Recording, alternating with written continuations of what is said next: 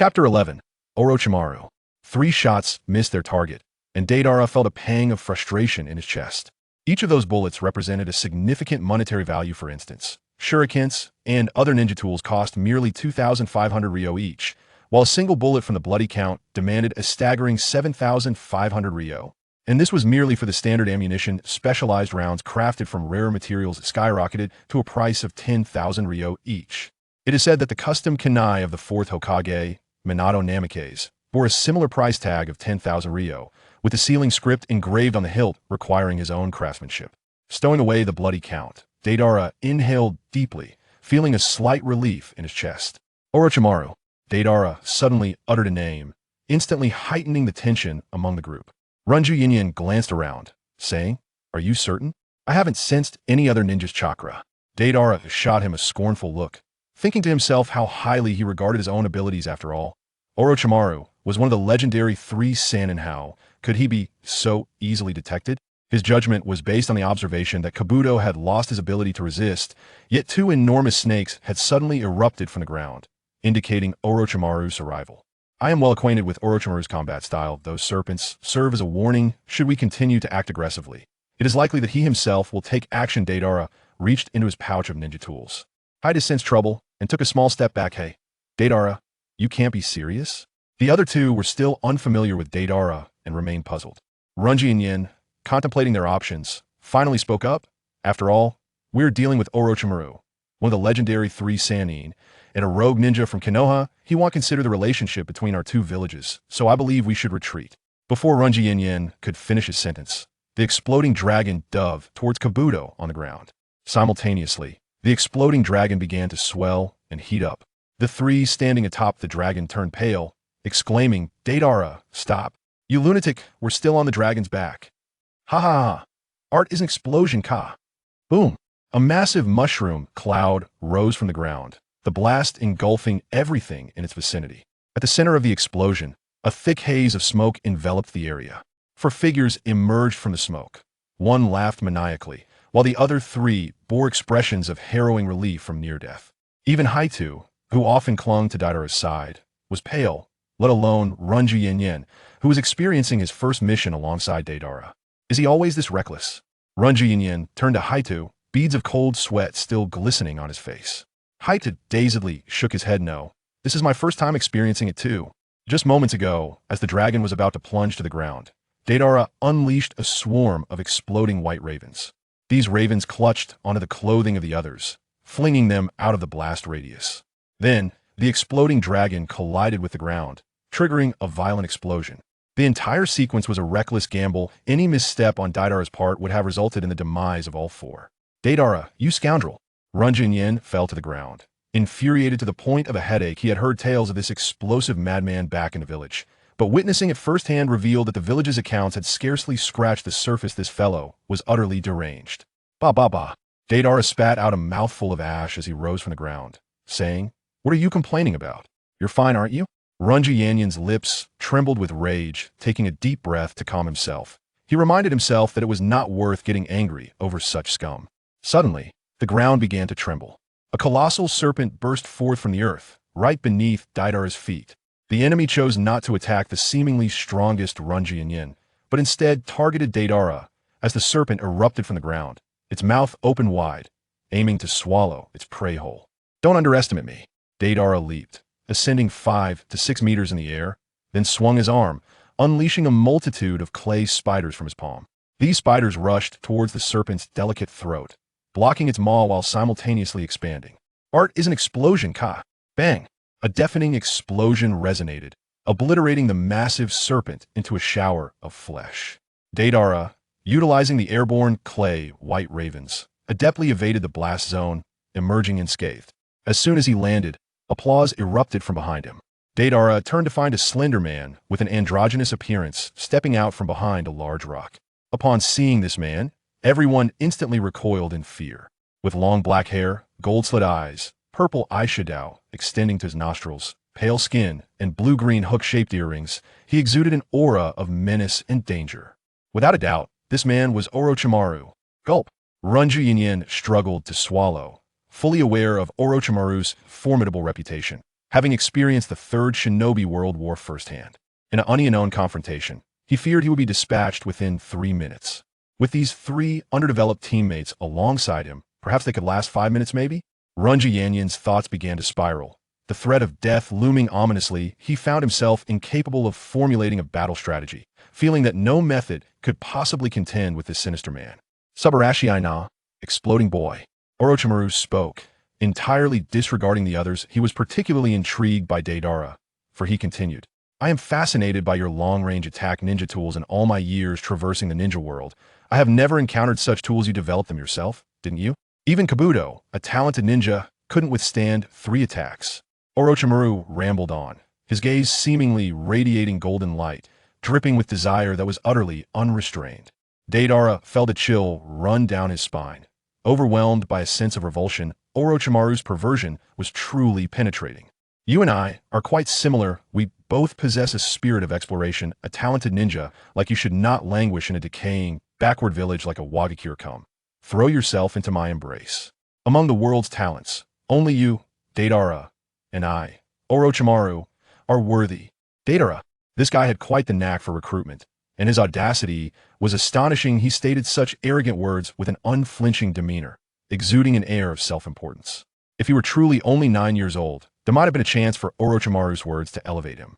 Unfortunately, his true nature was that of a despicable adult, entirely impervious to Orochimaru's brainwashing rhetoric. Frankly, his previous mentors, who preached about understanding applause, could easily outclass Orochimaru in the realm of manipulation. Noticing Deidara's silence, Orochimaru clenched his fist to his mouth, clearing his throat twice, defiantly ignoring the awkward atmosphere.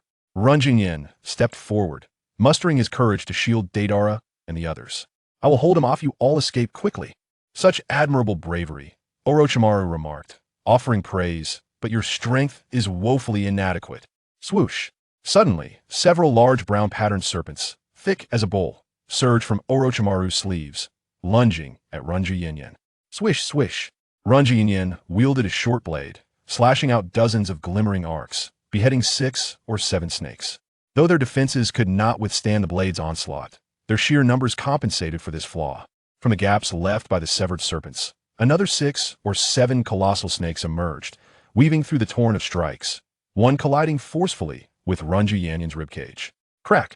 It was almost certain that several ribs had been broken. Runji Yan was sent flying, crashing through 2 trees before finally coming to a halt. Since persuasion has failed, I suppose it'll just capture you. Orochimaru shook off the carcasses of the slain serpents, his footsteps transforming into a blur as he dashed towards Deidara. Earth-style, rock pillar. A multitude of sharp stone pillars erupted from the ground at high speed, forcing Orochimaru to halt his swift movement. Now's the time, Deidara, Runji Yanyan shouted. TCH, I don't need your reminder, Deidara retorted irritably, then unfurled a scroll, revealing a plethora of intricate sealing techniques inscribed upon it. The scroll was densely populated with inscriptions, forming a circle at the center, with the character for blood prominently displayed. Bang! Smoke billowed forth as the character for blood vanished, and in Deidara's hands, a heavy sniper rifle materialized. The Bloody Count. Chapter 12. The original solution of Hashirama cells. Is this the long-range attack weapon? A bead of cold sweat trickled down Orochimaru's temple. Being aimed at by the pitch-black muzzle of the Bloody Count was anything but a comfortable experience. That gun barrel resembled the maw of a ferocious beast, poised to unleash its fangs and shred its adversary to bits at any moment. If it were only Deidara present, he would pose no threat to Orochimaru. However, the looming presence of Runji Yin beside him created a palpable tension. One was distracting Orochimaru, while the other wielded a gun, posing a remote threat. In their combined efforts, they managed to instill a sense of caution in Orochimaru, a testament to the pressure exerted by the Bloody Count. Even an ordinary individual wielding the Bloody Count could fell a seasoned shinobi, and now, with Deidara, who is already a formidable shinobi, holding it, the level of threat has escalated significantly in close quarters. Even with eyes shut, one could not miss their mark to evade the bullets of the Bloody Count. One might wager weather-casting seals. Within 7 steps is swifter than firing from beyond that range. Orochimaru, recalling the scene where Kabuto was rendered powerless by 3 shots, shook his head even from such a distance. Kabuto had nearly met his demise. Orochimaru did not believe he could subdue both individuals without injury, thus opting for negotiation. Do not act impulsively, young one. Orochimaru raised both hands in a gesture of surrender, a universally understood sign that he had laid down his arms and was unarmed. Let's converse. Huh. Verbal negotiation. Huh. You merely seek my long-range ninja tool technique, do you not? How can I trust you won't kill me? Deidara's voice betrayed no emotion as he kept the gun trained on Orochimaru's head.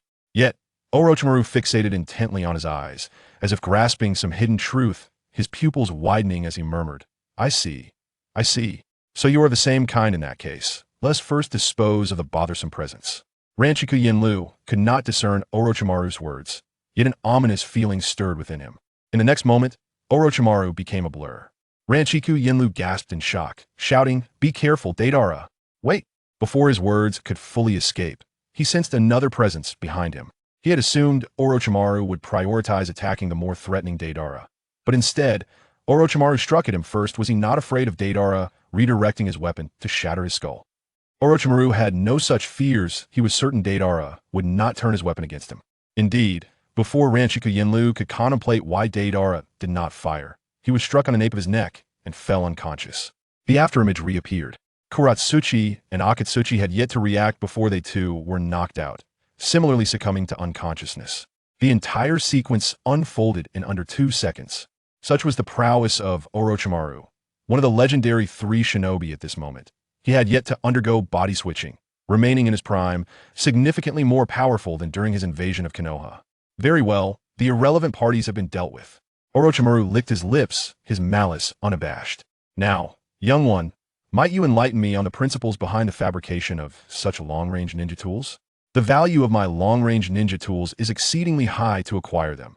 You must offer something of equal worth, such as forbidden techniques or Hashirama cells, Deidara replied, a smile playing on his lips. At this, Orochimaru's expression darkened. Konoha publicly declared Orochimaru's defection as a transgression against humanitarian principles, conducting human experimentation.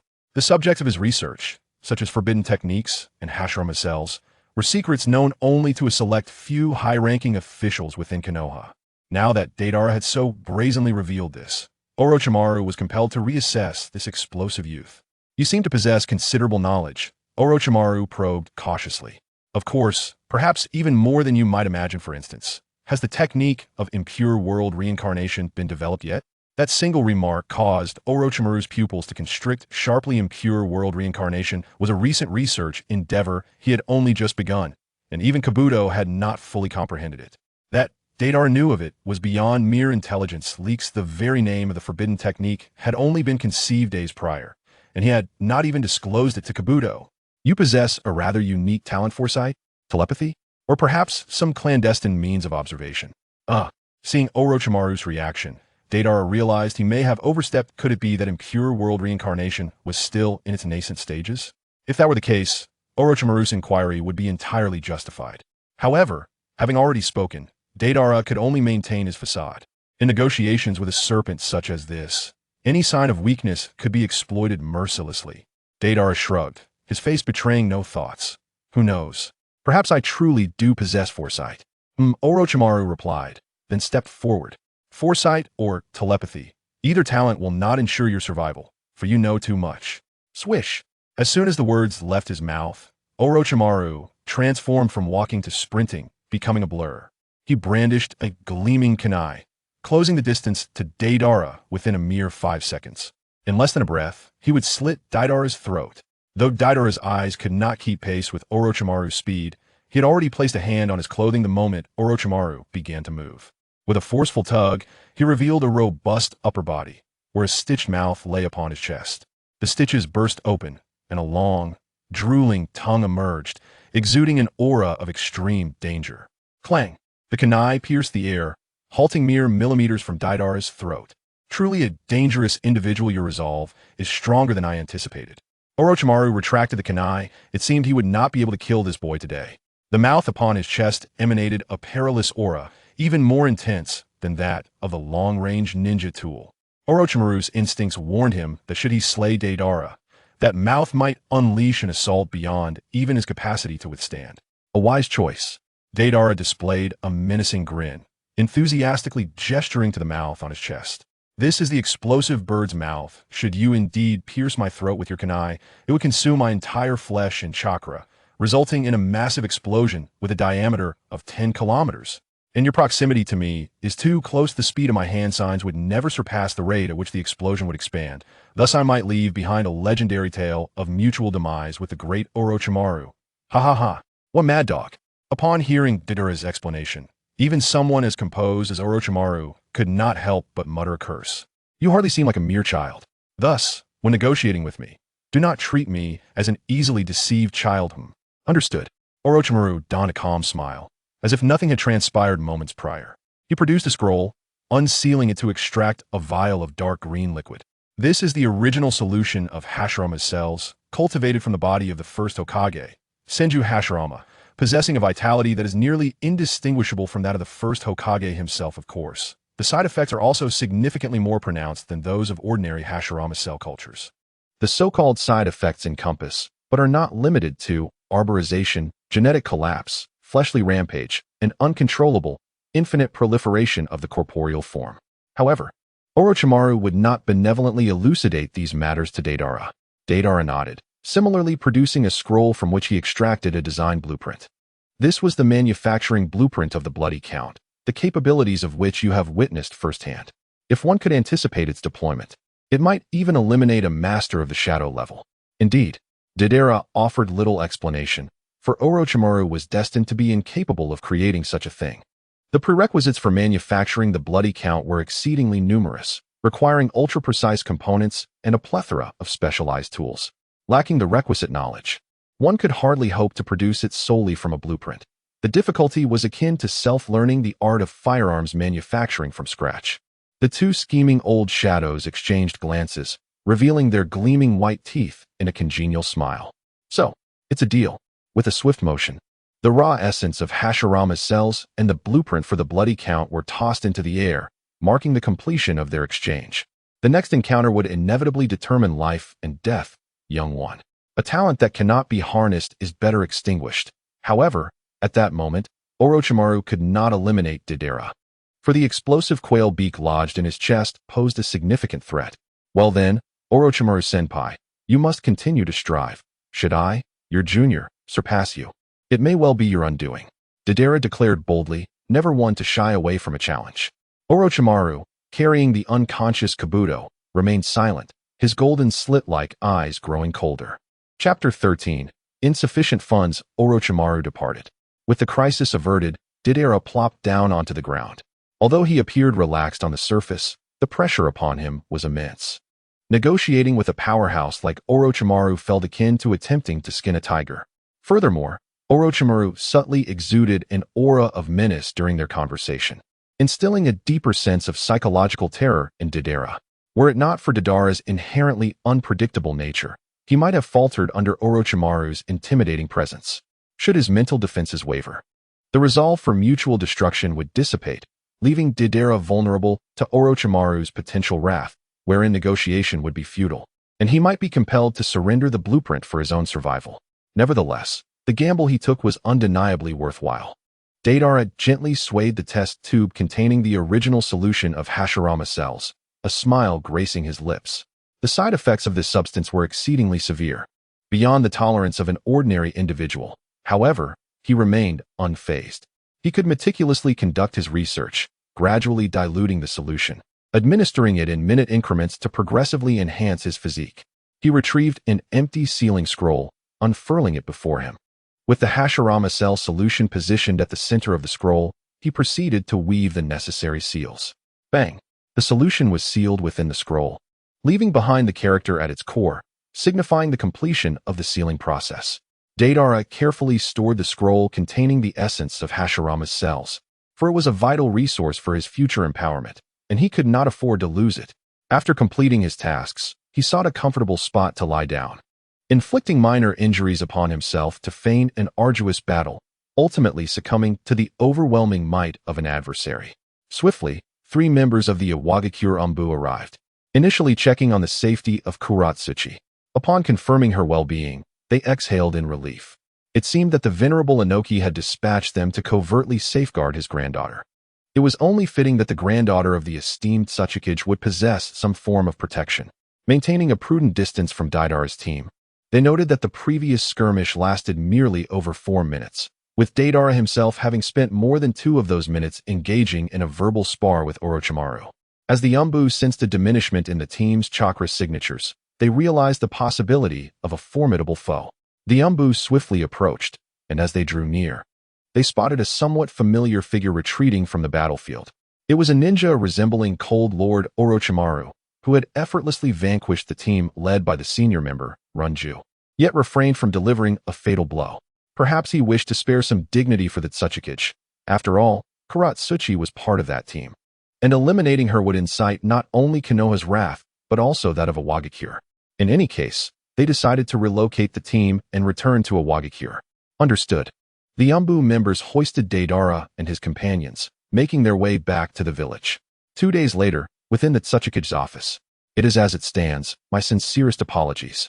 Tsuchikage-sama, we allowed that spy to escape. Runju bowed deeply, expressing his regret over the mission's failure.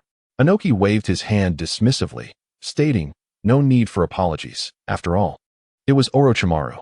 Even I, an old man, must exert my utmost when facing him. After a brief pause, he continued, though the mission has failed, the difficulty has been reassessed to S rank, marking a miscalculation on the village's part. The guaranteed commission of 750,000 Rio remains yours. Consider it a small consolation from the village. Yes, I am immensely grateful, Runju bowed once more. Subsequently, Deidara and his companions, recuperating in the Awagakure hospital, each received a commission of 187,500 Rio.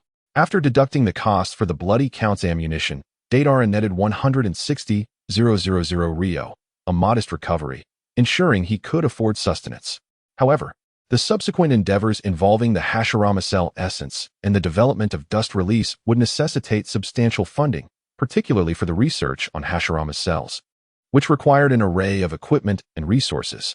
It appeared that in the near future, he would need to undertake more missions. Deidara's gaze was filled with a haunting intensity, his eyes reddened by the pressing need for money, a reflection of his twisted psyche that demanded financial remedy. After arriving at a decision, he swiftly discharged himself from the hospital.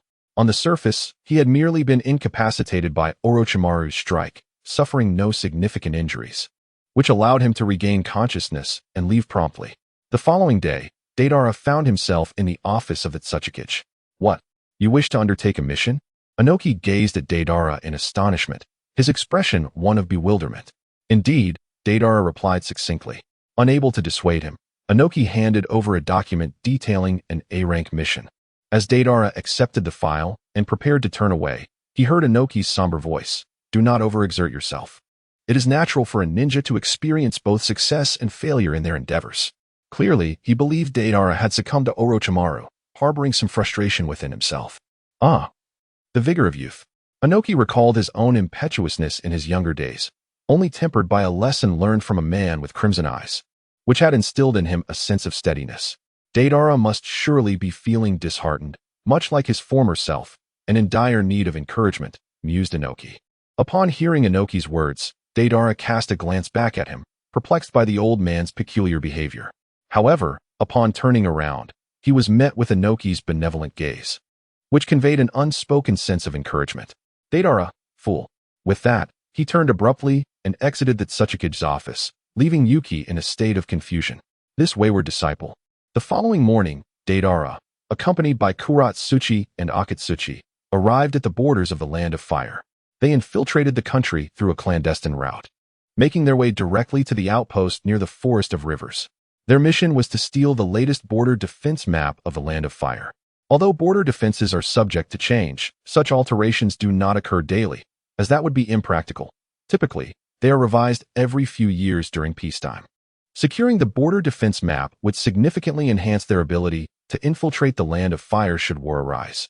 This is the daily reality for ninjas across nations. Either you kill me, or I kill you, or we steal each other's secrets. In essence, they remain perpetually in a state of combat readiness.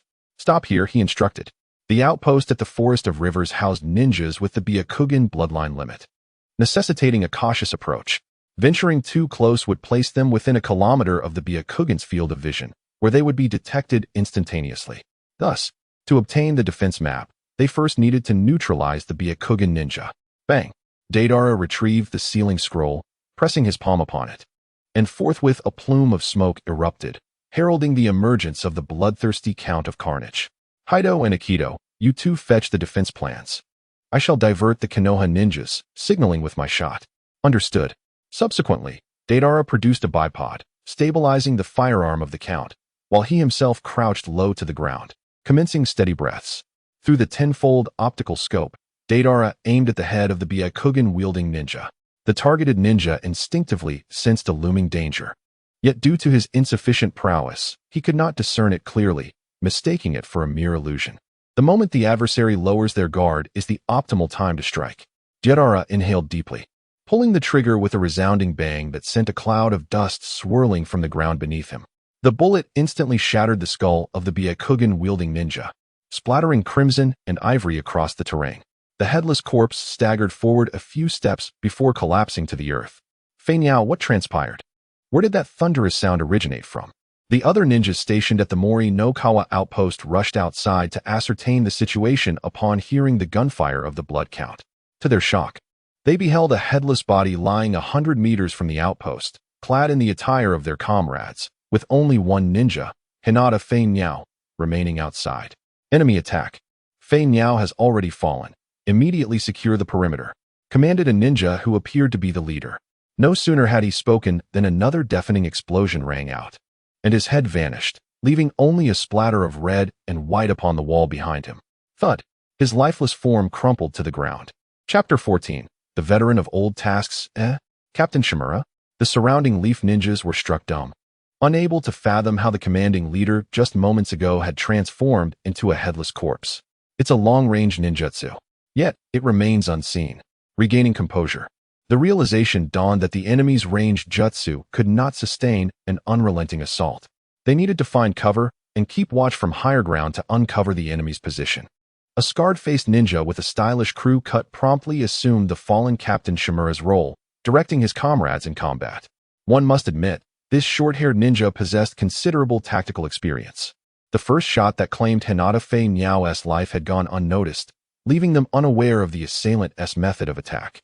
However, after the second shot took out Captain Shimura, the short-haired ninja quickly deduced that this was a form of unknown long-range ninjutsu, prompting him to instruct others to seek cover while remaining vigilant for any elevated threats. This was a common principle in the dense woods. A person capable of accurately eliminating them must be situated in a location with an excellent line of sight. Such a vantage point could only be high up, allowing for consecutive attacks on Fei Niao and Shimura from over 100 meters away. Yes, Deputy Captain Fenghua. Following the short-haired ninja's directives, the others rapidly regained their composure, scattering to find shelter and evade the unseen foe. Indeed, he possesses a wealth of combat experience. Deidara chewed on a piece of explosive clay, his expression unperturbed as he spoke. However, to believe that a mere cover could offer effective protection was to underestimate the terrifying might of the bloody Count, who possessed the capability to penetrate solid steel plates 2 meters thick. To think that the rotting wood of the Forest of Bones could defend against his bullets was nothing short of a delusion. Crack! Deidara reloaded his weapon once more, this time aiming randomly at an individual concealed behind a tree. Initially, his intention was to target the short-haired ninja. However, they had just employed the body flicker technique, scattering in various directions to evade detection. The combination of the body flicker technique and the numerous individuals obstructing each other's lines of sight allowed the enemy to lose track of their intended target in an instant. Thus, Deidara was compelled to select a target at random for his assault. His primary objective was to incite animosity, luring the group of Konoha ninjas out, thereby facilitating the infiltration of Akatsuchi and Shitachi into the outpost. With a resounding bang, a familiar gunshot rang out, and a Konoha ninja lurking behind the tree was obliterated. His left side shattered, and his heart blown apart, resulting in instant demise. There, he exclaimed, directing his gaze towards the southeast, towards Uyama Mountain. The short-haired ninja, known as Fenghua, felt a surge of murderous intent surge within him. Upon confirming the location of the attack, he swiftly rallied 6 skilled comrades and dashed towards Uyama Mountain. Meanwhile, 6 other ninjas remained in the vicinity of the outpost, maintaining their vigilance. they certainly could not abandon their post entirely. The strategy of feinting and striking elsewhere was not unfamiliar in the history of battles between ninja villages. This is troublesome. Our position has been exposed so swiftly, and they are charging towards us with palpable bloodlust. Through the scope, Deidara calmly observed the trajectory of the short-haired ninjas as they advanced. Bang! This time, it was not the gunfire of the blood count, but rather the explosive force of a landmine that obliterated the lower halves of the two subordinates led by the short-haired ninja. The two ninjas did not even emit a sound. They were instantly annihilated. Crunch, crunch, crunch. Deidara continued to savor his explosive clay, subsequently expelling a palm-sized clay cat. The agile feline gracefully leapt onto a small tree amidst the forest, vanishing after a few bounds. Soon after, a chilling scream echoed from the woods at the base of the rocky mountain, likely the result of the clay cat claiming yet another ninja's life. This was Deidara's method of combat. He was accustomed to sniping while chewing on clay, unleashing these clay creations to spread around his vantage point. Anyone daring to eliminate him, the sniper, would first have to traverse through his intricate web of explosive clay. After a series of detonations, a short-statured ninja finally reached Deidara's elevated position atop the rocky mountain. At this moment, the diminutive ninja appeared utterly disheveled, drenched in blood and scattered flesh. Uncertain whether it belonged to his fallen comrades or himself, the most despairing realization was that he stood alone.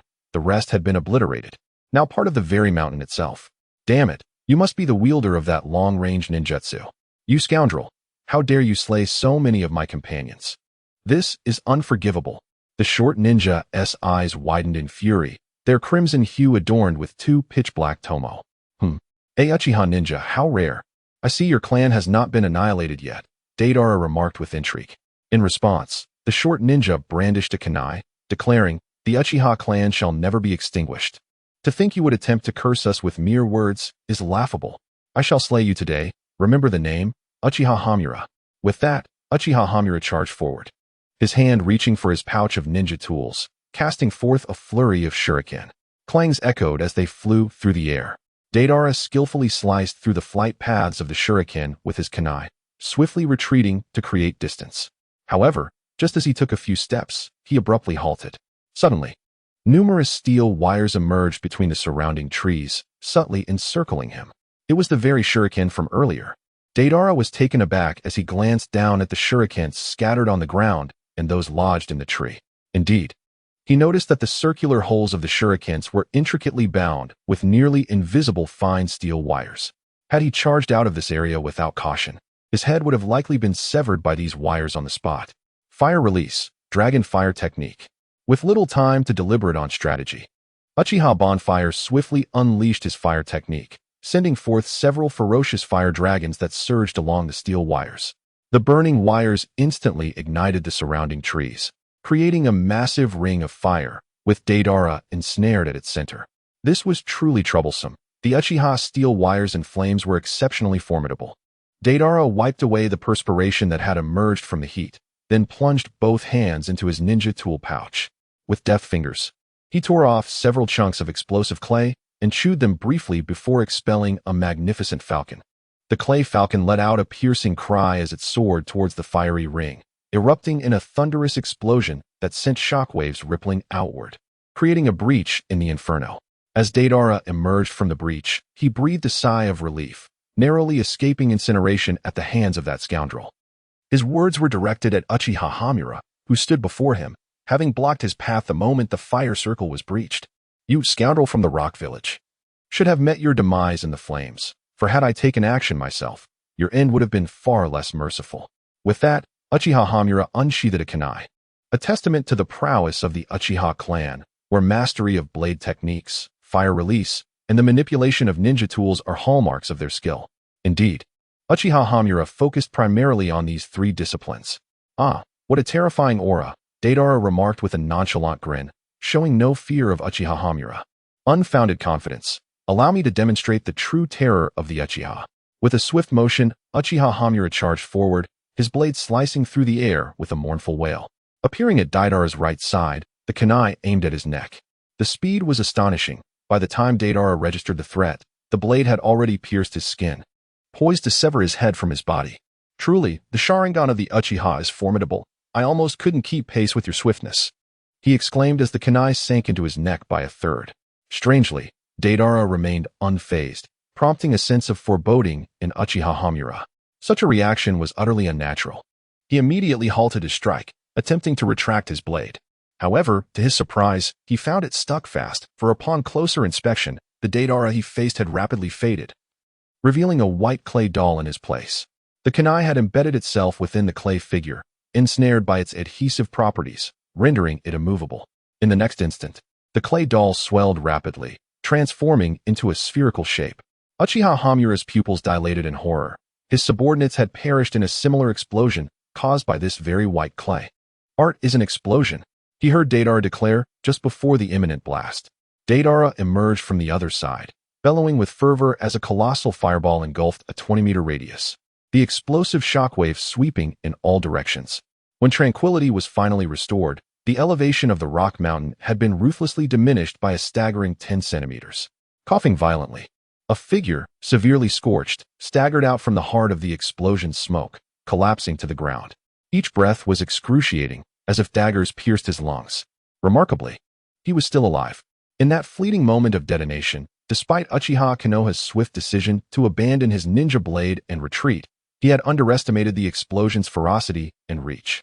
Thus, even though he had retreated approximately 10 meters, he was still caught in the maelstrom. At this moment, although he still drew breath, it was akin to a living death. He had inhaled several mouthfuls of scalding air during the blast, leaving his internal organs scorched and half-cooked. In my suffering, Uchiha Konoha curled in agony on the ground, fully aware that his time was drawing to a close. The unbearable torment had driven the proud Uchiha to forsake his dignity. Seeking only a swift release from his pain, Deidara let a kunai slip from his hand, cleanly piercing through the carotid artery of Uchiha Fenghua. He harbored no intention of tormenting his enemy, since the man sought death so fervently. Granting him a swift end was only merciful. Within moments, Uchiha Fenghua's breath ceased entirely. Chapter 15. Scouting Kirigakure. After disposing of Uchiha Fenghua, Deidara retrieved a saline container and carefully extracted the fallen shinobi Sharingan, preserving it within the solution. Though merely a two-tomo variant, it remained a Sharingan nonetheless, worthy of further study.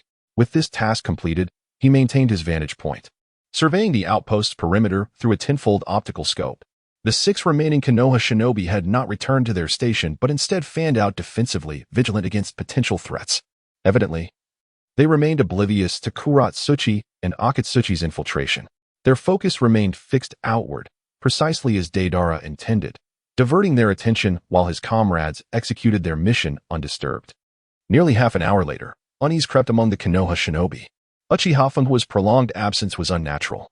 7 of their comrades had departed. Yet no sign of their return followed the cataclysmic explosion at Wuyin Mountain. Silence reigned, amplifying their dread. No reinforcements, no distant assaults, only unsettling stillness. By the time suspicion fully took root, Kuratsuchi and Akatsuchi had already replicated the defense schematics, pilfered classified jutsu scrolls, and stolen border maps, a calculated misdirection to obscure their true objective. Stealthily, they retreated to Wuyin Mountain's summit, reuniting with Deidara before returning to Iwagakure to deliver their report. The Konoha forces never glimpsed their adversaries, suffering a defeat both absolute and humiliating. The mission's flawless execution stunned even the battle-hardened Noki, who lauded Deidara as worthy of the Tsuchikage's mantle. Unmoved, Deidara scoffed at the praise, demanding immediate payment instead. Funds were scarce, research demanded resources, and missions were the swiftest means to secure them. No sooner had he submitted his report than Deidara requested another assignment. Noki gaped, stammering, "Deidara, you needn't push yourself so relentlessly. Victory and defeat are the shinobi's lot. Balance is paramount." Clearly, the elder still believed Deidara brooded over his loss to Orochimaru and sought to counsel him. Deidara fixed him with an impassive stare. "What nonsense are you spouting, old man? Spare me the theatrics. I'm just broke. Unless you plan to fund my living expenses?" Noki coughed, flustered, before relenting and handing over a stack of mission scrolls. If Deidara wasn't he acting out of spite, there was no cause for concern. Though he worried for the young shinobi's safety, Noki refrained from interference. True warriors weren't forged in coddling. Neither Deidara nor his granddaughter would be shielded from the crucible of battle. Only blood and steel honed a shinobi's metal. The next mission, assassinate a high-ranking official in the Land of Fire South Daime Court. Deidara arched a brow. Had the Tsuchikage some vendetta against Konoha, targeting the land of fire so relentlessly? Unbeknownst to him, Konoha teetered on the brink of turmoil. Relations between the Hokage's faction and the Uchiha clan had frozen over. Seizing the opportunity, the Wagakure and other hidden villages, save isolationist Kirigakure, quietly gnawed at Konoha's weakening foundations, all praying for its collapse. Tucking away the mission scroll, Deidara departed for the land of fire once more, this time alone. Kuratsuchi and Akatsuchi lacked the stamina for back-to-back missions, and stealth favored solitary operatives. After 3 days of surveillance from a vantage point 2 kilometers from the Daimyo's palace, the perfect moment arrived. A single shot, 2 kilometers distant, struck the official's skull, killing him instantly. Deidara vanished before the chaos erupted, leaving no trace of the assailant's identity, location, or method. Such was the terror of the Bloody Count's unparalleled sniping prowess, a feat hitherto unseen in the shinobi world. Without returning to a Wagakure, Deidara proceeded to his next mission. Assassinations. Artifact retrievals, espionage, he accepted them all. In 3 months, he completed 99 missions, predominantly B rank with no shortage of A rank assignments. Research funds for the next half-year were secured. Only one task remained before he could pause and immerse himself in experimentation. He unfurled the final scroll. Investigate the anomaly in Kirigakure? Deidara gazed at the mission file, momentarily taken aback. The self-imposed isolation of the Mist Village, along with the terrifying regime of the Blood Mist, was a well-known fact within the shinobi world. What was there to investigate? Could it be that some unforeseen event had transpired within the Blood Mist? Considering the timing, it was soon approaching an internal conflict within the Mist Village. When that moment arrived, the 5th Mizukage, Terumi Mei, would undoubtedly succeed in seizing power, reinstating her authority over the Mist Village and abolishing the policies of the Blood Mist, thereby restoring the village to a state of normalcy. Deidara recalled that the first mission of Uchiha Itachi, who had joined the Akatsuki organization, was to assault the 4th Mizukage, Yagura. At that time, Itachi was merely 13 years old, which implies that Deidara must have been around 11. It can be surmised that approximately 2 years have passed since then. Subsequently, Yagura was freed from the Jinjutsu of the Sharingan by the combined efforts of Mei Terumi and the Byakugan user, AO, and shortly thereafter, he met an untimely death, the circumstances of which remain a mystery. Nevertheless, Yagura is still alive in the present. It is indisputable that Mei Terumi has begun to strategize and take action to overthrow the rule of the 4th Mizukage. The overthrow of a Kage's reign is not a task that can be accomplished overnight. Thus, it can be inferred that Mei has been secretly opposing Yagura, perhaps without him even realizing the identity of his adversary. This silent conflict has already caught the attention of other ninja villages, leading to the initiation of reconnaissance missions. Intriguingly, this reconnaissance mission is classified as starting at B rank, potentially escalating to S rank. This signifies that it could transform into a high-risk S rank mission at any moment. It is no surprise, as the danger of acting as a spy during internal strife in other ninja villages is quite pronounced. It is akin to provoking others when they are already in a state of agitation, inevitably leading them to pursue you with lethal intent. The advantage, however, is the substantial remuneration.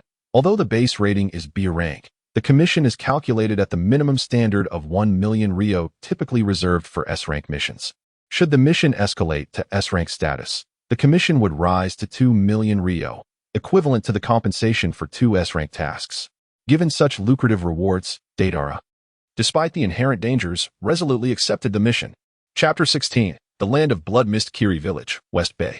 In the dimly lit forest, Deidara and his 2 companions leapt gracefully, having journeyed for several days to reach the Land of Water. Upon crossing the border, a palpable metallic scent permeated the air, hinting at a lurking danger. Suddenly, Deidara halted, raising his right hand as a signal for caution. "What is it, Deidara?" Kuratsuchi inquired, coming to a standstill as she balanced on a tree branch, her form suspended in midair while she surveyed their surroundings, a shuriken now clasped firmly in her hand. Deidara remained silent, merely signaling with his gaze towards Kuratsuchi and Akatsuchi, and in an instant, the two understood. The next moment, a clay toad leapt forth with remarkable speed. Bang! A resounding explosion echoed, as a large tree ahead was entirely perforated by the clay toad. Wood splinters flew in all directions, and the subsequent flames ignited the debris, setting it ablaze as it collapsed to the ground. The mangled corpse of a mist ninja, obliterated by the explosion, fell beside the tree. He had originally sought refuge in its branches, But alas, he could not escape Deidara's keen perception and was dispatched by a single clay toad. It was a mist ninja. Fortunately, Deidara-san detected him. Kuratsuchi swiftly approached the fallen ninja's body, confirming his affiliation through the 4 water symbols on the forehead protector. Indeed, it was fortunate to have Deidara. Akatsuchi, with a simple-minded grin, scratched his head in admiration. However, Deidara did not respond. Instead, his expression grew graver, a bead of cold sweat trickling down his forehead. This feeling is ominous. Kuratsuchi, Akatsuchi. Scatter, there is more than one enemy. No sooner had he spoken than the surrounding forest rustled ominously, and several figures emerged. Truly, the explosive release genius from a Wagakure, Deidara, has discerned our presence with remarkable swiftness. As these figures appeared, Kuratsuchi and Akatsuchi halted their retreat, realizing they were surrounded. Dispersing now would only lead to being picked off one by one. This is bad, Deidara-san, they are.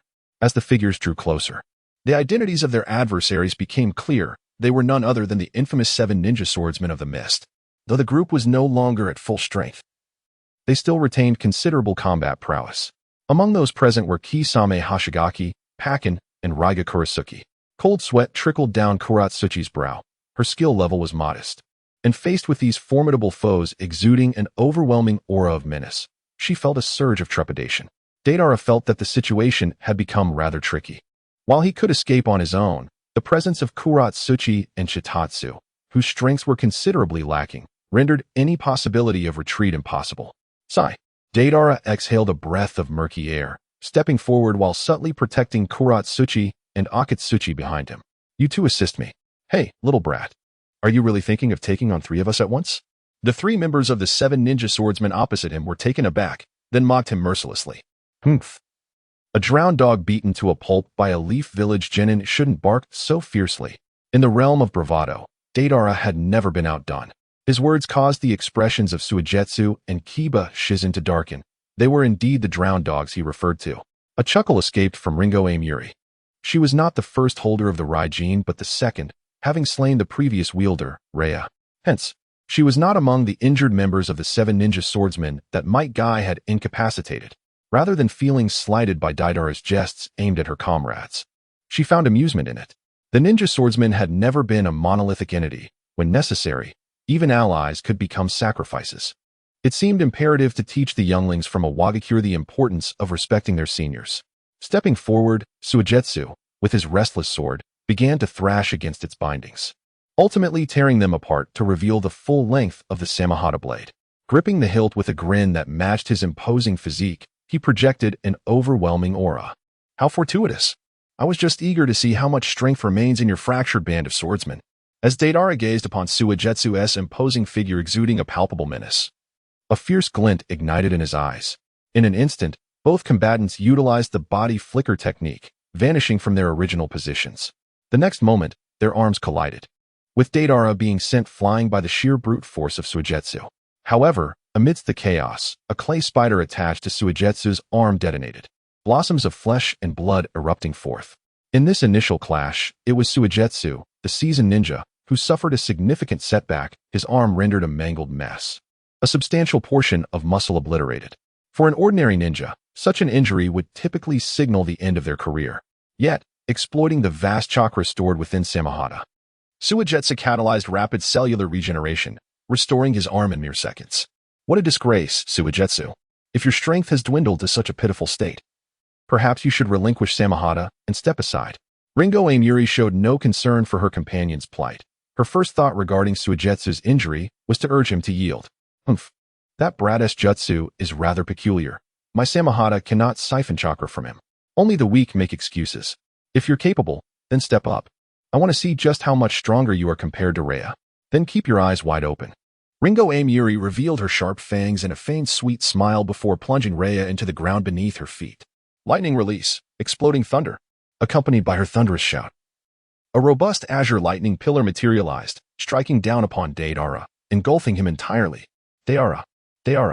Kuratsuchi and Akatsuchi gasped in horror as they witnessed the lightning consume Deidara, their blood running cold. This won't take my life. As the electricity dissipated, numerous flickering arcs danced around. Deidara emerged unscathed amidst the electric light. What? This is impossible.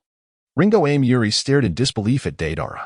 Not just her, but even Suigetsu and Kiba Shizen were astonished. No one had ever managed to withstand the lightning blade, Fong, let alone emerge unharmed. This young brat had accomplished the unimaginable. Around Deidara's body swirled a circle of rapidly rotating air currents, and the flickering arcs of electricity were instantly shredded and extinguished upon contact with the airflow. Wind thunder.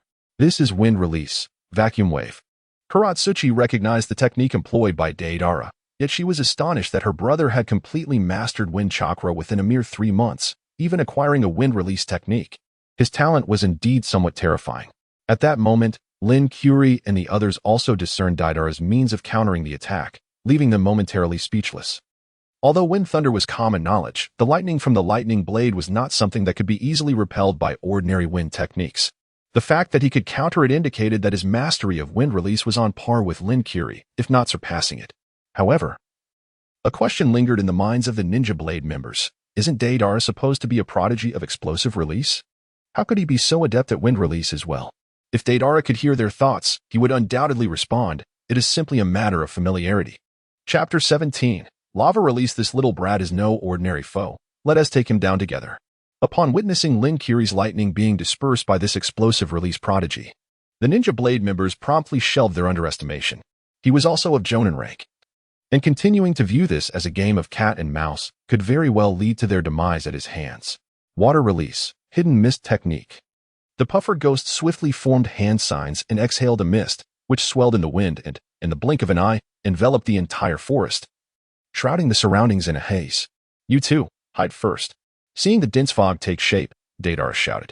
Upon hearing this, Kuratsuchi and Akatsuchi exchanged no words, directly using the Earth Dragon hiding technique to burrow underground. They understood Deidara all too well. Once he urged them to hide, it meant he was about to unleash indiscriminate bombardment in that area. Sure enough, the next moment, a multitude of clay spiders rained down to the ground, rapidly dispersing in all directions. The color of the clay spiders nearly matched that of the mist, causing the Ninja Blade members, lacking any special vision, to fail to notice them. The puffer ghost even attempted to disrupt Deidara's mindset. How does it feel to be amidst the fog, like a lamb awaiting slaughter?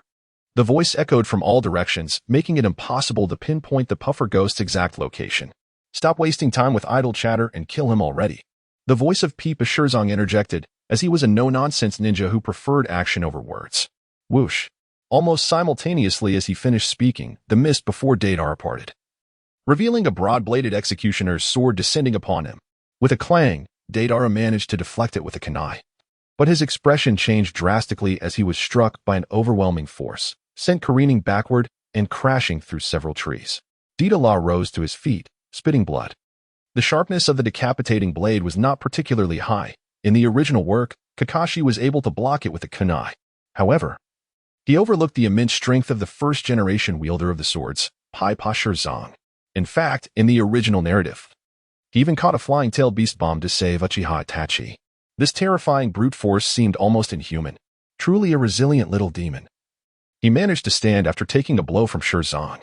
The puffer ghost, visibly displeased, raised his great blade, Samahata, and with a surge of chakra from his feet, propelled himself at astonishing speed towards Deidara, a fierce wind rushing towards him. As Deidara remained unperturbed, he spread his palms, summoning a clay bird that took flight and hovered between the two combatants, quickly expanding. With a resounding crack, the clay bird detonated, and Deidara, having anticipated the explosion, swiftly hurled a kunai entwined with steel wire, using it to propel himself out of the blast radius. Unfortunately, the same could not be said for the pufferfish demon, who had underestimated the magnitude of Deidara's explosive force. In that moment, realizing he had no time for defensive jutsu, he glared fiercely, his expression twisted in rage. Forgive me, Samahata, but you must endure some pain. He then raised Samahata to shield himself. An anguished cry erupted from the voiceless Samahata as the shockwave of the explosion pierced through its form, continuing to wreak havoc upon the pufferfish demon. Both man and sword were hurled back by the force of the blast. The air was thick with turbulence as the pufferfish demon crashed to the ground. Just as he regained his footing, he inadvertently stepped on a soft object, glancing over to discover a white clay spider. Horrified, the pufferfish demon was about to alert his two plastic comrades when Deidara's voice rang out first. Art is an explosion. With that, innumerable clay spiders detonated in a breathtaking display, creating a circular wave of destruction. The earth fractured under the force, the mist dissipating entirely, leaving behind a molten ring of land where the intense heat had melted the ground into flowing magma. As the smoke began to clear, the figures of the ninja were revealed. The most unfortunate among them was Pipa Shirzong, who lacked any bloodline limit or unique abilities. Faced with such indiscriminate devastation, he could only rely on a water barrier combined with the broad blade of his decapitating sword for protection. It was evident that this hastily deployed defense was utterly futile against the explosion. The water barrier was shattered by the blast and evaporated under the searing heat, leaving the decapitating sword in ruins. Pipa Shirzong himself was gravely injured, his insides ruptured and displaced, his throat and lungs severely burned from inhaling the scorching air, rendering him speechless. Next in line was Suka Mountain's pufferfish demon, who, leveraging the chakra stored in Samahata, managed to withstand the explosion's impact, albeit while suffering excruciating pain. Though he was barely hanging on, he survived and retained some fighting capability. The least injured was, surprisingly, Ringo Yugao, who at the critical moment employed her lightning blade to administer a self-inflicted electrical therapy, perfectly controlling the intensity to avoid physical harm while revitalizing her cells. With her speed significantly enhanced, she dashed towards the periphery of the explosion, suffering only minor burns on her back. "Damn it, you little brat!" The pufferfish demon bellowed in frustration, recalling a similar humiliating experience from the Third Great Ninja War when he had been kicked by a Leaf Village genin. "Water release, water." "Huh. Samahata, where are you going? Come back. You coward." The pufferfish demon had begun to form hand seals, only to find Samahata had fled. It had absorbed far too much chakra and had been bearing the brunt of the damage for him. Feeling betrayed, Samahata, a hybrid of biological and ninja tool, was not devoid of pain. Realizing it had hidden itself, the pufferfish demon found himself powerless, unlike the tailless beast. He possessed only a fraction of chakra compared to his peers. Relying on Samahata for sustained combat, he now found his strength halved without its assistance. "Ringo Yugao, deal with this explosive brat. My chakra is running low. I can only support you." Despite his reluctance, the pufferfish demon had no choice. Ringo Yugao zipped past him, her gaze filled with disdain. "You think I'm going to take orders from you? Just watch how I kill him, you waste." The pufferfish demon was about to retort when Ringo Yugao charged towards Deidara, clearly uninterested in his input. Lightning release, thunderstorm Fong. In motion, she brandished her blade skyward, summoning a thunderous bolt to strike Deidara. The latter leaped back, forming seals and unleashing a fierce wind ball. Wind release, vacuum sphere. The 6-meter-wide wind sphere collided with the side of the lightning bolt, dispersing its form and causing a catastrophic explosion that sent shockwaves through the surrounding forest. As the attack failed, Ringo Yugao, baring her sharp teeth, charged in once more. At that moment, Kuratsuchi seized the opportunity, erupting from the ground. Having formed her seals in advance, she released a gray water column, composed of semi-solid cement, directly onto Ringo Yugao's path. With a splat, the cement adhered to Ringo Yugao's right calf, solidifying instantly and anchoring her in place. Caught off guard by Kuratsuchi's anticipation of her swift movement, Ringo Yugao found herself unable to evade the molten earth technique. The momentum propelled her forward, but her right leg was trapped, leading to her skin being violently torn away. "Ah!" Ringo Yugao cried out in agony, collapsing to the ground, her right calf a bloody mess. A piece of her skin and a ninja boot lay 2 meters behind her, encased in cement. Chapter 18. The struggle, the pain was excruciating. The agony of having a large patch of skin torn away nearly drove Ringo Yugao to madness. Her exposed calf, merely in contact with the air, felt as though countless needles were piercing her flesh. The pufferfish demon gasped, taken aback by the sight. Despite her unpleasant demeanor, her current plight was nothing short of tragic. The pain of skinning was no less than what he had just endured from the explosion. "I will kill you." Ringo Yugao's eyes were bloodshot as she glared intensely at Kuratsuchi, the very ninja responsible for encasing her leg, which had led to her skin being torn off due to inertia. Being targeted by an elite genin was an unsettling experience, even in her injured state. Kuratsuchi was not an opponent to be taken lightly.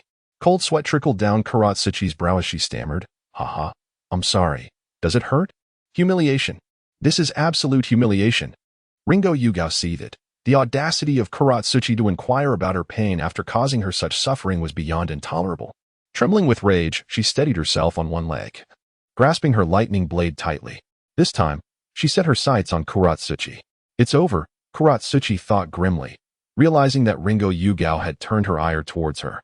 Abandoning any intention of attacking Deidara, She silently calculated how many moves it would take before she was defeated. Lightning Release, Lightning Fawn. Yuri Ringo, with her dual blades, harnessed electrical energy in a cross formation before unfurling them to unleash a sweeping tempest of lightning. Meanwhile, Karatsuchi deftly maneuvered her hands, performing the earth release technique as she pressed her palms to the ground, summoning a towering earthen wall for defense.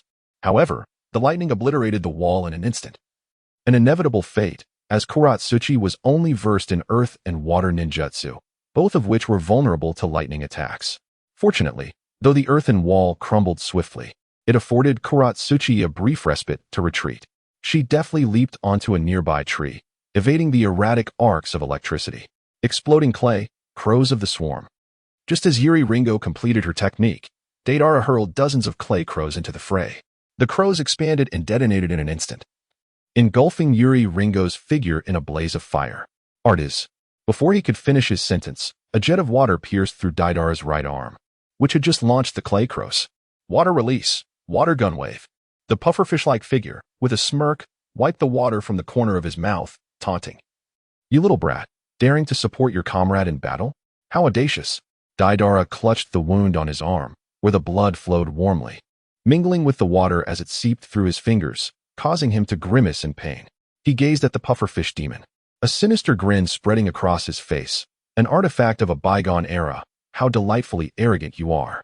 I could easily obliterate you with just one hand. Then by all means, give it a try. The pufferfish demon retorted angrily. The provocation from such a wretched creature left the pufferfish demon feeling humiliated.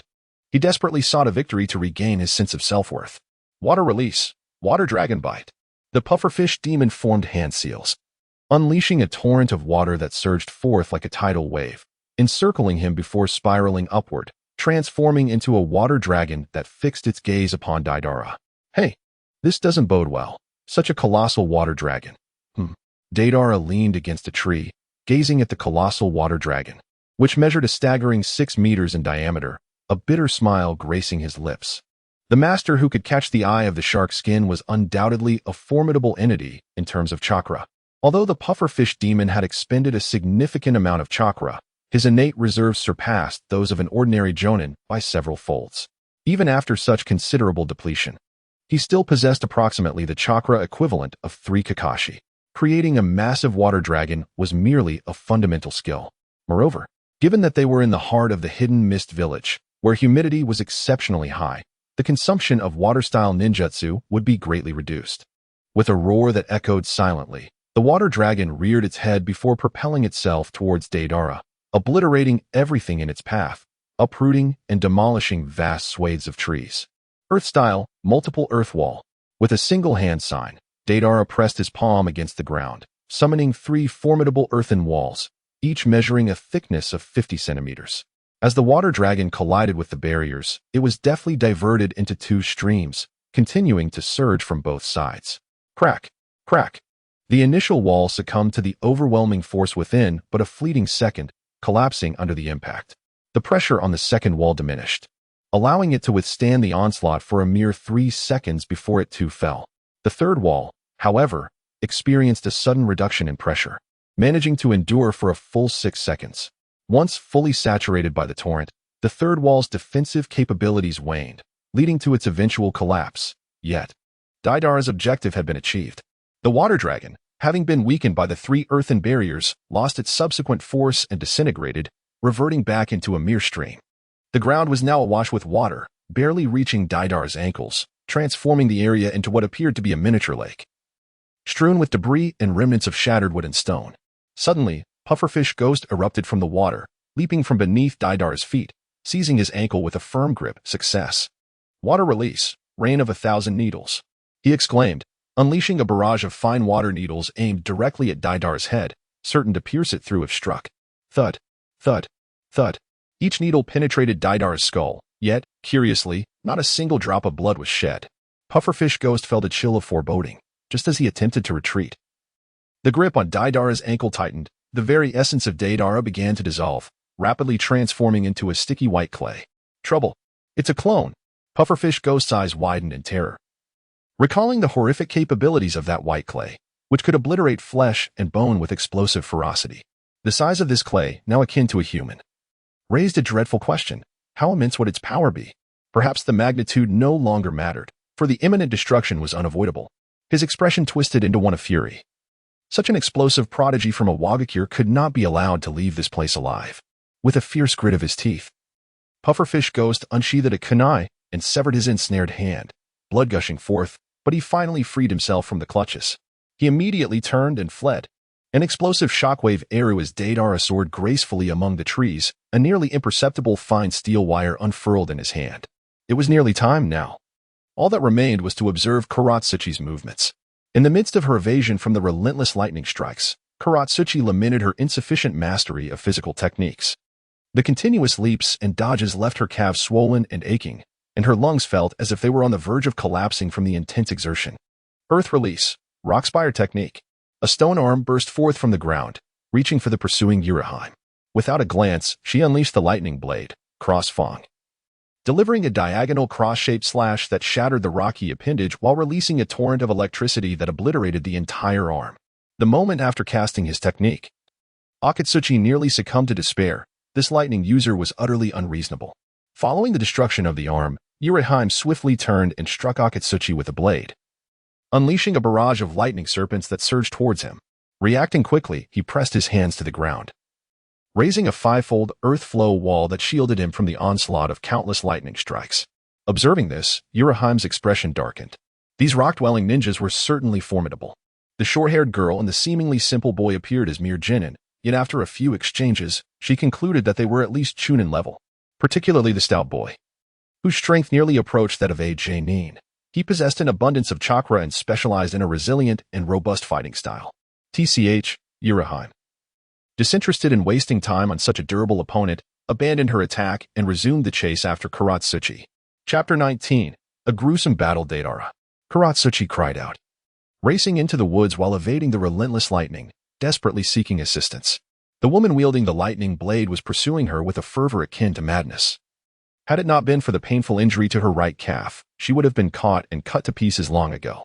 Upon hearing Kuratsuchi's cries for help, Deidara revealed himself, materializing from the trunk of a nearby tree, a kunai in hand, its handle wrapped in a coil of steel wire.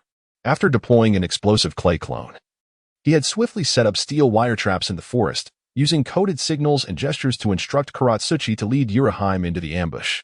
With their raw power insufficient, Kuratsuchi and Akatsuchi could only hope to stall Yuraheim. Eliminating her was a far-fetched notion. The plan was to draw the two opponents together and use traps to eliminate them. Otherwise, escaping the confines of the hidden mist village would be nearly impossible. Kuratsuchi, lower your body. Heeding his words, Kuratsuchi crouched low and dashed towards Deidara, collapsing to the ground. As she did so, a clay raven, roughly the size of a basin, took flight towards the pursuing Yuraheim. Upon spotting the white bomb, Yuraheim came to an abrupt halt, brimming with caution. With a swift, powerful downward strike, she severed the raven's wing. The clay raven, now unbalanced, plummeted to the ground, struggling momentarily before its body began to rapidly swell into a fireball. The flame flickered for but a second, after which a torrent of caustic acid was propelled outward by the explosion. This was a specially crafted bomb by Deidara, filled with high-concentration sulfuric acid. Caught off guard, Yuraheim was splashed with droplets of the potent acid, her skin instantly scorched and dehydrated. Turning to char fortunately, quick to react, she unleashed the lightning blade, fang, generating blinding arcs of electricity that evaporated the acid droplets. Rolling to the side, she deftly escaped the noxious steam generated by the heat. Damn that explosive clay! Yuraheim muttered in frustration. The acid explosion had momentarily obstructed her, allowing the short-haired girl to completely evade her, disappearing into the shadows of the woods. Surrounded by the darkened trees, with the faint glimmer of steel wire reflecting in the dim light, Yuraheim instinctively sensed danger. She stood on one leg, scanning her surroundings, but saw no sign of her foes. Instead, she spotted the large figure of the pufferfish demon, easily visible due to its size. Noticing a gaze upon it, the pufferfish demon turned abruptly, relaxing slightly upon recognizing its ally. Hey, Yuraheim, be careful. We've fallen into the trap set by those explosive clay users. It was evident. Yuraheim bared her teeth. It had been some time since they had encountered such a repugnant foe, and this battle was proving to be exceedingly arduous. This was entirely reasonable. Though Deidara possessed genin-level prowess, his bombs were devoid of rank. Even a high-ranking shinobi could fall victim to an unexpected explosion. The common flaw among ninjas is their high attack but low defense. With skillful execution, even a genin could assassinate a Kaga-level opponent. As Deidara emerged from the woody core of the trees, he swiftly drew the shuriken in his hand. The steel wire intricately woven within the forest was instantaneously tautened, encircling the surrounding trees multiple times to create a steel octagonal cage. This action caught the attention of both the Puffer Ghost and Ringo Yukihira, who turned their gazes towards Deidara. Damn it, the little brat finally shows himself. Have you resigned yourself to the fate of being trapped here with us? The two simultaneously activated their body flicker technique, positioning themselves before and behind Deidara. With merely a glance, the two members of the Ninja Blade Corps understood each other's intentions. They became utterly serious, abandoning their previous banter. The Puffer Ghost formed a single-handed water release seal, his fingers dancing in a complex sequence that created numerous afterimages. Water release, water dragon bullet technique. Deidara found himself speechless, realizing that the hand seals he executed with a single hand were mere phantoms. It turned out he was employing the notoriously complex yet ineffective hand signs for the water dragon bullet technique. How bold of him to attempt such intricate seals with only one hand, seemingly unperturbed by the risk of cramping his fingers. The choice of the water dragon bullet was not for the sake of showmanship, but rather to synchronize with Lin Guiyuri. As the water dragon took shape, that sharp-toothed girl raised her lightning blade high, its tip pointed skyward. A bolt of natural lightning struck down, absorbed and transformed by the lightning blade into a controllable form. She then slashed downward, unleashing the lightning onto the water dragon, illuminating the surroundings in an instant. The combined ninjutsu, lightning water dragon bullet. Lightning and water complemented each other. As a surge of lightning chakra blended within the water dragon bullet technique was expelled. This technique not only possessed a paralyzing effect but also retained the powerful force of the water dragon. Its might, under comparable circumstances, surpassed that of any singular ninjutsu by several folds, second only to the powers of bloodline limits. The trees in the vicinity were shattered by the path of the lightning water dragon bullet. The deafening roar accompanied by blinding flashes of electricity tearing through all in its wake. To come in contact with this technique would undoubtedly result in crushed innards and a body reduced to charred remains. Explosive tags. Deidara reached into his tool pouch, rolling a lump of clay in his palm and quickly chewing it twice before shaping it into a spherical form and expelling it forcefully. The explosive sphere shot forth at high speed, proving remarkably effective against the mid-range lightning water dragon technique. As the explosive detonated within the dragon's maw, a tremendous explosion erupted, flames soaring into the sky, causing the entire lightning water dragon to disintegrate from its head, showering the area with debris. Suddenly, the pufferfish demon emerged from the flames, swiftly closing in on Deidara, its unscathed left hand gripping his neck. With a mere exertion of force, it could easily shatter Deidara's cervical vertebrae. In a flash of lightning, Deidara retaliated with a powerful kick, his right foot striking the pufferfish demon's armpit, a known weak point of the human body. The impact not only inflicted excruciating pain, but also paralyzed the left side of the demon's body. As a result, the grip on Deidara's neck loosened involuntarily. And seizing the opportunity, Deidara delivered a straight kick to the demon's chest. With a resounding crack, at least two of the pufferfish demon's ribs shattered, sending it flying backward. At that moment, Ringo Yuri had been lying in wait, her lightning blade poised towards the ground as she charged forward. This instant coincided precisely with Deidara's kick, leaving him momentarily airborne and vulnerable. This is the end for you. With a swift motion, the dual blades of her lightning blade crossed and slashed across Deidara's chest, leaving a cross-shaped gash that erupted with blood, propelling him several meters away. The assault did not cease there. Ringo Yuri unleashed her chakra with one leg, closing the distance to Deidara once more. Faced with the imminent threat of death, Deidara steeled himself and pushed off the ground. The sheer force of inertia from his backward flight caused his leg bone to fracture upon landing. Though one leg was broken, his balance was restored, and Deidara twisted mid-air, delivering a powerful sidekick with his uninjured left leg. The kick struck Ringo Yuri on her right ribs. Being of a more petite stature, she could not withstand the force. Her right ribs shattered, with several fragments even penetrating her heart. Severely wounded, Ringo Yuri fell to the ground nearby. Any further movement could potentially drive the shards deeper into her heart, leaving her utterly incapacitated. The battle was unprecedentedly brutal. A clash of madness between the rogue shinobi of the Mist Village and those of the Rock Village. Despite the absence of blood feuds, both sides fought with reckless abandon. Kuratsuchi approached, supporting Deidara as he rested against a tree. "Deidara, are you all right?" Her eyes betrayed her concern, ever since she was old enough to understand. She had followed Deidara, even teaming up with him on missions. This was the first time she had witnessed him fighting with such desperation. Had it not been for her and Akatsuchi, Deidara's strength would have allowed him to escape long ago. I won't die. In the pouch on my left leg. The second small compartment contained soldier pills. Bring them to me. As Deidara gasped for breath, he remarked that after the prolonged battle, his chakra was nearly depleted, necessitating a recovery to prepare for unforeseen circumstances. Upon hearing this, Karatsuchi retrieved a soldier's pill from her ninja tool pouch and placed it into Deidara's mouth. With a gulp, the pill was soaked in saliva and crushed between his teeth, releasing a bitter herbal flavor that filled his mouth. He swallowed it with great effort, and the medicinal properties began to nourish his cells. A fresh wave of chakra gradually flowed through his limbs. Chapter 20. Nuclear Explosion. Just as Deidara regained a modicum of chakra, he abruptly opened his eyes. A heavy figure collapsed before him. It was Akatsuchi. At that moment, Akatsuchi was covered in wounds, blood congealing into thick scabs on his body, and he lay unconscious. A shadowy figure wielding a broad blade entered the woods, having severed some steel wire in the process.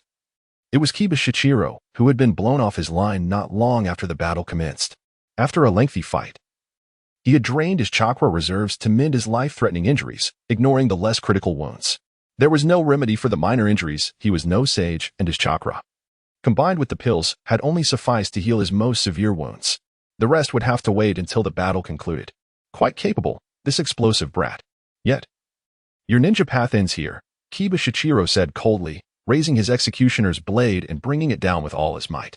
Lacking sufficient chakra for jutsu, he relied primarily on taijutsu and kinjutsu, using chakra merely to enhance the power of his blade. With a single stroke, the air wailed in response. Karatsuchi instantly positioned herself in the path of the descending blade, using her rock fist technique to block its deadly edge.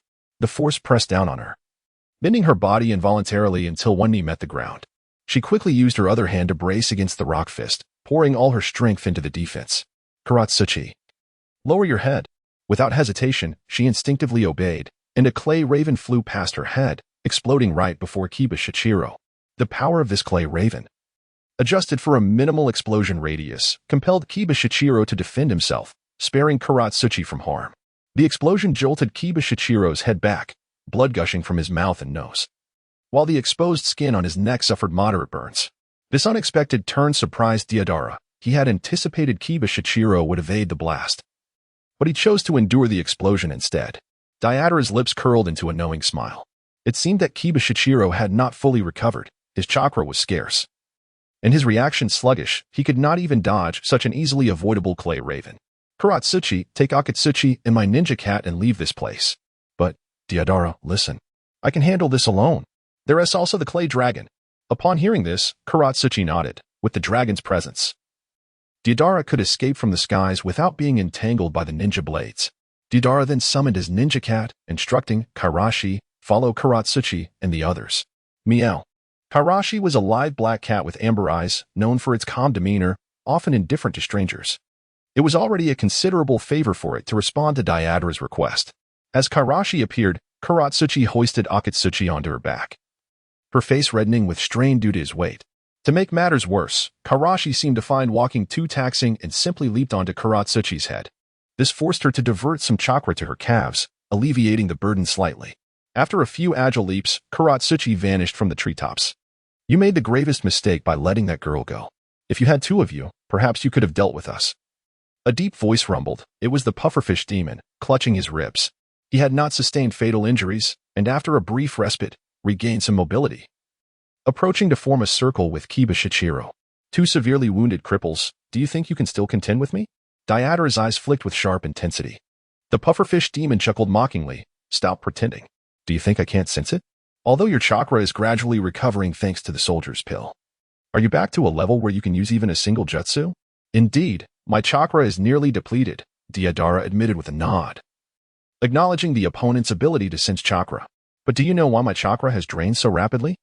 His words caused the pupils of both the pufferfish demon and Kiba Shichiro to constrict in unison. They simultaneously realized that this explosive brat had scarcely utilized any jutsu during combat.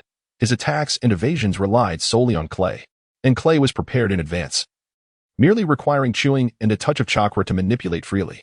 Then, if I have used so little chakra, why am I nearly exhausted? The answer was simple. I concealed these items. As he spoke, Deidara grinned wickedly, producing a kunai connected with steel wire, encircling the nearby woods. With a swift movement, countless explosive tags began to emerge from the wires. Secret technique, camouflage concealment technique. This esoteric ninjutsu allowed one to obscure their form and suppress their presence. Even clothing and tools could be concealed. Naturally, the explosive tags on Deidara's wires were hidden in this manner, 200 in total. Concealing such a quantity nearly drained Deidara's chakra entirely. Upon witnessing the sheer number of explosive tags, both the pufferfish demon and Kiba Shichiro were gripped by a chill. The singular thought racing through their minds was, this explosive brat is undoubtedly insane. The only counter to a madman is another, even more deranged individual. The pufferfish demon and Kiba Shichiro were merely ruthless, willing to exchange injuries in battle. But today, they faced Deidara, a man willing to trade his life for theirs. Instantly, any desire to continue the fight evaporated. The thought of being blown to bits by explosive tags in this dark forest felt like an unbearable loss. However, turning to flee now was too late. The only option left was to eliminate the caster. The pufferfish demon and Kiba Shichiro exchanged a glance, their intentions synchronized, and charged at Deidara in unison. Deidara had anticipated this. It is uncertain how far Haidu has fled, yet it matters not. With the speed of 1,000 teacups, he is capable of traversing great distances. When the explosion becomes visible from afar, Haidu will surely burrow into the ground. Everything around appears to unfold in slow motion. The pufferfish ghost and the loquat Tinzo have drawn near to Deidara, their fingertips nearly brushing against his skin. Poised to seize him within a mere second, capable of snapping his neck on the spot. Thud, thud, thud. The pufferfish ghost could not suppress a grin. The victor would be he. Yet strangely, Deidara also bore a smile, one that sent chills down the spine of the pufferfish ghost, who had crawled forth from a mountain of corpses and a sea of blood. It was a smile of pure exhilaration, intertwined with a madness unique to the artist. Art is an explosion. Crack. Deidara laughed heartily as the black orb on his left chest consumed his 3 attributes of chakra, beginning to contract and coalesce into a resplendent glowing sphere. An overwhelming aura of death emanated from the sphere, and the expressions of the Fugu demon and Pipa Shirzong froze in astonishment. Subsequently, a colossal mushroom cloud rose amidst the forest. It was not a mere starfish, but a nuclear explosion. The tremendous energy unleashed in all directions obliterated everything within a 5-kilometer radius. As the haze dissipated, the forest vanished, along with significant portions of the surrounding mountains, leaving behind streams of molten rock and a layer of melted crystals at the center. The destruction of the terrain was secondary. The most terrifying aspect of this wasteland was the countless invisible nuclear radiations that now permeated the area. Should an unsuspecting individual venture into this realm, it would not be long before they succumbed to the lethal radiation. Chapter 21. Nuclear fusion chakra. This area is adequate. At a distance along the coastline, Kuratsuchi, mounted on the back of Chiyo, spoke. Chiyo then halted, allowing Kuratsuchi and Akatsuchi to disembark. Initially, Chiyo had been crouched atop Kuratsuchi's head, but it appeared she had received a covert communication from Deidara. Subsequently, she transformed using her morphing technique into a massive black cat, approximately 3 to 4 meters in height. With arcs of electricity dancing beneath her feet, her cells were significantly activated by lightning chakra, and she swiftly seized Kuratsuchi and Akatsuchi before darting away. The speed was so great that only a fleeting black shadow could be seen, stretching into an illusory line. After traversing several kilometers, Chiyo finally came to a stop. She then produced a summoning scroll. Upon unfurling the scroll, she lifted her paw to bite it, allowing a drop of blood to flow forth, which Kuratsuchi promptly caught in his palm. This was part of Chiyo's plan. As she had mentioned to him earlier, it seemed they needed to employ a certain technique. However, since Chiyo was incapable of performing hand seals, as her abilities were innate ninjutsu, it would indeed be a challenge to ask her to form them. The seals for the summoning technique were Hai, Su, Yu, Shin, and Wei. Reversing these would constitute a reverse summoning. After completing the seals, Kuratsuchi pressed his blood-stained palm onto the person symbol in the center of the scroll. Boom! A plume of white smoke erupted, and a figure with minor burns was summoned through reverse summoning. Deidara! Kuratsuchi exclaimed in astonishment. The very individual summoned was indeed Deidara, and as he materialized, the extensive explosion from the nuclear detonation erupted in full force. A towering mushroom cloud ascended, accompanied by a tempestuous wave of energy that uprooted trees in the vicinity. Kuratsuchi and the others, who had already fled several kilometers away, felt the tremors of that hellish scene, which was far more terrifying than any natural disaster. Keep running, Deidara. With his body lightly burned, urged, his voice hoarse from the searing airflow generated by the explosion. Upon hearing Deidara's command, the group wasted no time in fleeing. Chio swiftly scooped up Deidara and placed him on her back, leading the charge to increase their distance.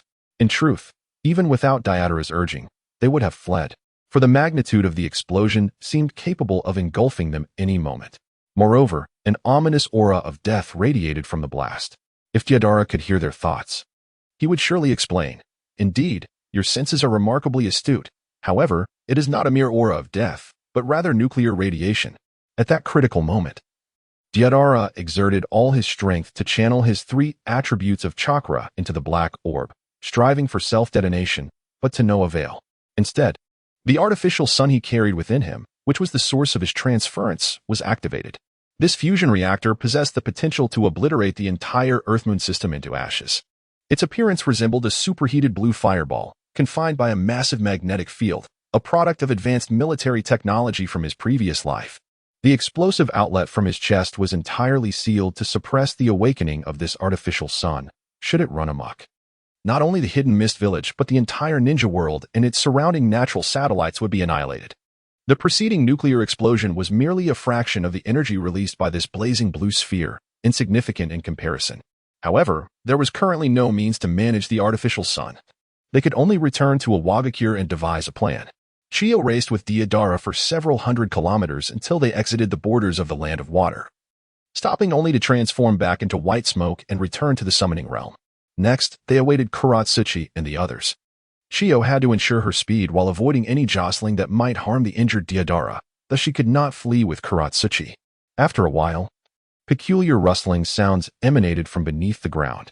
Turning to investigate, he observed the earth being displaced by an object, revealing a gray-blue creature with spiked scales. A bizarre fish was emerging. Surprisingly, it was not Kuratsuchi who arrived first, but rather the blade of Sujetsu, the sword known as Samahata. Yip, yip. As it burst forth from the ground, it began to bark excitedly, seemingly sensing Deidara, and rushed over with a face full of enthusiasm. It bounded to Deidara's side, spinning in circles as if seeking something. Deidara frantically rubbed the head of the monstrous Jinchuriki, attempting to soothe it while secretly devising a plan to take the creature back with him. Upon encountering the Jinchuriki, he suddenly realized how to handle the overwhelmingly powerful artificial sun. The poor Jinchuriki, devoid of intelligence, remained blissfully unaware that this individual was preparing to abduct it for experimentation. It continued to thrash its body wildly, leaving Deidara perplexed and unable to comprehend its intentions. Chirp, chirp. The Jinchuriki emitted a desperate sound, prompting Deidara to recall that. In the original narrative, the creature seemed singularly focused on one thing: chakra. Speaking of chakra, when the artificial sun was activated, his own chakra had merged with it, seemingly undergoing transformations he had yet to comprehend. The nuclear explosion had been so abrupt that he hadn't had the opportunity to conduct a thorough investigation. It was time to experiment. Deidara extended his palm, from which surged a multitude of azure chakra, subtly tinged with a hint of violet. As soon as the chakra was released, his shark skin erupted in agitation. Its scales bristled and trembled violently, clearly exhilarated to the utmost degree, akin to the fervor exhibited by humans in moments of ecstasy. The shark skin lunged forward, eagerly tearing and devouring the chakra. Witnessing this, Deidara comprehended the situation. His chakra energy had undergone a profound transformation. The fusion of the artificial sun's nuclear fusion energy with his chakra had remarkably elevated its quality, now rendering Deidara's chakra in its normal state equivalent to that of Sage Art chakra. It possessed a true, earth-shattering potency akin to the might of the heavens. This was indeed extraordinarily powerful.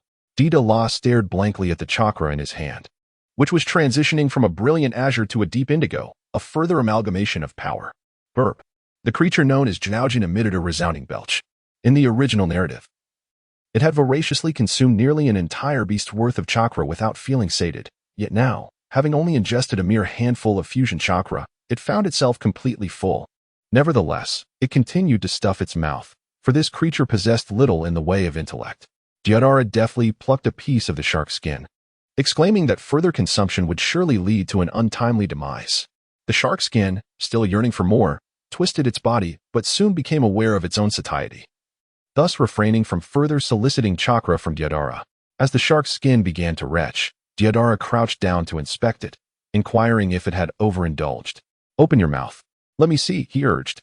Obediently, the shark's skin complied, only to be seized by a violent spasm in its stomach, subsequently ejecting its contents in a chaotic display.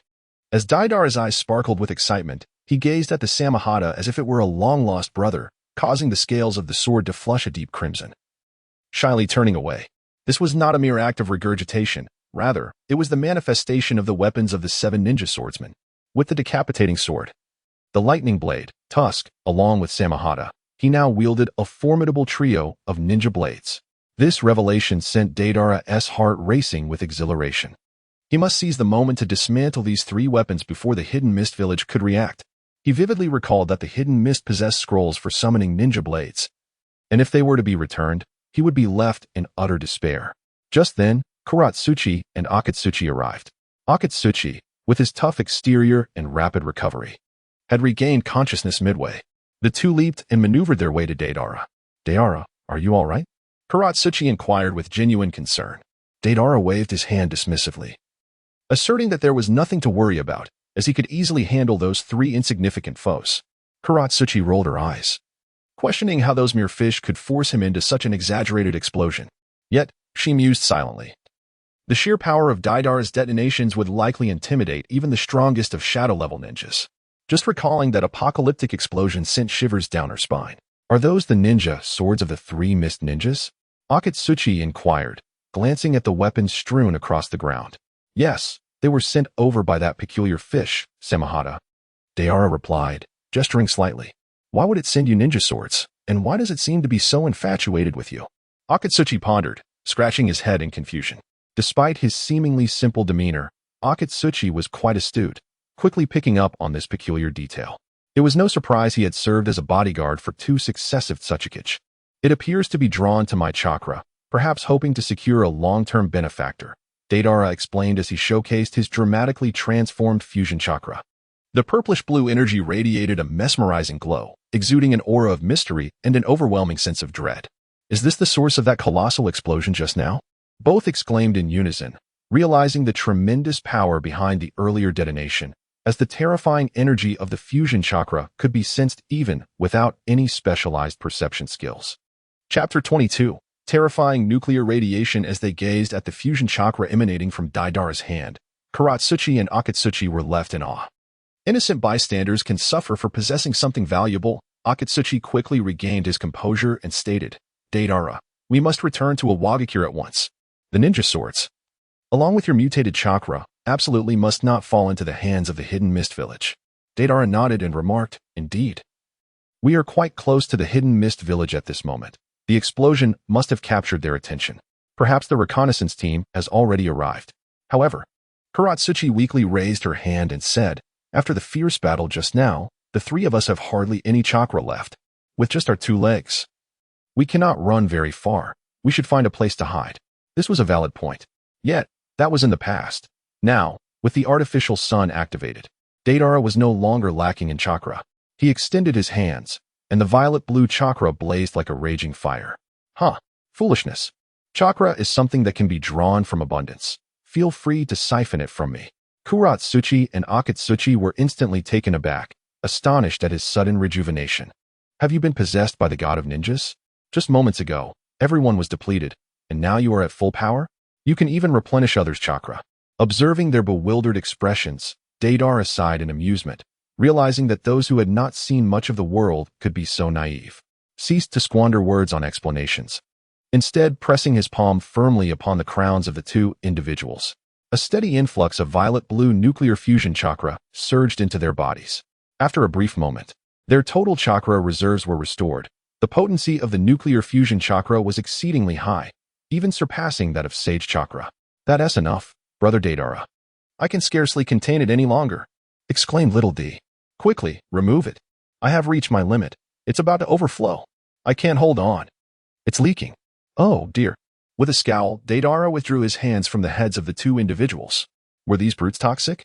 The way they shouted while transmitting chakra could easily mislead any passerby into thinking a grand event was underway. Now that chakra had been restored, let us depart promptly. Deidara swiftly mounted the back of his flying clay beast and took off once more. H2, in a panic, activated his body flicker technique. Take me with you, Deidara. In a chase that ensued, the three swiftly exited the land of water.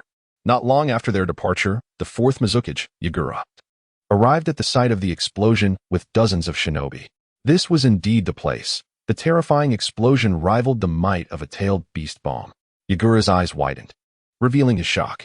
Yet, deep within his gaze, another force seemed to influence his actions subtly. Kawaja, Aimyuki, take 15 men into the epicenter to investigate. Yes, Lord Mizukage. Yagura sensed an underlying danger at the site and wisely refrained from entering himself, delegating the task to his subordinates.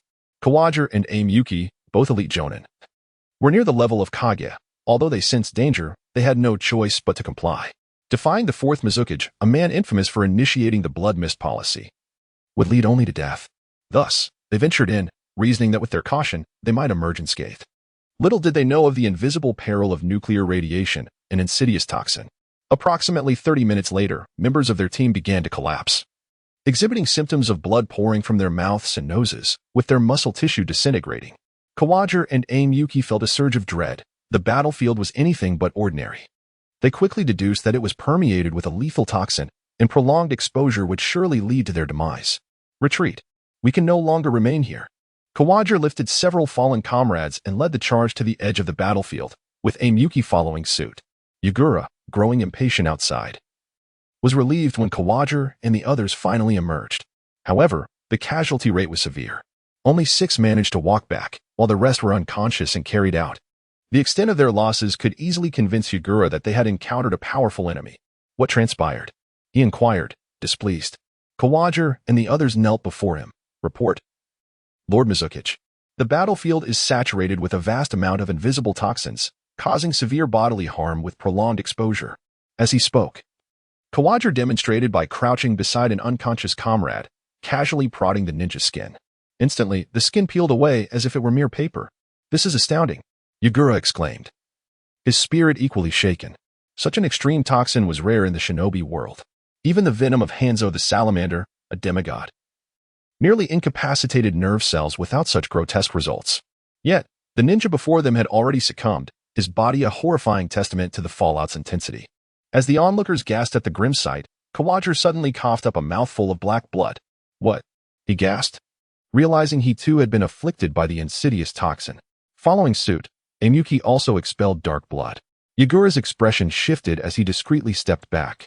Kawaja, Aimyuki, remain here and await rescue. I shall send someone shortly.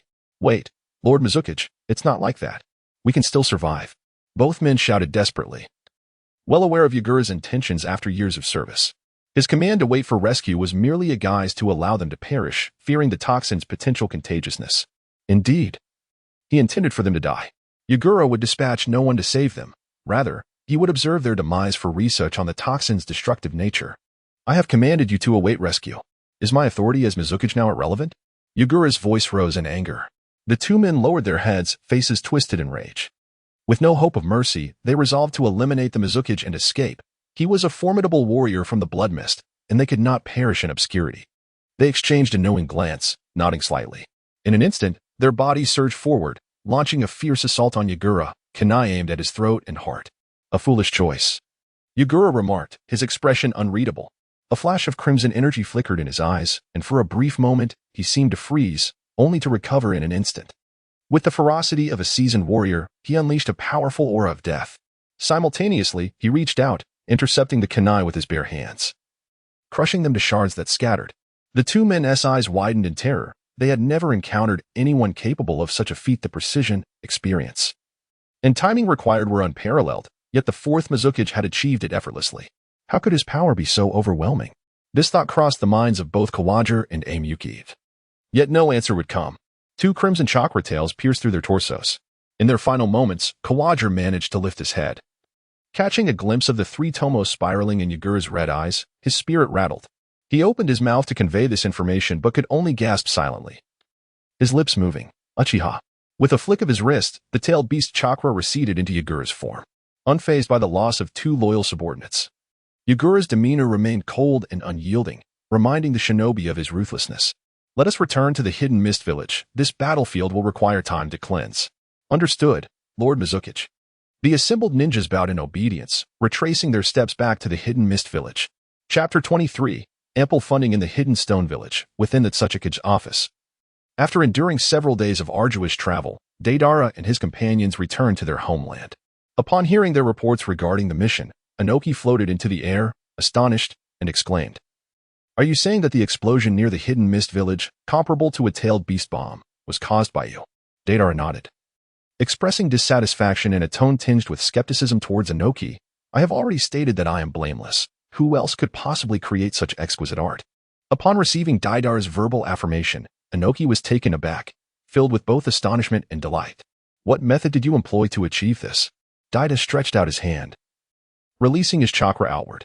The violet-blue nuclear fusion chakra emitted a gentle glow, mysterious yet perilous. This terrifying chakra, more spine-chilling than that of a tailed beast, sent shivers down one's spine. Inoki cradled a sphere of nuclear fusion chakra in his hands, his gaze fervent. He had once faced tailed beasts on the battlefield, their chakra possessing a violent, crushing weight. Yet the nuclear fusion chakra he now held, though not outwardly ferocious, clearly harbored a lethality that surpassed tailed beast chakra by leagues. The only shared trait was the palpable sense of weight. Nuclear fusion energy itself bore no mass. But chakra, this miraculous energy, possessed a unique property. The stronger and more abundant it became, the heavier it manifested. Inoki dispersed the sphere of nuclear fusion chakra, his expression a mix of elation and concern. He rejoiced in Deidara's mutation of such formidable chakra, yet dreaded its overwhelming power, especially if Deidara were to infuse it into his explosive clay. The mere thought of such a scenario sent a shudder through Inoki. Clay bombs crafted from this mutated chakra could very well obliterate the Hidden Stone Village. Deidara, Inoki spoke with unprecedented gravity.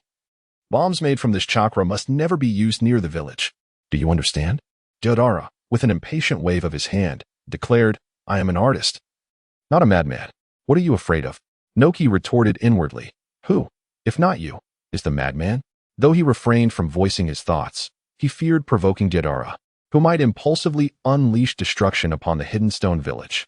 Resigned, he decided that as long as Deidara conducted his experiments with explosives far from the village, it would suffice. With a sense of helplessness, Inoki perused a few task reports, preparing to conclude this assignment. Although the mission had failed, it was understandable given the presence of the 3 members of the 7 ninja swordsmen. Thus, the village would cover the expenses. Before he could finish speaking, Deidara interjected forcefully, "Wait a moment, you old coot. Who said the mission failed?"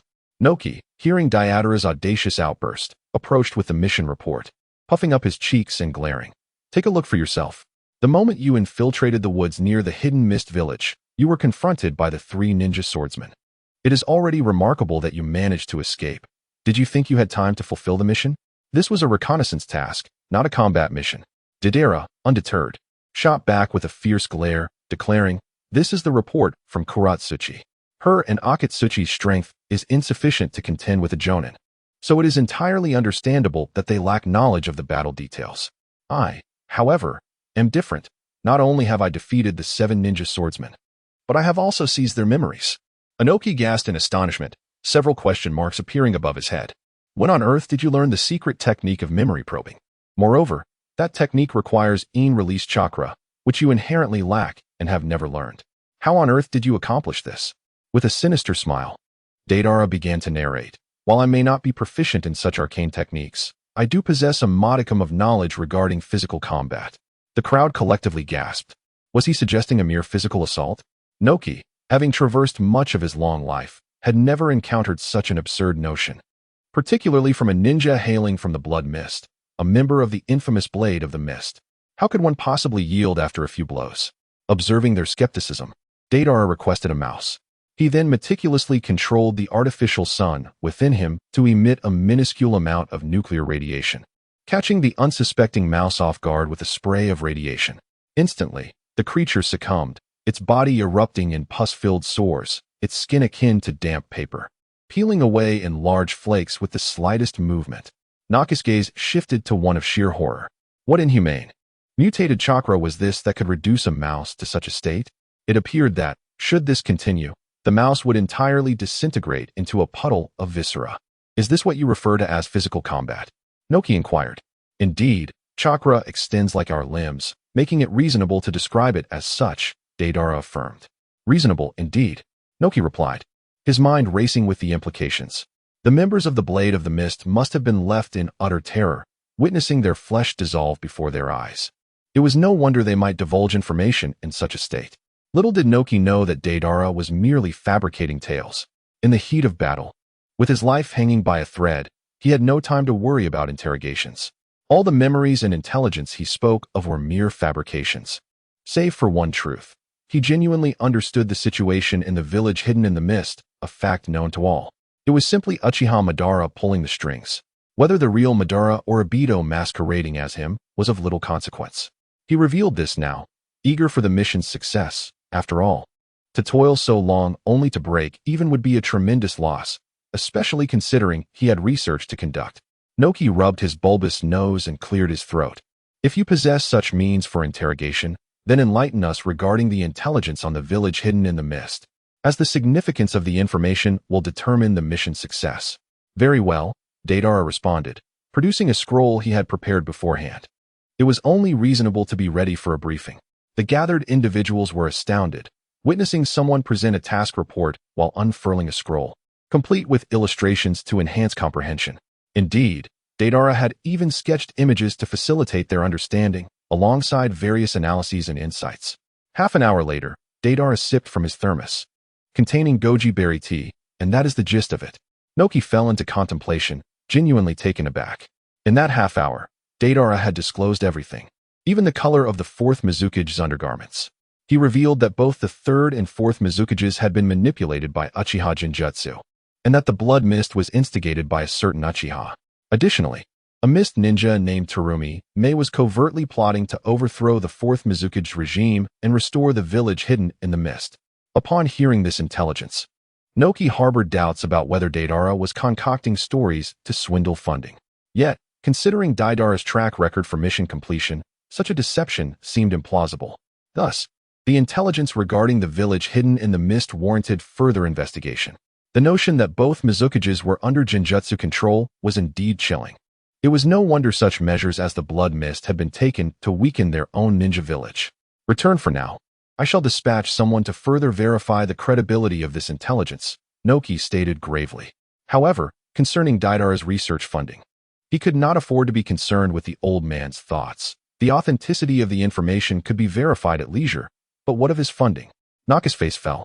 You must allow me to confirm the intelligence first. What if the memories of those Blade of the Mist members are false? Deidara, you are still young. The world is rife with deceitful individuals, he cautioned. Deidara fell silent, for his expression turned dangerous as he produced an explosive clay, emanating the unmistakable aura of his mutated chakra. Here, you little rascal will not shortchange me. Provide 1 million Ryo up front, and upon confirming the intelligence's accuracy, I shall grant you the remaining million. Noki retorted, tossing a sealing scroll to Deidara. The latter accepted the scroll, satisfied as he tucked it into his ninja tool pouch. Now that is more like it.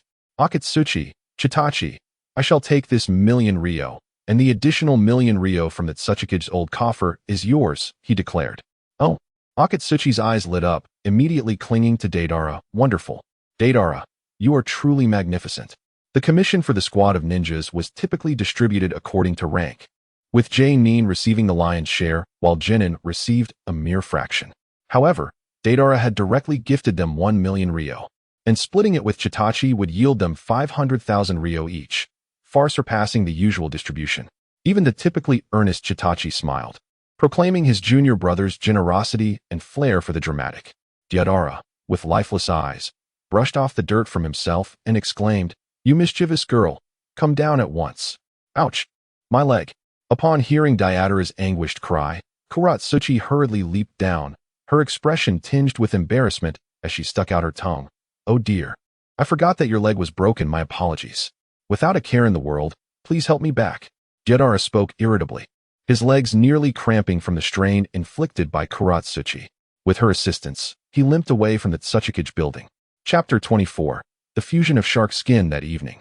In the basement of a small cabin on the outskirts of Awagakure, a subterranean laboratory lay 60 meters beneath the surface. This space had been excavated by Deidara himself for conducting some indescribable experiments. On the table, there were lined up a vial of Hashirama's cell serum, the great blade of shark skin, the lightning blade, Fong, the decapitation blade, and a pitch-black sphere that absorbed nearly all light. This peculiar sphere was connected to Deidara's heart by a dark thread. After a fierce battle with the 7 ninja swordsmen, he had attempted to channel elemental chakra to manifest dust release, but had failed.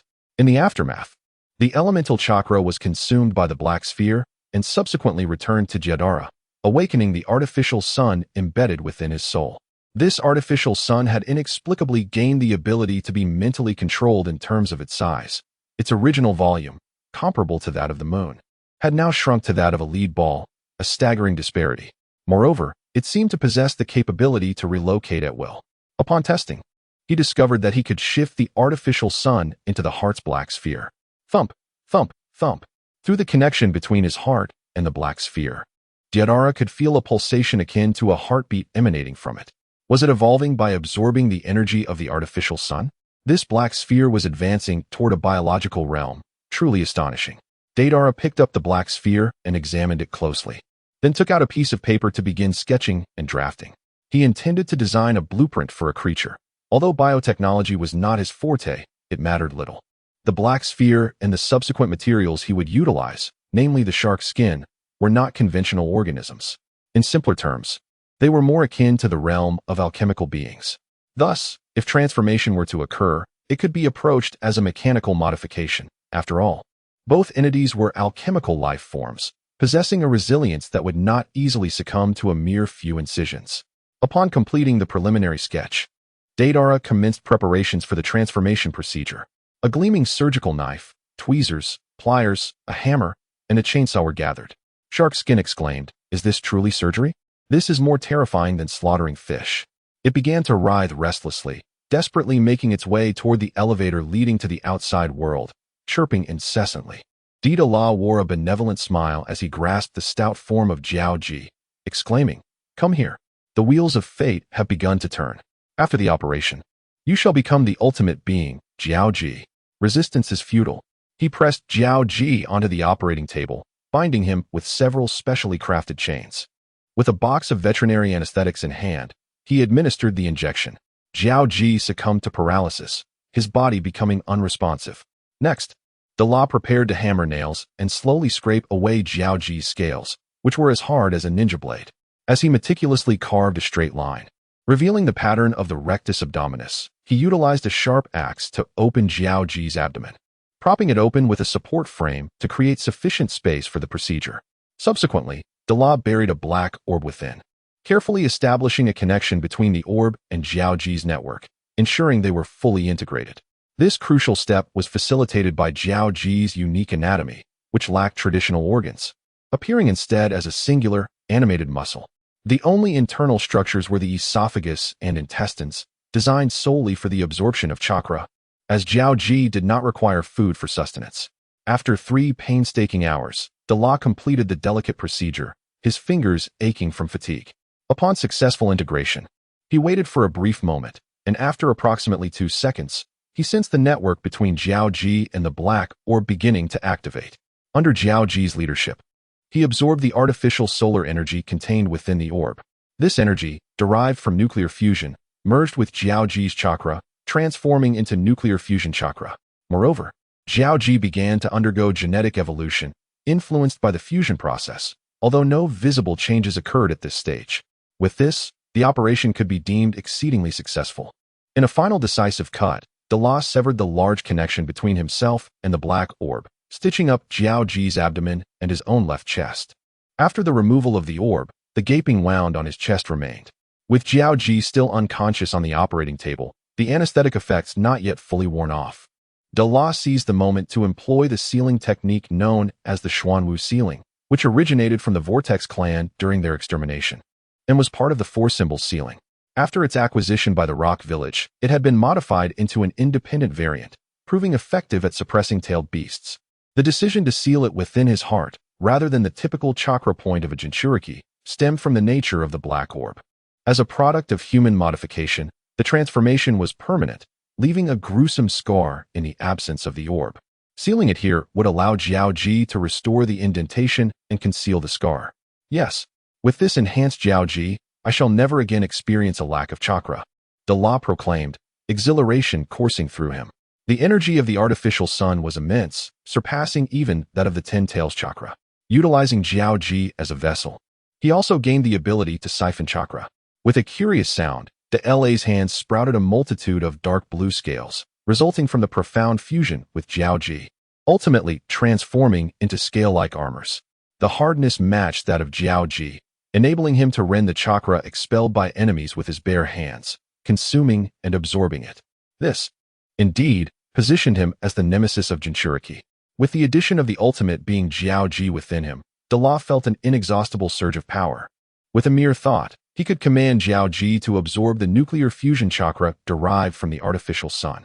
He was grateful that Jiao Ji possessed no complete intelligence, only basic instincts, which meant it would not resist De La. The endless source of energy buried within its being brought Jiao Ji immense joy. Had it the capacity for speech, it might have declared De La as a father figure. From this day forth, I stand as the sole Jinchuriki without a tail. In terms of chakra, the nine-tailed beasts are mere younger siblings, De La joyfully stated. After an hour of acclimatization, he stowed away his excitement and began to prepare for his next research project. As for rest and sleep, what were those?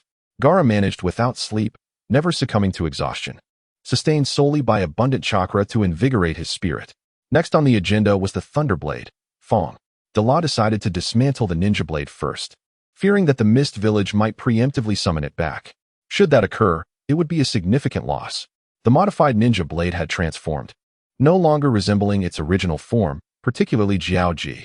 The Mist Village's attempt to summon the Great Blade, Jiao Ji, bore no relation to his ultimate being. He questioned whether their summoning technique could withstand the onslaught of nuclear fusion chakra. With this thought in mind, De La ignited the forge and placed the Thunderblade, Fong, inside, melting two blades into a bubbling cauldron of molten iron. The master who crafted this dual-bladed Thunderblade had sourced materials from unknown origins, as it appeared to be mere iron, yet could summon lightning.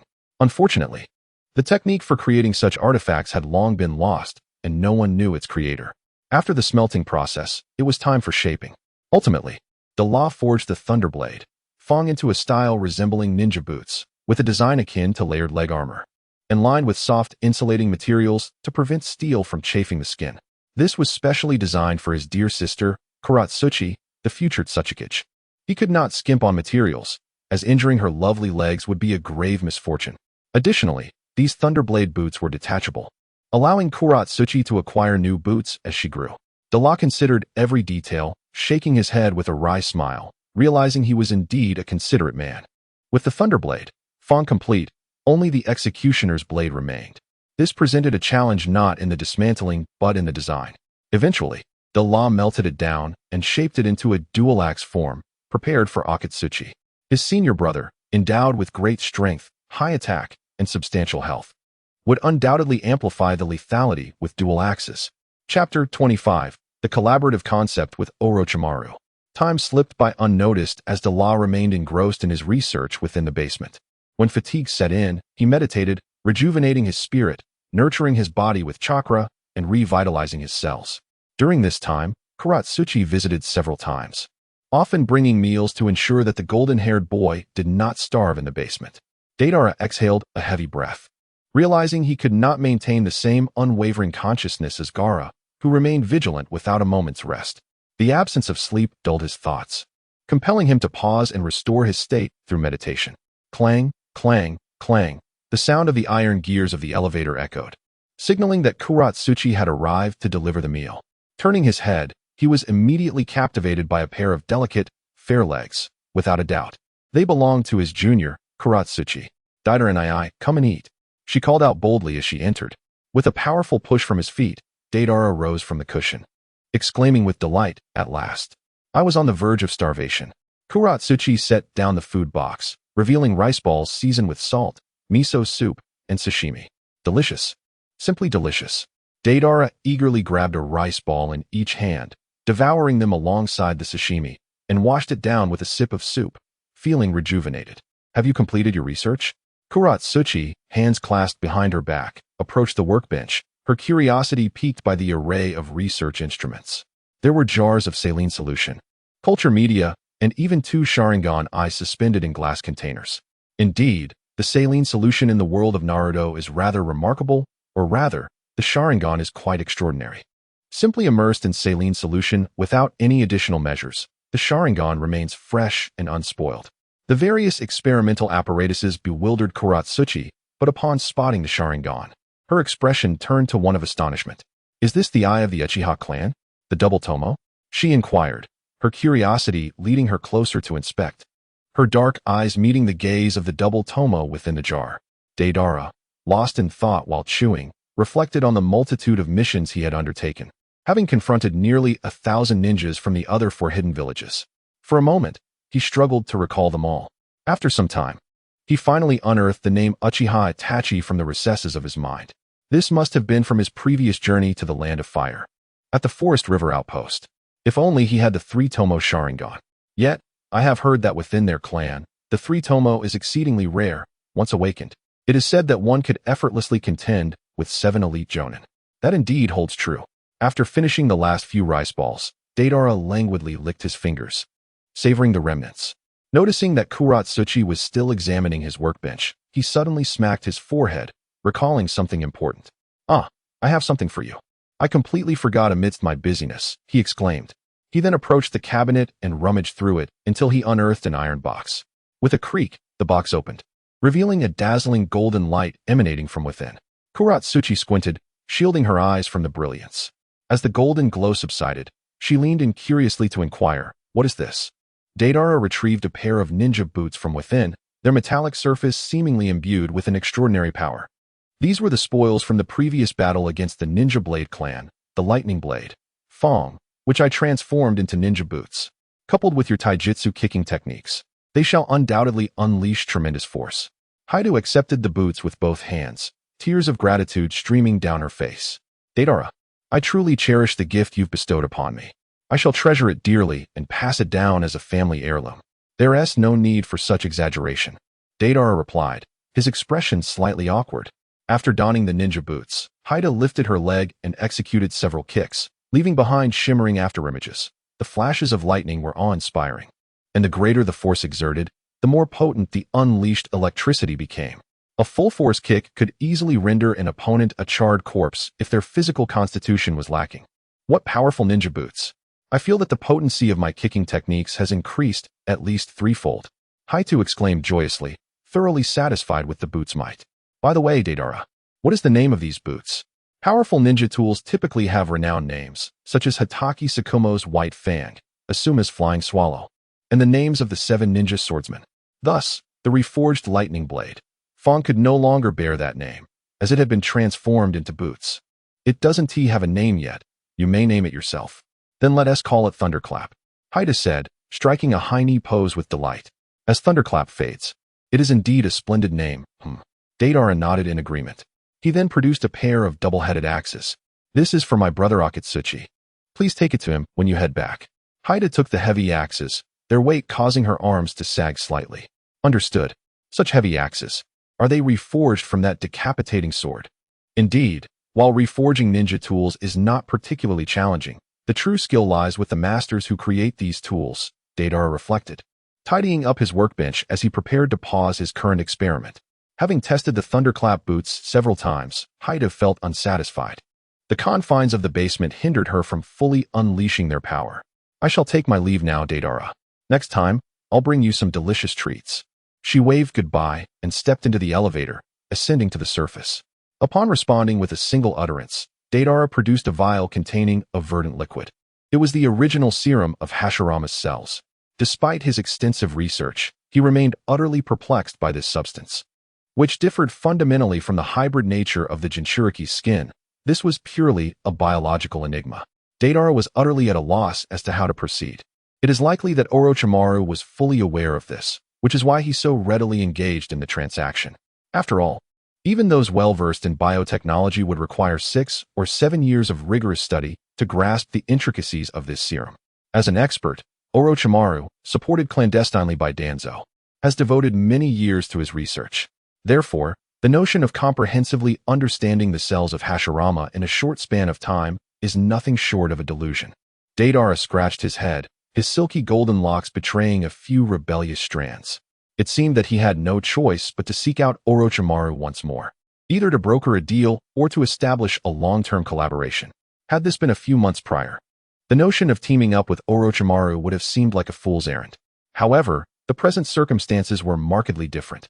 As the Jinchuriki of the ultimate being, the Hoshigaki, Deidara had undoubtedly ascended to the realm of shadows, his offensive capabilities in nuclear fusion mode being exceptionally formidable. Traditional shadow-level powerhouses like Orochimaru would find it nearly impossible to vanquish him without extraordinary means. Thus, in this moment, Deidara found himself endowed with the qualifications for negotiation, no longer needing to resort to the extreme measures of self-detonation. Let me ponder what research projects might pique Orochimaru's interest for collaboration. This could work. I am certain that it will captivate Orochimaru's attention. Deidara lifted a jar containing a mass of flesh submerged in saline solution, a product of cells extracted from his own body. Cancer cells? No. At this juncture, this mass could be more aptly termed as immortal cells, sustained by ample nourishment. It possessed the remarkable ability to divide infinitely, implying the possibility of physical immortality. Whether the world of shinobi harbored cancer cells, Deidara was uncertain. But it was clear that there were no related studies. Perhaps such inquiries would only emerge after the Fourth Shinobi World War. Currently, the ever-questing Orochimaru, in his insatiable desire for immortality and mastery of all ninjutsu, would undoubtedly yearn for these immortal cells. Orochimaru's research prowess was beyond question. A thorough exploration of the relationship between the immortal cells and the cells of Hashirama would seamlessly lead to the study of the latter. This could be considered a mutually beneficial collaboration. Despite Orochimaru being a mad scientist devoid of humanity, aligning with his intellect and collaborating would mitigate the risk of betrayal. After formulating a rough plan, Deidara tidied his belongings, informed Inoki of his departure, and left the village. The identity of Tsuchikage's apprentice proved quite advantageous. Chapter 26. Sound Ninja Village. As Deidara treaded upon the expansive plains, he firmly pressed his foot against the dense earth. He was ascertaining the recovery of his leg.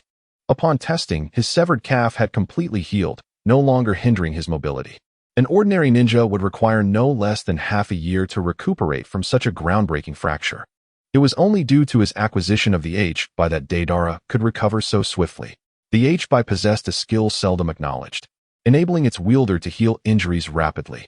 An ordinary ninja, regardless of chakra abundance, could not recover from grievous wounds like a severed limb or a pierced torso without the knowledge of medical ninjutsu. However, the H-Bai could facilitate such recovery. In the original narrative, after being struck by the Eight-Tails Killer Bee, the host of the H-Bai, Kisame, had his internal organs obliterated. Yet, upon the H-Bai's chakra being transmitted to him, he visibly healed the gaping wound at an astonishing rate. This suggests that the H-Bai might possess yang-release chakra, promoting rapid cellular division and regeneration to mend injuries. Following its modification, the H-Bai's abilities were significantly enhanced in terms of healing prowess. It likely rivaled or even surpassed the regenerative speed of Hashirama's cells. After traversing mountains and valleys for several days, Deidara finally arrived in the land of rice. One must commend Orochimaru's audacity. Having defected from Konoha, he dared to establish a ninja village in a country bordering the very village he betrayed. His confidence stemmed from a belief in his own invulnerability, dismissing any fear of Konoha's retribution. Upon entering the jurisdiction of the Sound Village, Deidara distinctly sensed a multitude of watchful gazes directed towards him. Among the grasses and trees, figures darted stealthily. Upon closer inspection, they revealed themselves to be brown snakes adorned with grid-like patterns, acting as vigilant sentinels. When necessary, they could launch an assault, relentlessly striking at foes to inject potent venom. With a rustle, four figures stepped forth to confront Deidara: Kadamaru, Taiyuya, Sakan, and Yukon. Oh, the quartet of Sound Ninja has arrived. Why would Orochimaru dispatch such insignificant pawns? Does he not fear that these worthless beings might perish at my hands? After surveying his surroundings, Deidara contemptuously remarked. This disdainful attitude immediately incited the ire of the four Sound Ninjas, who were esteemed experimental subjects blessed with cursed seals by Orochimaru. How dare such a mere child look down upon them? Such audacity! Do you even know who we are? I have no interest in the names of insignificant creatures. Deidara casually replied. You must be sent by Orochimaru to entertain me. Do not waste time with unnecessary pleasantries. Just lead the way. How infuriating, this arrogant little brat. If you wish to meet Lord Orochimaru, first let us assess whether you possess the qualifications. With that, the four sound ninjas simultaneously charged from four directions, subtly encircling Deidara in the center. A mere child, surrounded by four such youthful nin-level ninjas, he may appear calm on the surface, but deep down, he must be terrified. Kid Maru maliciously thought, extending his tongue to lick the kunai in his hand before initiating the attack. Spider's nest technique. Whoosh. A strand of spider silk was expelled from his mouth, unfurling in midair to form an enormous web.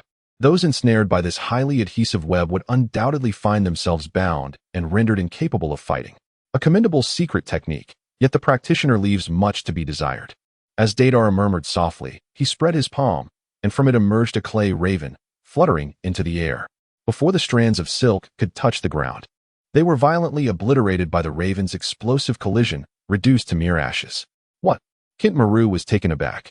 Yet, Deidara seized this opportunity, leaping through the cloud of explosion to extend his right hand, grasping Kid Maru's cervical vertebrae and crushing it with a resounding crack. Huh! With his neck shattered, Kid Maru could not utter a single sound. The air rushed through his throat, merely spewing forth blood-tainted bile. In the blink of an eye, it was all over in less than a second. The other three finally reacted, their hearts racing as they urgently warned one another. Be cautious, he is no ordinary imp. Correct. The voice, akin to a deity or demon, suddenly resonated nearby, startling the latter. Before he could turn around, a chilling sensation enveloped his back, as something soft and adhesive pressed against him. Boom. Another explosion erupted, sending Zoken and Jirub hurtling away in a C-shaped arc at great speed. In that fleeting moment, Deidara had affixed a piece of explosive clay, the size of chewing gum, to his back, powerful enough to sever Zoken's spine. 2 seconds. The battle had scarcely begun, and already, 2 nin-level combatants had been instantaneously eliminated. How old could this imp possibly be? Such terrifying prowess had evidently ascended into the realm of Nin and even Kaga-level strength. My and Jirub could scarcely believe their eyes, reflecting on their previously confident declarations before the battle, which now seemed nothing short of a farce. Bang! Bang! With 2 successive whip-like kicks, Deidara shattered the cervical vertebrae of the last 2, bringing their regrets to a swift conclusion. Deidara stood with his legs together, casting his gaze towards the shadowy woods beside the road. The sound of slow, deliberate clapping echoed as Orochimaru made his entrance, gracefully gliding in a feline manner. Truly, he embodied the elegance of the serpent. Even though he had not yet transformed into a woman, each subtle gesture exuded a captivating charm. As a prodigy of a Wagakure, his prowess had evidently grown formidable in just a few months, effortlessly dispatching my esteemed subordinates with mere flicks of his wrist. Yet, I pondered whether he had been a tad too ruthless. Orochimaru licked his lips, his golden slit-like pupils shimmering with an inscrutable brilliance. Humph! Deidara scoffed disdainfully through his nostrils. These mere minions hardly qualified as your esteemed subordinates. Furthermore, what does it matter if I severely injure them? With the curse mark, they can swiftly recuperate, can they not? Indeed. Orochimaru nodded in agreement, acknowledging, you truly understand me, Deidara-kun. However, I find myself lacking in knowledge about you. Why not visit my humble abode for a conversation? How fortuitous. Deidara readily acquiesced. What appeared to be an unremarkable scene was, in fact, a testament to Orochimaru's concession. There existed no profound enmity between them that necessitated a life-or-death confrontation. Furthermore, upon ascertaining that Deidara's prowess had reached the level of a Kage, Orochimaru chose to overlook past grievances. After all, he was merely an ardent scholar engrossed in his research, with no desire to cultivate animosity with a formidable Kage. Moreover, in Orochimaru's eyes, Deidara was also a scientist. Although their respective fields of expertise diverged, this did not preclude the possibility of fruitful dialogue. It was likely that through such exchanges, a plethora of innovative ideas could be sparked, leading to the creation of more forbidden techniques or technological marvels, an outcome Orochimaru eagerly anticipated. Deidara-kun, I have studied your remote ninja tools for several months, yet I have not made the slightest progress. In the stone chamber, Orochimaru and Deidara sat facing each other, each with a cup of clear tea adorned with a few tea leaves before them. Deidara lifted his cup of tea and took a leisurely sip before speaking. I too have studied your Hashirama cell serum for quite some time, yet I remain at a loss. Orochimaru's eyes gleamed with intrigue, a flicker of interest evident within them. As their gazes met, both shared a knowing smile, each intuitively grasping the other's thoughts in that moment of unspoken understanding. Deidara was the first to cast a scroll, and with a resounding clap, Orochimaru raised his hand to grasp it firmly. As he unfurled the scroll, he discovered it was inscribed with dark incantations, at the center of which lay a circular symbol encircling the character for eternity. A faint smile played upon Orochimaru's lips as he extended his 5 fingers.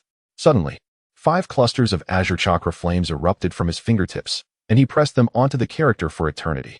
Upon channeling chakra into it, the scroll erupted in a cloud of white smoke. A glass vial brimming with a nurturing liquid materialized above the scroll, within which floated a pallid piece of flesh. Orochimaru's brow furrowed in puzzlement. He could vaguely sense the vigorous life force contained within the flesh, yet he pondered its significance. After all, he had previously experimented with Hashirama's cells. This was no ordinary piece of flesh. Should you extract it, I shall present it to you, and you will comprehend its essence. Orochimaru licked his lips and donned a pair of white rubber gloves before retrieving the flesh from the vial. At that moment, Deidara summoned violet blue chakra with both hands, hovering it above the piece of flesh. It was then that Orochimaru noted the extraordinary nature of Deidara's chakra. He mused to himself, the aura of this chakra is terrifying, surpassing even the berserk 8 tails I encountered in the village hidden in the clouds, and even eclipsing the 9 tails. Remarkably, the last time we battled, Deidara had not exhibited such a profound transformation. Dear Deidara, the secrets you harbor may be even more enigmatic than I had previously surmised. The chakra continues to flow, and moments later, Orochimaru's gaze trembles, compelling him to rise and fixate intently on the mass of flesh upon the scroll. That mass, under the influence of the violet blue chakra, incessantly divides its cells, transforming within mere minutes into a nebulous humanoid form. Chapter 27. Infinite Cellular Division. Gurgle, gurgle, gurgle. The amorphous figure derived from the flesh continues to grow frantically. After 10 minutes, it transcends the boundaries of humanity and begins to proliferate uncontrollably. Before long, it transforms into a chaotic, grotesque mass of flesh, measuring over 6 meters in diameter, resembling the grotesque ball of flesh that ensued when Obito was overtaken. Orochimaru's eyes ignite with an insatiable thirst for knowledge and a profound greed. With his discerning vision, how could he fail to perceive the intricacies of this mass?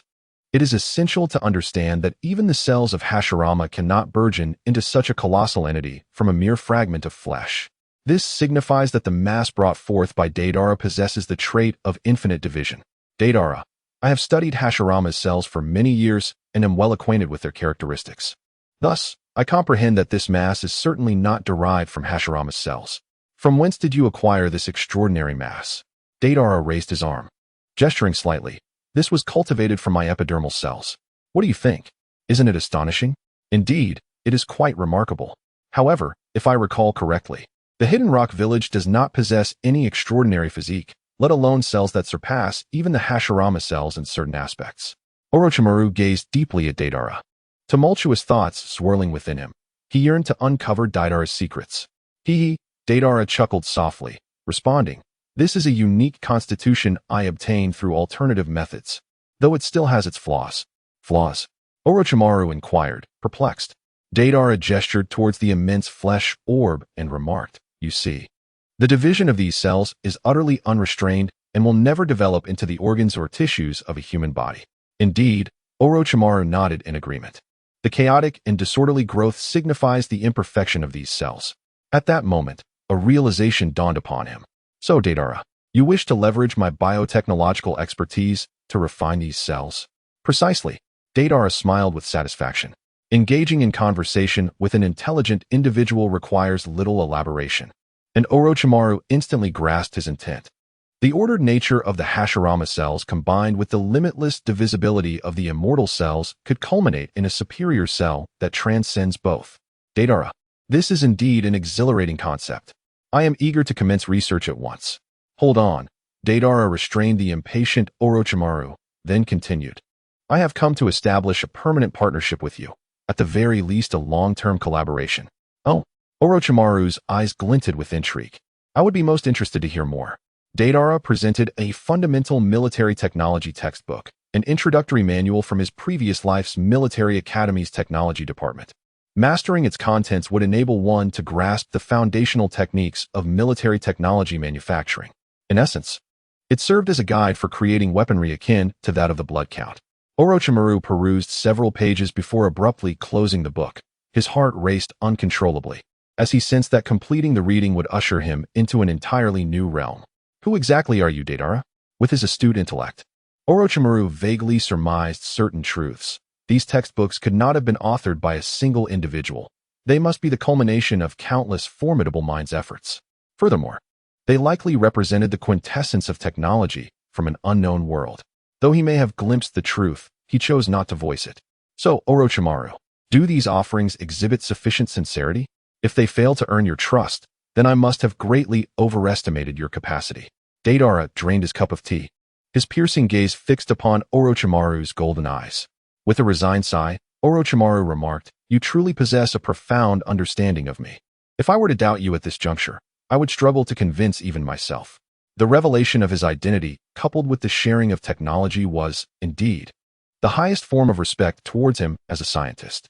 Thus, a genuine smile blossomed on Orochimaru's face.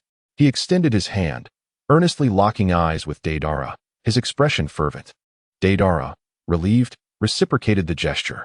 The two scientists, hailing from disparate fields, finally engaged in a candid handshake. The subsequent proceedings were straightforward. Orochimaru granted Deidara access to his database, while Deidara diligently translated and compiled extensive knowledge from his previous life into written form, both drawing upon each other's expertise. After a span of 10 days immersed in reading, they had cultivated an understanding of one another's knowledge, yet complete mastery would necessitate extensive research and practical application. Mere theoretical discourse would not suffice for true learning. Thus, having acquired a foundational understanding, Deidara and Orochimaru commenced preparations for their experiment on the fusion of Hashirama cells and immortal cells. In contrast to being engrossed in theoretical study, Orochimaru excelled in validating his hypotheses through practical means.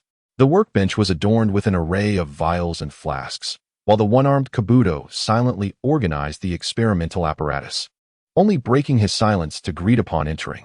In truth, his trepidation towards Deidara outweighed any resentment. Their initial encounter had left him questioning his very existence after being bombarded, while the second encounter had rendered him utterly defenseless against the long-range ninja tools, even facing the threat of death. Such a brutal adversary was one Kabuto wished to avoid entirely, and his silence was a strategy to evade drawing Deidara's attention, lest he whimsically recruit him for some explosive experiment. However, his silence did not deter Deidara from teasing him.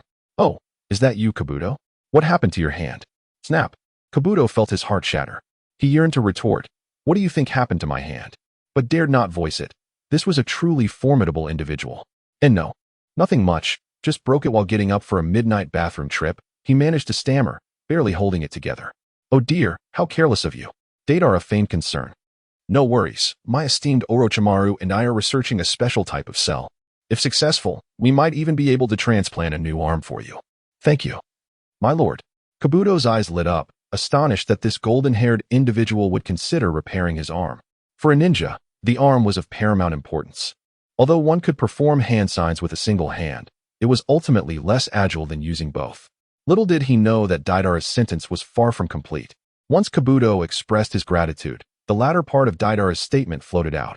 A newly transplanted arm should be more resilient. "Kabuto, haha, I was merely jesting. Look at how frightened you are." Deidara grinned playfully. Kabuto, thoroughly deflated, arranged the experimental equipment and bowed respectfully to Orochimaru before exiting. Once Kabuto had left, Orochimaru turned his gaze towards Deidara, a hint of melancholy in his voice as he remarked, "Kabuto is indeed a rare gem. Not only did you injure him severely before, but now you also tease him. That is rather unkind." Deidara gazed at Orochimaru with a hint of surprise. "I had presumed you were indifferent to others. Yet it seems you hold a significant regard for Kabuto. A talented youth. I see in him a reflection of my former self." This assertion rang true. He possessed a unique gift. "Oh." Orochimaru paused in his manipulation of instruments. "When I speak of talent, I refer to his aptitude for learning. However, from your words, it appears he possesses other abilities as well." "Abilities suited for becoming a test subject," Deidara replied. "But what sort of talent is that? My laboratory is teeming with such specimens." "Not quite the same," Deidara countered.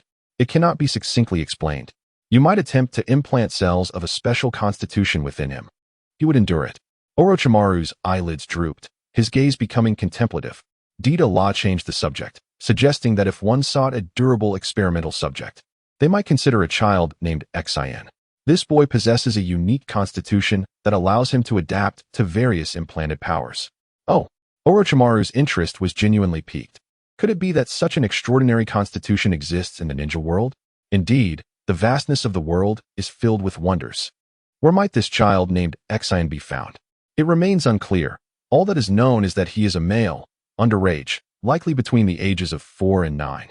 Orochimaru reflected on his own helplessness in this situation, knowing only that the boy was aged 4 to 9 and nothing further. What a conundrum. Perhaps it would be more prudent to discuss the advancement of the Hashirama cell experiments instead. Chapter 28. The Sharingan of the Shark Muscle. Deidara approached Orochimaru's workstation and remarked, I possess a specimen that is particularly suitable for experimenting with the cells of Hashirama. Orochimaru, intrigued, glanced over and inquired, what is it? Recently, he found himself in need of human material, and for someone like him, who relished advancing technology through practical application. The absence of such material felt akin to a pubescent youth being deprived of meat in their diet. Survival was possible, yet it led to malnutrition and stunted growth. Deidara closed his eyes and extended his right arm, immersing his spirit into the sealing space, the Xuanwu seal. At the heart of this ethereal realm stood a colossal black stone sculpture of a creature that was part turtle, part snake, with a heavy stone tablet resting upon its back. Beneath this imposing figure lay an iron cell, within which the creature known as Jiaoji was contained. Though it was not truly imprisoned, for the cell door was devoid of sealing symbols and could be opened at will. This stone sculpture was intrinsically linked to the Xuanwu seal, thus Jiaoji had come to regard the cell beneath it as its dwelling. Upon sensing Deidara's spiritual presence, Jiaoji excitedly emerged, its scales unfurling in delight. After a period of nurturing through nuclear fusion chakra, its size had astonishingly expanded to a remarkable 10 meters. Even Deidara could not help but marvel at its voracious appetite. Jiaoji rushed over, affectionately rubbing against Deidara like a loyal dog. Deidara clasped his hands upon the head of the Jainin, fervently rubbing it. Good boy, splendid Jainin, swiftly produce a small Jainin for me, he uttered while he continued his motions. The Jainin, relishing the sensation, joyfully commanded its cellular structure to divide, resulting in the emergence of a diminutive Jainin, albeit merely small in relation to its original form. In truth, the newly formed Jainin was comparable in size to the original Great Sword Jainin. Once the division was complete, the small Jainin obediently climbed onto Deidara as per the instructions of its progenitor. Deidara clicked his tongue in approval, exclaiming, nice job. Well done, Jainin. I shall return to see you again. With that, Deidara departed the sealing space, leaving behind the reluctant gaze of the Jainin. In the outside world, Orochimaru observed as Deidara extended an arm. Approximately a second later, a torrent of dark blue emerged from his outstretched limb, resembling a certain biological cell. These dark blue cells rapidly coalesced, soon taking the form of a great sword Jainin. What is this? Orochimaru exclaimed, astonished, as he recognized it to be one of the ninja blades from the hidden mist village, the great sword Jainin. Yet, why was it materializing from Deidara? Furthermore, this great sword Jainin emanated an exceedingly peculiar aura, reminiscent of a tailed beast's living form. Due to a particular experiment, I have become the Jinchuriki of the Jainin. This small Jainin is a product of the original Jainins division, possessing unique experimental value, Deidara elaborated. Upon hearing this, Orochimaru felt as though his worldview had been shaken. When did ninja blades also become capable of being sealed within a human body, transforming into a Jinchuriki's power source? Moreover, why seal the Jainin at all? Orochimaru recalled that the Jainin merely possessed the ability to devour chakra. Lacking any extraordinary qualities, it would suffice to utilize it directly rather than sealing it within oneself. He shook his head, deeming such an action unnecessary. Upon observing his expression, Deidara discerned that he did not regard the jellyfish skin with any seriousness. Thus, he kindly elucidated, the jellyfish skin is no longer the formidable blade it once was. Now, its cells are likely undergoing a transformation into immortal cells. Orochimaru exclaimed in astonishment, what have you done to the jellyfish skin? I thought you were not adept in biotechnology. How could you achieve such a remarkable feat? Transforming the cells of one organism into another. This is precisely the result I yearn for in perfecting the transplant of interstitial cells. However, judging by Deidara's demeanor, it appeared to be an unexpected outcome, or perhaps it was a success contingent upon certain conditions. Consequently, Orochimaru refrained from further inquiries.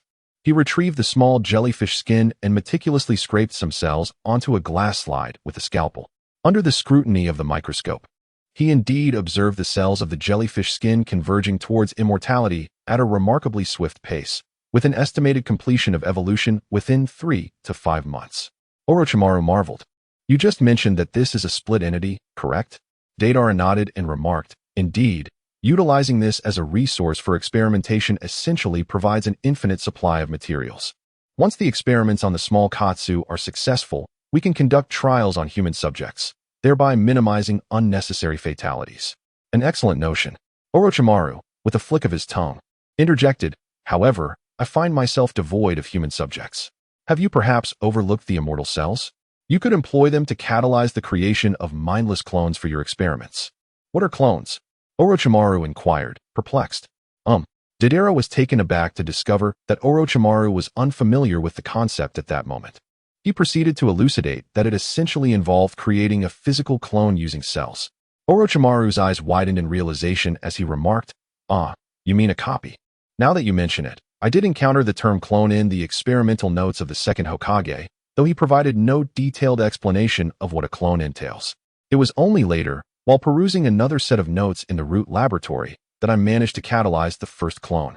Due to a scarcity of materials, I have not conducted such cloning experiments for quite some time, and thus the term clone momentarily escaped my mind.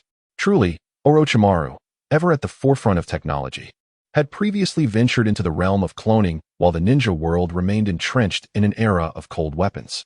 By the way, here is something for you, Deidara said. Retrieving a jar from a sealing scroll, Orochimaru glanced over in surprise. It was a Sharingan, still possessing its double tomo. The Uchiha clan held their eyes in the highest regard, capable of recovering those lost in battle. Even I, with the backing of Danzo, was able to conduct related research. How did you come by this? On the battlefield, I obtained it fresh after a swift kill, Deidara replied. Since you've conducted research on the Sharingan, you must be aware of its peculiar connection to the cells of Hashirama. Using it for experimentation could yield remarkable results. Orochimaru nodded, accepting the Sharingan with keen interest in the notion that the Uchiha's eyes might balance the invasive properties of Hashirama's cells. Regrettably, during my time under Danzo, I was constantly constrained and unable to pursue my research freely. Thus, I never delved deeply into the relationship between the Sharingan and Hashirama's cells. Now, I finally have the opportunity to investigate it thoroughly. He placed the small J-Nin on the workstation and proceeded to perform the same procedures that Deidara had previously executed. He deftly hammered and chiseled away the scales, splitting open the cranium with a sharp axe. Then, Orochimaru retrieved a substantial network of tissue from a jar, seemingly part of a biological nervous system. He intended to transplant a visual nervous system into the small J-Nin, establishing a visual system so that the implanted Sharingan could function properly. This operation was trivial for Orochimaru. Within Deidara and Orochimaru simultaneously turned their gaze towards little Jiaoji. The two Sharingan on little Jiaoji's forehead quivered momentarily before abruptly rotating, locking eyes with one orb from each of them. Daida's lips curled slightly, for the original Jama's essence possessed little intelligence, and the fragment that had emerged was even more foolish, resembling a simpleton in their exchange of glances. Particularly with those Sharingan eyes, although a visual connection had been established, the sheer vacuity emanating from them diminished their esteemed aura. How amusing it was, and remarkably, the little Jama adapted seamlessly to the Sharingan, exhibiting almost no signs of rejection. Orochimaru appeared quite pleased, subsequently setting aside his instruments and instructing Kabuto to bring in a new set of equipment, eager to commence the second round of experiments with the injection of Hashirama's cells. However, before the procedure could begin, an unforeseen disturbance arose. The little Jama convulsed violently upon the workbench, the Sharingan trembling uncontrollably, and the two tomo within its gaze even producing afterimages. What was happening? Such an unexpected reaction. Orochimaru was momentarily bewildered. He had never witnessed such a response from the little Jama and was at a loss for the cause. Yet, it wouldn't be long before they understood the reason. As the Sharingan of the little Jama ceased its rotation and the afterimages of the tomo began to solidify, Deidara was taken aback, extending his hand to count. 1, 2, 3. To his astonishment, he realized that this little shark had genuinely evolved his double tomo Sharingan into a triple tomo. Even Orochimaru was left in awe. Truly extraordinary. Deidara-kun, What on earth is happening? Can the eternal cells facilitate the evolution of the Sharingan? Chapter 29, Sublimation. Deidara gazed at Orochimaru in bewilderment, contemplating. What a profound question. Yet I too am eager to uncover the answer.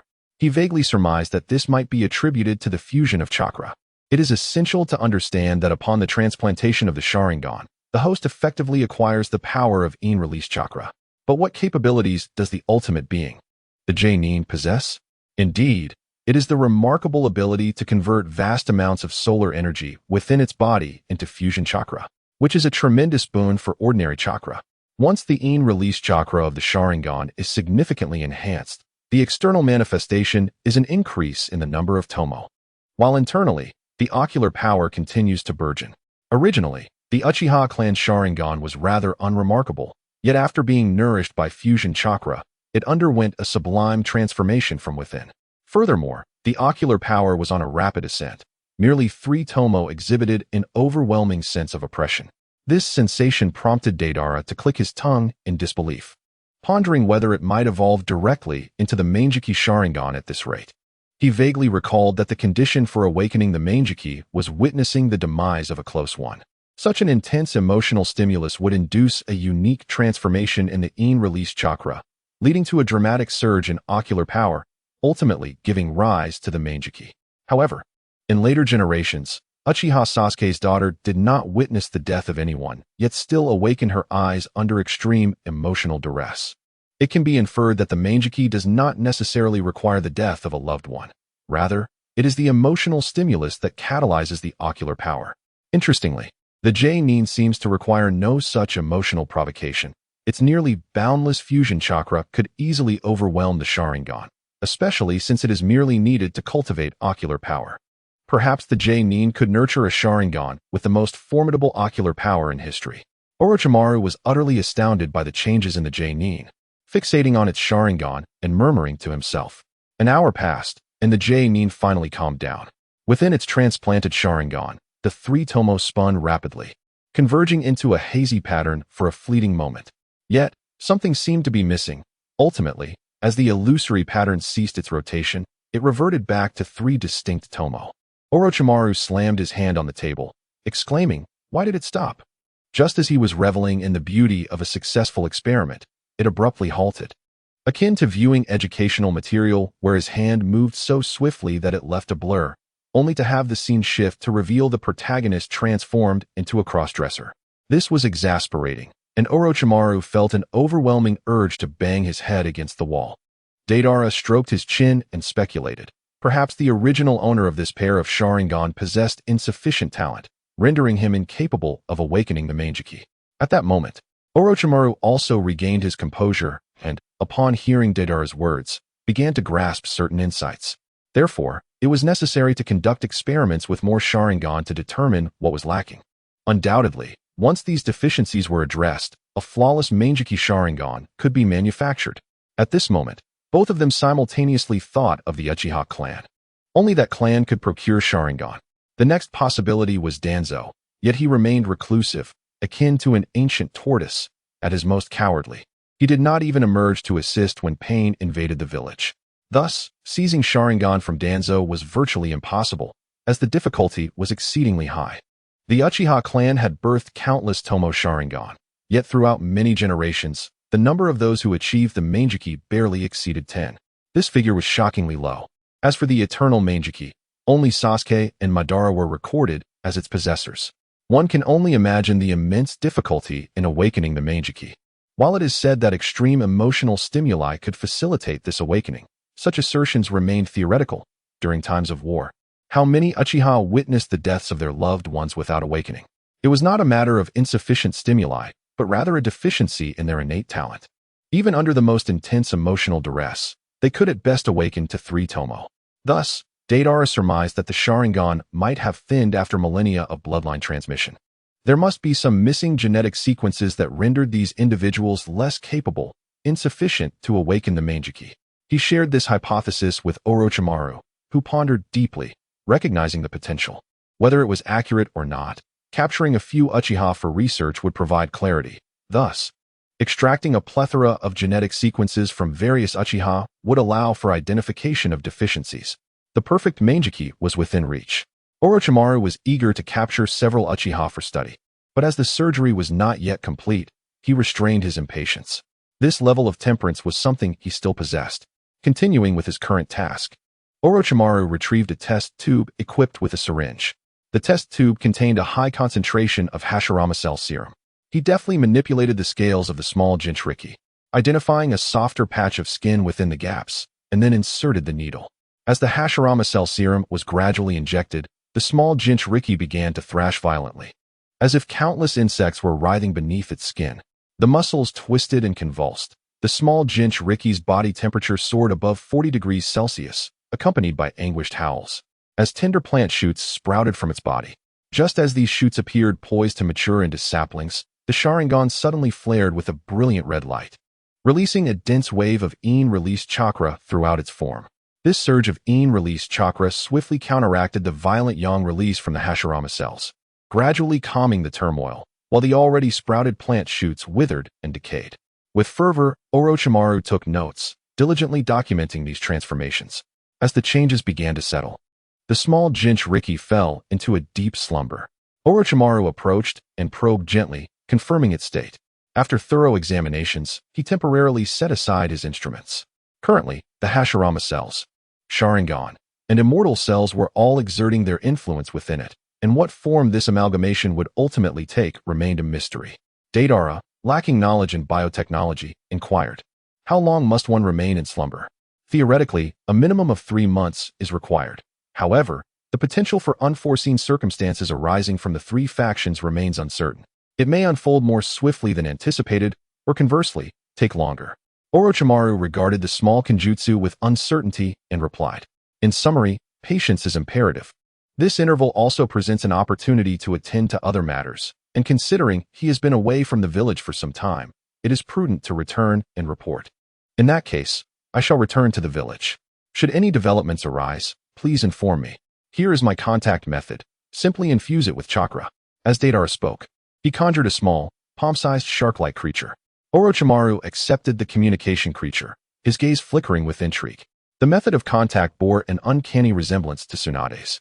Were it not for the creature's scaly exterior, he might have suspected that Deidara harbored a slug within him. "Very well, then, I shall not see you off. I look forward to your next visit." Orochimaru extended his long tongue to lick his lips, his eyes glimmering with a profound depth. It is rare to encounter a kindred spirit, yet it is regrettable that the reunion is to be so fleeting. Deidara nodded, then gathered his belongings and departed the laboratory. As he exited the Sound Village, he was seen off by the Sound Four and Kabuto Yakushi, 5 individuals who had suffered his brutal beatings and narrowly escaped death. They were utterly reluctant to lay eyes on Deidara again, yet Orochimaru's orders were not to be defied. "We shall accompany you no further, Lord Deidara. We eagerly await your next visit." Kabuto forced a hollow smile. As a spy, he was adept at masking his emotions, but Deidara saw through the facade. "Wear that insincere grin again, and I'll shatter your other arm," Deidara remarked, his tone deceptively serene, laced with quiet menace. Kabuto immediately dropped the pretense, bowing in apology. The Sound Four stiffened, their muscles taut with suppressed fear. Seeing their cowering demeanor, Deidara refrained from further provocation. With a dismissive wave, he strode away, calling over his shoulder, "I'll return soon. Don't miss me too much." Kabuto and the Sound Four exchanged uneasy glances, resigned to the grim reality that their shinobi lives would forever be haunted by this golden-haired specter. Chapter 30. Am I Too Late? The Land of Grass. Hidden Grass Village. Nestled between the Land of Earth and the Land of Fire, this minor nation survived as a buffer zone amidst the conflicts of greater powers. Today, like many others, it became the stage for a shinobi battle. Whoosh! A colossal fire dragon twisted through the air, hurtling toward a black-haired girl. Unflinching, she hardened her skin with earth release and lunged forward, pivoting midair to lash out with a whip-like kick. Crack! The dragon shattered into embers, dispersing with a flicker of lightning. The girl landed with a thunderous impact, sending a shockwave through the earth. Damn it! As expected of the Tsuchikige's granddaughter, such monstrous strength at her age. Spat a grass shinobi, his voice thick with envy. "Don't call me that. I'm Karatsuchi, remember it." She snapped, rising to her feet. More grass nin arrived, their expressions grim. "She knows our village's secrets. If she escapes, the hidden stone will invade." Exactly. And with her status, retaliation is inevitable. Then we silence her here. Deny everything later. Agreed. No holding back. Attack together. Kill her. The grass shinobi surged forward. Though their techniques were crude imitations of greater villages, the sheer volume of elemental jutsu, fire, water, earth, lightning, and wind, created a terrifying onslaught. Kuratsuchi gritted her teeth, weaving hand signs before slamming her palms to the ground. A towering earthen wall erupted, barely withstanding the barrage. But her true intent was not defense, it was diversion. The moment the wall crumbled, she channeled chakra into her legs and vanished. The grass nin cheered, believing her obliterated, until horrified shouts erupted. Hate, behind you. Too late. A brutal kick caved in Hade's skull, sending his corpse flying. Kuratsuchi, now a blur of lightning-infused strikes, crippled two more foes before the rest scrambled back in terror. Their leader, Matsuki, rallied them. She's just a child. Her stamina won't last. Keep your distance and wear her down. Reinvigorated, they encircled her, bombarding her with elemental attacks from all sides. Trapped, Kuratsuchi closed her eyes. Her legs were numb, her chakra nearly depleted. This is it. Boom. A deafening explosion erupted, scattering the attackers. Before she could process it, she was hoisted onto someone's shoulder. Blinking, she saw golden hair and inhaled a familiar scent. Am I too late? Tears welled in her eyes. Deidara and I almost died. It was Deidara, en route to the hidden stone, passing through the land of grass. He had stumbled upon his little sister, moments from annihilation. In an instant, Deidara comprehended that Kuratsuchi was being relentlessly pursued, having exhausted her chakra. He swiftly dashed forward, and midway through, he enveloped his arm with the chakra of the skin of the shark, thereby forming a formidable shark skin armored gauntlet. With this protective armor, Deidara feared no ninjutsu. In the original narrative, the skin of the shark was capable of devouring even the miniature-tailed beast bombs launched by the previous Jinchuriki of the Eight Tails, who was resurrected through Edo Tensei. This serves to illustrate that the skin of the shark can not only consume pure chakra, but can also extract and devour the chakra contained within various ninjutsu. What Deidara accomplished was merely an imitation of the ink skin technique. He extended his hands and, before the 5 great elemental ninjutsu could unleash their formidable power, swiftly tore away the chakra contained within. Once the majority of the chakra was stripped away, the technique became exceedingly unstable. Ultimately, the 5 elemental jutsu disintegrated in midair, their residual energy erupting in an explosive release. Deidara gently patted the rear of Kuratsuchi, setting her down. Are you all right? He inquired. Kuratsuchi, covering her backside, blushed as she gazed at him. I am fine, she stammered. Then, recalling something, she added, however, Chido-senpai is in trouble. He has been captured by that band of grass ninja. Deidara's gaze turned menacing as he surveyed the surrounding grass shinobi, his tone icy. You have all heard me. You are presented with 2 choices. Either release our people, or I shall render you half-dead before guiding you back to your village. The leader of the grass shinobi, Tsuguki, instantly flushed with a mix of anger and humiliation. This young brat was even more arrogant than that female shinobi. Such delusions. Tsuguki rose, fingers forming a hand seal, ready to unleash a jutsu at any moment. The other grass shinobi stood as well, trembling yet emboldened by the notion that this was merely a child. How formidable could he truly be? If they unleashed their 5 elemental techniques once more, surely he would not emerge unscathed. 5 minutes later, Tsuguki was a tattered sight, his body smeared with copious amounts of blood and flesh. His expression one of shock and stupor as he trudged along the path back to the grass village. His eyes seemed devoid of life, vacantly fixed on the ground, oblivious to the drool that dribbled from his mouth. They were all dead, utterly annihilated, fiends, demons from the depths of hell. Tsuguki muttered to himself absent-mindedly as he walked. Behind him, Deidara carried the exhausted Kuratsuchi, observing Tsuguki's pitiful state. He shook his head, pondering why they had squandered their opportunity. With such limited strength, they dared to confront him, and after a single round of explosive clay, they were left dumbfounded, deprived even of the chance to witness his true destructive potential. Chapter 31. Grass Village. As they journeyed, Deidara gleaned the backstory from Kuratsuchi. This band of grass shinobi had captured survivors from the Uzumaki clan, imprisoning both an adult and a child from the clan. Initially, they intended to use the adult female Uzumaki as a breeding vessel to cultivate the Uzumaki bloodline. However, during a subsequent conflict, numerous grass shinobi suffered severe injuries, facing the brink of death. At that moment, the female Uzumaki proposed her medical ninjutsu in exchange for food. The poverty of the grass shinobi was a well-known truth within the shinobi world, and it was not unusual for the imprisoned Uzumaki to experience sporadic meals, making her request seem reasonable. The grass shinobi acquiesced. However, it soon became evident that the woman possessed no true medical ninjutsu. Her so-called abilities were merely a result of her unique physiology, enabling her to recover chakra and injuries with a mere bite. Consequently, the grass shinobi abandoned any pretense of morality. They treated the Uzumaki woman as a mere blood bag, capable of healing any wound with just a bite. Within less than half a year, this tragic woman was completely drained, emaciated and bedridden, lacking the strength to resist even the grass shinobi's gnawing. Emboldened by her recovery capabilities, the grass shinobi brazenly plundered other small shinobi villages over the course of 6 months, amassing vast wealth and jutsu. This extraordinary situation soon caught the attention of Yama of the Rock Village. However, he regarded it with indifference, assigning it as a C-rank training mission to Kuratsuchi and Akatsuchi. This ultimately led to Kuratsuchi witnessing the grass shinobi siphoning the chakra of the Uzumaki woman, inciting her fury to the point of slaying several of them on the spot. This act ignited a pursuit from the grass shinobi. Outmatched, Akatsuchi stayed behind to allow Kuratsuchi to escape and signal for help. Unfortunately, Kuratsuchi was also pursued by the grass shinobi, and had Deidara not intervened in time, Yama would have been left with but one disciple. Upon hearing Kuratsuchi's account, Deidara comprehended the situation. The two Uzumaki, one adult and one child, were undoubtedly Kin and her mother, and their presence in the grass village at this juncture aligned with the original narrative timeline. A fortuitous delight, for he could easily retrieve Kin. What? Kuratsuchi, resting on Deidara's back, mumbled indistinctly.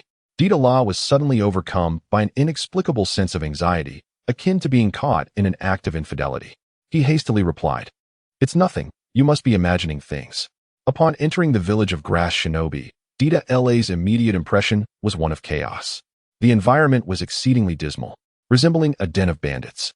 Occasionally, a few disabled grass shinobi with vacant yet malevolent gazes would cross his path. As an outsider, Deidara attracted the attention of numerous grass shinobi, one of whom shouted loudly, "Hey, Zimoku!"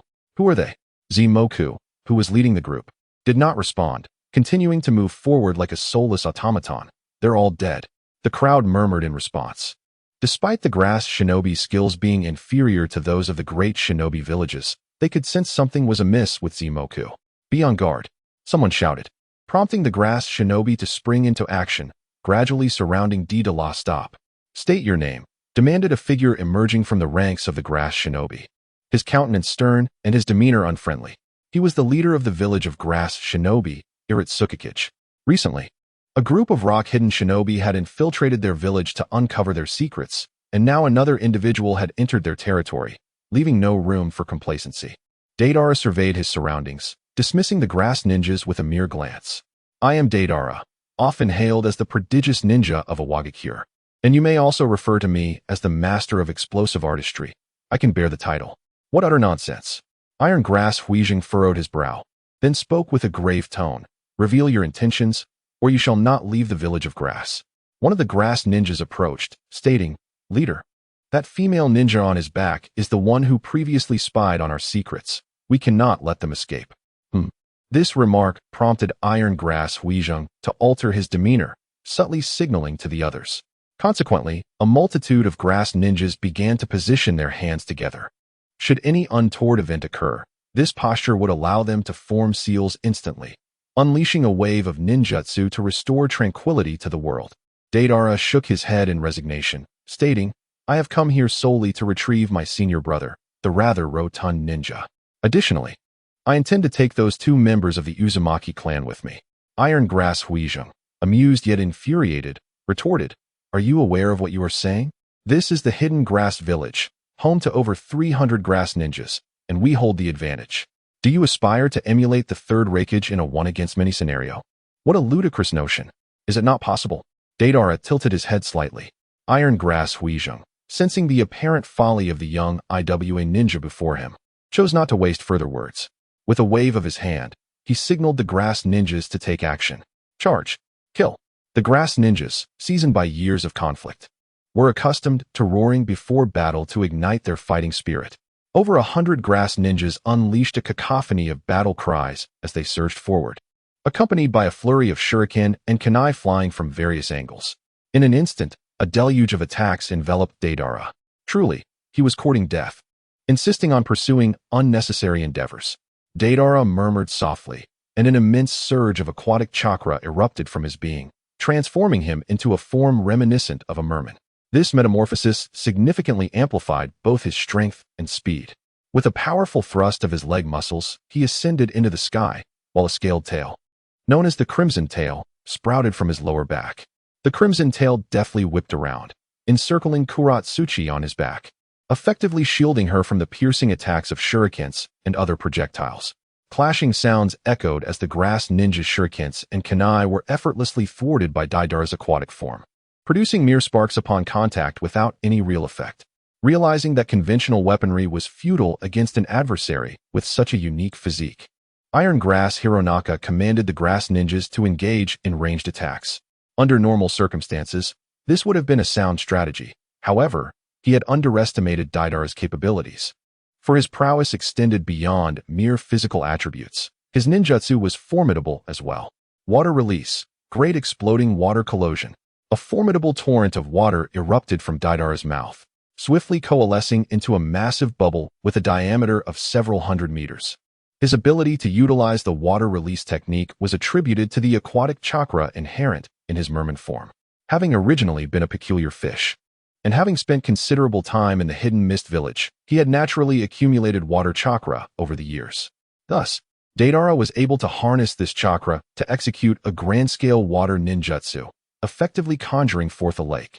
Caught off guard, the grass ninjas found themselves enveloped by the colossal water bubble. Experienced ninjas promptly utilized wind release to generate air pockets for oxygen supply, but this solution was not sustainable, compelling them to swim towards the bubble's exterior. While some managed to escape, others found themselves ensnared. Not everyone possessed the chakra for wind release, and the less experienced ninjas quickly found themselves gasping for air. What a remarkable technique! It's no wonder that Kisame would initiate combat by unleashing a torrent of water. The exhilaration of transforming the battlefield into his domain was utterly delightful. Deidara stood atop the colossal bubble, his gaze unreservedly revealing a fierce lust for battle. In pursuit of a more effective combat strategy, he released the black earth from his back. You go and locate the red earth, as well as those two women from the whirlpool, and do so swiftly. The black earth, enveloped in chakra, treaded upon the water's surface, understanding the urgency. Take your time, it replied, fully aware of Deidara's intentions. When he expressed the need for haste, it was clear he could hardly contain his urge to obliterate everything in sight. Thus, after uttering its words, it immediately turned and sped towards the previously noted location of confinement. Once it departed, Deidara descended into the immense bubble. Those proficient in water or capable of utilizing wind techniques had already reached the periphery, while the others, unable to swim or manipulate the wind, continued to struggle in vain. With a swift kick, Deidara propelled himself from the water's surface, hurtling towards the struggling grass shinobi. The impact was thunderous. The sheer velocity of his assault crushed the chest of one grass shinobi, causing a torrent of blood to erupt and stain the surrounding waters, where fragments of shattered organs were ominously carried away by the buoyancy of the liquid. After dispatching one foe, Deidara relentlessly sought his next target, resembling a torpedo in the aquatic realm as he violently collided with those submerged grass shinobi. They stood no chance of retaliation. Some were met with shattered torsos, while others had their organs obliterated by a single kick. None could withstand such a rapid onslaught. Chapter 32. The Sun with a Resounding Splash. A figure emerged from the edge of a colossal bubble, desperately extricating himself, and revealing a visage marked by profound terror. He was Iron Grass Higa, the leader of the hidden grass village. Today, he had witnessed the horrific demise of over 100 of his subordinates. Turning back to gaze at the enormous bubble, Iron Grass Higa's face was etched with bitterness. Who could believe that a mere child could conjure forth such a vast expanse of water that rivaled a lake? Even more chilling was the sight of the giant bubble rapidly transforming into a deep crimson hue. Boom. Approximately a minute later, the massive bubble suddenly disintegrated, collapsing into a vast lake that surged outward in all directions. Moments later, the hidden grass village was transformed into a settlement upon a swampy expanse. The waters rippled, and Iron Grass Higa, along with the remaining 200 grass shinobi, stood upon the surface, their figures rising and falling with the undulating waves. Deidara stood at the center of the marsh, having retracted his merman form, leaving only a single, vibrant tail swaying menacingly. Despite being one individual, he instilled a profound sense of trepidation in the over 200 grass ninjas, rendering them immobile. Deidara let out a disdainful chuckle and stepped forward, causing the grass ninjas to collectively retreat a step, a dance of advance and retreat.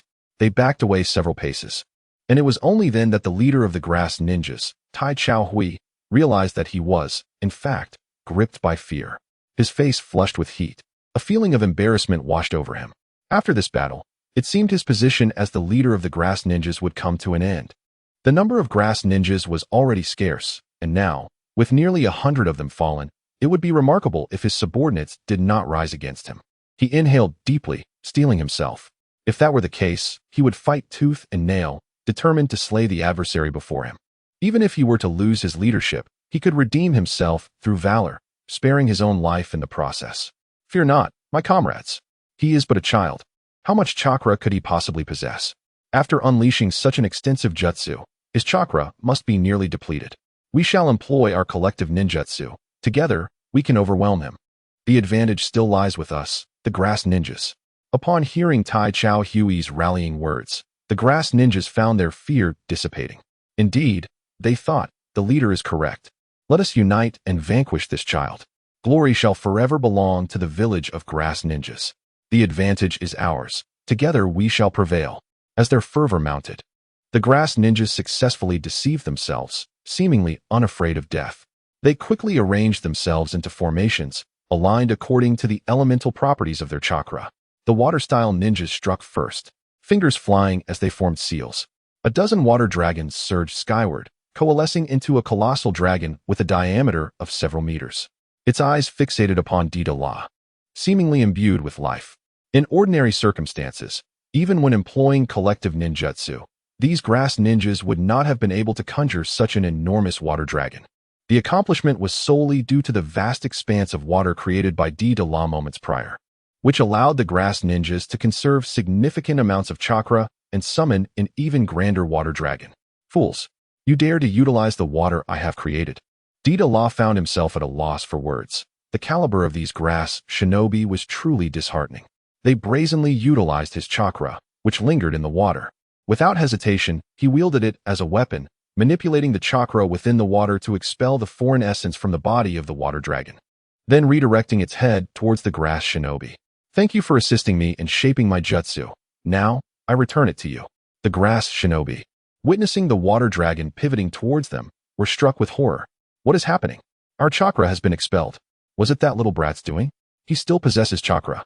No one responded to their bewilderment. The water dragon swirled around, and the force of the rushing water ruthlessly shattered their insides. One must not underestimate the impact of water. This colossal dragon, measuring several dozen meters, struck with a ferocity surpassing that of a flood. Coupled with the debris of shattered wood and stone within the water, after a single onslaught, fewer than 60 grass shinobi remained standing on the water's surface. In that moment, no one dared to advance further. Confronting such a formidable adversary was akin to courting death. I stand no chance against such an enemy, exclaimed one grass shinobi, his face a portrait of despair. He cast aside his kunai and fled. Iron Grass Weijing, his expression filled with fury, was about to chastise the fleeing shinobi when he noticed that all the grass shinobi had simultaneously turned to escape. In the blink of an eye, he found himself alone, surrounded by nothing but the echoes of their retreat. The collapse of their ranks was as swift as an avalanche. No one wished to confront an adversary whose strength was so overwhelmingly daunting. It was a futile invitation to demise. Even Iron Grass Weijing felt the stirrings of retreat within him. Failure was not terrifying. Death was the true source of fear. I cannot perish here, he reassured himself internally. Then, he turned and fled. Yet, in that fleeting moment as he pivoted, his peripheral vision caught sight of Deidara clutching a sphere radiating a fierce crimson light. To the wretches of the grass-hidden village, this shall be your gift. Deidara raised the crimson sphere in his hand, releasing it to plummet freely. This was a nuclear bomb crafted from explosive clay, its power meticulously calibrated to encompass the entirety of the hidden grass village while sparing the surrounding areas. The moment the bomb struck the ground, it began to expand and heat up, and as it landed, The explosive clay that served as its shell cracked extensively, shattering like porcelain and unleashing a torrent of searing light. A blinding white radiance, reminiscent of the sun, illuminated the entire world, eclipsing even the genuine sunlight at that instant. Kuratsuchi, who had barely escaped the hidden grass village, was suddenly jolted by an earth-shattering roar. Compelled to look back, she beheld a colossal fireball erupting from the village, casting a fiery hue across the sky. Following this, a sweltering wave of heat surged outward with the shockwave, enveloping a radius of several kilometers, causing even Kuratsuchi to break into a sweat from the oppressive heat. The terrifying temperature of the nuclear explosion continued to radiate, evaporating the ground's water at an astonishing rate. Not only was the water vaporized, but everything in the vicinity began to melt. The grass ninja were equally exposed to the searing onslaught of the fireball, vanishing in an instant, leaving no trace but a charred silhouette beneath them. The entire event transpired with alarming rapidity, and within minutes, the cataclysmic transformation of the hidden grass village began to subside. As the mushroom cloud dissipated, all remnants of the village had been obliterated. What remained was a landscape resembling molten wax, with a vast chasm over 10 meters deep, into which magma slowly flowed, forming a lake of lava. Deidara stood atop his clay dragon, his expression impassive as he observed the scene before him. The destructive force had exceeded even his expectations. This was the reduced yield of his nuclear creation. Had he unleashed its full potential, the devastation would not have been confined to Kusagakure alone. With a satisfied nod, he acknowledged the effectiveness of the explosion. Few could withstand such unbridled annihilation. His clay dragon beat its wings once, carrying him beyond the ruins of the hidden village. News of the cataclysmic event swiftly reached the ears of neighboring shinobi villages. Nations bordering the land of grass dispatched scouts to investigate, yet no answers were found. The sheer magnitude of the blast had obliterated every trace of life. No survivors remained. The aftermath was a wasteland of molten earth, cooled into a jagged expanse of murky glass, burying all evidence beneath its scorched surface. Nearby villages could offer no insight, their accounts vague and fragmented. That day, it was as if the sun itself fell upon the earth. The heat was unbearable, the winds nearly set our thatched roofs aflame. In the end, the fate of Kusagakure faded into obscurity. Chapter 33. Karen Time rewinds to the aftermath of the detonation. As Deidara soared on his clay dragon, he discovered Kuratsuchi, a young girl bearing the weight of Chit upon her shoulders, while a shinobi eagle trailed in the sky above. The eagle carried two figures, one large and one small. Deidara mused that these must be the two women from the Uzumaki clan, and he deftly maneuvered his clay dragon for descent. As the ground drew nearer, the shadow of the dragon expanded, and sensing the immense shadow coupled with the rushing winds from above, Kuratsuchi finally lifted her gaze to the heavens. Deidara-kun, she exclaimed with excitement. It was no surprise that Kuratsuchi felt such exhilaration, having run for over an hour in anticipation. She had intended to wait for Deidara near the village of Kusagakure, but was startled by the sight of a colossal fireball mushroom cloud, its terrifying power nearly causing her heart to skip a beat. Cursing Deidara inwardly for his bombastic nature, she summoned the shinobi eagle and took off in a frantic dash. She was apprehensive about whether Deidara would unleash another fireball of that magnitude, fearing that she might be caught in its devastating wake. The eagle, flying at a lower altitude, sensed Deidara's approach, glanced upward, and then soared higher, aligning itself with Deidara's clay dragon. "Ah, Garuda," the eagle remarked, rolling its eyes in response. It discarded the two Uzumaki clan members onto the back of the clay dragon before dismissing its summoning and returning home, exhibiting its characteristic aloofness. Truly as indifferent as ever, Deidara reflected. Meanwhile, Kuratsuchi voiced her dissatisfaction, lamenting that insufferable Garuda, abandoning us to return to slumber. The clay dragon finally touched down, allowing Kuratsuchi to set Chit down and subsequently rest upon the ground. Deidara inquired, "Kuratsuchi, do you feel unwell?" Kuratsuchi rolled up her sleeves and raised her arm, revealing delicate scales akin to those of a fish. This was a consequence of her earlier depletion of chakra, prompting Deidara to share a portion of his chakra with her before she departed with her companions.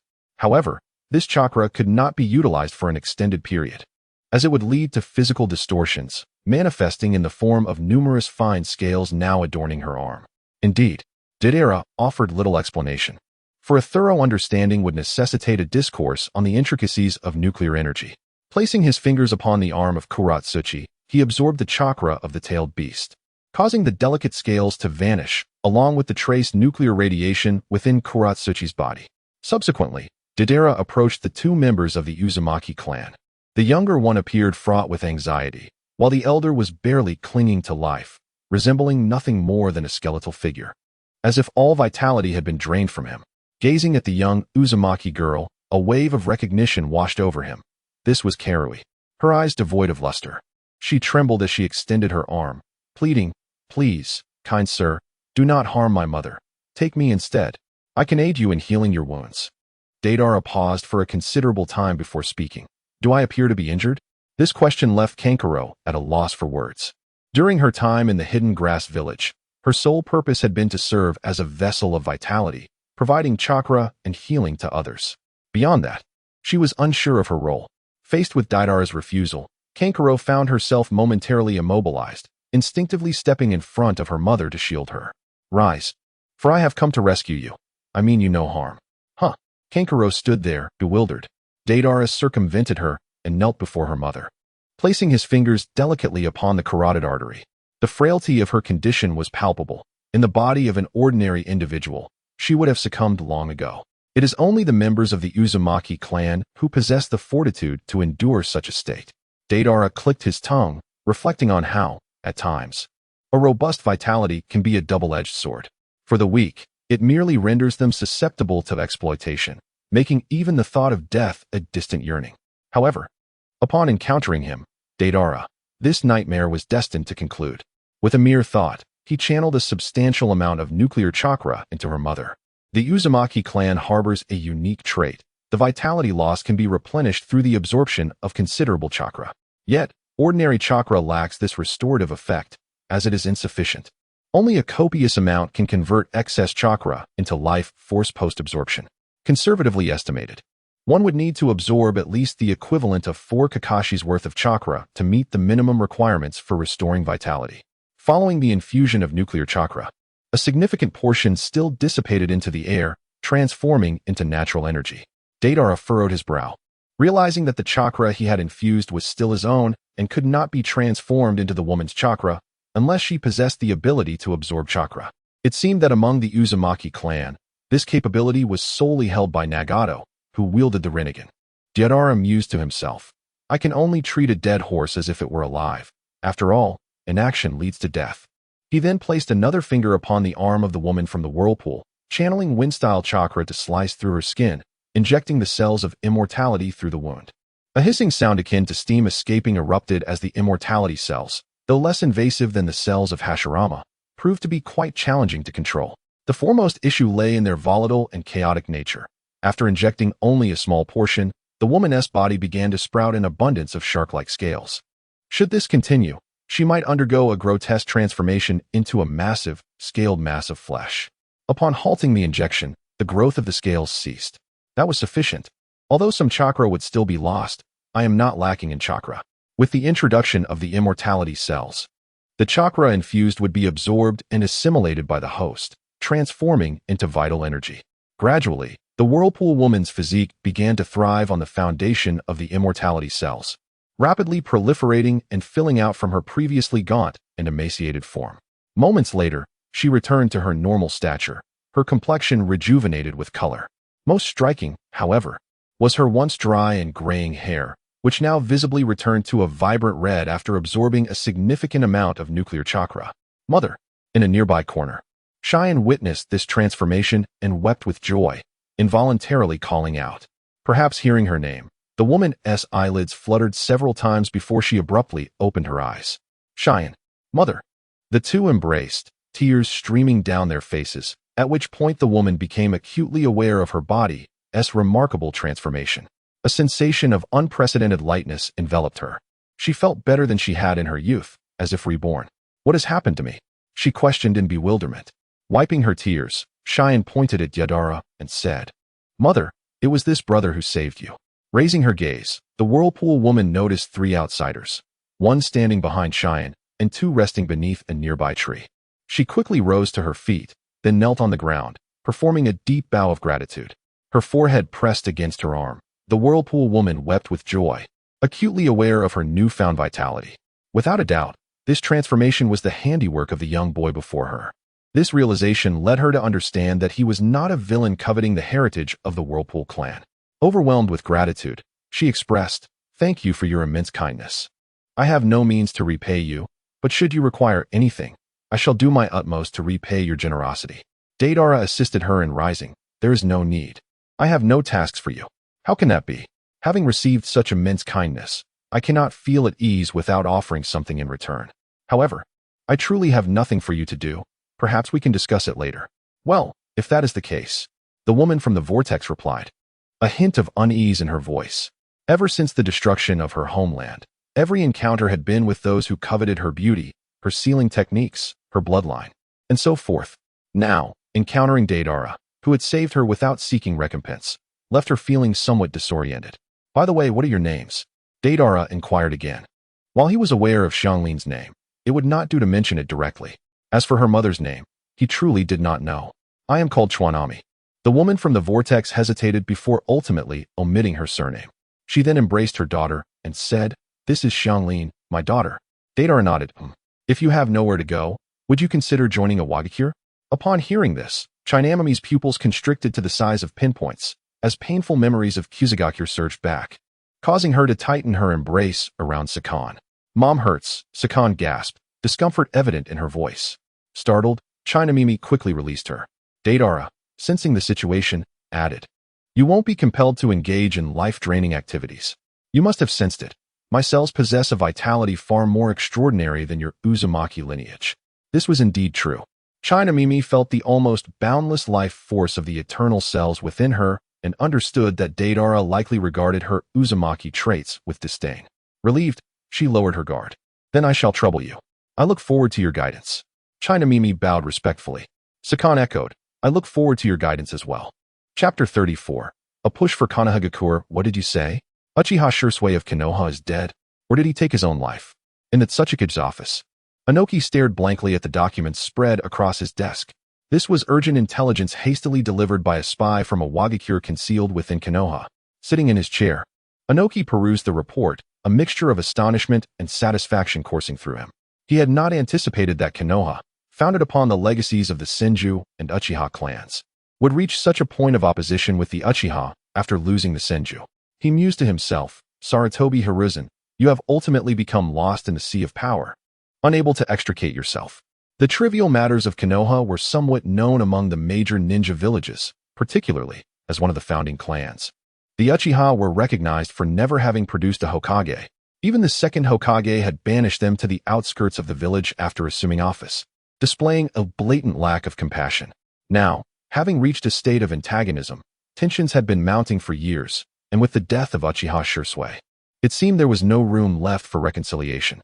"Humph, Sarutobi Hiruzen, your aging mind is clearly not lucid," Inoki scoffed. If a Wagakure had a powerful clan like the Uchiha, they could easily appoint one as Tsuchikage. Why would they need to go to such lengths to obstruct their rise? Only Konoha would harbor such deep-seated prejudices against the Uchiha, requiring their strength while simultaneously fearing that power might threaten their own dominion. "Come here," Inoki commanded, pushing the documents aside.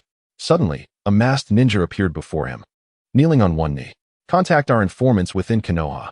Investigate the situation between Konoha and the Uchiha at any cost, even if it means revealing our identities," Inoki ordered, his expression stern and his tone icy.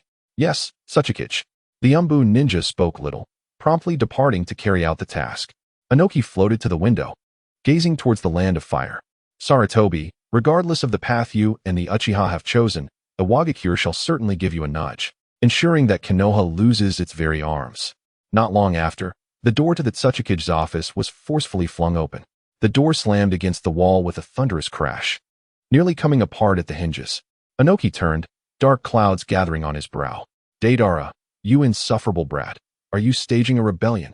Inoki flew towards Deidara, poised to strike. Deidara hastily raised one hand to shield his face, while using his other hand to pull the mother and daughter, Humi and her child, protectively in front of him. "Do not make any rash moves. I have brought back 2 granddaughters." At barely 20 years of age, it would be quite appropriate for Inoki, given his age, to consider himself their grandfather.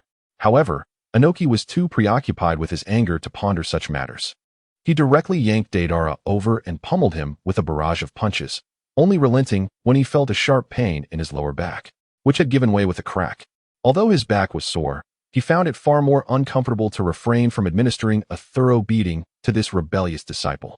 After venting his frustration, he floated over to assess Kyumi and her daughter. Upon closer inspection, he was taken aback. Both mother and daughter bore striking red hair and red eyes. Such traits were not exclusive to a particular clan, yet they were undeniably characteristic of one certain lineage. With the exception of a certain mixed blood, whose father's remarkable genes could overshadow even those of the Sage of Six Paths. Are you from the Uzumaki clan? Although phrased as a question, Inoki's tone was decidedly assertive. Deidara would not have brought them here if they were merely ordinary individuals with red hair. Moreover, their chakra was remarkably vibrant.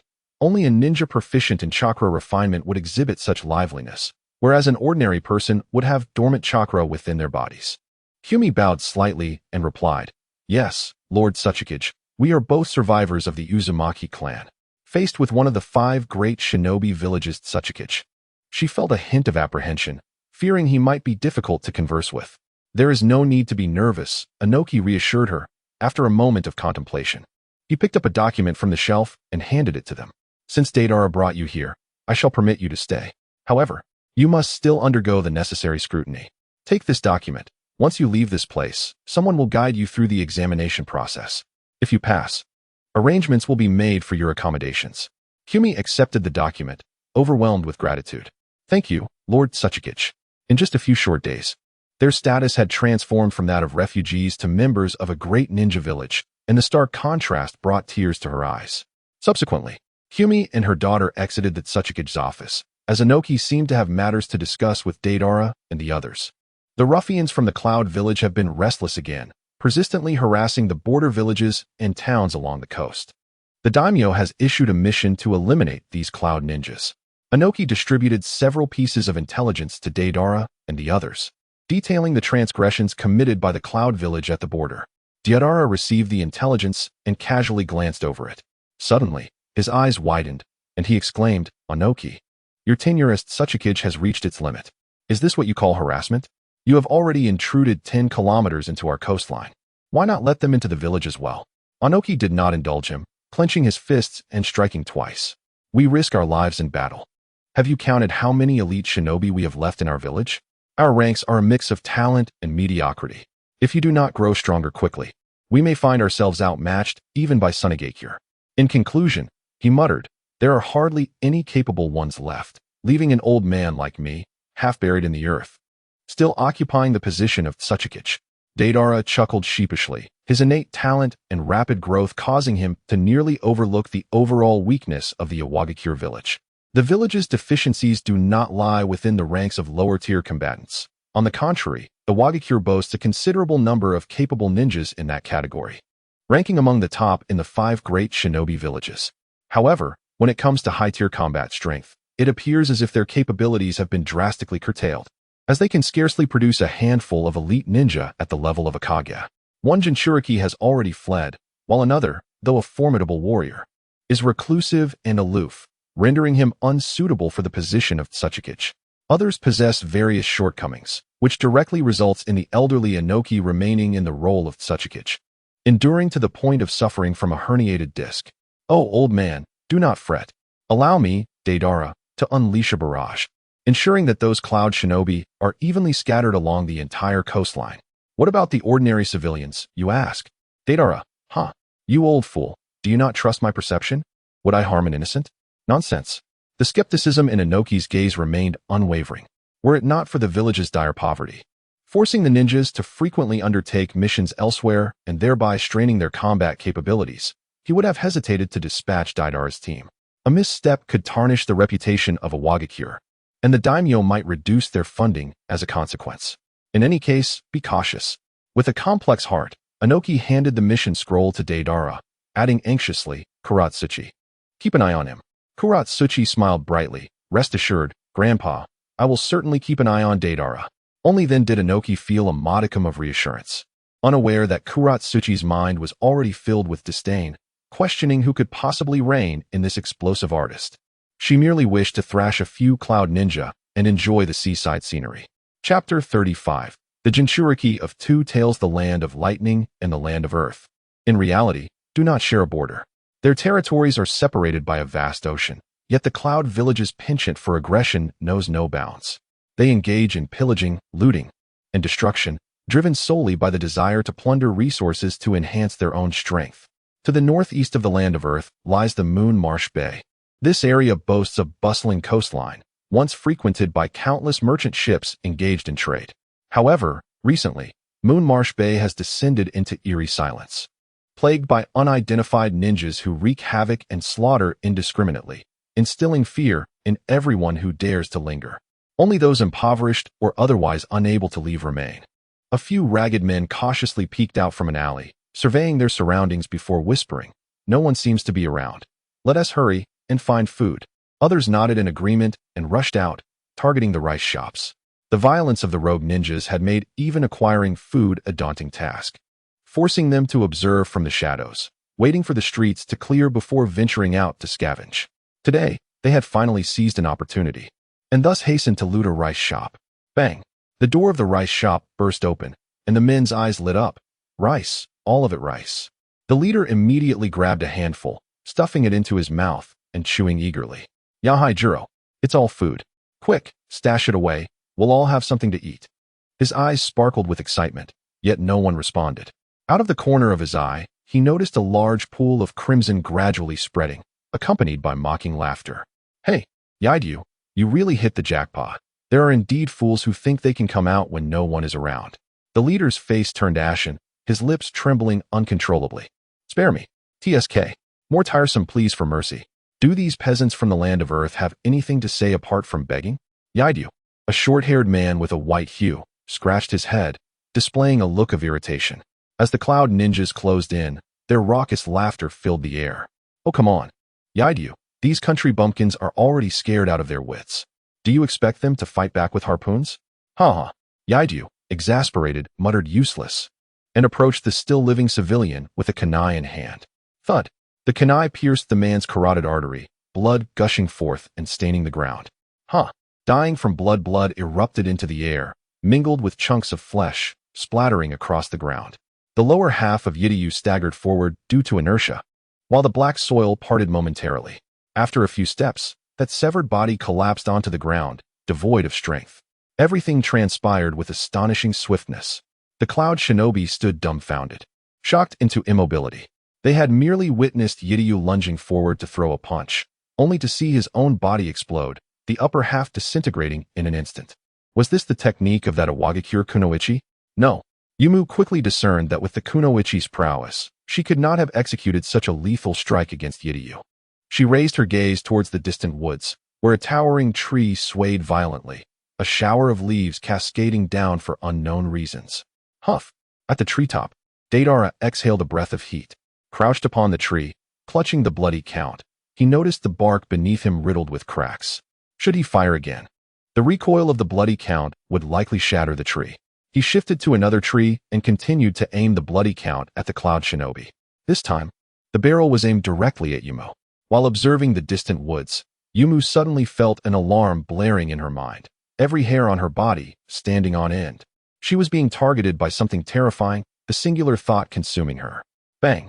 Another deafening sound erupted, sending Yumu's spirit into a tailspin. The terror of death engulfing her mind, rendering her motionless. In an instant, the two tails seized control of her body, forcing her to dodge to the side. A cloud of blood mist rose as Yumu's left arm and half her shoulder vanished, the wound torn open by an overwhelming force, revealing ribs and a pulsating heart. Hiss! Hiss hiss! Kneeling on the ground, Yumu's body was enveloped in a surge of tailed beast chakra. Harnessing this power, her ravaged form began to regenerate at an accelerated pace. Inside, the two tails spoke gravely. "Yumu, the entity in the woods is exceedingly dangerous. Its ranged attacks are lethal enough to claim your life in a single blow." Yumu's complexion paled as she endured the agony of her torn body. "What should we do, Yu? The speed of such attacks is too swift. By the time you see them, it's often too late to evade. Entrust your body to me. I can see, but to withstand such a level of attack, even I will have to sacrifice a portion of my own form. The body of a tailed beast, after all, is composed of concentrated chakra. It possesses flesh and blood cells, but its essence remains chakra. As long as the attack is potent enough, it can inflict harm on a tailed beast. For instance, a certain nine-tailed creature was once partially devoured by the fangs of two brothers descended from the Sage of Six Paths. This proves that even a tailed beast has its limits. Very well, you. I leave it to you. I shall cease to be human. Chapter 36. Two Tails You. Gurgle, gurgle.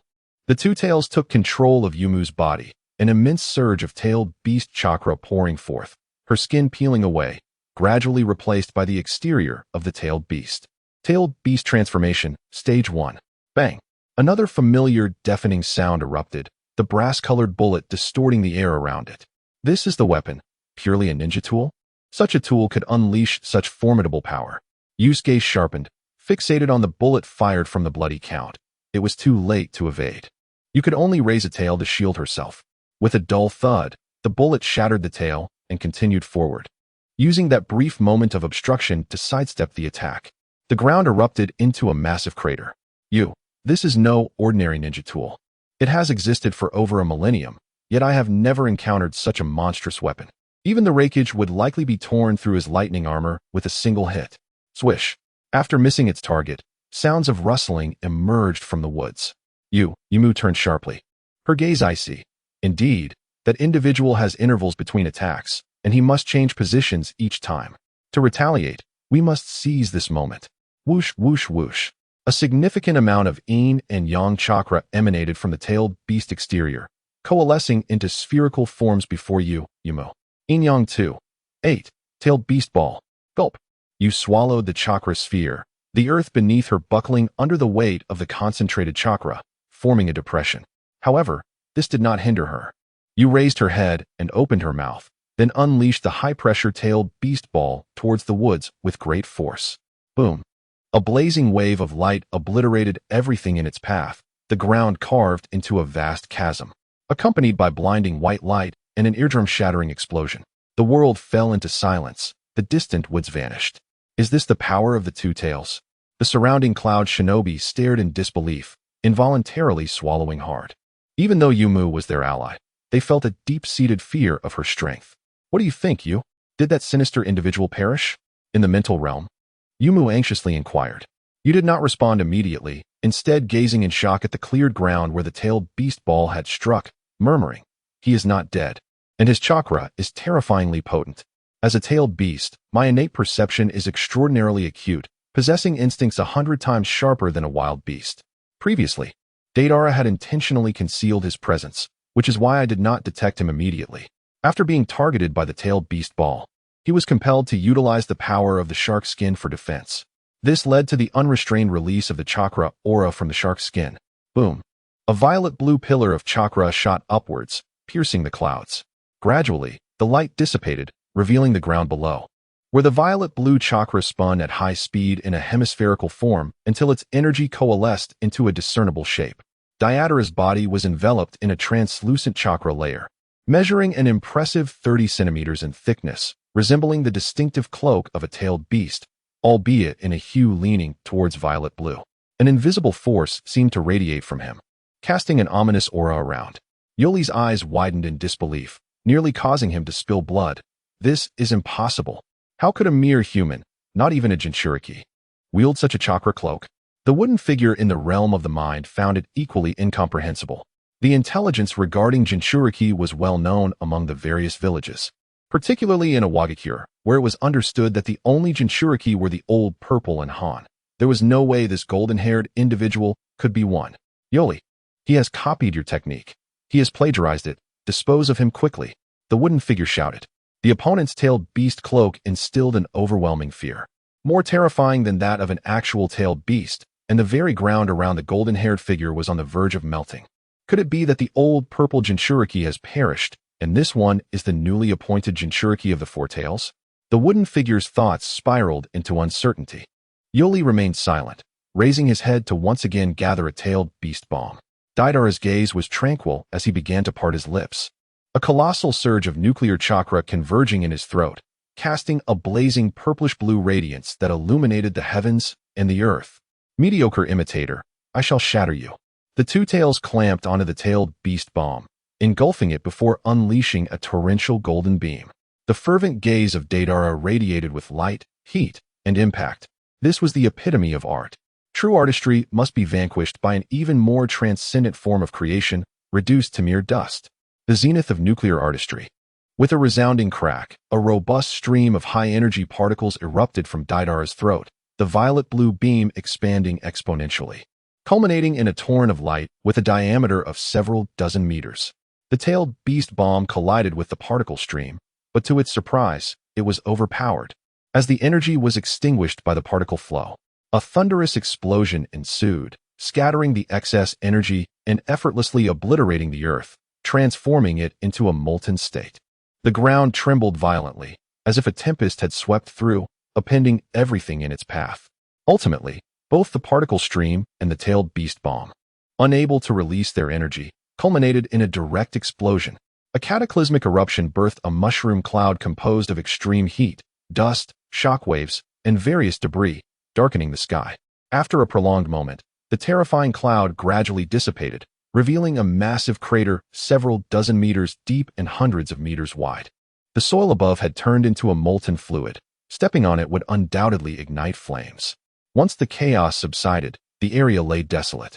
Waizhur, having transformed into a complete tailed beast, exhibited a ghostly blue form adorned with black markings, yet it remained incomplete, missing half of its head and a tail. Despite its ability to regenerate swiftly using chakra, the agony of its lost body was overwhelming.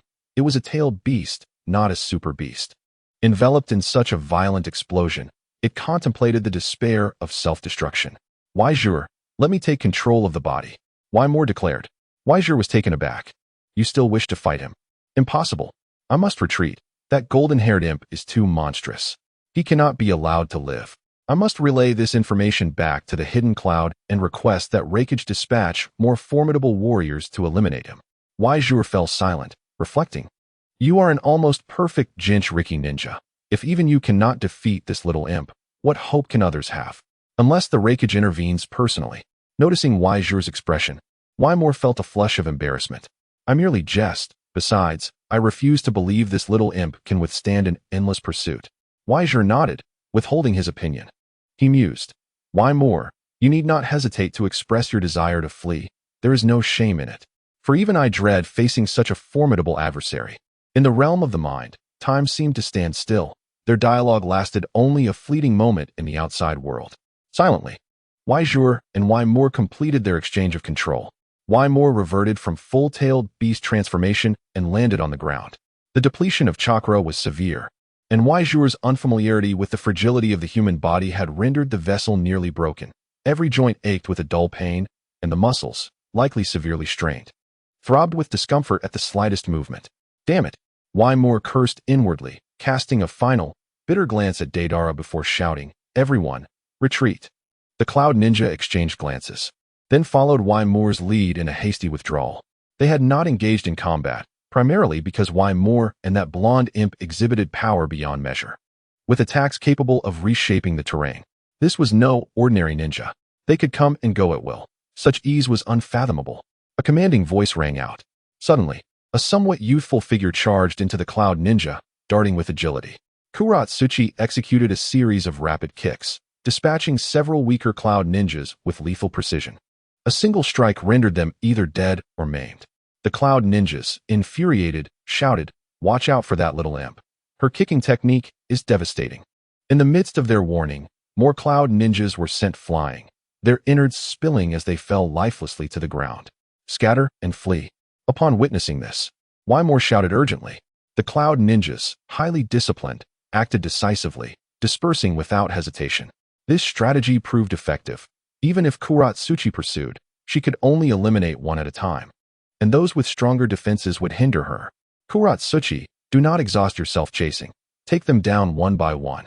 Deidara, clad in the skin of a giant fish, swiftly passed by Haitu, his target being the wooden man. Understood. Rest assured, Brother Deidara. Haitu responded, then delivered a powerful kick, the force echoing like thunder as it pierced through a Cloud Shinobi's body. Chapter 37. The Technique of Nuclear Contamination. In the forest, Deidara and the wooden man engaged in a relentless pursuit, drawing ever closer to the coastline. At that moment, the wooden man was consumed by a single regret. Had he known, he would not have ventured so deep into the borders of the land of Earth. Now, even fleeing took precious time. Boom, boom, boom. 3 missile-shaped orbs of light surged toward the wooden man, manifestations of pure nuclear fusion chakra known as blazing orbs, their energy exceeding that of a tailed beast sphere by more than tenfold. The wooden man struggled to evade. Debris propelled by the explosive shockwave struck him, leaving him bloodied and battered. Y-Ray, trapped within her ceiling space, dared not emerge. If she did, that golden-haired foe would adjust the intensity of the blazing orbs, unleashing catastrophic destruction upon them. Reluctantly, Y-Ray remained inside the wooden man, serving as a reservoir of chakra, silently providing tailed beast chakra. If the wooden man perished, Y-Ray would share his fate. Though tailed beasts could be reborn, the sensation of death was far from pleasant. Gasping, the wooden man staggered, coughing up blood. The force of the blazing orbs was overwhelming, causing his internal organs to rupture and shift. Should more blasts come, he feared he might expel his very entrails in his flight. While he suffered greatly, Deidara was not faring any better. The skin of the giant fish provided boundless energy. Yet his physical constitution was strained. The relentless onslaught of nuclear chakra left his meridians ablaze with pain. "Let us employ this," he declared. C2 Dragon. Deidara unleashed a colossal clay dragon that soared into the sky, gaining aerial supremacy and thus enjoying a significant advantage. The wooden figure looked up, seething with anger. Damn those rock ninjas. How did they master the art of flight? It will be even more difficult to shake them off now. "Why-Ree," she muttered softly to herself. Why-Ree raised her gaze, her human-like pupils flashing with a momentary flicker of compassion, which quickly vanished.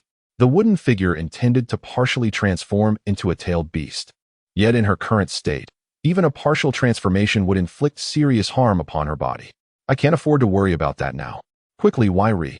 The wooden figure seemed to sense Y-Ree's hesitation and shouted. At her words, Y-Ree cast aside her doubts, channeling a vast amount of tailed beast chakra into the wooden figure's body. Roar, roar, roar, roar. For clusters of ethereal blue chakra flames ignited from the wooden figure's limbs, transitioning her from running on 2 feet to moving on all 4s, exponentially increasing her speed. Moreover, the coastal forest terrain served as an advantageous backdrop, allowing the wooden figure to utilize the trees as leverage for her leaps, further enhancing her velocity. This fellow, Deidara was taken aback. The speed of the wooden figure was astonishing, surpassing even that of his clay dragon. However, my exceptional flat artistic skills shall not be outdone by your little wildcat's swiftness.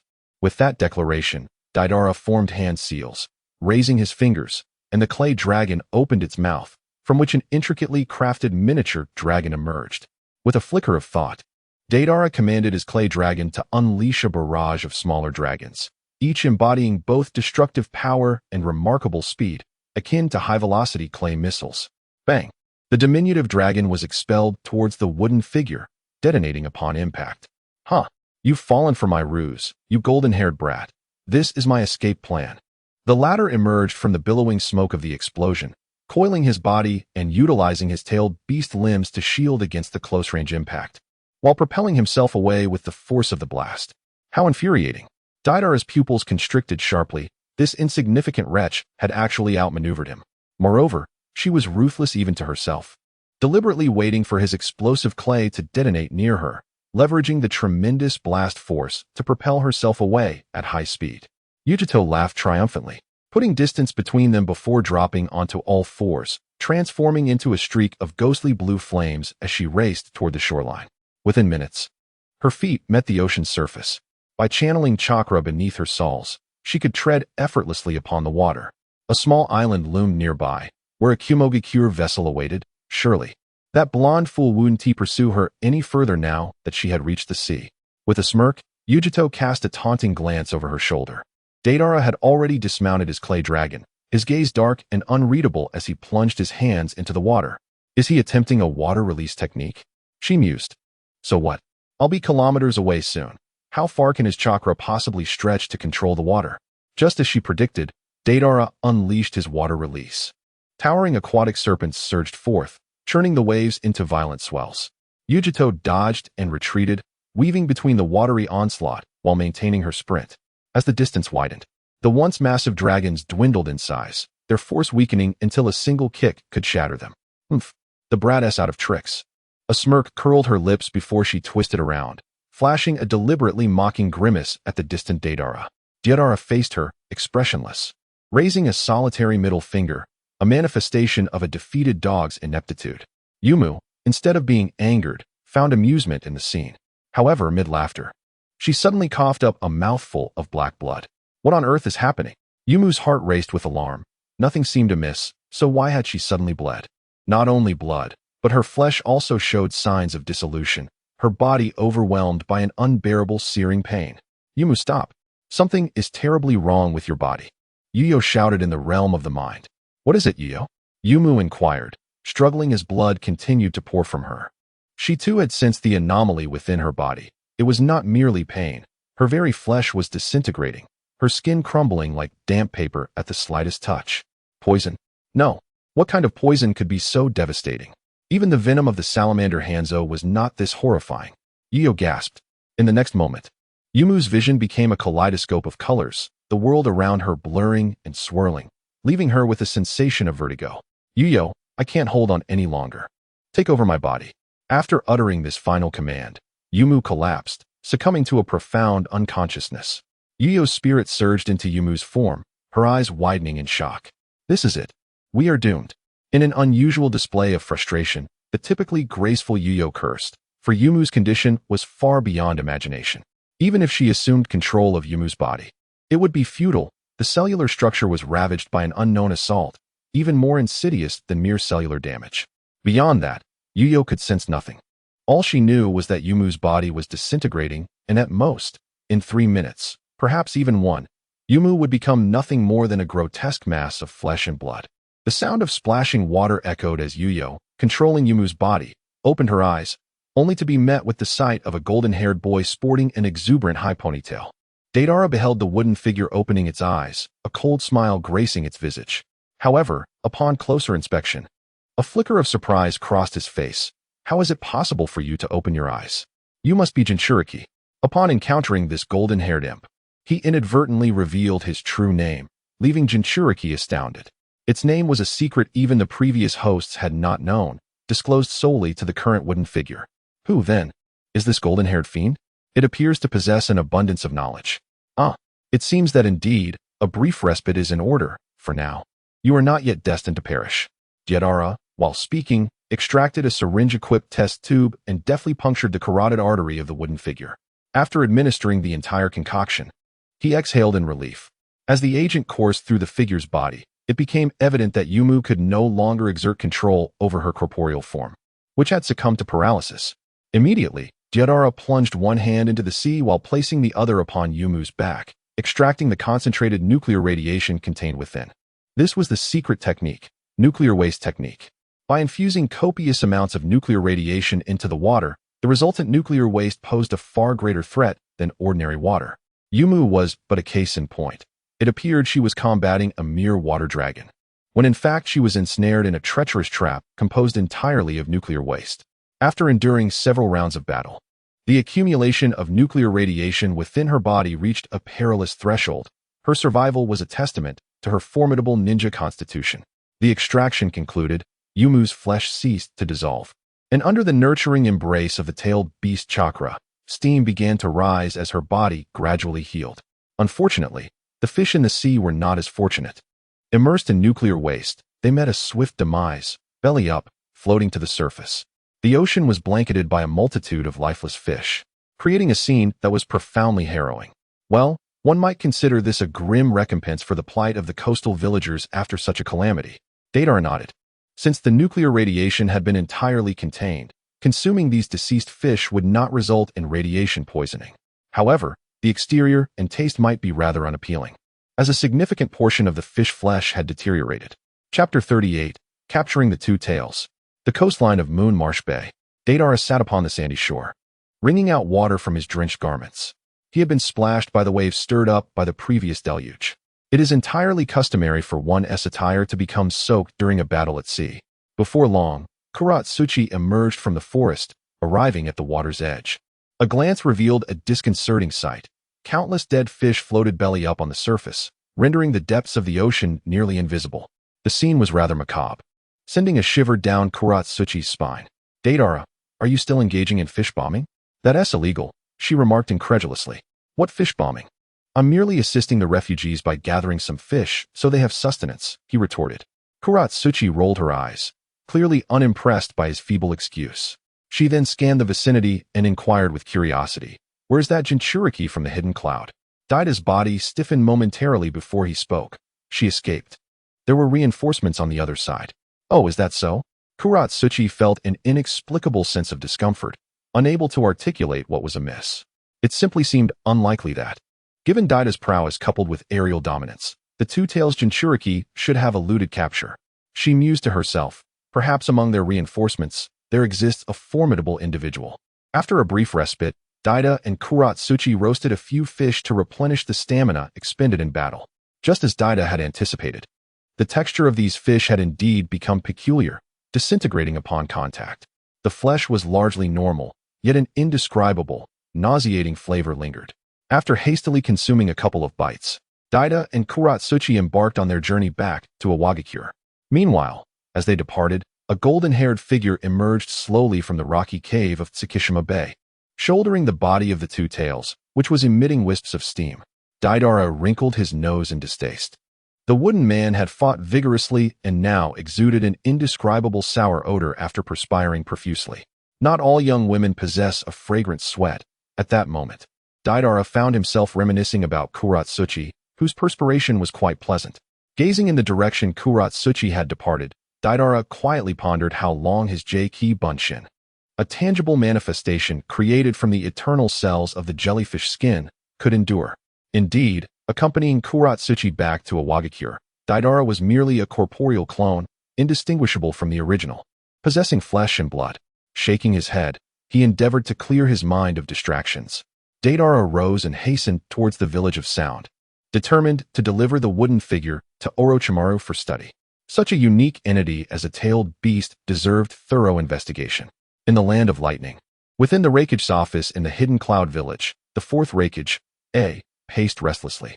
His secretary, Mabui, stood quietly at the door, awaiting the Raikage's orders. At that moment, A was contemplating whether to launch a surprise attack against the Land of Fire, prompted by critical information relayed by their spies planted in Konoha. The relationship between the Hokage and the Uchiha clan was on the brink of collapse. A mere opportunity could ignite a confrontation, leading to internal strife. However, after much deliberation, despite his eagerness, it was indeed not the opportune moment to instigate war, as it could inadvertently unite them once more against a common enemy. Mabui bowed deeply, remarking, "As expected of the Raikage, your decisions are as reliable as your strength." A responded, "Mabui, your compliments always feel somewhat peculiar." He waved his hand in irritation.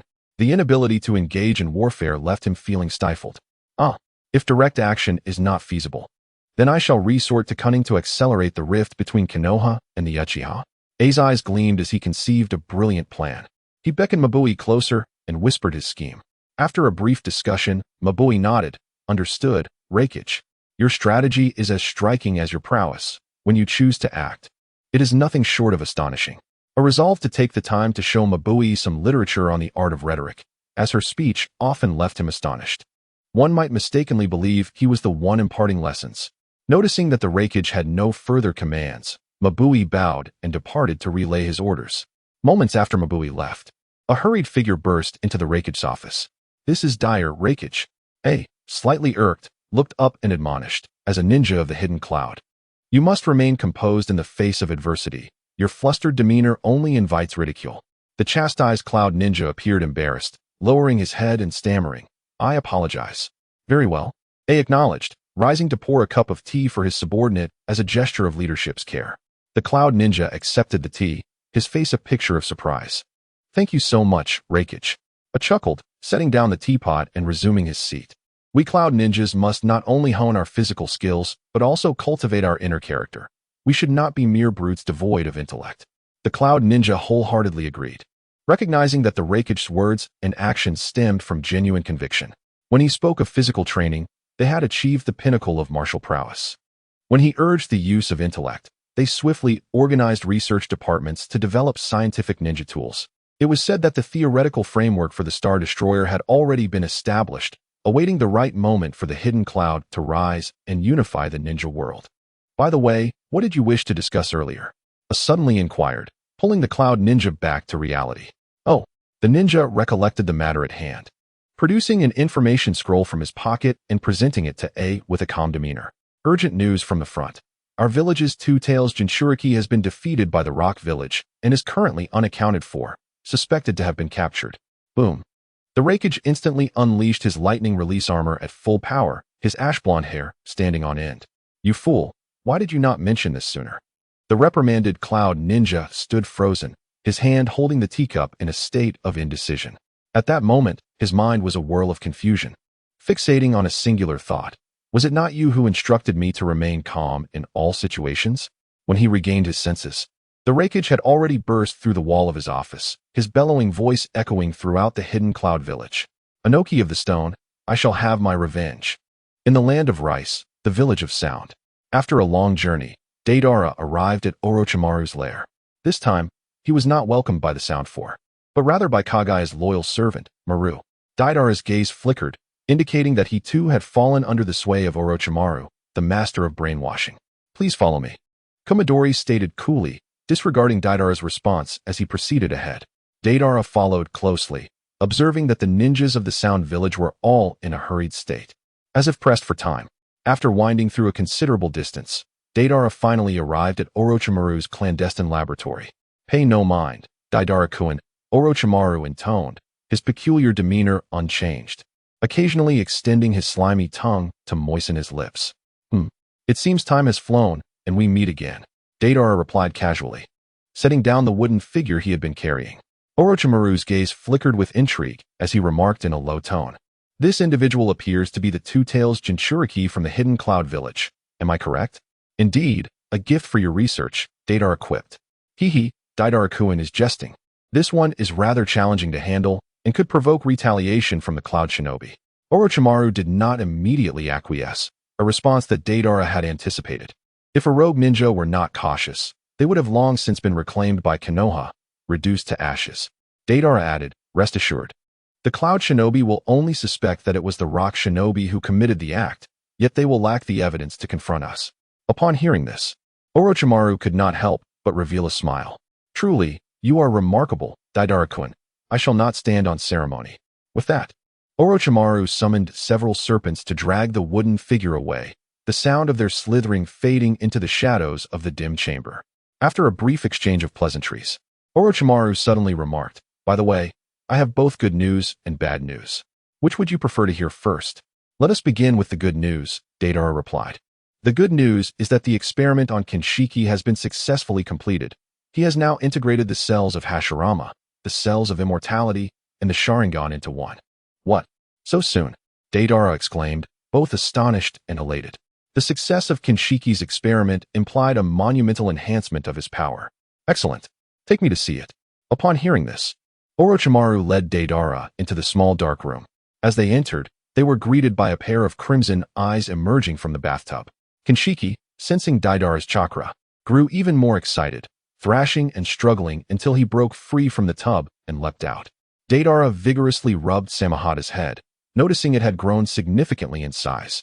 Orochimaru glanced over and remarked, its body is composed entirely of immortal cells, capable of continuously generating chakra on its own. Ah, I see. Truly befitting of Samahata, Deidara murmured, his gaze lingering on the blade with newfound admiration, as though he had stumbled upon a treasure. After a moment of contemplation, Deidara suddenly recalled another pressing matter. Orochimaru, what was the bad news you mentioned earlier? Orochimaru fell silent briefly before curling his lips into an unnatural smirk. We've run out of research funding. Chapter 39, Acquiring Funds in Kirigakure, No More Funding. Such a deafening statement sent Deidara's mind spinning into a void, rendering him utterly speechless. Witnessing this, Orochimaru shook his head in mild exasperation.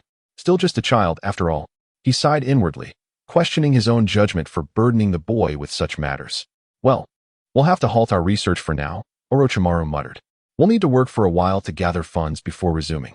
Ah, I suppose that's the only way, Deidara conceded with a nod, before abruptly freezing. Wait, did you just say work? Orochimaru cast him a sidelong glance, his tone indifferent. Yes, work. What of it? How else do you expect us to secure funding? Deidara inhaled sharply. Taken aback by Orochimaru's unexpectedly down-to-earth expression. Observing Deidara's bewildered demeanor, Orochimaru remarked, I suppose I am still human. Without funds, one must work. The ninjas of the Sound Village were currently dispatched day and night on various missions, yet it still proved insufficient. Conducting research is indeed a costly endeavor.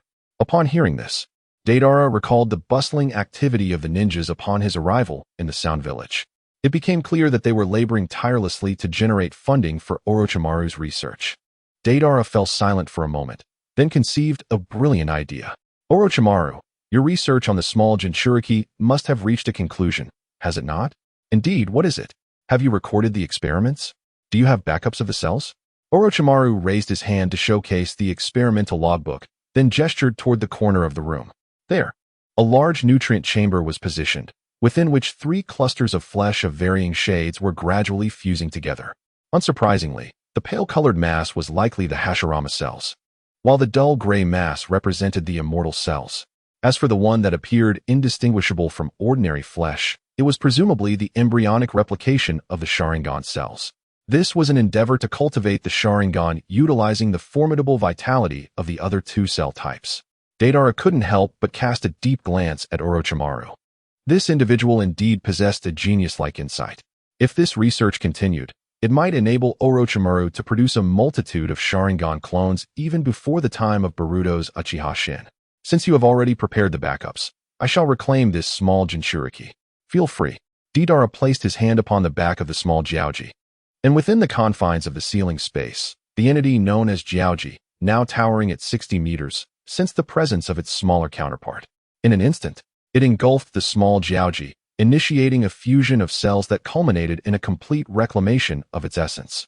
After a span of 1 minute, 2 minutes, and a full 10 minutes, the Jiaoji's original form was finally restored.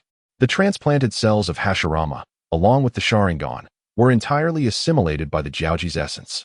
Moments later, the color of the Jiaoji's scales deepened, acquiring a subtle wooden texture. Remarkably, the wood release power carried by the Hashirama cells was absorbed by the Jiaoji and began to manifest.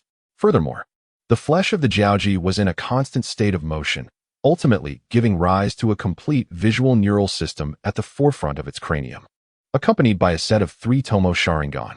Although this pair of 3 Tomo Sharingan lacked a specific genetic sequence necessary for evolution into the Manjiki Sharingan, the ocular power contained within was profound, akin to a bottomless abyss. Even the genuine Manjiki Sharingan would find itself at the mercy of this trio of Tomo, overwhelmed by the sheer might of its ocular prowess.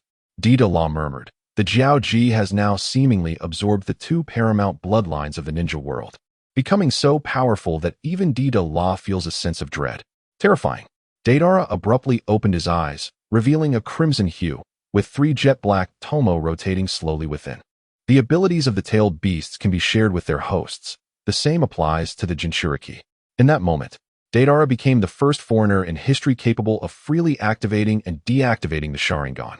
It is truly a remarkable turn of fate. In his past life, Deidara had succumbed to the power of the Sharingan on 2 separate occasions, yet now, it was his turn to revel in its might. The exhilaration was overwhelming. But that was not the end. Deidara extended his hand and casually called out the name of a technique. Wood release, cutting technique. It is well known that the wood release techniques manifest whatever is proclaimed. With a fervent chant, a barrage of wooden spears pierced through the walls, each spear sprouting from Deidara's hand, sharp and formidable. The most astonishing aspect was that he unleashed 180 of them, expending no more energy than a single meal. This was indeed wood release. From the side, a voice of astonishment emerged. It was Orochimaru, who stood in shock, observing Deidara unleashing the wood release cutting technique. Deidara lowered his arms and spoke with an air of certainty. Of course, is this not the result of your own fusion? A question mark appeared above Orochimaru's head as he pondered, when did I ever research wood release? Such a divine power is something he yearned for. Yet he found himself powerless to attain it, resigning himself to fate. At that moment, Orochimaru remained unaware that among his experimental subjects, a successful case named Daibutsu had emerged. However, he had departed too early, oblivious to the fact that this successful subject still lived, a mere passing encounter in the grand tapestry of fate. The wood release technique exhibited by Deidara was the second time Orochimaru had witnessed it in his life. The first instance was during the reanimation of the first Hokage, where he nearly suffered a crushing defeat at the hands of the rampaging opponent. The second occurrence involved Deidara. He was utterly astonished to discover that the small Jinchuriki did not initially display any signs of wood release, yet upon reclaiming it, he inexplicably possessed the power of wood release. I have consistently conducted experiments on wood release, but I have never been able to replicate such power. It is akin to a divine blessing rather than a strength forged through human endeavor. Upon hearing Orochimaru's words, Deidara nearly choked on his own saliva, bewildered. Could it be that he had never succeeded in a synthesis game? Orochimaru shook his head, affirming that he had not. This was rather disheartening. Deidara cast a sympathetic glance at Orochimaru. He elaborated. This wood release emerged after the Jinchuriki consumed the small one, potentially triggered by the chakra causing a mutation. Chakra? Orochimaru was momentarily taken aback. Subsequently, Deidara demonstrated the phenomenon, prompting Orochimaru to utter a phrase that hinted at its potential. Before extracting his original cellular material and sealing a vial of chakra, it seemed that Orochimaru intended to continue his research on the power of wood release. As for the funding, I believe I can find a solution, Deidara remarked while acclimating to the strength coursing through his body. Orochimaru, who was preoccupied with his experimental apparatus, paused and stated, "This is no trivial amount. Conservatively estimated, it requires 20 million ryo for the experimental budget. Indeed, this is a substantial figure. A typical ninja would earn merely 1 million ryo for completing an S-rank mission. Furthermore, it is not an endeavor to be taken lightly. Even elite shinobi can falter unexpectedly during such missions, illustrating the difficulty in acquiring such funds. As for 20 million ryo, one could hardly claim there are enough S-rank missions available. Even if there were, it is improbable that each one would be successfully completed. It is inconceivable that Deidara would opt for such a laborious and thankless means of earning money. My approach, not to mention 20 million, could easily fund the construction of a magnificent, brand-new research facility for you." Orochimaru gazed at him in astonishment and remarked, "Are you perhaps jesting with me, Deidara-kun?" With a twitch at the corner of his mouth, Deidara remarked, "Are you the legendary Teen Kansai? Or are you merely jesting?" He continued, "I speak with utmost sincerity." Orochimaru set aside his instruments and turned to face Deidara, his curiosity piqued. "I am eager to hear more," he said. Subsequently, Deidara leaned in, whispering a few words. Upon hearing them, Orochimaru's pupils involuntarily constricted to the size of pinpricks as he gasped in astonishment. "Is this truly the case? Forgive my bluntness, but from where did you obtain this intelligence?"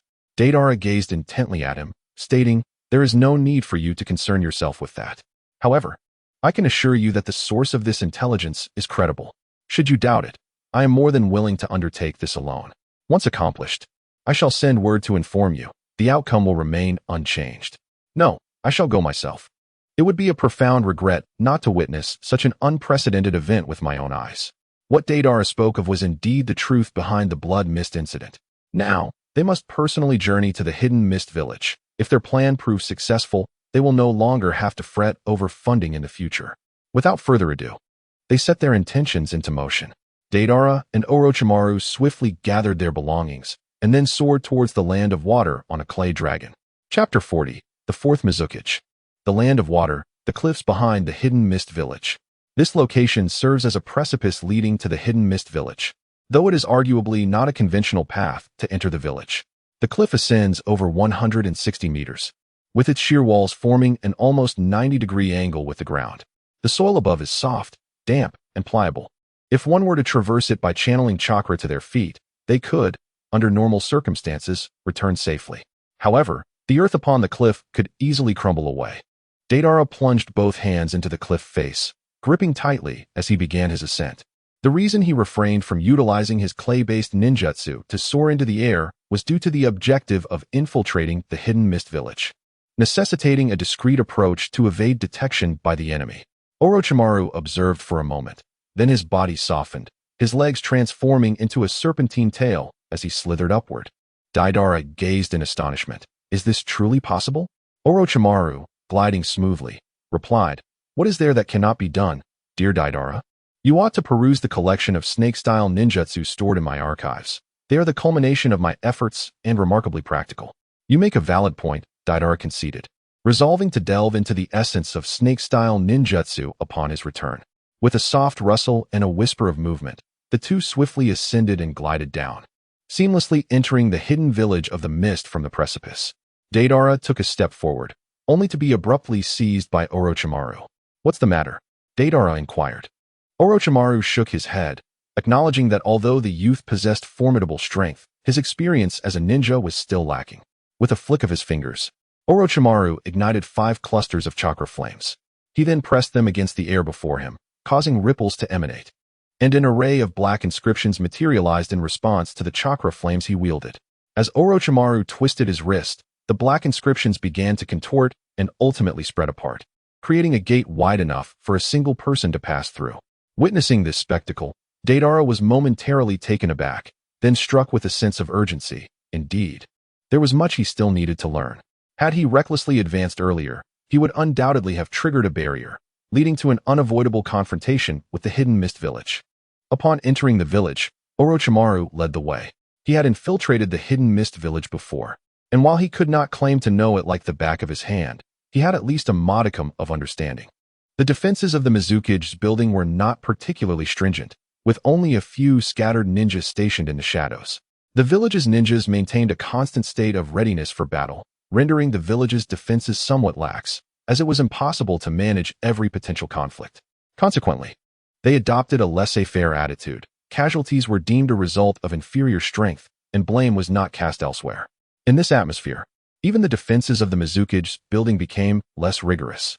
With a soft click, Deidara followed Orochimaru through a concealed door into a secret chamber. This space appeared to have been excavated underground, its walls constructed from thick rock slabs measuring 2 meters by 1 meter. This was indeed the residence of the 4th Mizuki, Yakura. He had remained hidden in this underground sanctuary, rarely returning to the surface Mizuki building to conduct affairs.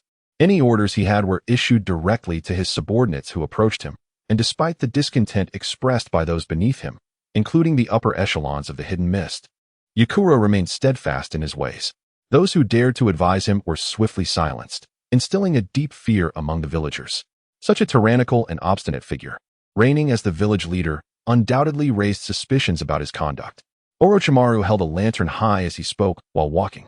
Deidara trailed behind, internally lamenting the peculiarities of the technological advancements in the world of Naruto. It was indeed remarkable that Orochimaru had employed various cutting-edge scientific instruments, yet the lighting apparatus remained nothing more than an oil lamp. While he pondered this incongruity, he remarked, "It is indeed questionable. Once you behold the arrow store, you will understand why he resides here." Orochimaru remained non-committal, extending his tongue to moisten his lips. "I truly look forward to it." After walking for several more minutes, a grand arched stone door emerged before them. As the two approached, the door slowly swung open, making minimal noise. Nonetheless, in the profound silence of the underground, even the faintest sound could capture attention. Deidara and Orochimaru exchanged glances, then nodded in silent agreement. Simultaneously, they employed the transformation and shadow clone techniques, leaving behind 2 decoys disguised as mist ninjas, while their true selves scaled the walls to cling inverted from the ceiling. The arched stone doorway structure partially obscured the view upward.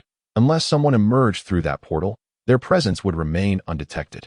Even if someone did exit, attention would naturally be drawn to the mist ninja duplicates below. With an eerie creak, the stone door groaned open, revealing a vast hall devoid of occupants. Flickering oil lamps mounted along the walls cast dim, amber illumination into the oppressive darkness. The mist clones advanced cautiously, their progress slow as they strained to discern details in the gloom.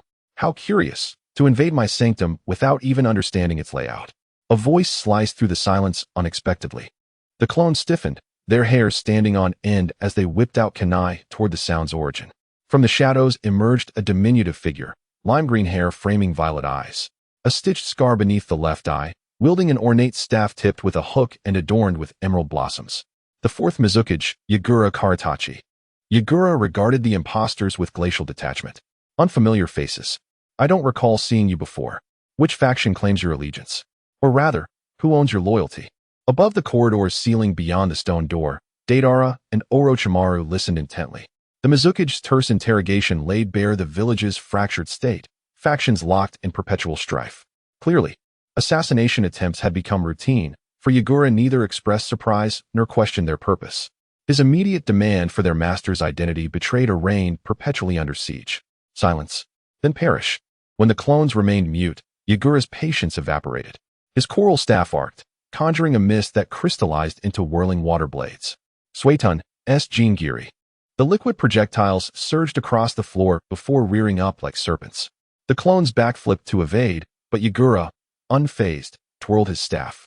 The blades bifurcated midair, impaling both decoys with surgical precision. Pathetic. Did those fools send Genin to kill me? No. Yagura studied the swiftly dispatched corpses, his brow furrowing. Neither the traditionalists nor reformists would be naive enough to believe two low-ranking shinobi could eliminate him. These were surely sacrificial pawns in a larger gambit. His gaze then drifted beyond the arched doorway, piercing the shadowed corridor with ominous scrutiny. Deidara cast a glance at Orochimaru, signaling with his eyes, "I shall descend first to engage him and draw his attention. You should wait for the opportune moment to launch a surprise attack, primarily to restrain his movements, while I will subdue him." Orochimaru nodded in understanding, returning a reassuring gaze. "Rest assured, I excel in the art of ambush." Deidara gazed at him with a sense of relief. Orochimaru, that fellow, was indeed capable of comprehending his team's internal communication, a truly remarkable ally. After their exchange, Deidara withdrew the chakra from beneath his feet, allowing himself to plummet freely. Just before he was about to crash onto the floor, he executed a graceful somersault, landing smoothly. Truly, the esteemed fourth Mizukage is unparalleled. Indeed, a mere shadow clone could not escape your keen perception. As Deidara sauntered into the grand hall with an air of nonchalance, a demeanor he often exhibited, the shadowy figure of Kurogane Yatsukura fixated on the lifeless bodies sprawled upon the ground, his pupils contracting in alarm. One of the clones had inexplicably transformed into a flaccid human skin, resembling a snake's shed, while the other morphed into an indistinct mass of flesh, writhing its way towards the golden-haired ninja, ultimately merging with his form. Kurogane Yatsukura braced himself, not solely due to the peculiarities of the blonde ninja before him, but also because within the confines of his mental realm, the Three Tails warned him of a formidable entity residing within the adversary's body, akin to a tailed beast, with a chakra level that was dreadfully intimidating. Although he was a perfect Jinchuriki, his rapport with the Three Tails was rather mediocre. The creature's willingness to communicate signaled a palpable threat emanating from the blonde. "Who are you? You do not appear to be from this village," Kurogane Yatsukura stated matter-of-factly, attempting to glean some information to better understand his enigmatic opponent. However, Deidara seemed disinclined to engage in conversation. "For now, I am merely an obscure individual. Should you wish to discover my identity, you shall have to slay me first," he replied with indifference. Following this, he nonchalantly reached into his pouch for clay to chew on, but abruptly reconsidered, deeming the artistic commotion too loud, likely to attract the attention of the lurking mist ninjas beneath. He swiftly retrieved 2 shurikens instead. Kurogane Yatsukura taunted, "Do you truly believe those metal shards can harm me? They must be tested." With a flick of his wrist, the shurikens were launched at high speed, imbued with lightning chakra to enhance their velocity and penetrative force. Water release, water wave palm. Kurogane Yatsukura pivoted, raising his left hand as torrents of water surged from his palm like ocean waves. Upon contact with the shurikens, the electric energy dissipated, losing its concentrated penetrative ability, and was subsequently swept away by the overwhelming current. The water continued to surge, soon engulfing the entire hall, the accumulated water reaching his ankles. In an instant, Kurogane Yatsukura had transformed the space into his domain. With deft movements of his fingers, he formed water release seals with one hand, and the flowing water beneath him swirled upward, manifesting into 4 water dragons that gazed intently at Deidara. "You have one final opportunity to disclose your identity and intentions," Kurogane Yatsukura declared coldly, issuing an ultimatum. "Who knows? But I must advise you. It would be prudent not to stand in the water." It appears this is your last utterance," Yatsukura retorted with icy detachment, preparing to command the 4 water dragons to strike. Suddenly, a violent throbbing erupted in Yatsukura's chest, the heartbeat resonating audibly, as if his heart might leap from his body. The water dragons, poised to act, immediately disbanded, merging back into the water due to Yatsukura's unexpected shift. Clutching his chest with one hand, he felt his heartbeat accelerating, accompanied by a rapid rise in body temperature, hair falling out, and his flesh gradually disintegrating, as if every cell ignited with a searing pain. Ah! Yatsukura screamed, crashing heavily into the water, the agony overwhelming his mind, leaving him unable to think coherently. What was happening? His bloodshot eyes widened as he turned to Deidara, who smiled coldly and remarked, "I told you not to stand in the water, yet you chose to ignore my warning." Coughing up a mouthful of pus-laden blood, Yatsukura glanced at the water pooled within the hall. At first glance, there appeared to be no change. Yet he sensed an intangible force eradicating the chakra he had dispersed within the water. What could it be? Yatsukura was utterly ignorant of the concept of nuclear radiation. Deidara revealed a villainous, yet healthy smile, patiently explaining, "The technique of nuclear wastewater can be simply understood as me infusing toxins into your water release. This toxin is insidious and inescapable, rendering your defenses utterly futile." A feral roar echoed in response, emanating from the brink of Yagura's control. A torrent of crimson, bubble-like chakra surged from within his body, soon forming a thick coat of tailed beast chakra several centimeters in depth. However, this protective layer seemed to be under assault from nuclear radiation. Its normal human-like bubble form now flickered like a candle flame in the wind, swaying precariously as if it might extinguish at any moment. An invisible attack? Yagura struggled to maintain rational thought as he observed the state of his tailed beast cloak and deduced that some minuscule entity was assaulting it. Despite his conjecture, the unseen nature of the attack left him defenseless. Nuclear radiation acted like countless miniature bullets, swiftly penetrating the human body and damaging cellular DNA. The blood he had coughed up earlier was a result of cell damage, though fortunately, it was not severe. At a critical moment, the Three Tails sensed the looming threat. It had no time to explain to Yagura, so it unleashed a surge of tailed beast chakra to mend its host's body. The abruptness of this action nearly shattered Yagura's reason. The roar was a clash between Yagura's sanity and the ferocity of the tailed beast chakra. But he quickly realized that the Three Tails was attempting an urgent rescue, preventing a confrontation in their sealed space. The instability of the tailed beast cloak was due to the relentless assault of nuclear radiation, which was continuously depleting the chakra reserves. "Fourth Mizukage, leave this place immediately." The voice of the Three Tails suddenly resonated in Yagura's mind, tinged with palpable anxiety. "Why, Three Tails? Are you afraid?" Yagura questioned, perplexed yet resolute, choosing not to flee. The Three Tails was on the verge of panic. Although it had a greater resistance to nuclear radiation, Yagura, being merely flesh and blood, would be doomed once his chakra was exhausted. If the Jinchuriki fell, the tailed beast would perish alongside him. This urgency was the reason behind the Three Tails' fervent assistance and insistence that Yagura escape. "Enough questions, run now," it urged. "No, you just need to defend," Yagura retorted. "This scoundrel shall be dealt with by me, the Fourth Mizukage." The Three Tails felt a twinge of despair. This Jinchuriki seemed rather stubborn. Before it could voice its concern, Yagura had already dashed toward Deidara, brandishing his coral staff. A massive cluster of coral erupted from the accumulated water below, rapidly advancing toward Deidara.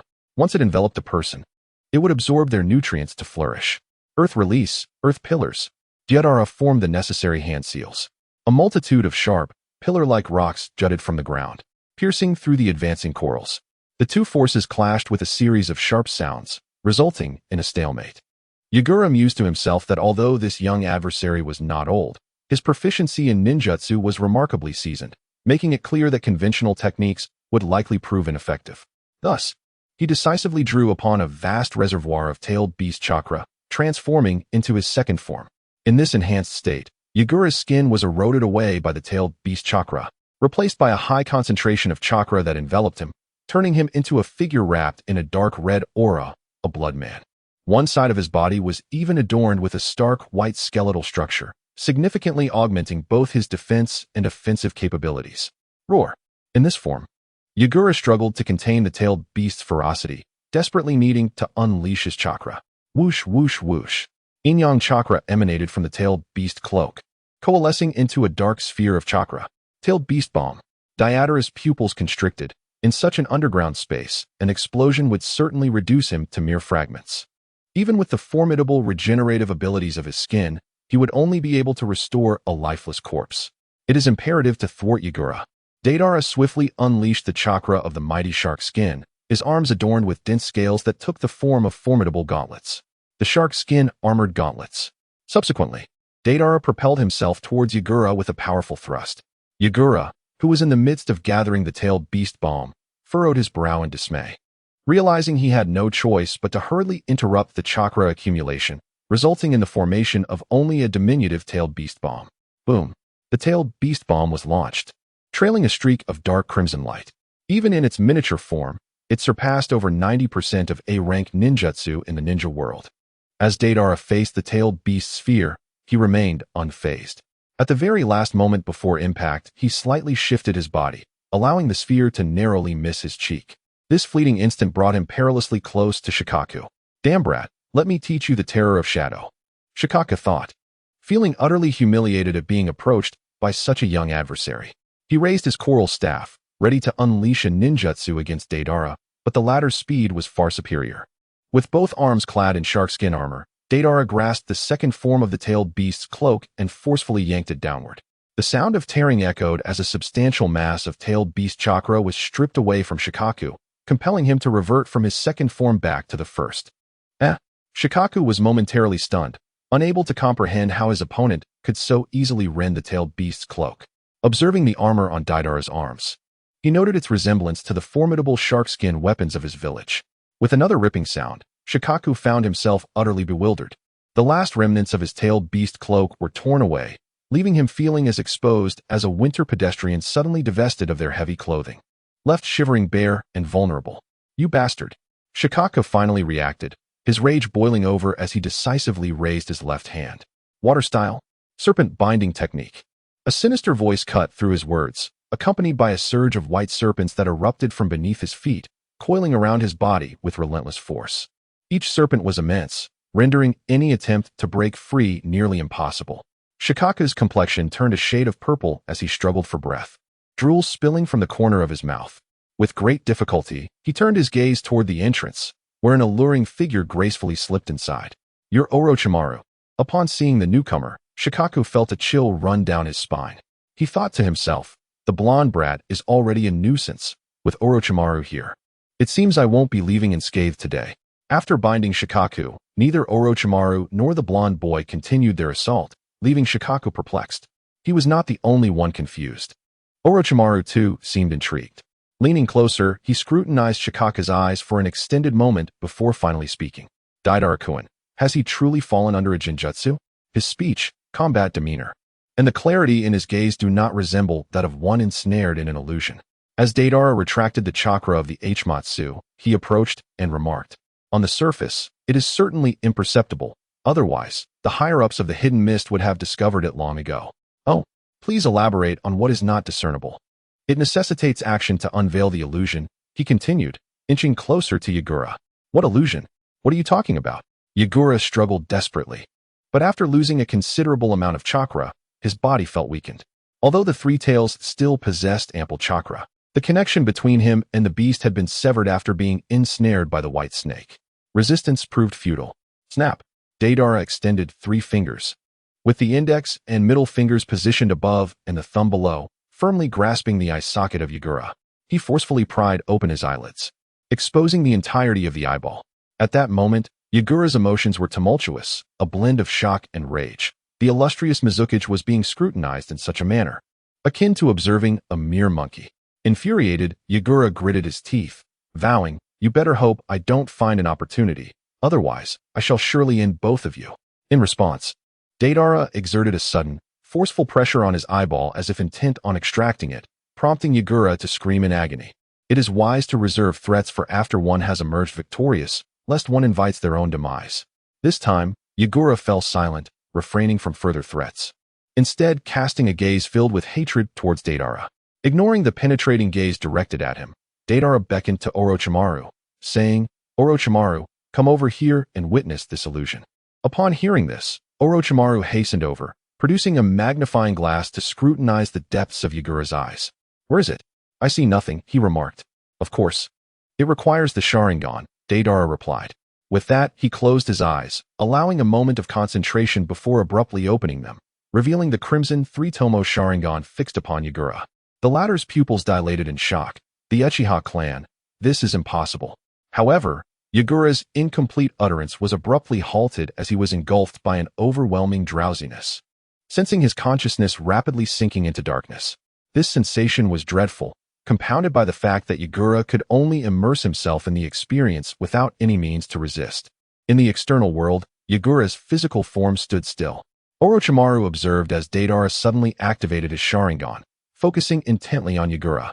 Following the intense crimson gaze, Yagura's eyes became vacant and dull, transforming into a Sharingan as well, the dark tomo spinning in a perplexing manner.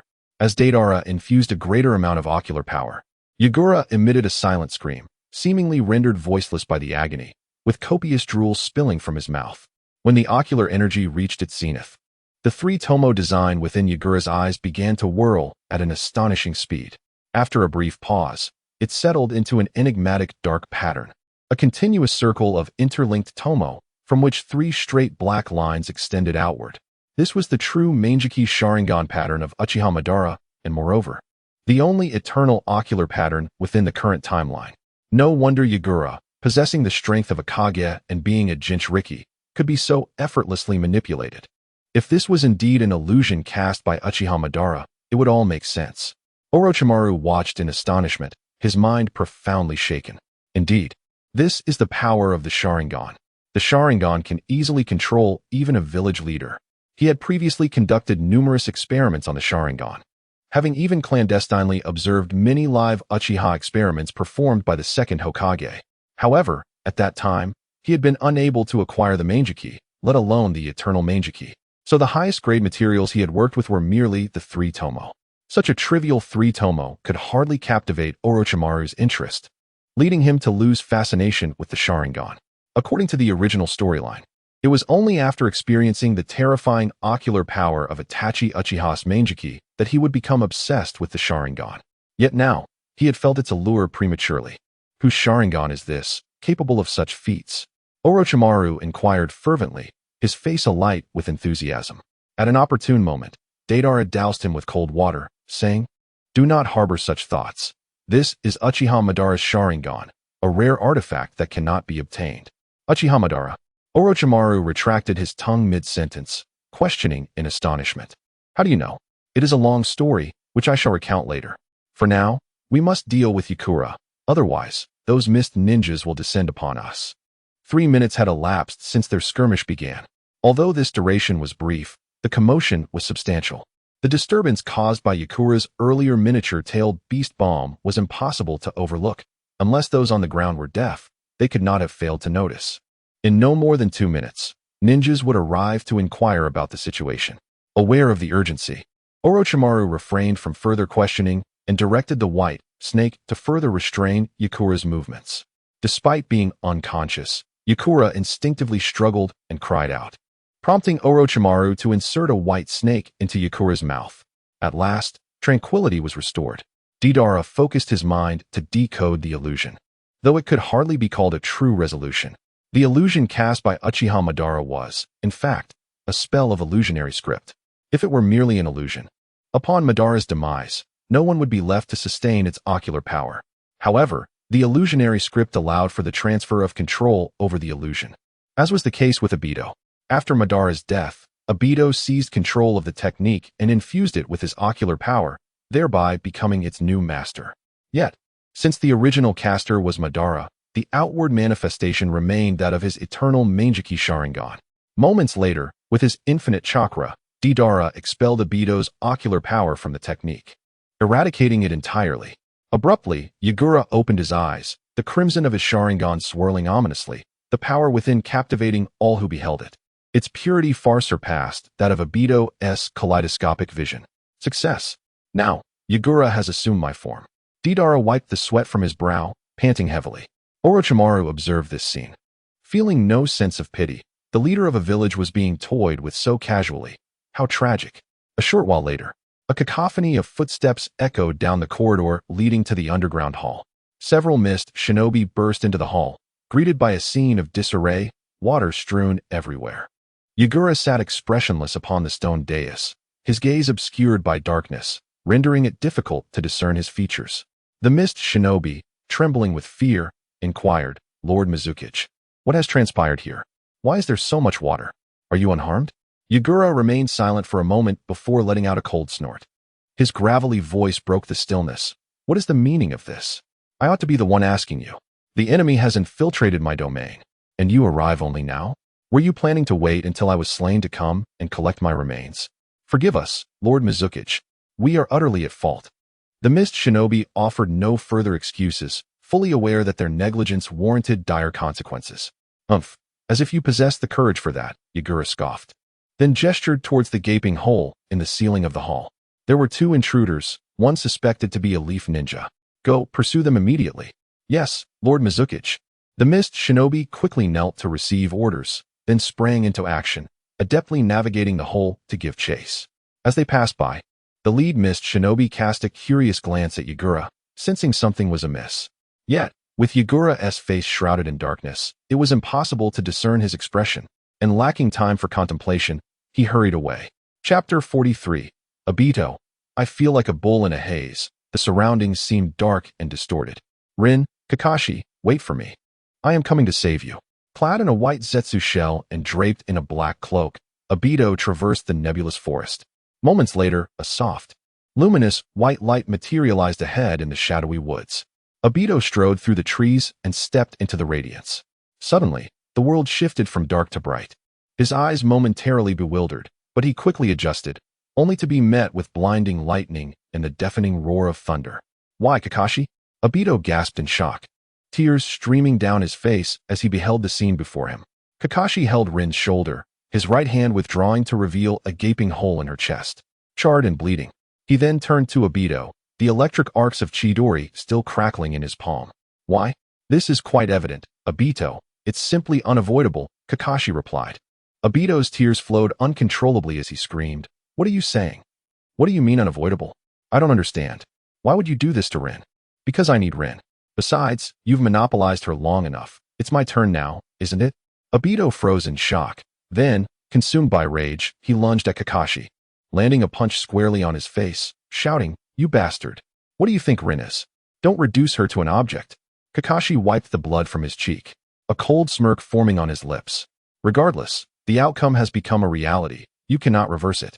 Obito's eyes burned crimson, the 3-bladed shuriken pattern swirling ominously in his singular eye. Enough. Bastard Kakashi, return Rin to me. Not like this, Obito.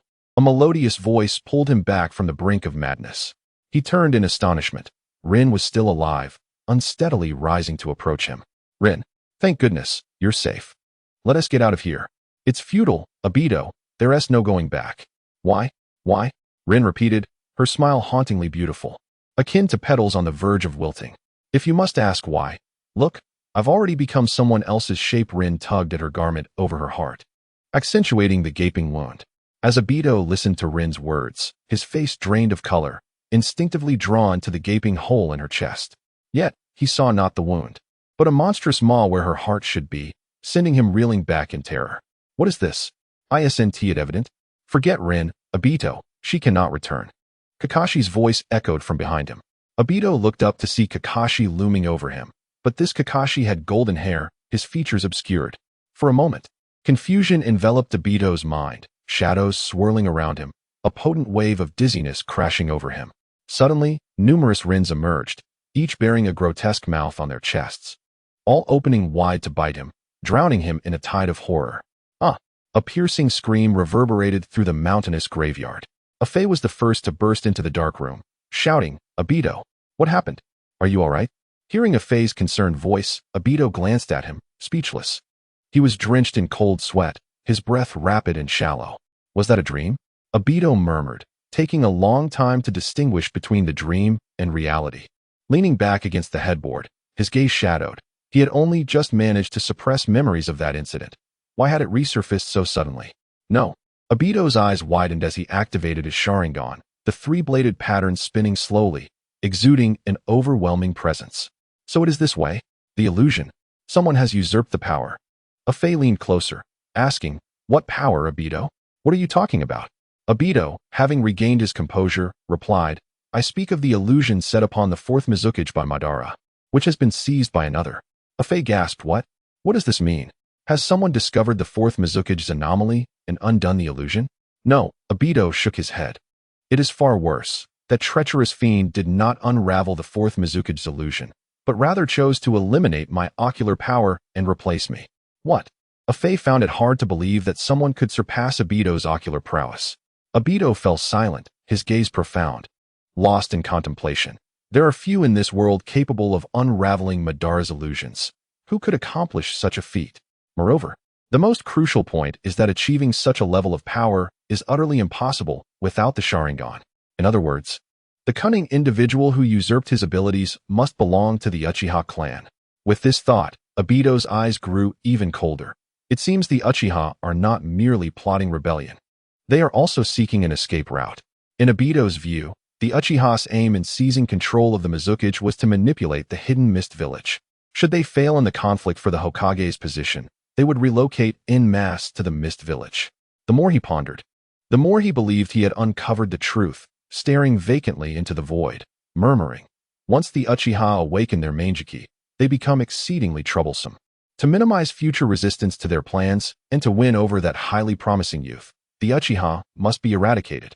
Now that the Uchiha are seeking an escape route, it is imperative to hasten the pace and expedite the rift between Konoha and the Uchiha.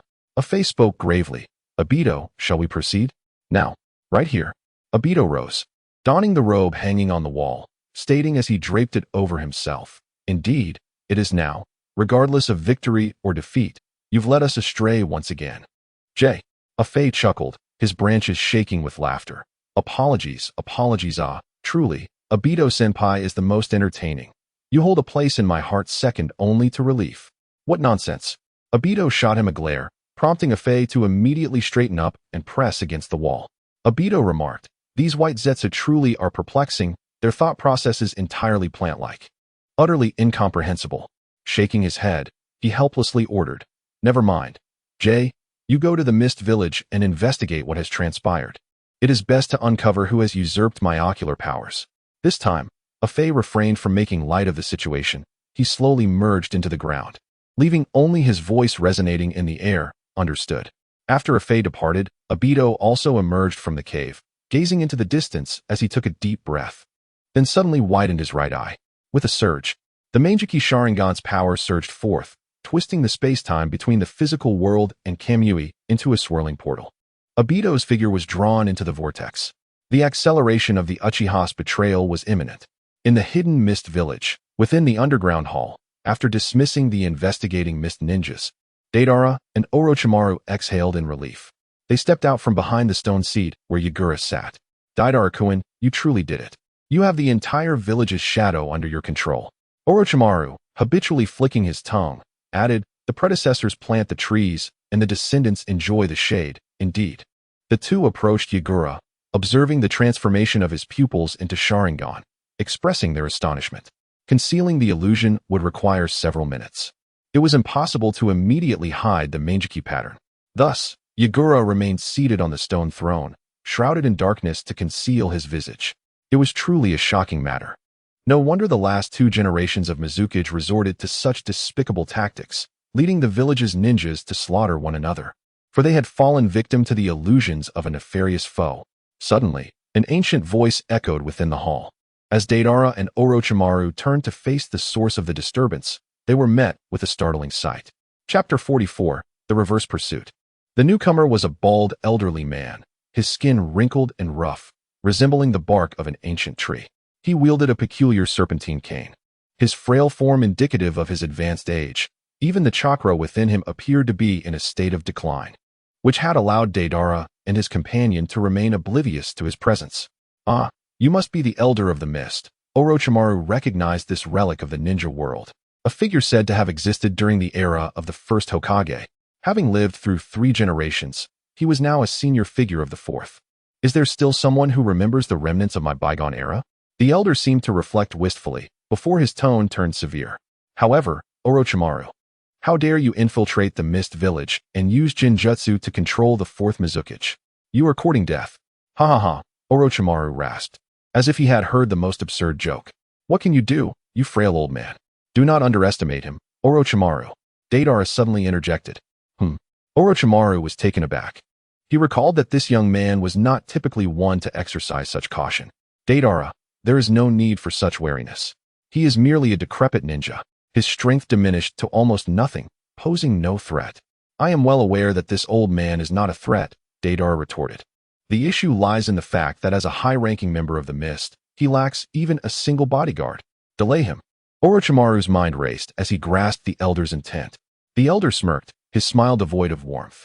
You are quite perceptive, little boy, but it is already too late. Is it truly too late? Deidara thought otherwise. The interval between the departure of the previous group of Mist Ninja and the elder's entrance had been no more than a minute, a matter of mere moments.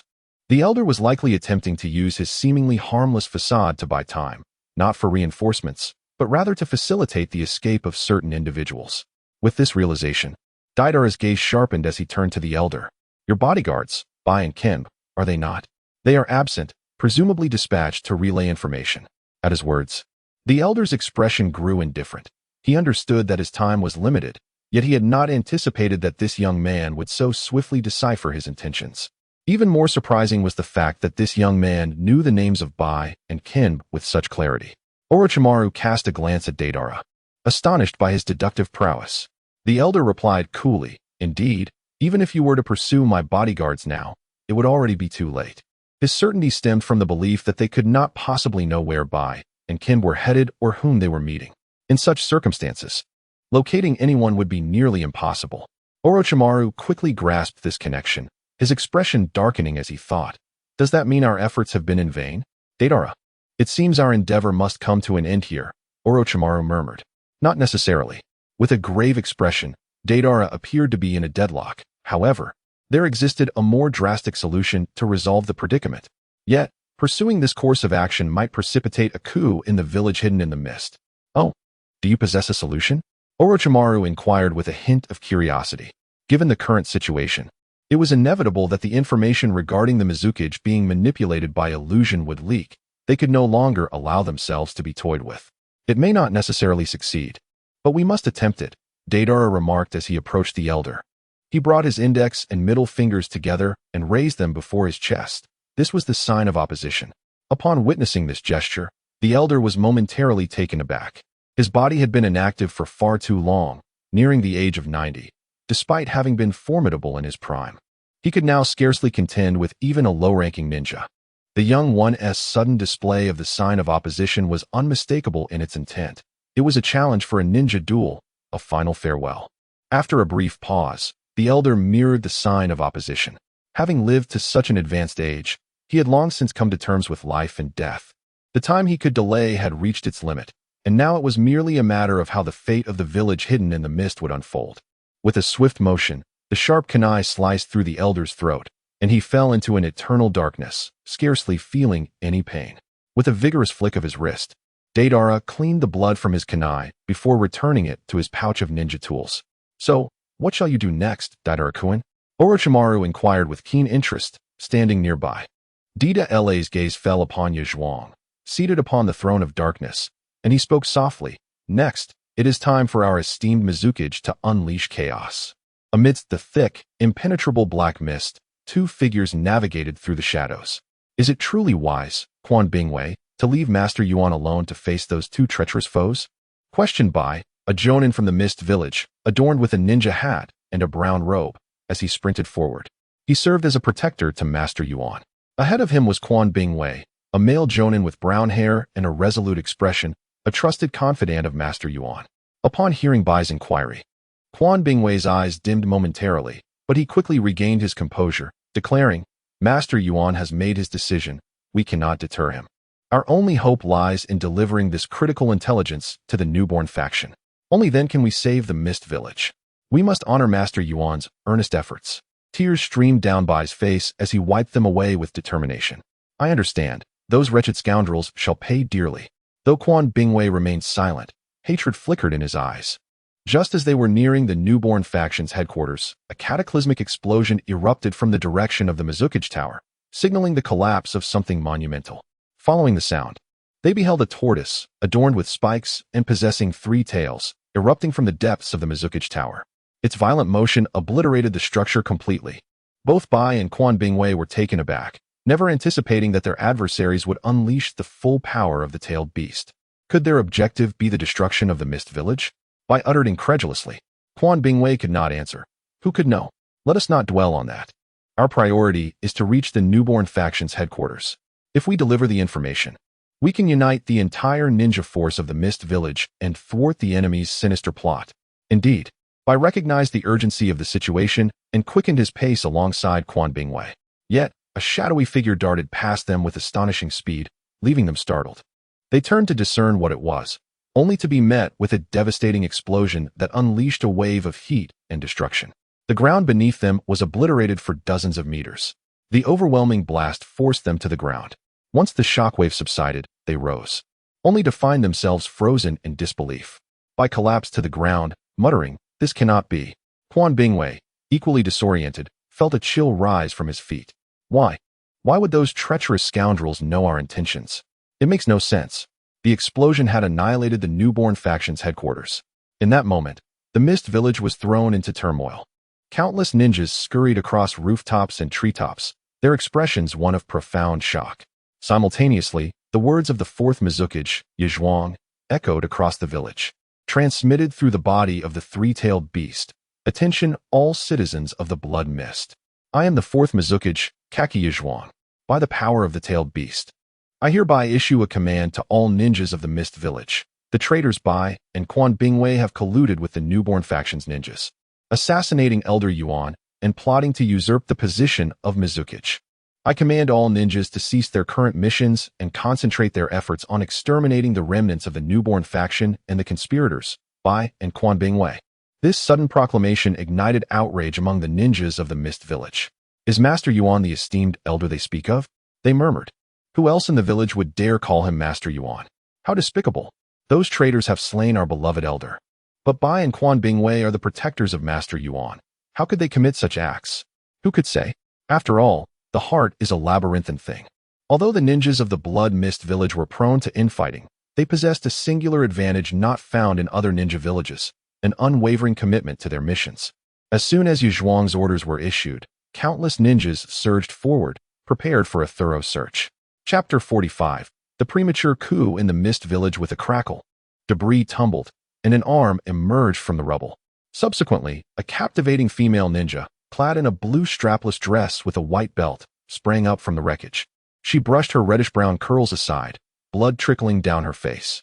Temporarily, she was bewildered, recalling only the blinding white light, the searing heat, and the overwhelming impact that had transpired in an instant, leaving her mind in a haze. Perhaps I have a concussion, she thought. After a few moments, her mind gradually cleared, and she remembered the instant before the explosion when Qing had thrown herself over her, shielding her from the worst of the heat and shock. Yes, Qing, this enchanting female ninja, destined to become the fifth Mizukage, Terumi Mei, suddenly recalled how Qing had saved her life. The force of the explosion might have hurled Qing away, and Terumi Mei began to dig through the rubble with her bare hands, searching for her companion. Due to the risk of causing further injury to the wounded, she could only excavate the debris manually. It was only after her hands were bloodied that she finally unearthed Qing. Qing, Qing, she called repeatedly, until at last, Qing stirred from her unconscious state, sitting up abruptly before collapsing back down. The back of Qing's body was charred, and the hair on the back of her head had curled from the intense heat. Qing, are you all right? Terumi Mei exclaimed in a panic. With great effort, Qing raised her right hand, giving a thumbs up, and replied, I'm fine. This little injury won't be my end. Don't be reckless. Terumi Mei clearly did not believe Qing's bravado. She hoisted Qing and led her to a large slab of debris, where they could take cover. With such a significant upheaval in the village, I don't know if the medical ninjas will come to your aid. So I must first assess the situation. Terumi Mei stated resolutely. Now composed, she recalled the events that had transpired. The explosion had been a direct result of the fourth Mizukage's complete transformation into the tailed beast, unleashing a massive tailed beast bomb that obliterated their newborn faction headquarters in an instant. At this moment, the surviving members of the newborn faction were likely less than 10%. Years of preparation and groundwork had been reduced to mere vapor in the wake of a single-tailed beast bomb. All efforts had become a cruel jest. And Terumi Mei glared at the distant, roaring three-tailed beast, her teeth clenched in frustration. Qing grasped her hand, shaking his head. Do not go. The fourth Mizukage harbors immense hostility toward us now. If he strikes, your current abilities would leave you at a severe disadvantage. But Zhao Mein expressed her unwillingness, revealing her ignorance of why the fourth Mizukage would attack the newborn faction. Suddenly, two figures arrived in quick succession. their expressions shifting to shock upon seeing Zhao Mei and Qing. Is it just the two of you left in the newborn faction? Upon hearing this, Zhao Mei and Qing turned to the newcomers, who appeared to be guards of Lord Yuanshi. Surely, there must be others still alive. By Quan Bingwei. Why has the fourth Mizukage treated us this way? Zhao Mei demanded, struggling to comprehend. The conflict between the newborn faction and the Mizukage was merely a matter of differing political views. How could it escalate to outright violence? Bai and Quan Bingwei fell silent. Quan Bingwei spoke, though it may be hard to believe, what I am about to say is the truth. The fourth Mizukage has been manipulated by illusions. What? That's impossible. Zhao Mei gasped, instinctively rejecting the notion. How could someone of such extraordinary capability as the Mizukage be controlled by mere illusions? Acknowledging the absurdity of his claim, Quan Bingwei nonetheless insisted, I understand it's difficult to accept, but every word I speak is true. This was the last order given to me by Lord Yuanshi.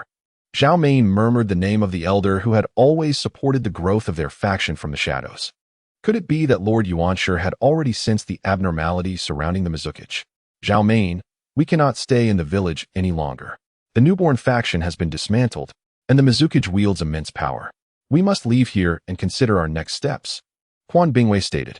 As a longtime guard by Lord Yuanshi's side, he had a clear understanding of the situation. With their current strength, it was nearly impossible to contend with the Mizukage. Originally, Lord Yuanshi had intended to hold the fourth Mizukage at bay until Zhao Mei and the newborn faction had fully developed, planning to overthrow his oppressive reign of blood mist. Yet the fourth Mizukage had acted ruthlessly, killing Lord Yuanshi and then launching a sudden assault on the newborn faction's headquarters, casting blame upon them and creating a situation where no one could restrain his power. Perhaps there are still those who can somewhat restrain the fourth Mizukage, Zhao Mei suddenly declared. Bai, Quan Bingwei, and Qing all turned their gazes towards her, speaking in unison. Who? The middle faction's Kisame, and the imprisoned Kirigakure's Mangetsu.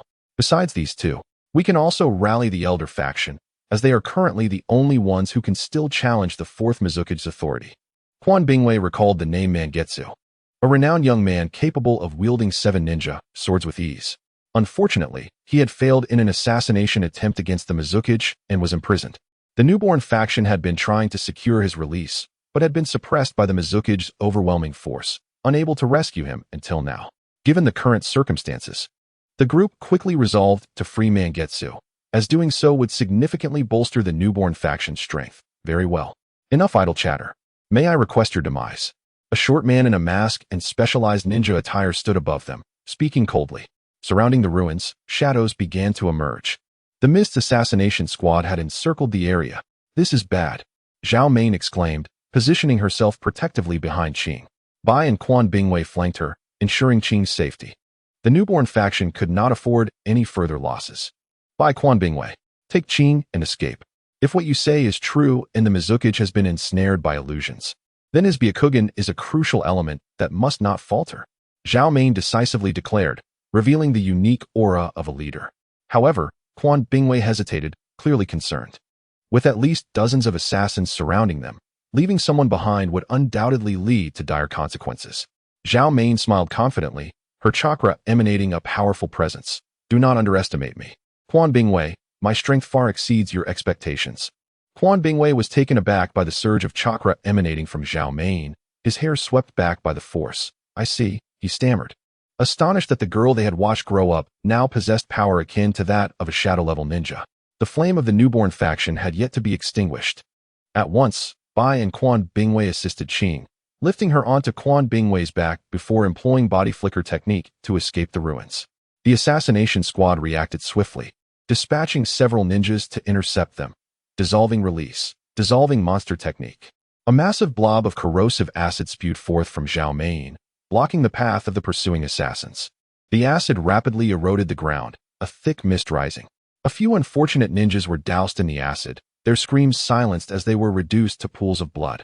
Ah, such a beautiful woman stands before you, yet you choose to pursue those foul men. How rude. Zhao Mei wiped the acid from her lips and smiled alluringly. The dark ninjas present felt a chill. To smile so charmingly after killing was either deranged or utterly twisted. Chapter 46, Spirit Manipulation Technique Boiling Release. Clever Mist Technique. Taking advantage of the assassination squad's temporary halt, Zhao Main released a cloud of acid mist that enveloped a radius of hundreds of meters. Ah! The yellow-green mist elicited cries of agony as the ninja's skin was corroded, revealing crimson flesh. The exposure only worsened their injuries. The short man leading the group furrowed his brow, quickly forming hand seals to gather water vapor with his own chakra, condensing it into dense fog. Water release, hidden mist technique. The hidden mist technique not only concealed one's form for assassination, but could also counter specialized ninjutsu, like the clever mist technique, which was now diluted by the water vapor, significantly weakening its corrosive power. After invoking the hidden mist technique, the short man knelt, panting. As an ordinary ninja, utilizing such an expansive technique had drained much of his chakra. Are you all right, Captain Kawakami? A braided ninja approached, helping him up. I'm fine. I just didn't expect that woman named Zhao Main to possess such hidden strength. Damn it, the acid mist covering hundreds of meters. How can she have such chakra reserves? Kawakami gritted his teeth, frustrated. The boiling acid mist recorded in the Hidden Mist Village's text was usually most effective in enclosed spaces. Once used in the open, it would dissipate quickly. Yet Zhao Main had expended vast amounts of chakra to enhance both the range and potency of the acid mist in an open environment. Caught off guard, numerous team members have sustained serious injuries. Jing Shi surveyed the surroundings, where dense fog mingled with acidic mist, rendering visibility to less than half a meter. Kawashima, I will dispel this fog. Seize the opportunity to attack Kimi. As Jing Shi spoke, he began forming hand seals, while Kawashima crouched, poised to spring into action. Wind release, Typhoon Pass. A fierce gust of wind materialized from thin air, sweeping across the ruins like a tempest. This technique was designed specifically to counter the mist concealment technique, existing as a nemesis of sorts among ninjutsu. Soon, the winds dispersed a great deal of the fog, and the air gradually returned to normal. Kawashima awaited that pivotal moment when the hurricane cleared all obstructions to sight. At that instant, he lunged like a coiled serpent ready to strike at Kimi, who was preparing to escape the ruins. Sensing the rushing wind, Kimi swiftly turned to look. To her astonishment, Kawashima had traversed several hundred meters to position himself behind her, pointing his fingers like a sword beside his mouth. Water release, water iron cannon. A massive water sphere, over 3 meters in diameter, erupted from Kawashima's mouth, its heavy mass shooting forth like a cannonball, wielding immense power. Water release, water dragon bullet. Kimi, unwilling to yield, raised her hand and quickly formed seals, summoning a water dragon that coiled around her and charged towards the incoming water cannon. The clash was thunderous. The two torrents collided, erupting into a spray of water. Kawashima dashed forward through the pouring rain, aiming another technique at Kimi's back. Water release, water binding technique. A slender stream of water shot forth from Kawashima's mouth, this time targeting the ground beneath Kimi's feet. Suddenly, Kimi stepped into the water flow, and upon lifting her foot, she discovered the liquid clinging to her shoe, leaving a sticky trail behind. What is this? Startled, Kimi had never encountered such a water technique. She was astonished that pure water could possess such a viscous property. Now, her movements were hindered. Kawashima closed in beside her, a cold smile gracing his lips. Damn woman, I finally caught up to you. Can you still flee? Kimi turned to him with a charming smile, her allure captivating. So, you are a spy. Too bad I'm preoccupied with escaping. Otherwise, I would have to interrogate you. Kawashima's heart sank.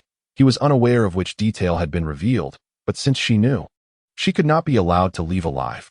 With a swift motion, he drew a kunai and plunged it into Kimi's heart, whispering, knowing too much is not a good thing. Die. Clatter. The one who is cursed is you.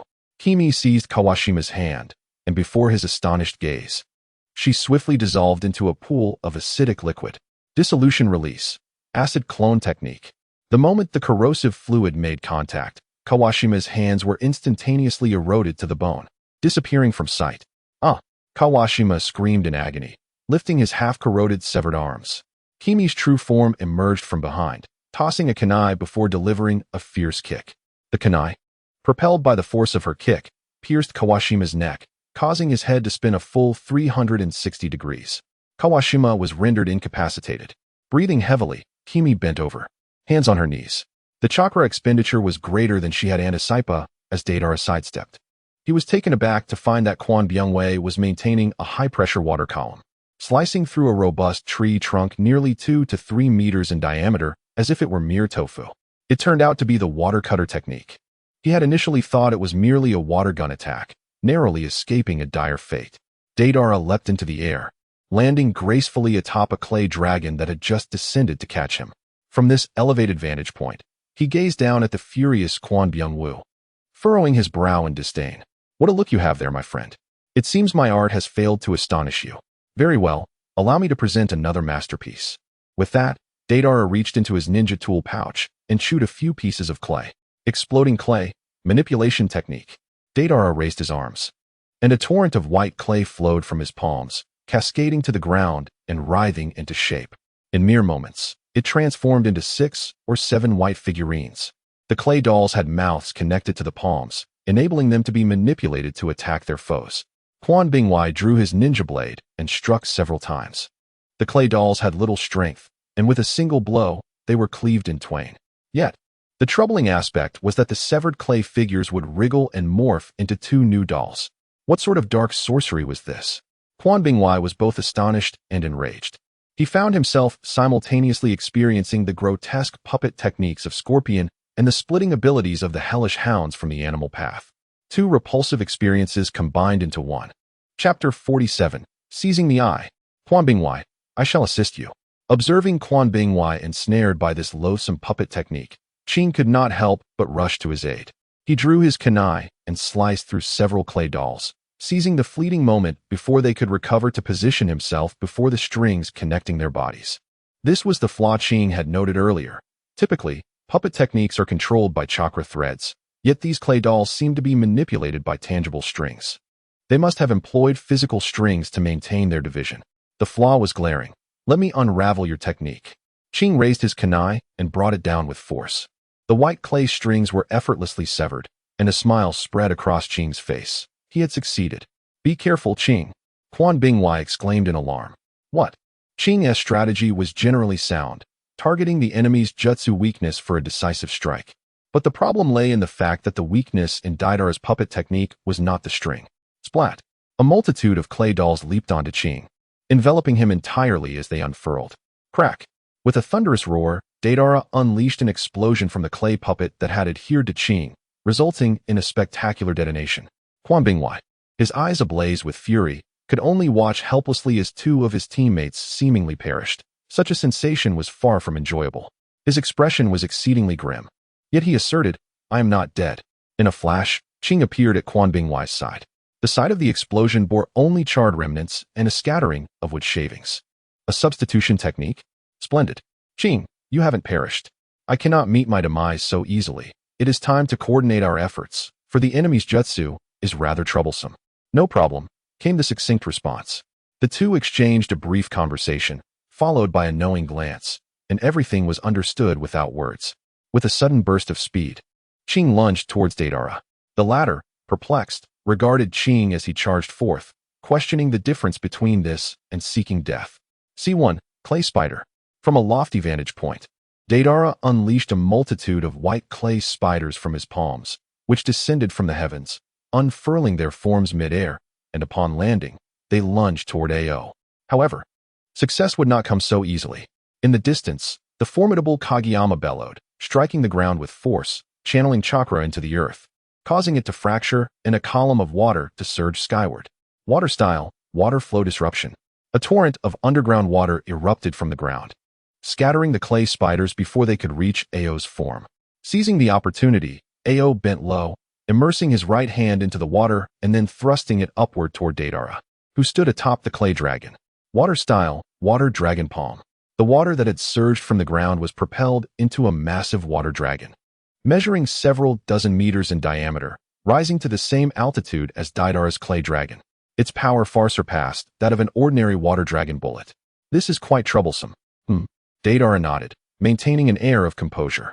He had yet to engage seriously, mindful that his true power could result in grievous harm. He did not wish for AO's demise to be a fragmented one. Thus, he resolved to utilize this technique. Deidara unleashed a multitude of clay crows, a dense swarm soaring towards the water dragon, advancing relentlessly amidst an unending cacophony of explosions. Boom! With the final detonation echoing, a torrential downpour descended from the heavens, and the water dragon disintegrated. On the ground, The figures of Qing and Quan Bingwei vanished without a trace. Deidara, in a fit of rage, exclaimed, "Ha! You despicable scoundrel!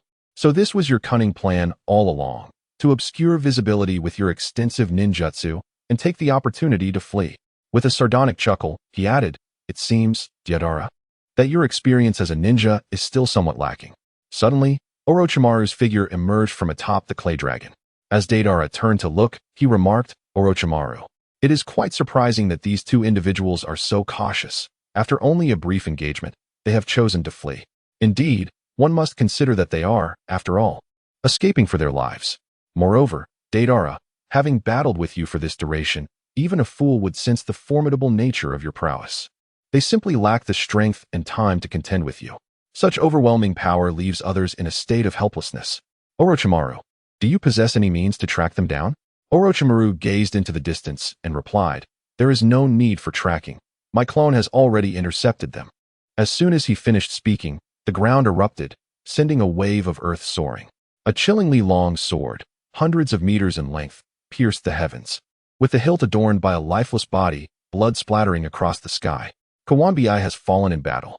Deidara could not help but glance at Orochimaru, who truly lived up to his reputation as one of the legendary Sannin, effortlessly overpowering ordinary ninjas with his overwhelming strength.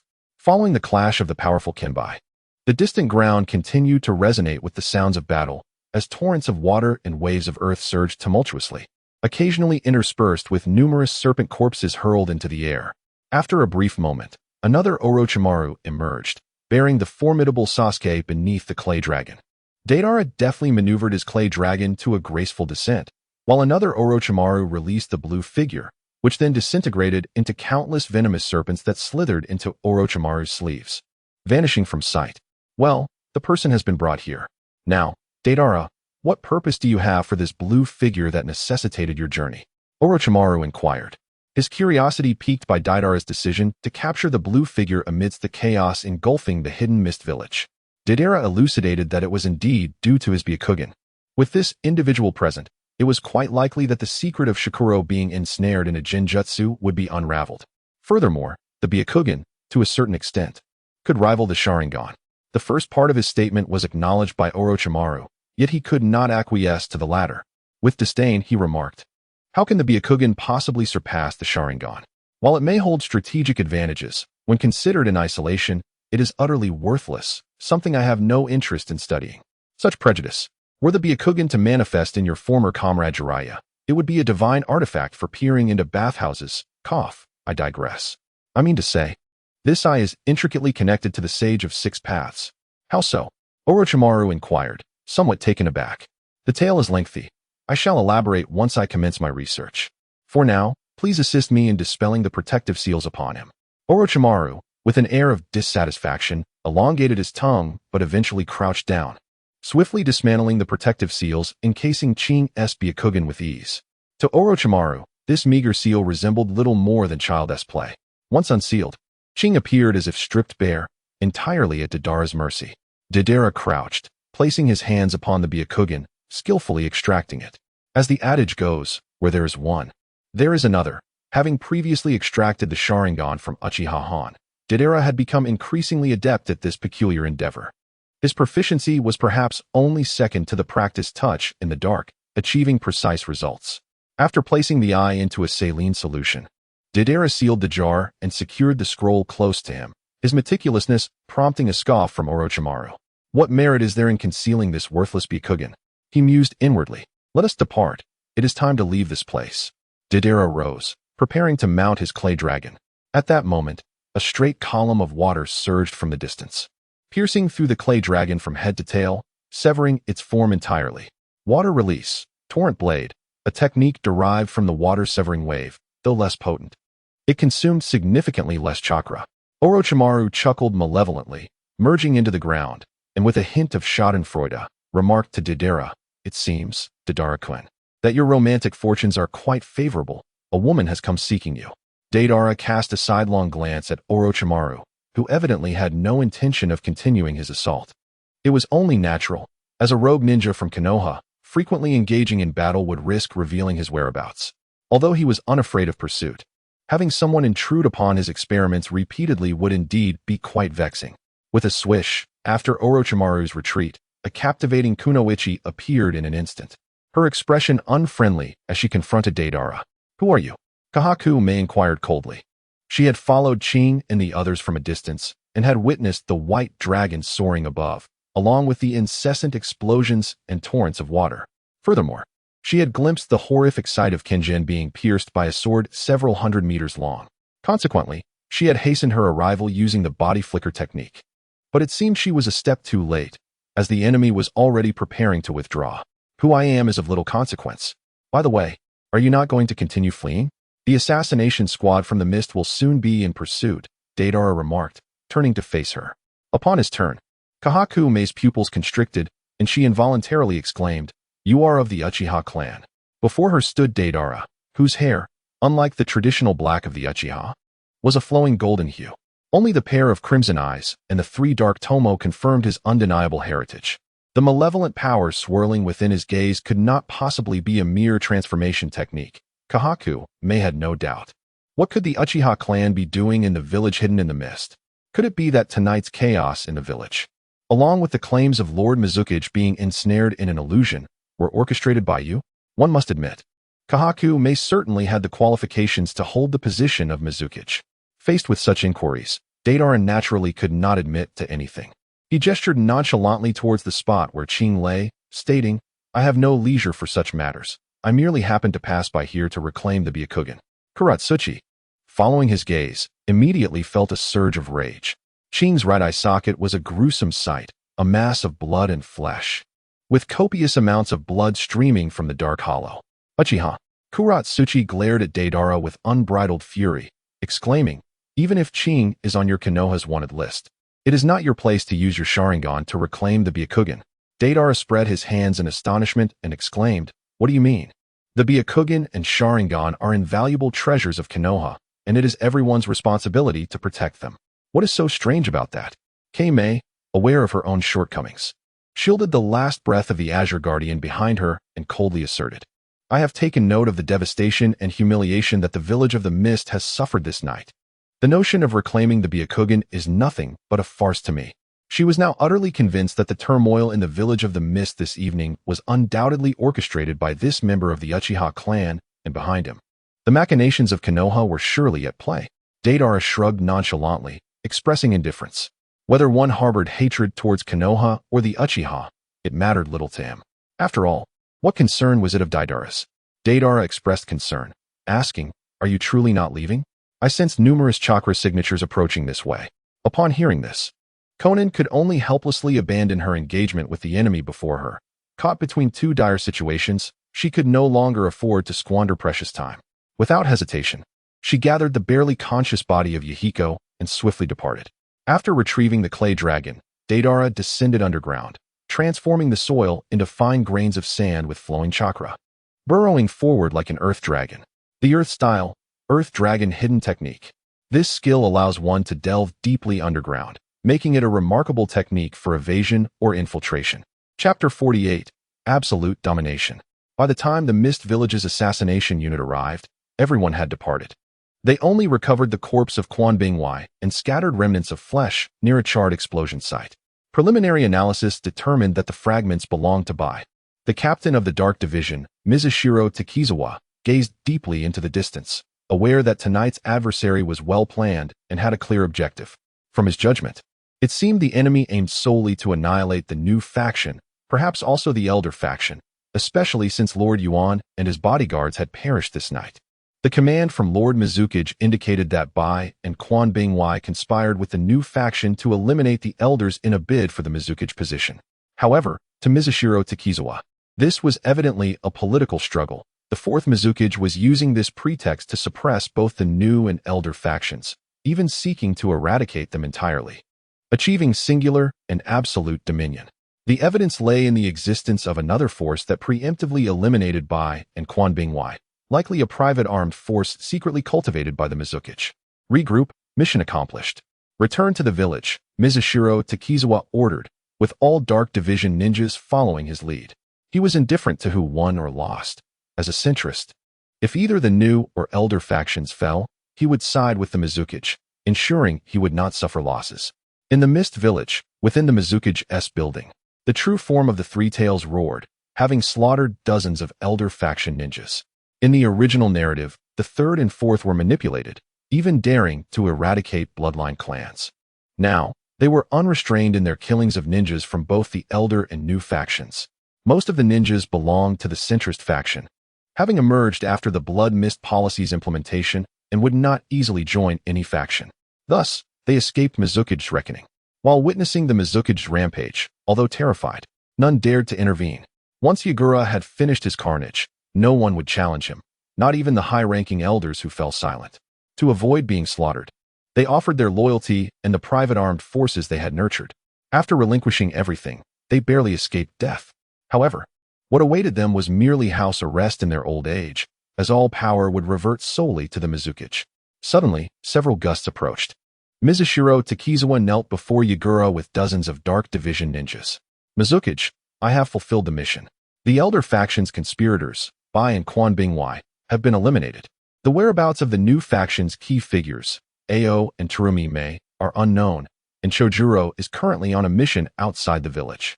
After speaking, he gestured for his subordinates to present the remains of Quan Bingwei and Bai for the Mizukage to see.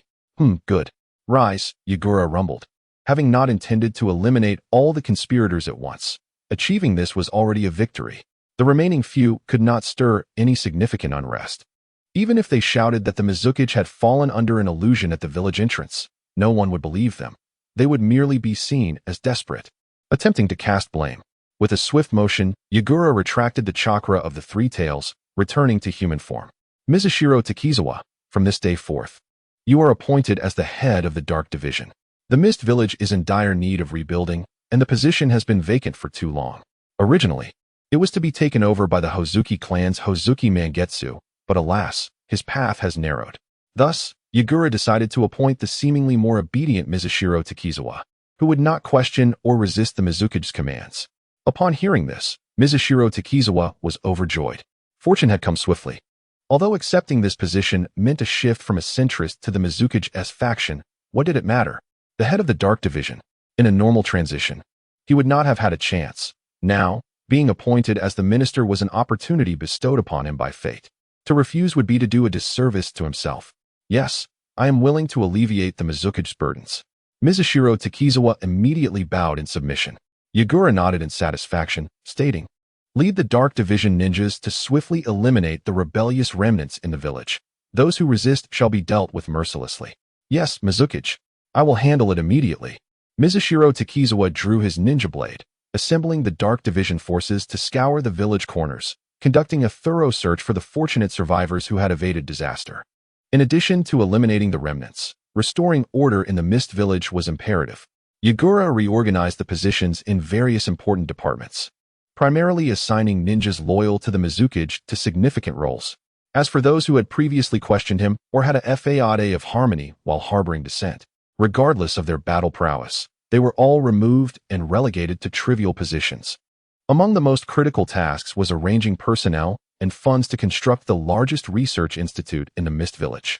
No one knew why Yagura was investing so much capital and manpower into building the research institute, and no one dared to inquire. Those who prattled on had long since been silenced permanently. Soon, the Mist Village was immersed in the cleansing and reform work, and a research institute covering the area of 2 football fields began its construction. Moreover, the Mist Village completely abolished the Blood Mist policy. The entire village started to resume diplomatic relations and international trade, leveraging its rich fishery resources, leading to a remarkably rapid economic recovery once developed. As for the profits from these trades, 70% were funneled into the Research Institute. Such a substantial economic investment inevitably compressed funding for other sectors in the Mist Village, such as military expenses and social welfare, all of which had to be curtailed to support the Research Institute. Strangely, not a single person dared to advise Yagura. He was the architect of the Blood Mist, and the one who overshadowed the entire Mist Village. During this period, Yagura wielded absolute power.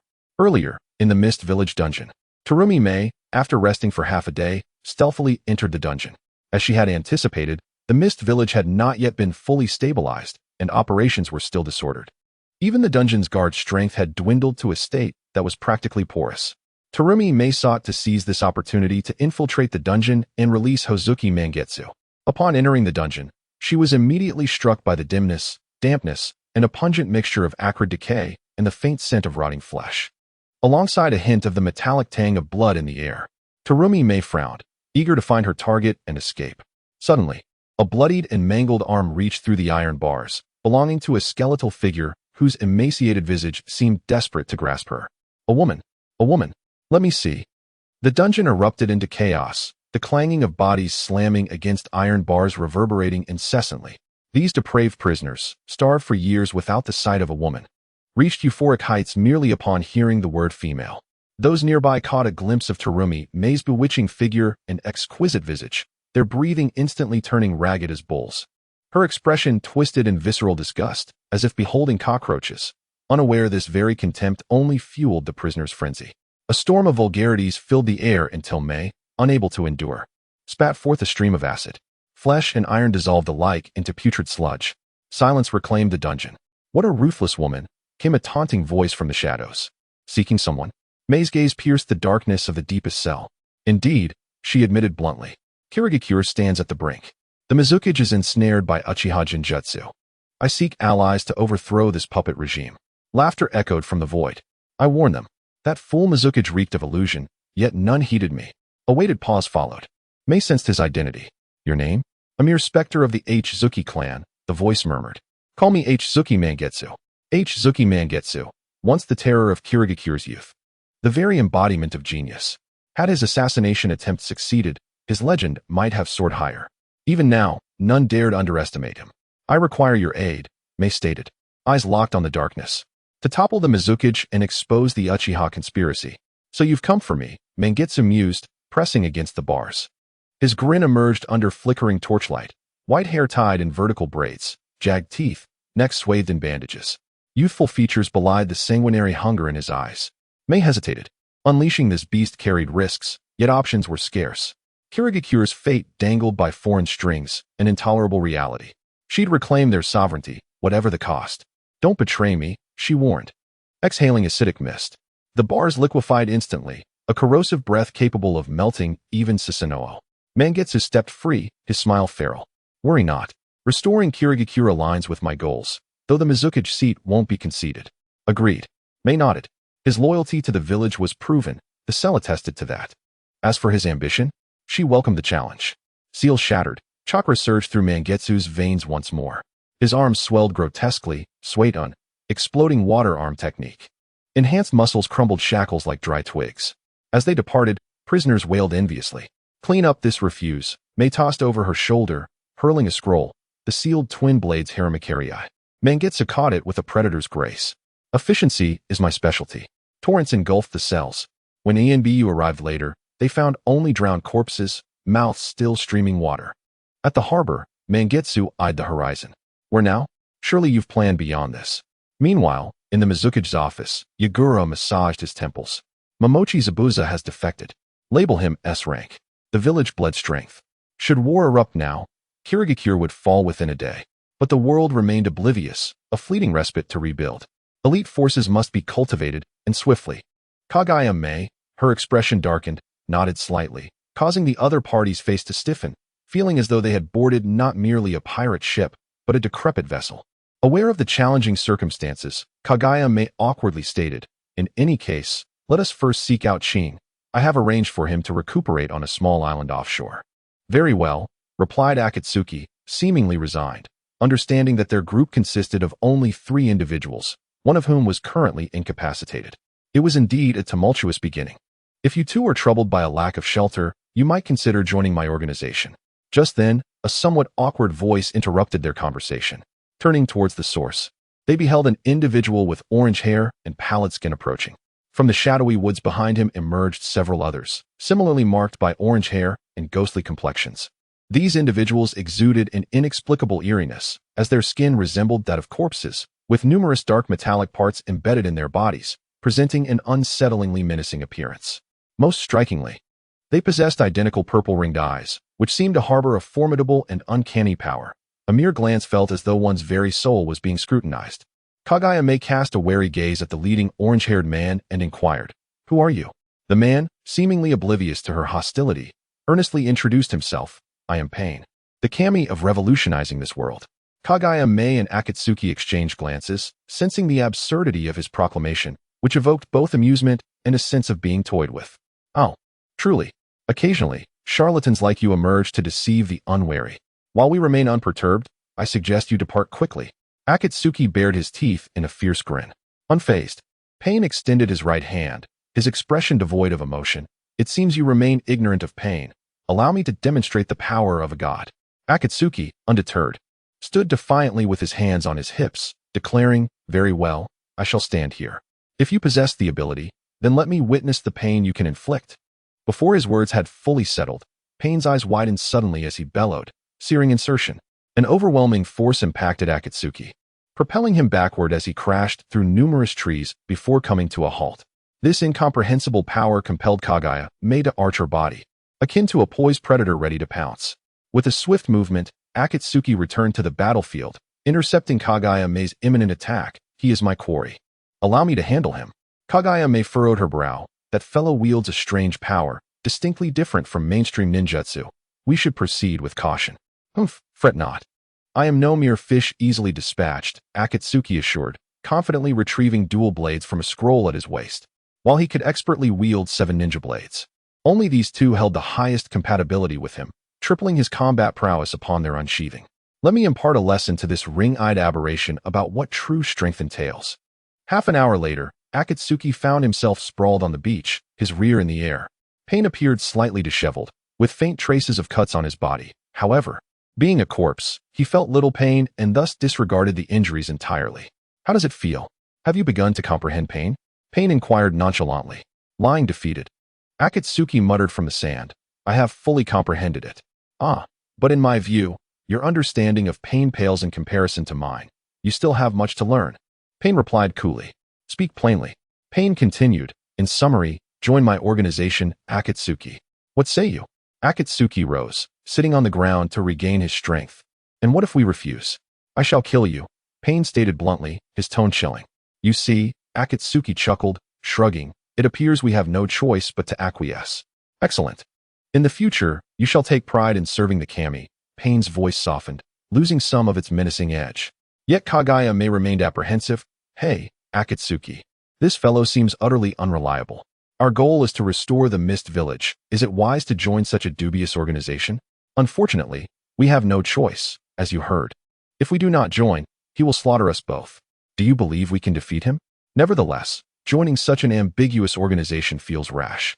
"Rest assured," Pain interjected. "Aside from fulfilling the organization's missions, you are free to pursue your own objectives." Akatsuki flashed a toothy grin at Kagayame. "Did you hear that? It seems our autonomy is quite considerable. Moreover, to restore the Mist Village, we need a secure base. This organization could serve that purpose. We might even leverage their intelligence network for our own ends." Upon hearing this, Kagayame instinctively glanced at Pain, who remained unresponsive, heightening her curiosity about the Akatsuki organization and its seemingly liberal nature. "Very well, we shall join your organization." "A wise decision," Pain nodded, reaching into his ninja tool pouch to retrieve a sealing scroll. From it, he produced 2 sets of Akatsuki uniforms and a small box. As Akatsuki and Kagayame donned the red cloud cloaks, they found the attire quite appealing, enhancing their appearances. However, when Akatsuki opened the small box, his expression faltered. "What is this, leader?" Pain glanced over and replied, "Nail polish. Why do you ask? Isn't that rather peculiar? Why would there be nail polish?" Pain raised his hand to showcase his manicured nails, stating, "It is standard for the organization. Every formal member wears the red cloud cloak and applies nail polish." "Akatsuki, what's wrong? Are you unwilling?" Akatsuki bowed his head in humiliation, gritting his teeth. "No, leader, your taste is unparalleled. I was merely momentarily taken aback." "Ah, I see. Well, go ahead and apply it. It looks quite nice." "How infuriating." The moonlight shimmered in Guizong's eyes, a tear glistening as she hesitantly reached for the small box containing nail polish. Time swiftly passed, and months later, the largest research facility in Wuyin Village was successfully completed. The institute was established behind the Shuiying building, nestled against the mountains, its main structure consisting of an alloy wall buried 5 stories underground. encased in a 2-meter-thick layer of concrete on the exterior. Above ground, it presented a single-story, semicircular domed structure, exuding an aura of futuristic technology. At this moment, the ninjas of Wuyin Village hurriedly assigned various tasks within the Research Institute, ensuring that its security measures surpassed even those of the Shuiying building. All essential equipment had been installed and was ready for immediate operation. Orochimaru transformed into a graceful noblewoman, elegantly traversing the corridors of the Institute, surveying his domain. Such opulence and advanced technology were an experience new even to Orochimaru. His previous collaborations with Danzo had never reached such extravagance. Truly, this was a prestigious research institute built with the collective strength of the entire village. "Let us not forget my design contributions," remarked Deidara, walking alongside Orochimaru, who instantly discerned his intentions and boasted of his achievements. Orochimaru, flicking his tongue, replied, "Indeed, Deidara-kun, I would never overlook your contributions. Many of the instruments in this institute are unparalleled in the ninja world. Without the assistance of top craftsmen for their secret forging, they would have been unattainable." As he spoke, Orochimaru tapped on the alloy wall, emphasizing that the forging formula for this alloy was undoubtedly ahead of the ninja world by over 50 years. His implications were unmistakable. Deidara, unfazed, remarked, "Since we are to fully embrace the exploration of various innovative technologies, we must not be stingy. These devices have become rather antiquated. Once our productivity escalates, we shall resume the development of more advanced equipment, at which point it may not be an issue to lead the ninja world by a millennium or more." Orochimaru's eyes gleamed with intrigue. Such a promising future was indeed captivating for a scientist. "I find myself eagerly anticipating it." As they spoke, the two descended to the 5th subterranean level. This was the core research facility, where all of Orochimaru's latest endeavors were conducted. At the heart of this chamber, within a nutrient chamber, lay a humanoid mass under cultivation. This was the clone that Orochimaru had developed months prior, utilizing immortal cells, Hashirama cells, and the genetic material of the Sharingan. However, this clone lacked the host necessary to sustain these cells, thus failing to develop into a complete human form. Nonetheless, the Sharingan, cultivated from the two cellular foundations, had emerged. Orochimaru drained the nutrient solution and reached in to extract the Sharingan. After repeated observations and experiments, he sighed in disappointment. This Sharingan matched the genetic code of Uchiha's fire, revealing no unique qualities. It was merely the result of the combined strength of two potent cells, thus endowing it with ocular power exceeding that of its original owner by over 10-fold. In summary, it was simply a pair of extraordinarily powerful yet ordinary Sharingan, devoid of any evolutionary potential. Deidara took the object in hand, toying with it for a moment before stating, "It appears the time has come to hasten the demise of the Uchiha clan in Konoha. Otherwise, I shall be unable to acquire a substantial amount of Sharingan specimens. Indeed, I have already begun to formulate a plan." Orochimaru licked his lips, a sinister smile creeping across his face. Chapter 51, The Art of Disguise. Outside the hidden village of Konoha, at the patrol post, Deidara plunged a kunai into the throat of a Leaf Village ninja, a member of the Uchiha clan. The name inscribed on the ninja's identification tag read Uchiha Hodge. Casually, he extracted Uchiha Hodge's eye and placed it into a jar of saline solution. Subsequently, Deidara produced a sealing scroll and confined Uchiha Hodge's lifeless body within its confines. Following this, he formed a unique seal, a capability acquired after gaining the properties of Hashirama cells. In an astonishing display, the cells throughout his body began to writhe, and in mere moments, his appearance transformed to that of Uchiha Hodge, his golden locks morphing into the Uchiha clan's ancestral spiky black hair. White Zetsu possessed a technique of impersonation, a remarkable transformation art capable of deceiving the senses. Being derived from the same source as Hashirama cells, it too held this extraordinary ability. However, in his lifetime, Hashirama never utilized such a power, leaving it undeveloped. Now, with Deidara's deliberate excavation, he successfully grasped this seemingly perverse technique from Hashirama's cells. Essentially, it was the malleability of White Zetsu's cells that allowed for seamless transformation, enabling the mimicry of any individual by altering the distribution of flesh and bone. If one could absorb the chakra of an adversary, even their chakra could be imitated. At this moment, Deidara had become Uchiha Hodge himself. Tap, tap, tap. From behind him, another figure approached. It was Uchiha H. Ka, an ordinary Leaf Village Jainin, a female Uchiha clan member yet to awaken her eyes. Her features were exquisitely refined. It could be said that no Uchiha was ever unattractive. Yet, as she approached, she unexpectedly extended a long tongue, glistening with drool. Wow, Deidara-kun. You are even faster than I imagined. Deidara did not conceal the disdain evident on his face as he remarked, I must ask, Orochimaru, could you refrain from engaging in such perverse actions using the body of a member of the Uchiha clan? It is bound to invoke divine retribution. What does it matter? Orochimaru replied indifferently. It is merely an ordinary vessel. Were it not for the fact that only 2 Uchiha clansmen are stationed at the patrol posts throughout Konoha, I would prefer not to utilize her at all.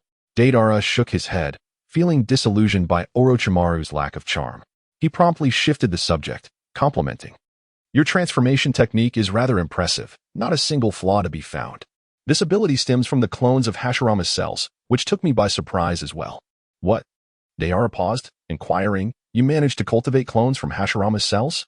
Indeed, the resulting creation is quite peculiar, resembling a grayish-white human that is closer to a plant, lacking even internal organs. Deidara. In the realm of biotechnology, Deidara found himself utterly in awe of Orochimaru, who had silently and single-handedly cultivated white Zetsu. Unaware of Deidara's astonishment, Orochimaru continued his explanation. I must credit your immortal cells, Deidara-kun. Without them, my success would not have been possible. As he spoke, a multitude of grayish-white masses began to emerge from Orochimaru, or rather, from Uchiha Obito. These grotesque masses wriggling and transforming into a grayish humanoid entity that clung to him, distinguished by its striking dark green hair. This was the spore technique, a technique derived from these clones. Deidara found himself utterly speechless, astonished that he could extract the techniques of impersonation and spore manipulation from merely a clone. Orochimaru's biological technology has likely reached an unparalleled pinnacle, unmatched by any who have come before or will come after. It appears that Deidara possesses some understanding of this unique clone. Observing Deidara's lack of curiosity, Orochimaru swiftly deduced that he must have encountered such a special clone previously. This entity is known as White Zetsu, a tale that is rather extensive. In any case, the White Zetsu you have cloned is somewhat distinct, as it was created using primarily Hashirama's cells, supplemented by those of the Eternal cells. White Zetsu. Noticing Orochimaru's intrigue, Deidara began to recount the origins of White Zetsu in detail, including their characteristics and more. After all, time was abundant. The 2 Uchiha clan members they had replaced were originally on patrol near the village, destined to remain outside for the entire day. As Deidara elaborated in an engaging manner, Orochimaru envisioned a world of extraordinarily advanced biological technology unfolding before him. As the sun began to set, a few patrolling ninjas arrived in the village. Uchiha Hojiu and Honin approached, announcing, we have come to take over your watch. Deidara's expression darkened instantly, and he remarked with displeasure, you lot have arrived far too late. With such a lackadaisical sense of time, how can you possibly safeguard the village? The several Nin, despite their usually placid demeanor, found themselves incensed by his words, and tensions threatened to erupt into conflict. From a distance, another Nin approached, positioning himself between the agitated parties, subtly diffusing the situation. Now, we are all from the same village. Let us not mar our camaraderie. Humph. You Nin from Shitia, Deidara disdainfully scrutinized him, retorting with a mocking tone, tend to your subordinates. Such a lax attitude is hardly conducive to protecting Konohagakure. Indeed, you are right, Senior Hojo, Shitia replied with a deep bow, willingly apologizing to Deidara despite being his senior in age, and addressing him with respect. Senior Shitia. The other Nin gasped in astonishment, taken aback by his actions and feeling a sense of indignation. Silence. You all ought to apologize to both Senior Hojo and Senior Huanyao at once. Reluctantly, they complied. What? Are my words no longer effective? Shitia glared. The Nin wilted under his gaze, their spirits dampened like withered plants, and they could only begrudgingly lower their heads to offer their apologies. Humph. Deidara let out a cold snort as he brushed past them, returning to the village alongside Orochimaru. Once they departed, the group of Nin erupted in hushed complaints about the Uchiha clan. The Jonin, named Shitia, raised his index finger to his lips, hushing them. Patience, my friends. Uchiha Haj is simply of that disposition. It is entirely normal for him to look down upon us, the common shinobi. Yet, must we continue to endure the Uchiha's arrogance? What gives them the right? After all, We are all part of Konohagakure. Some matters are just as such. Expressing anger proves futile. It is best to ignore them. In due time, perhaps things will improve. As Deidara walked through the streets of Konoha with a sour expression. It was not until he returned to the Uchiha clan's territory that his grimace melted away into a smile. This was the persona of Uchiha Hyaku, a member of a prestigious family who held a profound disdain for commoners and civilian ninjas. His smiles were reserved solely for those of the Uchiha lineage. With a playful chuckle, Orochimaru, disguised as Uchiha Hinata, mercilessly teased Deidara, remarking, "Indeed, Hyaku-kun has chosen a rather amusing identity. The thought of you having to switch expressions so frequently brings a smile to my face." Unlike her portrayal of Uchiha Hinata, which exuded an air of aloof beauty, requiring only an impassive demeanor to avoid any flaws. "Get lost," Deidara retorted with irritation. "Very well," Orochimaru replied, genuinely departing. After all, her current guise was not that of Uchiha Hyakuzu's sister. Upon returning to the clan's grounds, it was only natural that they would go their separate ways. Deidara silently retraced the path to Uchiha Itachi's home, guided by the memories extracted through illusionary techniques from Itachi's own mind, enabling him to impersonate the other with remarkable precision. A soft crack echoed. Deidara slid open the wooden door and stepped into the living room. Without turning on the lights, he settled onto the cushion in the center of the space. "You have 5 seconds to come out. If you don't, I'll take matters into my own hands." 1 second. 2. 3. Click. The door to the adjacent room creaked open, revealing a figure with crimson eyes gleaming in the dimness. "My apologies, Lord Hyzake. Visiting at such an hour is discourteous, but the clan leader's orders left me no choice. Allow me to introduce myself. I am Uchiha Chika, servant of wind and fire. By the Patriarch's command, I have come to inform you. All clansmen bearing the 3-tomo Sharingan are required to attend tonight's secret gathering at the Naka Shrine. That is all." Deidara listened to him with a placid demeanor, nodding as he spoke. "No problem, I shall attend to it," he replied. "I take my leave now." Uchiha Dui Shui Huafeng offered a slight bow, preparing to depart. However, as he brushed past Deidara, he suddenly drew a kunai, thrusting it with precision and force towards Deidara's heart. Bang! Before the kunai could even make contact, Deidara delivered a swift kick, sending Uchiha Dui Shui Huafeng flying. After crashing through the wooden sliding door of the room, Uchiha Dui Shui Huafeng found himself utterly dazed. What astonishing reflexes! Was the other party on guard against him all along? In his next life, before taking a life, he ought to temper his murderous intent. The voice of Deidara echoed softly in the ears of earth, water, fire, and wind, startling them into exclaiming, "Wait." With a sudden snap, the neck of earth, water, fire, and wind was mercilessly crushed. For reasons inexplicable, Deidara unleashed another wave of nuclear radiation upon his lifeless form. In the blink of an eye, the corpse of earth, water, fire, and wind began to contort, gradually transforming into a ghastly, pale humanoid entity. "Is this White Zetsu?" Deidara was taken aback. Chapter 52. The frequently victimized Uchiha. Before him stood the writhing, distorted white humanoid, unmistakably White Zetsu. Moreover, this was not the hybrid version researched by Orochimaru, but the authentic White Zetsu cultivated by Uchiha Madara, possessing an exceptionally high purity. The appearance of White Zetsu here signified that Uchiha Obito had commenced his surveillance of the Uchiha clan, even infiltrating it further. This suggests that he was likely poised to accelerate the demise of the Uchiha. Deidara had anticipated that action would not begin for another 2 years, yet it seemed Obito had already set his plans in motion. However, Itachi had yet to reach that level of maturity. Was he intending to act independently? Deidara expressed confusion regarding Obito's actions. Lacking sufficient information, he was disinclined to continue speculating on Obito's intentions. After all, their interests aligned, both aiming to lead the Uchiha clan into the abyss. Whoosh! Deidara knelt down, placing his hand upon the body of White Zetsu, subsequently drawing the nuclear radiation back into himself. Upon completion, he absorbed White Zetsu, considering that perhaps, when blended with the shark's skin, it could yield intriguing abilities. Following this, Deidara engaged in the mundane activities of dining and personal hygiene, akin to the true Uchiha Hashikazu. Once his tasks were accomplished, he spent a while refining his chakra. At 11 o'clock, after performing 20 minutes of flexibility exercises and consuming a warm glass of milk, he reclined peacefully in bed. Outside the residence of Uchiha Hashikazu, A venerable tree stood tall, where an Umbu ninja from Konoha inquired about any irregularities. The Umbu responsible for daytime surveillance replied, "There are no anomalies.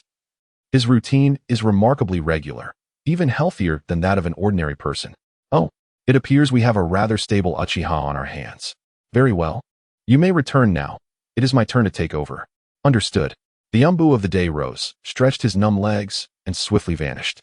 The incoming Umbu concealed himself within the tree, quietly observing Uchiha Hashikazu, who seemed to have succumbed to a deep slumber. It appeared to be a tranquil night, thought the Umbu. In reality, the Uchiha Hashikazu nestled beneath the covers was merely a shadow clone. While the original had long since arrived at the entrance of the Nanha Shrine. The Nanha Shrine, named after the Nanha River, is situated downstream of the river. It serves as the ancestral temple of the Uchiha clan, located in the easternmost forest of Konoha village. Having been a significant gathering place for the Uchiha clan since the Warring States period several decades ago. As Deidara sauntered into the room, his leisurely gait starkly contrasted with the hurried strides of other Uchiha clan members, instantly capturing their attention. Several elderly Uchihas immediately adopted stern expressions and reprimanded him, demanding to know his lineage. In the midst of their inquiry, these old men activated their Sharingan, attempting to impose a psychological pressure upon Deidara. However, such tactics evidently bore no effect on him. He too unveiled his Sharingan, unleashing a formidable intensity that effortlessly shattered the feeble attempts of these senior members.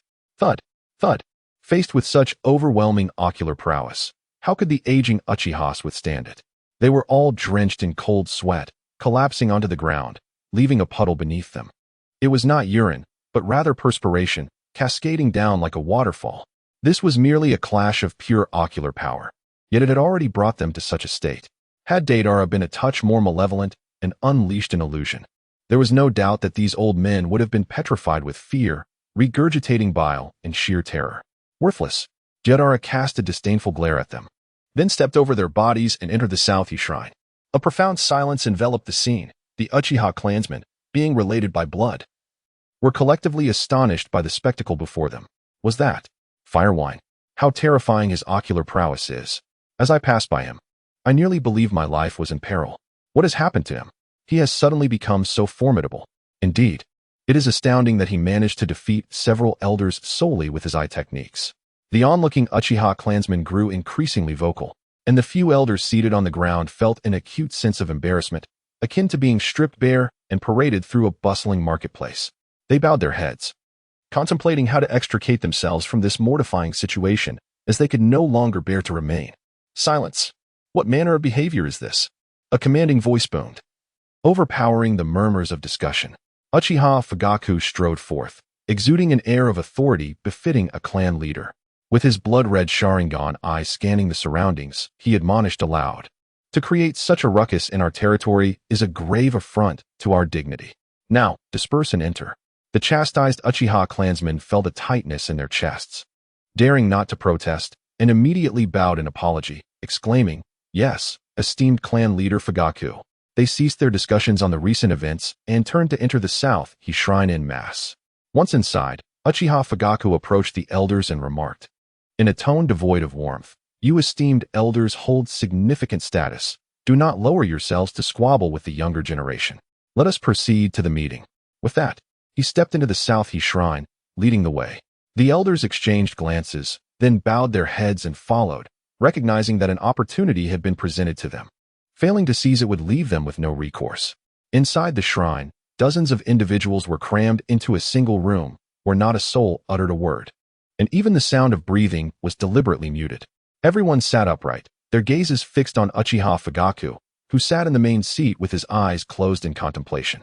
With a creak, the wooden sliding door opened, and several Uchiha youths assisted an elderly Uchiha elder into the room.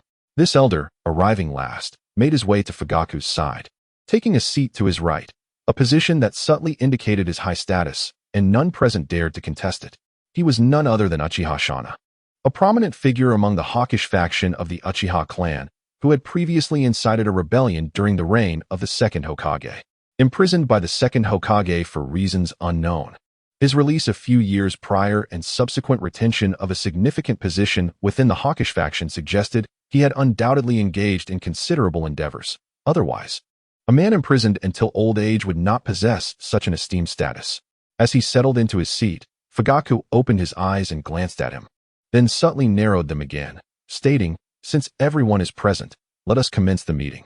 Pausing momentarily, he called out, "Hakadai, please recount the recent occurrences within the Uchiha clan." Uchiha Hakadai, with his short brown hair and distinctive markings beside his eyes, donned the traditional deep blue robe of the clan, adorned with the Uchiha fan emblem on his back. He was also a member of the Konoha police force, tasked with safeguarding village security, possessing keen analytical abilities and the capacity to lead the police members effectively. Even Uchiha Fugaku held him in high regard, often delegating important matters to him.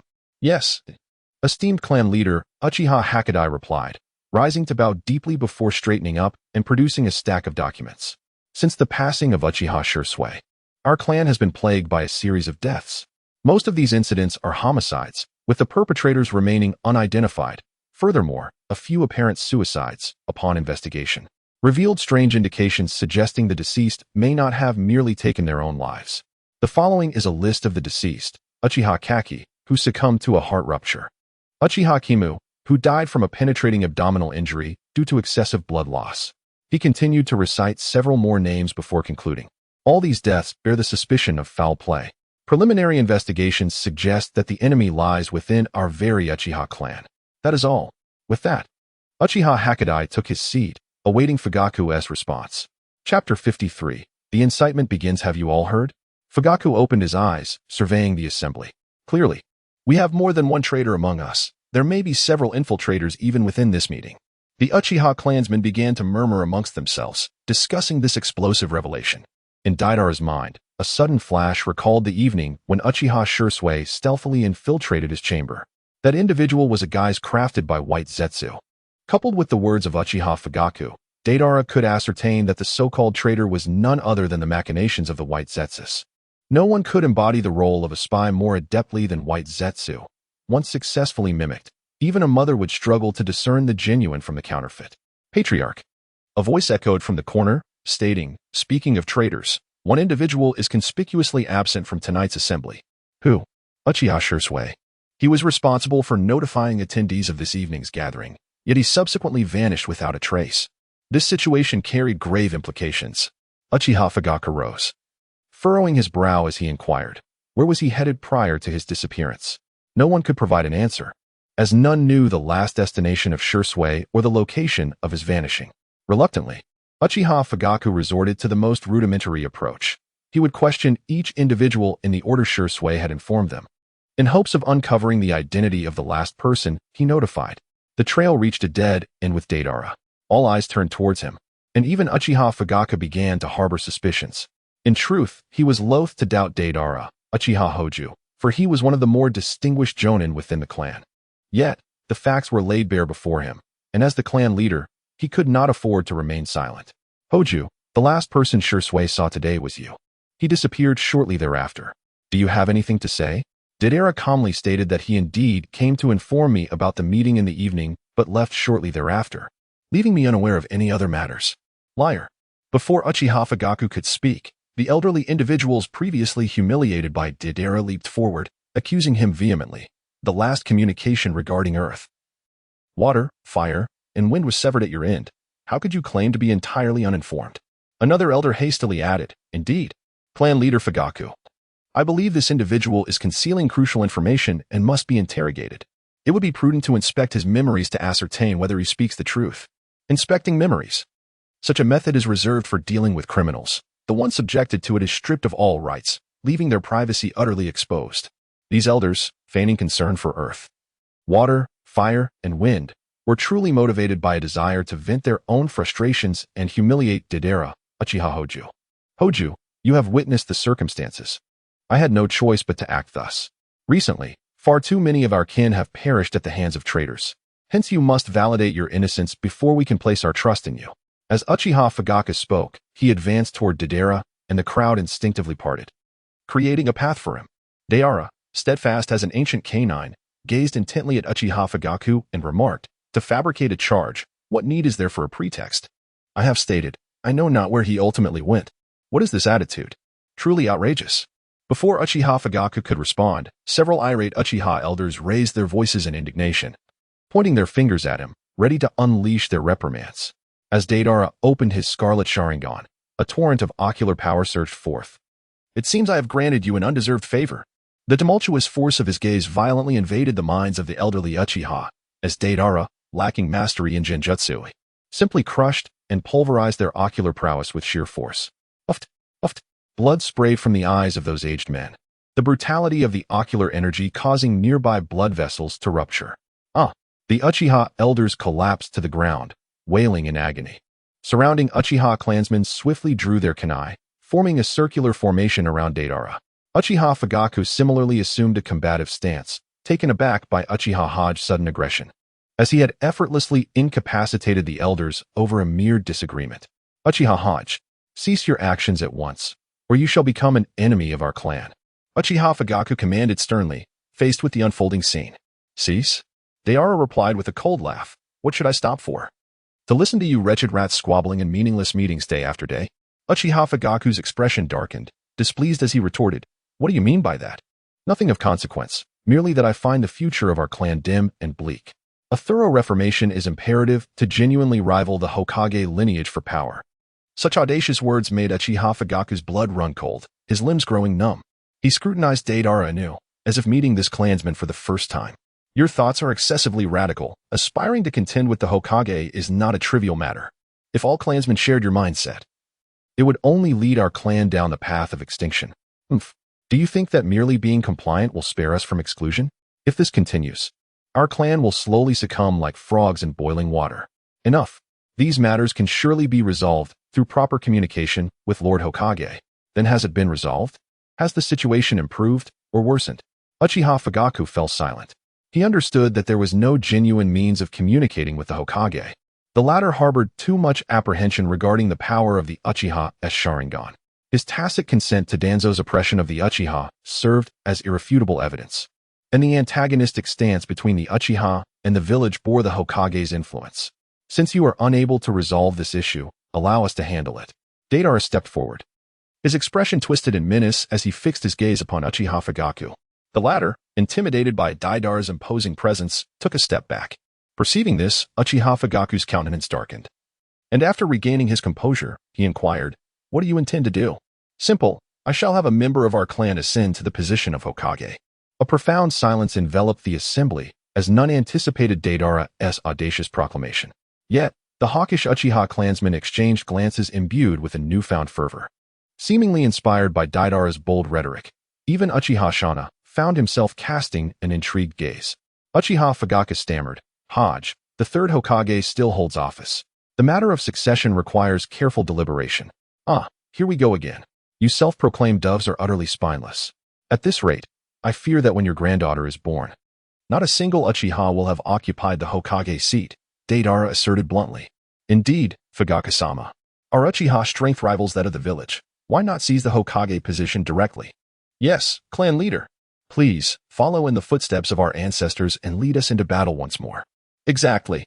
Why is it that the Senju clan has held the Hokage title for 2 consecutive terms, while our Uchiha, who founded Konoha alongside them, has yet to see a single Hokage emerge from our ranks? This is unjust." "Silence. The will of the clan leader is not for you to comprehend." "Indeed. Do you not understand the concept of acting within one's means?" In an instant, the hawkish and dovish factions began to argue fervently. But due to the smaller number of doves, they failed to gain the upper hand. As the hawkish members grew increasingly agitated, the discourse veered dangerously close to threats against the Hokage. Uchiha Fugaku quickly intervened, shouting, "Silence. Do not speak of the Hokage any further. Otherwise, I shall personally deal with the instigator. The fate of our clan must be deliberated with caution." Yet, his words no longer held sway. The majority of those present were hawkish clansmen, and this so-called family assembly had become a platform for the Hawks to incite the clan leader towards rebellion against the Hokage. The desire for rebellion within the Uchiha clan had grown beyond what Fugaku could suppress. In resignation, Uchiha Fugaku could only forcibly dissolve the meeting. The assembly dispersed in discontent. Deidara did not intend to hastily instigate a successful uprising among the Uchiha clan. For today, this is where matters shall conclude. At the next gathering, he will continue to stir the sentiments of dissatisfaction among the hawkish Uchiha. As he stepped out the door, Uchiha Fugaka called out to him. Fire, wine, earth, water, fire, and wind. Where could they possibly be? He could surmise that it was highly likely that earth, water, fire, and wind had perished. Yet, he found it difficult to accept that the Uchiha clan had descended to the point of fratricidal conflict. As Deidara turned around, the three-tomo Sharingan coldly gazed at him. Fugaku, the clan leader, what if you know the answer? How do you intend to deal with me? Will you kill me? In the midst of their exchange, an intangible clash of ocular powers began between the two. Beads of cold sweat trickled down Fugaku's brow. The terrifying intensity of Uchiha Hoshiko's ocular prowess was overwhelming. If this continued, he feared he would be compelled to awaken his Manjiki Sharingan. Step by step, Uchiha Fugaku retreated, two streams of blood tears flowing from his eyes. This was the consequence of forcibly interrupting the ocular contest, resulting in a backlash. Your ocular power. Uchiha Fugaku longed to inquire of Deidara whether he had indeed activated his Manjiki. The force of this ocular power was already beyond his own. He had a foreboding sense that even if he were to awaken the Manjiki, he would still suffer a devastating defeat in this contest. Enough, Fugaku. An aged, wrinkled hand rested upon Uchiha Fugaku's shoulder. It was Uchiha Shana. Let us conclude this. The earth, water, fire, and wind have secretly allied with the Hokage. To prevent you from divulging the secrets of this gathering, I had Hoshiko act as he did. I hope you can understand. Very well. I comprehend. Uchiha Fugaku glanced at Uchiha Shana and then at Deidara, ultimately resigning himself to compromise. What other choice did he have? As the pacifist clan leader, he had always hoped to resolve the relationship between his clan and the village through peaceful means. However, many within the clan were radical hawks, and his authority as leader was not absolute. Faced with the subtle threats posed by Uchiha Shana and Hoshiko, he acquiesced. Even if the earth, water, fire, and wind were not traitors allied with the Hokage, they would inevitably be viewed as such. Otherwise, he would face continuous assassination attempts from hawkish clan members aimed at him and even his family. Chapter 54. Exposure. As Deidara emerged from the South He Shrine, Uchiha Shana followed closely behind. Trailing him were key figures of the hawkish faction, Uchiha Inahibe, Tetsuhibe, and Hakadai, along with Uchiha Hozuki. Leaning on his cane, Uchiha Shana called out to Deidara and approached him. Elder Shana, Deidara greeted, turning to acknowledge him. Shana circled around him several times, his frail visage contrasting with the brilliance of his Sharingan eyes. The chakra is unmistakable, otherwise, I would question if you had become Hozuki. You have suddenly grown so powerful. Have you awakened that eye? What? Deidara feigned ignorance. That very eye, the kaleidoscope Sharingan. Uchiha Shana stepped closer, the distance between them shrinking to less than 20 centimeters. In such proximity, Deidara could discern the intricate details of Uchiha Shana's eyes. His Sharingan, with three tomo fused together, spun rapidly, transforming into a striking black crossbow pattern. Deidara feigned surprise and remarked, so the eye above the three tomo Sharingan is called the Manjiki Sharingan. I had thought my eyes had undergone some sort of mutation. It is quite normal for you not to be aware. Our clan has not produced a Manjiki in a long time. Among the younger generation, only Shursui has awakened it. Though alas. At this, Uchiha Shinjitsu paused momentarily, seemingly lamenting Shursui's demise. However, after a brief moment, he continued, fortunately, after Shursui. You have awakened this eye as well, and what is more, you belong to our lineage. At last, our Uchiha clan possesses a dependable force to counterbalance the village. Having said that, he inquired, Hokage, what ocular technique does your Manjiki possess? Deidara did not respond immediately, as he possessed an extraordinary Sharingan, the potency of which was unparalleled. Setting that aside, Elder Shana, what is it that you seek from me? Deidara shifted the topic, inciting displeasure among the three hawkish brothers behind him. Uchiha Hakadai, in particular, stepped forward and chastised. Elder Shana is inquiring of you. Who taught you to respond to questions with questions? Deidara shot a piercing glance, his immense ocular power startling Uchiha Hakadai, who staggered backward several steps. Uchiha Hakadai felt that if he dared to utter another word, he might find himself on the receiving end of a few well-deserved slaps. Ahem. Uchiha Shana cleared his throat, seemingly ignoring the embarrassing spectacle of Uchiha Hakadai, and continued. I sought you out not for trivial matters, but primarily to discuss the prospect of your ascension to the position of Uchiha clan leader. His tone was so casual that it almost gave Deidara the impression that the other was inquiring about his dinner plans. Isn't Faik still alive? Why is Elder Shana in such a hurry to install a new leader? Since Faik established his family, he has lost his edge. Do you think he has the audacity to confront the Hokage now? If it weren't for the fact that he is the sole bearer of the clan's younger Sharingan, I would have long desired to dethrone him. He is, without a doubt, the most feeble leader in the history of our Uchiha clan. As Uchiha Shana spoke, his expression twisted into one of rage. It was evident that he was deeply incensed by Uchiha Faik. Now, the situation has changed. HJ, you two have awakened your Sharingan, which means we can relegate Faik to the shadows, allowing you to lead us in overthrowing the Hokage and reviving our clan. Deidara stroked his chin and remarked, do you have such unwavering confidence in me, fearing not the prospect of my failure? Uchiha Shursui replied coolly, if we were to fail, we would descend to the depths of hell alongside the Uchiha clan. After all, if we do not resist, we will inevitably meet the fate you described. Slowly perishing like frogs in boiling water. Such an outcome is unacceptable to me. The Uchiha clan shall perish only in battle. Deidara applauded Uchiha Shana. Although this old fellow was radical, it cannot be denied that he had indeed seen through the Hokage lineage. The Hokage would never allow the Uchiha clan to succeed.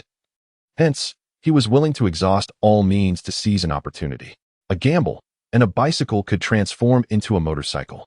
The thoughts of Elder Shana resonated with mine. Very well, I have agreed. So, how do you intend to oust clan leader Fugaku? A crimson light flickered in Uchiha Shana's eyes as he replied indifferently, your agreement suffices.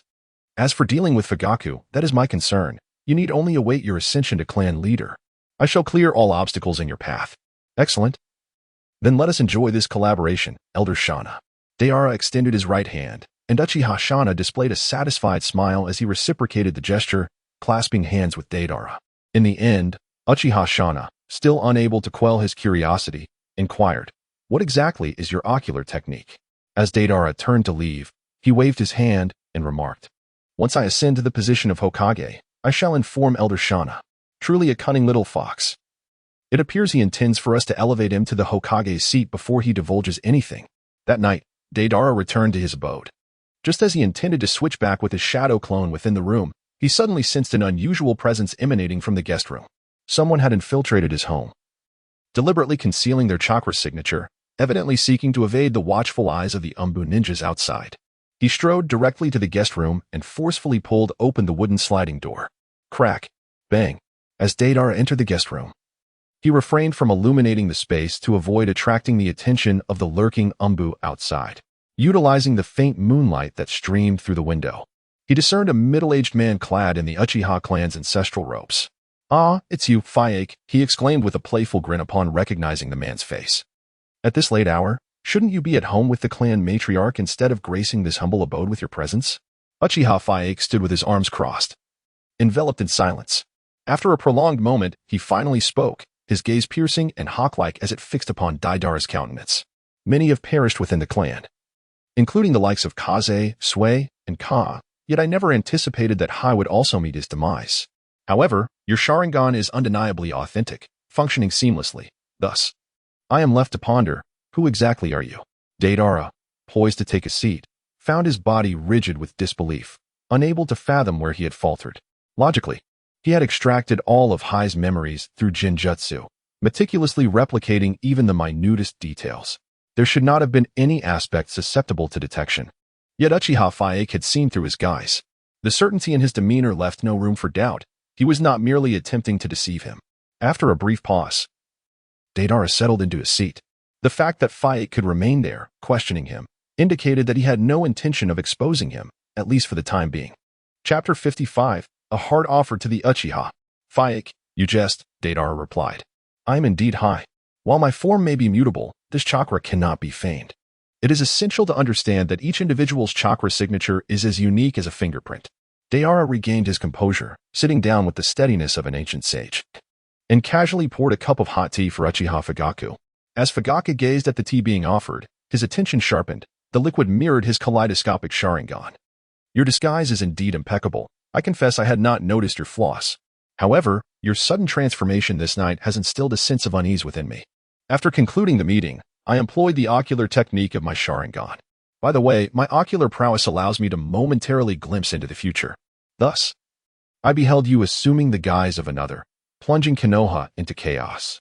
In the vision I perceived, the techniques you wielded were entirely dissimilar to those mastered by Suki. It is implausible for one to swiftly alter their innate talents, especially considering that Zuki has grown up before my eyes. I am well acquainted with him. Deidara was utterly convinced, realizing that despite his flawless disguise, it was effortlessly seen through by the Mangekyo Sharingan. This legendary ocular ability sometimes defied all logic with its overwhelming power. Deidara took a sip of tea and remarked, "Am I not permitted to learn other ninjutsu? After all, one's character can be altered. Can the clan head Fugaku truly comprehend my essence?" At this juncture, debating this matter holds no significance. For I cannot furnish tangible evidence to prove you are not Uchiha Itachi. So, Fugaku, what brings you here? The future I glimpse, though marred by distorted details, reveals one undeniable truth. You are indeed a flicker of hope for the Uchiha clan. This implies that even if you are not Uchiha Itachi, you remain one of our kin. I shall not pry into the reasons. As long as you can lead the Uchiha to survival, that suffices. The words articulated by Fugaku signify that the discord between the Uchiha clan and the village is irreconcilable. Thus, he seeks even the faintest possibility for the Uchiha's continued existence, refusing to overlook any sliver of hope. By uttering these words, he conveys that he will not obstruct Deidara's intentions, granting him the freedom to act as he wishes. Does the clan head not fear that my reckless actions may alter the future? The future is predetermined. Even if the path is altered, the outcome will inevitably gravitate towards that destined conclusion. Deidara shook his head, acknowledging the unwavering confidence of Uchiha Fugaku in his ocular techniques. Very well, esteemed clan leader.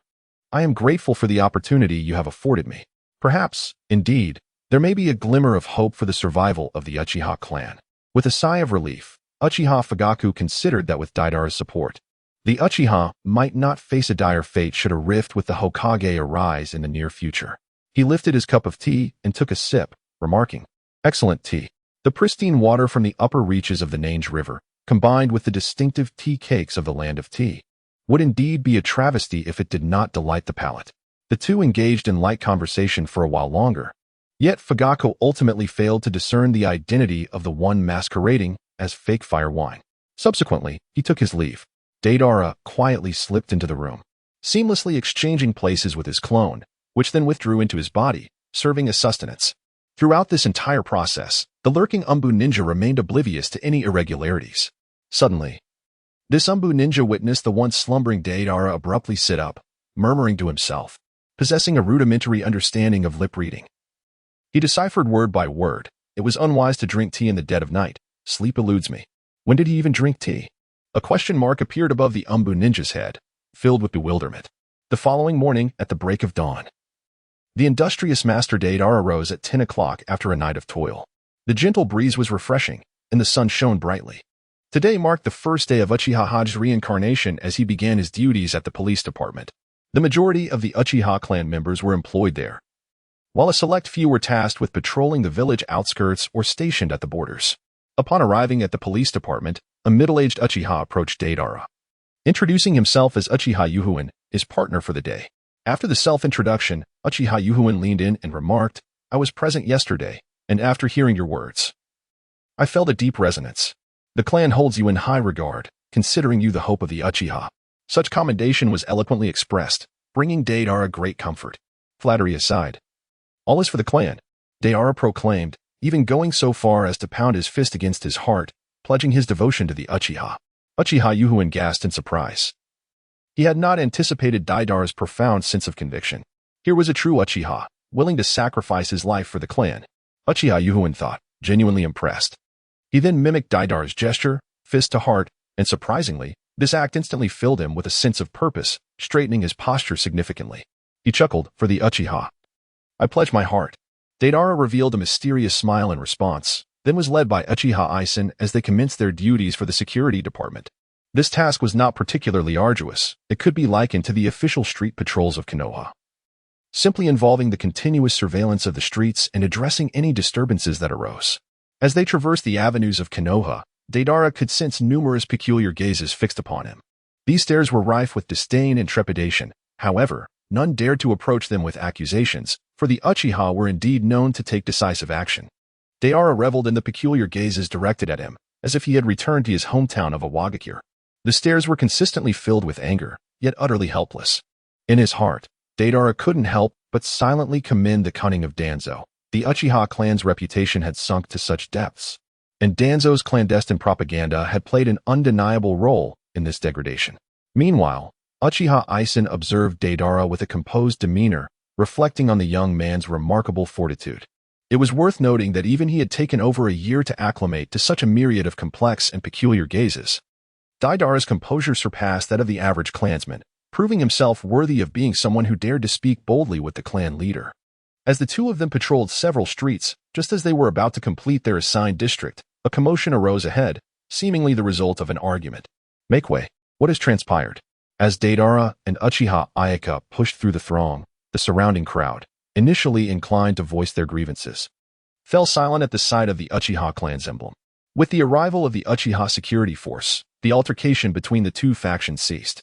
One group comprised Konoha ninjas, appearing to be ordinary Jonin rather than members of a prominent clan. The other group, however, astonished Deidara, for they were none other than the ninjas from the Hidden Cloud. He had not anticipated their presence in the village of Konoha at this hour. Upon seeing the security personnel, the Konoha ninja seemed to find newfound confidence. He stepped forward to grasp Deidara's arm, exclaiming, "Thank goodness, Uchiha security force. You have arrived to mediate. I merely bumped into them by accident, yet they refuse to forgive me and even demand that I kneel and apologize. Such brazen and overbearing behavior undoubtedly marks them as Cloud ninjas." Deidara calmly grasped the claw of the Leaf Ninja and inquired with a composed demeanor, "Is this so? The ninjas of the Hidden Cloud?" The leader, a buzzcut Cloud ninja, stepped forward with a slightly defiant tone. "Indeed, that is correct. He injured us, and all he did was kneel in apology without offering to compensate for the medical expenses. Isn't that sufficient? Has he achieved supersonic speed?" The Cloud ninja momentarily faltered, seemingly unprepared for Deidara's question, and promptly replied, "No, not at all. It was merely a normal walking pace." "Then, what manner of wailing is this when merely brushed against? Kneeling? Do you think this is the Hidden Cloud village?" Deidara retorted, pointing an accusing finger at the leader of the Cloud ninjas. You. The Cloud ninja stammered, his face flushed with anger as he pointed at Deidara. "What of it? Be sensible. We now suspect that you Cloud ninjas are deliberately instigating trouble in our village. First, you shall visit the security department for a cup of tea." With that, Deidara deftly produced a binding talisman. Once affixed, it would forcibly silence the chakra of these Cloud ninjas, rendering them unable to mobilize.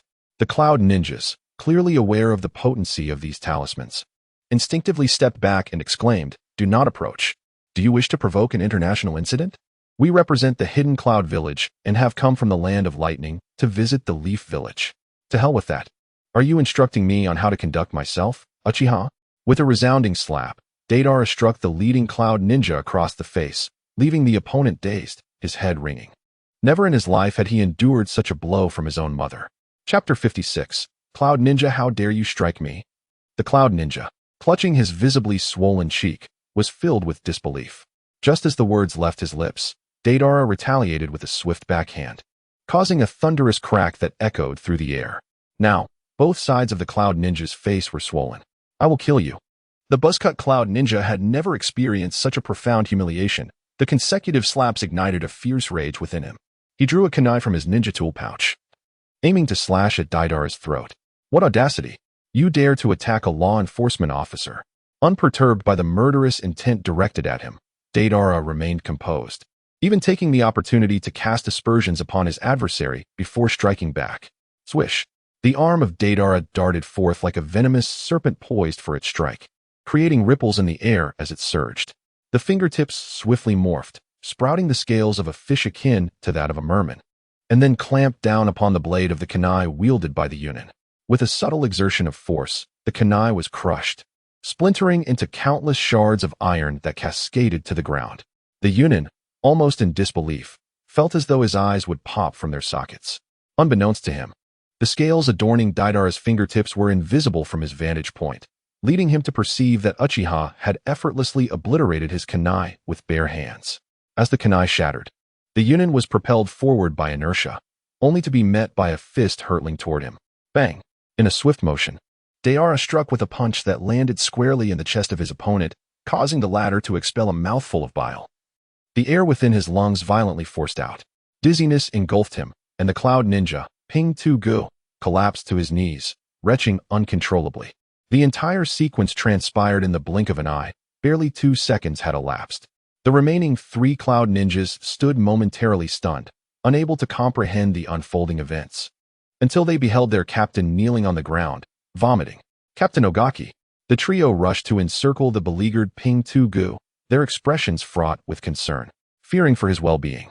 Despite their numerous flaws, the cloud ninjas exhibited an unparalleled sense of unity, far surpassing that of the other 4 great ninja villages. The absence of any rogue cloud ninja within the Akatsuki organization serves as a testament to their solidarity. The scene was profoundly poignant, evoking a sense of melancholy. Seizing the moment, Deidara produced a binding talisman, declaring, "Ah, dear friends of the cloud ninjas, do step forward for a cup of tea. I assure you, nothing untoward shall occur.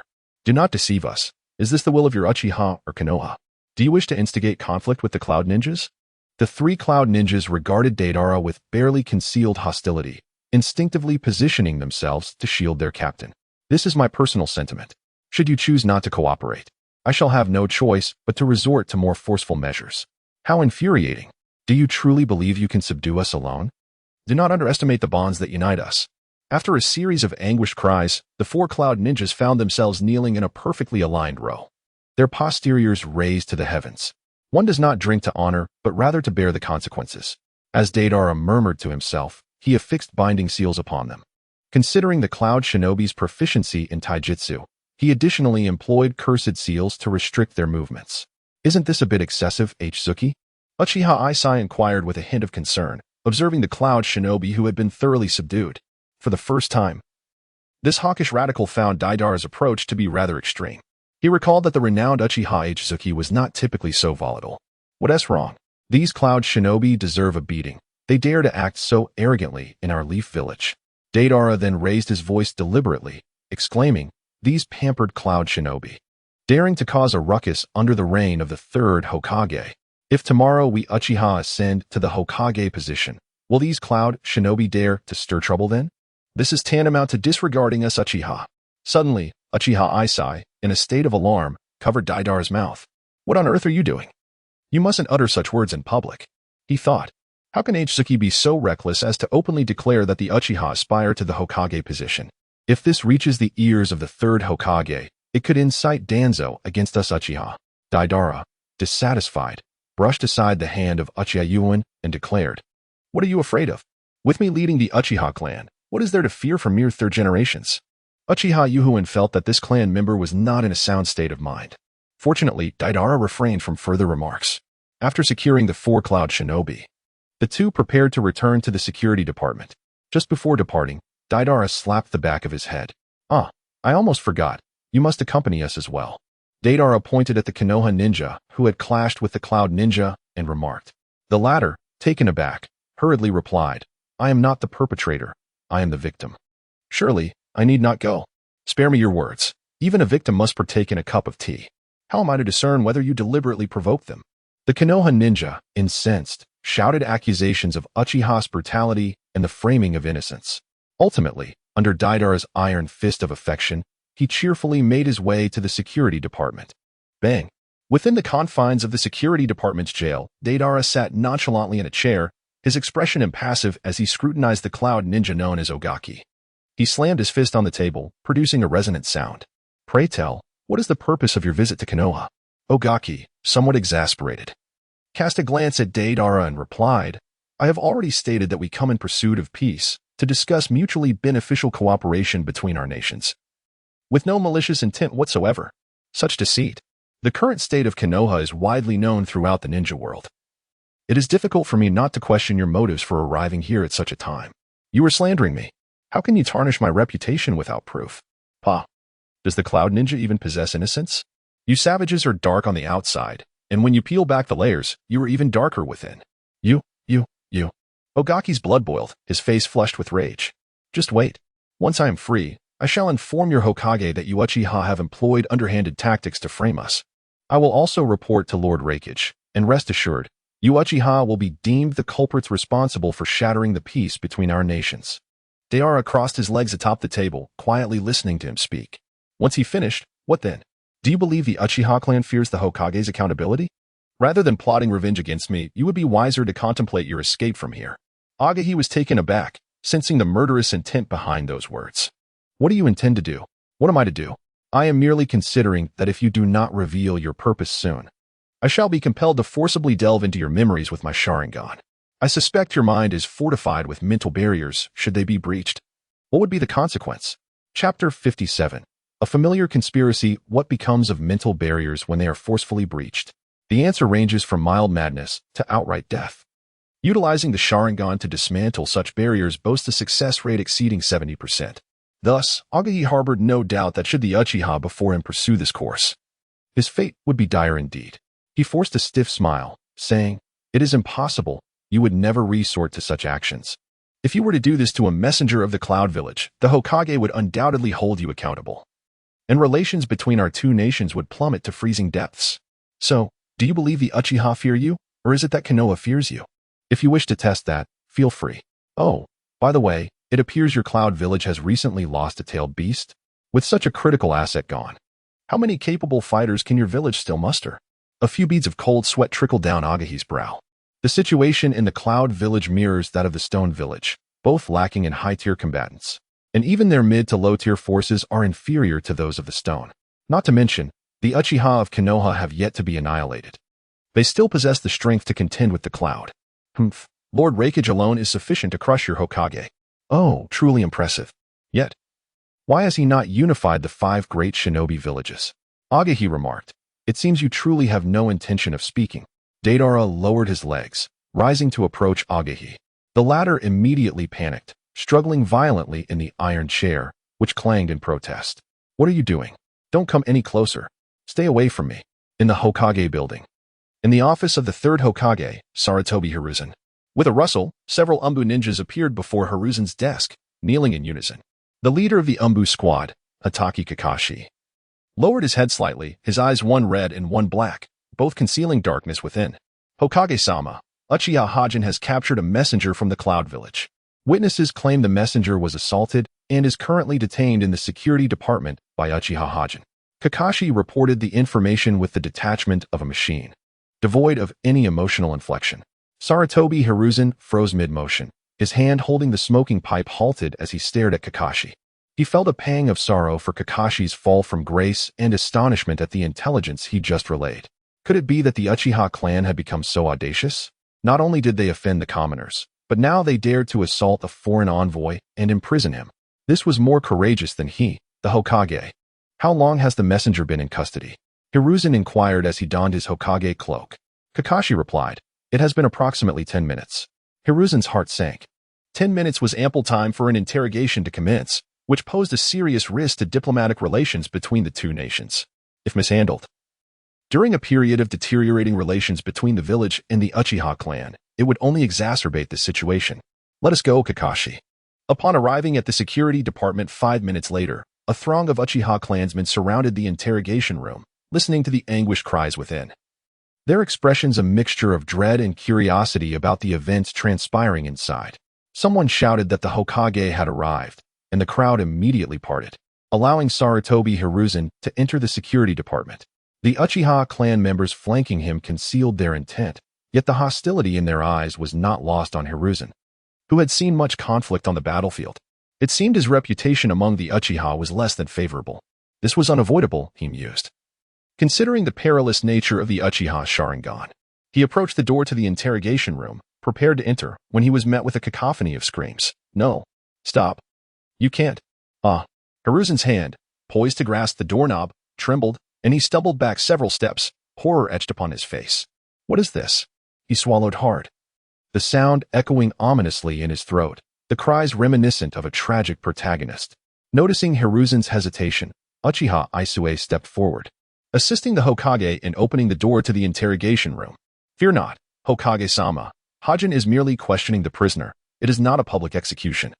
So you may enter without trepidation." Hiruzen's face twitched, muttering, "Is that so?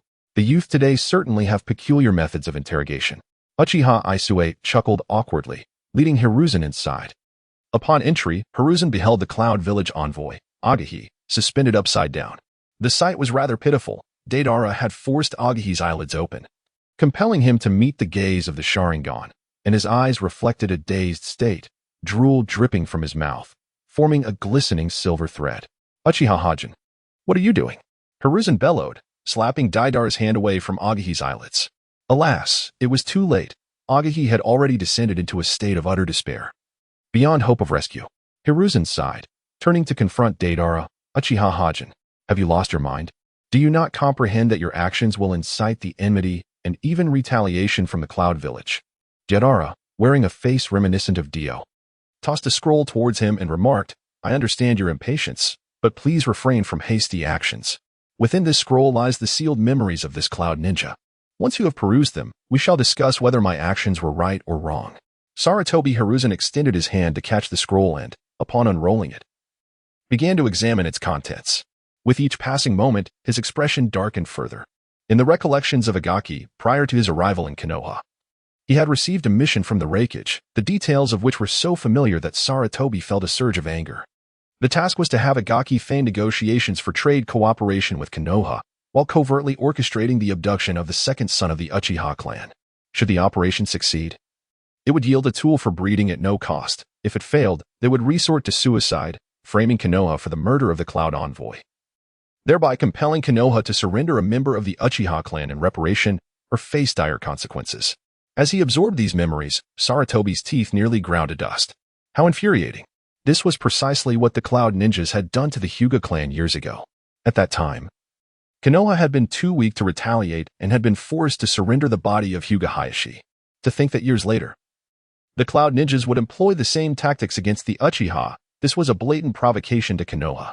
It was evident that Reikage A had confidently assumed Konoha would not dare to instigate a war, thus emboldening him to act with such disdain. That treacherous Reikage, Sarutobi Hiruzen, shall exact vengeance. Such an insult compelled Sarutobi, as Hokage, to draw his sword, for the Cloud Village was audaciously trampling upon their dignity. After cursing the Reikage, Sarutobi cast a glare at Deidara.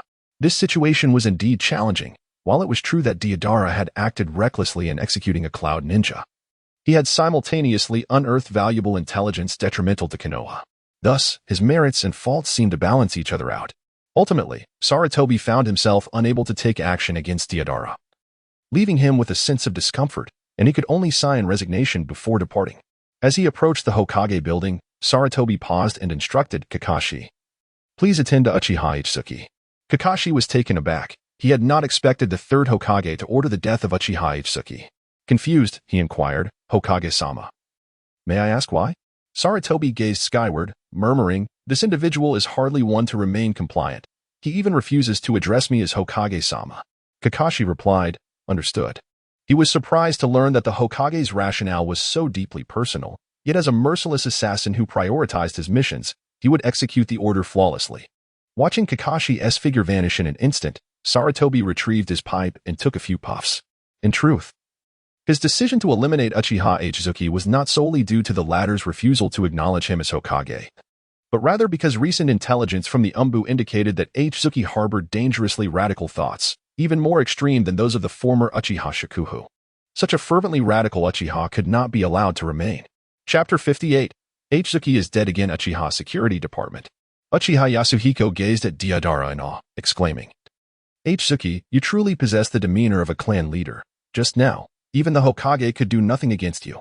Deidara chuckled softly to himself, contemplating that the old man Sarutobi would likely dispatch someone to deal with him upon his return. However, he was unperturbed, for his intent had always been to exacerbate the rift between the Uchiha clan and the village of Konohagakure. Your praise is unwarranted, Senior Aoi. It was merely a stroke of luck. He feigned humility before continuing his endeavors against the remaining 3 Cloud Shinobi and a Leaf Ninja, engaging in what could be termed as inciting animosity. The anguished cries from the security department gradually faded into silence by the time the afternoon shift arrived. Meanwhile, Uchiha Fugaku was poring over the clan's genealogical records within the Uchiha archives. Through the lens of his Sharingan, he discerned that Uchiha Hozuki had reverted to his original form.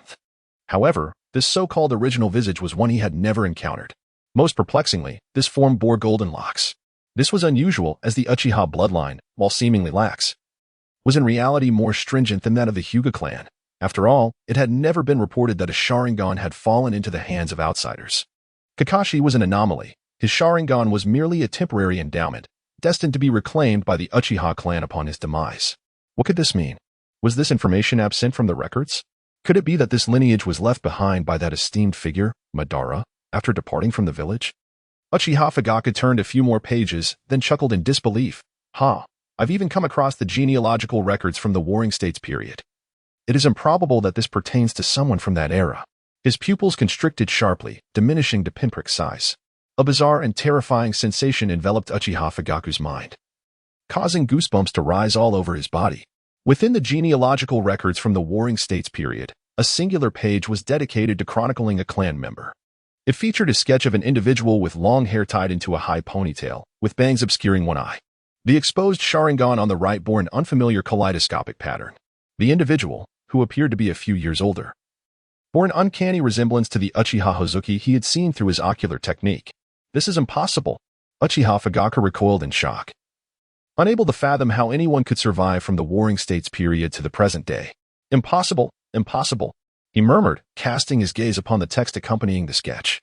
Uchiha Deidara, age 16, gender male, proficient in ninjutsu, explosions, bloodline limit, explosion, heavily redacted, Sharingan, redacted, heavily redacted, torn, aside from the name, age, and gender. All other information had been deliberately obscured, with ink heavily blacking out the details. Nevertheless, those few discernible words provided Uchiha Fugaku with a clue: explosions. In the future, he had glimpsed through his ocular technique the original form of Uchiha Hozuki wielded abilities associated with explosions. Who are you, Uchiha Deidara? Fugaku murmured to himself, momentarily overwhelmed by the shock of this information. A figure from the Warring States period who had mastered the art of immortality, or perhaps a descendant of this Deidara. In the darkness, Uchiha Fugaku opened his crimson eyes wide. Meanwhile, at the Uchiha Hozuki residence, Deidara sighed as he was about to enter his home, then clasped his hands together a few times before opening the door. Upon stepping inside, he was immediately greeted by a shadowy kunai that seemed to meld with the night. Whoosh! Dodai swiftly leaned back to evade the kunai aimed at his head, yet this defensive maneuver left both his chest and back completely exposed. Simultaneously, two shinobi adorned with fox masks launched their assault, one charging head-on while the other emerged from beneath the earth, thrusting a kunai toward his unprotected spine. Suddenly, Deidara's coccyx swiftly sprouted a clay tail, which lashed out and plunged into the ground, piercing through the ninja that had emerged from beneath. The latter instantly transformed into a cloud of smoke. It seemed that Deidara had anticipated the situation. With a firm push against the ground, he propelled himself several meters away. The attack from the fox-masked ninja that followed inevitably missed its mark, as the opponent clearly did not expect Deidara to react with such swiftness. In mere moments, Deidara shattered the shadow clone of his adversary. The battle transitioned from the confines of the room to the open air. Under the moonlight, Deidara discerned the form of the fox-masked ninja, leaving him momentarily speechless. Although the figure donned the standard uniform of the Umbu and wore a fox mask, the distinctly spiky white hair was unmistakable. You must be Kakashi. Remove your mask. It is somewhat superfluous. Kakashi replied, You recognize me? Only one-sidedly for quite some time. Deidara retorted, Moreover, I have long coveted your Sharingan, and now that you've delivered yourself to me, I shall not be courteous. Kakashi was taken aback. For as Deidara finished speaking, he lunged forward, his finger aimed at Kakashi's eye socket. Clang! Kakashi raised his kunai to intercept Deidara's finger, producing a shower of sparks, as a hard substance sheathed Deidara's finger, resulting in a notch in the kunai. Not one to relent. Kakashi swiftly lifted his foot and aimed to stomp down on Deidara's knee. Deidara similarly raised his foot, using the instep to push away Kakashi's leg, preventing his knee from being inadvertently crushed. In that brief moment of confrontation, Kakashi realized that this Uchiha Hajin was nearly his equal in martial prowess. Although his strength surpassed Kakashi's, his technique was somewhat lacking. With a soft thud, the two retreated simultaneously, creating distance between them. It is not particularly difficult for Deidara to defeat the current Kakashi. However, such a victory would necessitate the use of his signature techniques, thereby revealing his affiliation with the Rock Village. Should he choose to refrain from employing his true power, he risks being ensnared by Kakashi, leading to a stalemate. It seems neither of us can gain the upper hand. Perhaps you could simply disclose who sent you to assassinate me, and we might leave it at that. Deidara inquired earnestly. Kakashi remained silent, contemplating the impossibility of executing a covert assassination. Utilizing techniques like Raikiri would create too much commotion, inevitably alerting other Uchiha clan members and sealing his fate. In a flash, he abandoned the mission. A cold-hearted individual. Has his demeanor not yet returned to normal in this timeline? Deidara muttered. He turned and returned to his residence, pouring himself a cup of hot tea. I spend my days working and my nights evading assassination. It's utterly relentless. I ponder what misdeeds I have committed to warrant such attention. Wouldn't you agree, Danzo? Silence enveloped the darkness as Deidara sat there, tea in hand, sipping while activating his Sharingan to scrutinize the shadows. After a full minute of unwavering gaze, a sigh emanated from the obscurity. I thought you were merely attempting to deceive me, but it appears you truly possess the ability to see through my concealment techniques. Your skills have indeed progressed significantly, Uchiha Hajin. An elderly man approached, his right eye bound in a bandage. His right arm wrapped in bandages adorned with a copper sealing ring. His brown hair was neatly coiffed, and he possessed a long, cunning gaze, with a cross-shaped scar adorning his chin. His expression was somewhat grim, with deeply etched wrinkles, clearly indicating a troubled mood. I ask you, how have your abilities advanced so remarkably? Have you awakened the Manjiki Sharingan? What is the Manjiki Sharingan? Deidara feigned ignorance. Knowing full well that such tactics would not be effective, I have many methods at my disposal to extract the truth from you. However, considering your commendable prowess, how about serving me in the roots? No, you do not appear to be a person of good intent. Think carefully before you respond. Should you choose not to join, death will be the consequence. As soon as the words left his lips, several chakra signatures materialized in the shadows, undoubtedly belonging to the root shinobi. With a mere command from Danzo, they would move to eliminate Uchiha Hajin. A few beads of cold sweat trickled down Deidara's forehead. Upon witnessing this scene, Danzo's expression transformed into one of satisfaction. Indeed, the opponent was the suddenly empowered youth, and even amid such a multitude of formidable foes, he was prone to panic. Danzo, you killed me. Are you not afraid of retribution from our clan leader, Fugaku? Danzo replied with a cold smile. I did not kill you. Did not Kakashi just visit you moments ago? Indeed, he was a cunning old fox, even preparing a scapegoat. Sensing that he had Deidara firmly in his grasp, Danzo revealed a sinister grin and continued to entice. As long as you pledge your allegiance to me, nothing will transpire. I shall also provide you with resources, enabling you to grow even stronger. Deidara swallowed hard, his voice trembling with uncertainty. If I were to wholeheartedly submit to you and serve you, would you truly spare my life? Danzo, with a sly smile curving his lips, replied, Indeed, I can grant you that. It is a transaction, your loyalty in exchange for your life. Now, call me Lord Danzo, won't you? Deidara's expression suddenly hardened. Daga, Kodawaru. Nani, one of my favorite pastimes as Uchiha Hoju is to reject those whom I believe to be stronger than myself with a resounding no. Danzo was taken aback. The fact that Uchiha Hoju had declined his recruitment attempt left him feeling utterly humiliated. He barked, kill him. Ensure the Sharingan remains intact. The root ninjas, concealed in the shadows, surged forward, the surroundings already sealed by barrier techniques, concealing the commotion of battle. 15 minutes later, Uchiha Hoju lay lifeless. Danzo was filled with conflicting emotions. On one hand, Uchiha Hoju's strength was formidable, undeniably awakening the Manjiki. As for why he didn't utilize his Manjiki techniques, Danzo could only attribute it to Hoju's recent awakening, still unfamiliar with his powers. On the other hand, his overwhelming strength had also resulted in the demise of 5 or 6 root ninjas. Danzo crouched down to confirm Uchiha Hoju's complete death, his body growing increasingly cold. Excellent. It's not a mere shadow clone. He then instructed his subordinates to clean up, primarily to eliminate the traces of battle and fabricate signs of a lightning and fire release clash. This way, he could frame Kakashi, he mused. Once completed, Danzo led his root team away from Uchiha Hoju's residence. Chapter 59, Fujikawa, Hokage Building. Kakashi was reporting a mission failure upon learning of Uchiha Hoju's increased prowess. He realized he could not eliminate him alone. Sarutobi Hiruzen could only sigh helplessly, understanding the situation. Leave it to me, I will rearrange matters concerning Uchiha Hoju. Kakashi bowed slightly and exited. As he left, he brushed past Danzo, who was entering. Hiruzen, why fret over such trivial matters? Trivial? Humph. Danzo, you underestimate the Uchiha. Uchiha Hoju's rapid advancement and radical thoughts will undoubtedly become a significant threat in due time. Such words were misguided. Danzo clicked his tongue, wearing a smug expression, radiating a sense of triumph. Sarutobi Hiruzen, puzzled, inquired, what leads you to that conclusion? Clap, clap, clap. Danzo raised both hands in applause, and instantly, 2 root ninjas entered, holding a scroll. They grasped either end of the scroll and unfurled it. The sealing scroll was inscribed with numerous incantations, the center marked with a character for human. Danzo placed his hand on the scroll, chakra surging into it, breaking the seal. and a corpse appeared amidst white smoke. This is... Sarutobi Hiruzen sprang from his Hokage chair, hastening to examine the body. There was no pulse, the flesh undeniably real, not a mere chakra construct or similar substitution. However, the eye sockets were hollow. Danzo, where are Uchiha Hoju's eyes? Sarutobi Hiruzen asked, his expression darkening.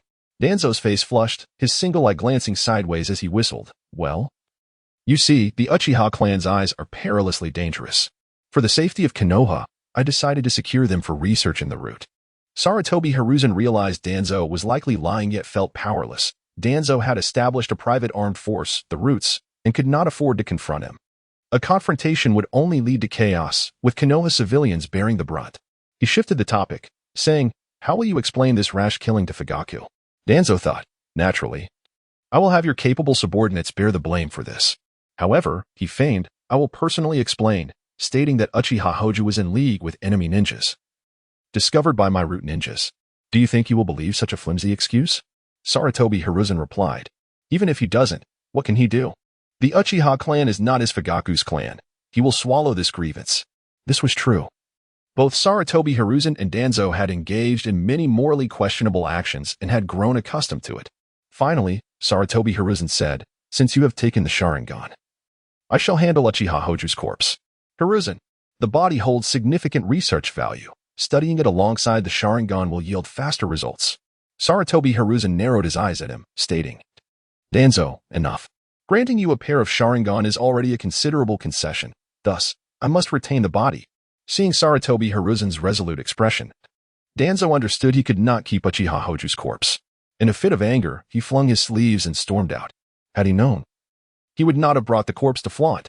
Reluctantly, he left behind a classic exit line. Hiruzen, you shall regret this. Sarutobi Hiruzen puffed on his pipe.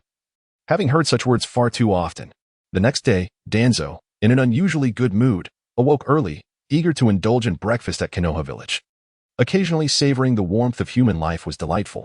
Boss, one miso soup, salmon, and a thin omelet, please.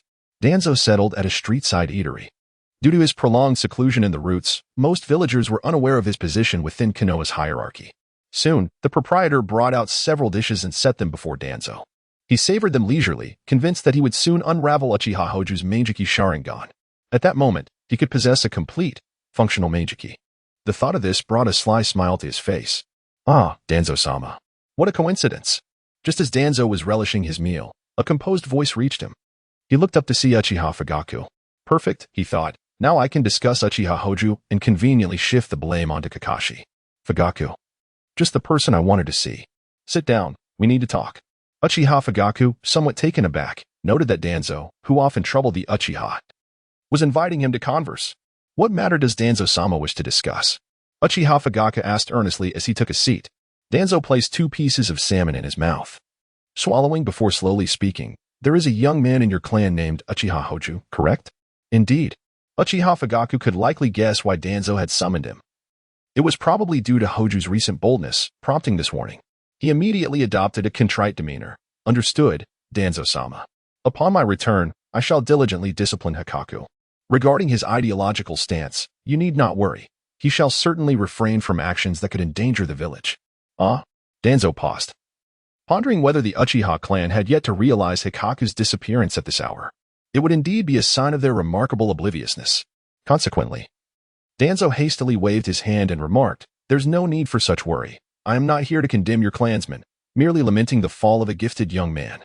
Uchiha Fugaku was taken aback, feeling that his understanding diverged sharply from Danzo's. I do not quite comprehend your meaning, Lord Danzo. At this juncture, Danzo became increasingly convinced that the Uchiha clan remained unaware of Hikaku's demise. Hence, he subtly hinted, yesterday, while passing through an alley, I chanced upon Kakashi seemingly carrying the corpse of a Uchiha clansman, resembling your Hikaku, and I thought it prudent to inform you. Uchiha Fugaku suddenly rose, his expression darkening.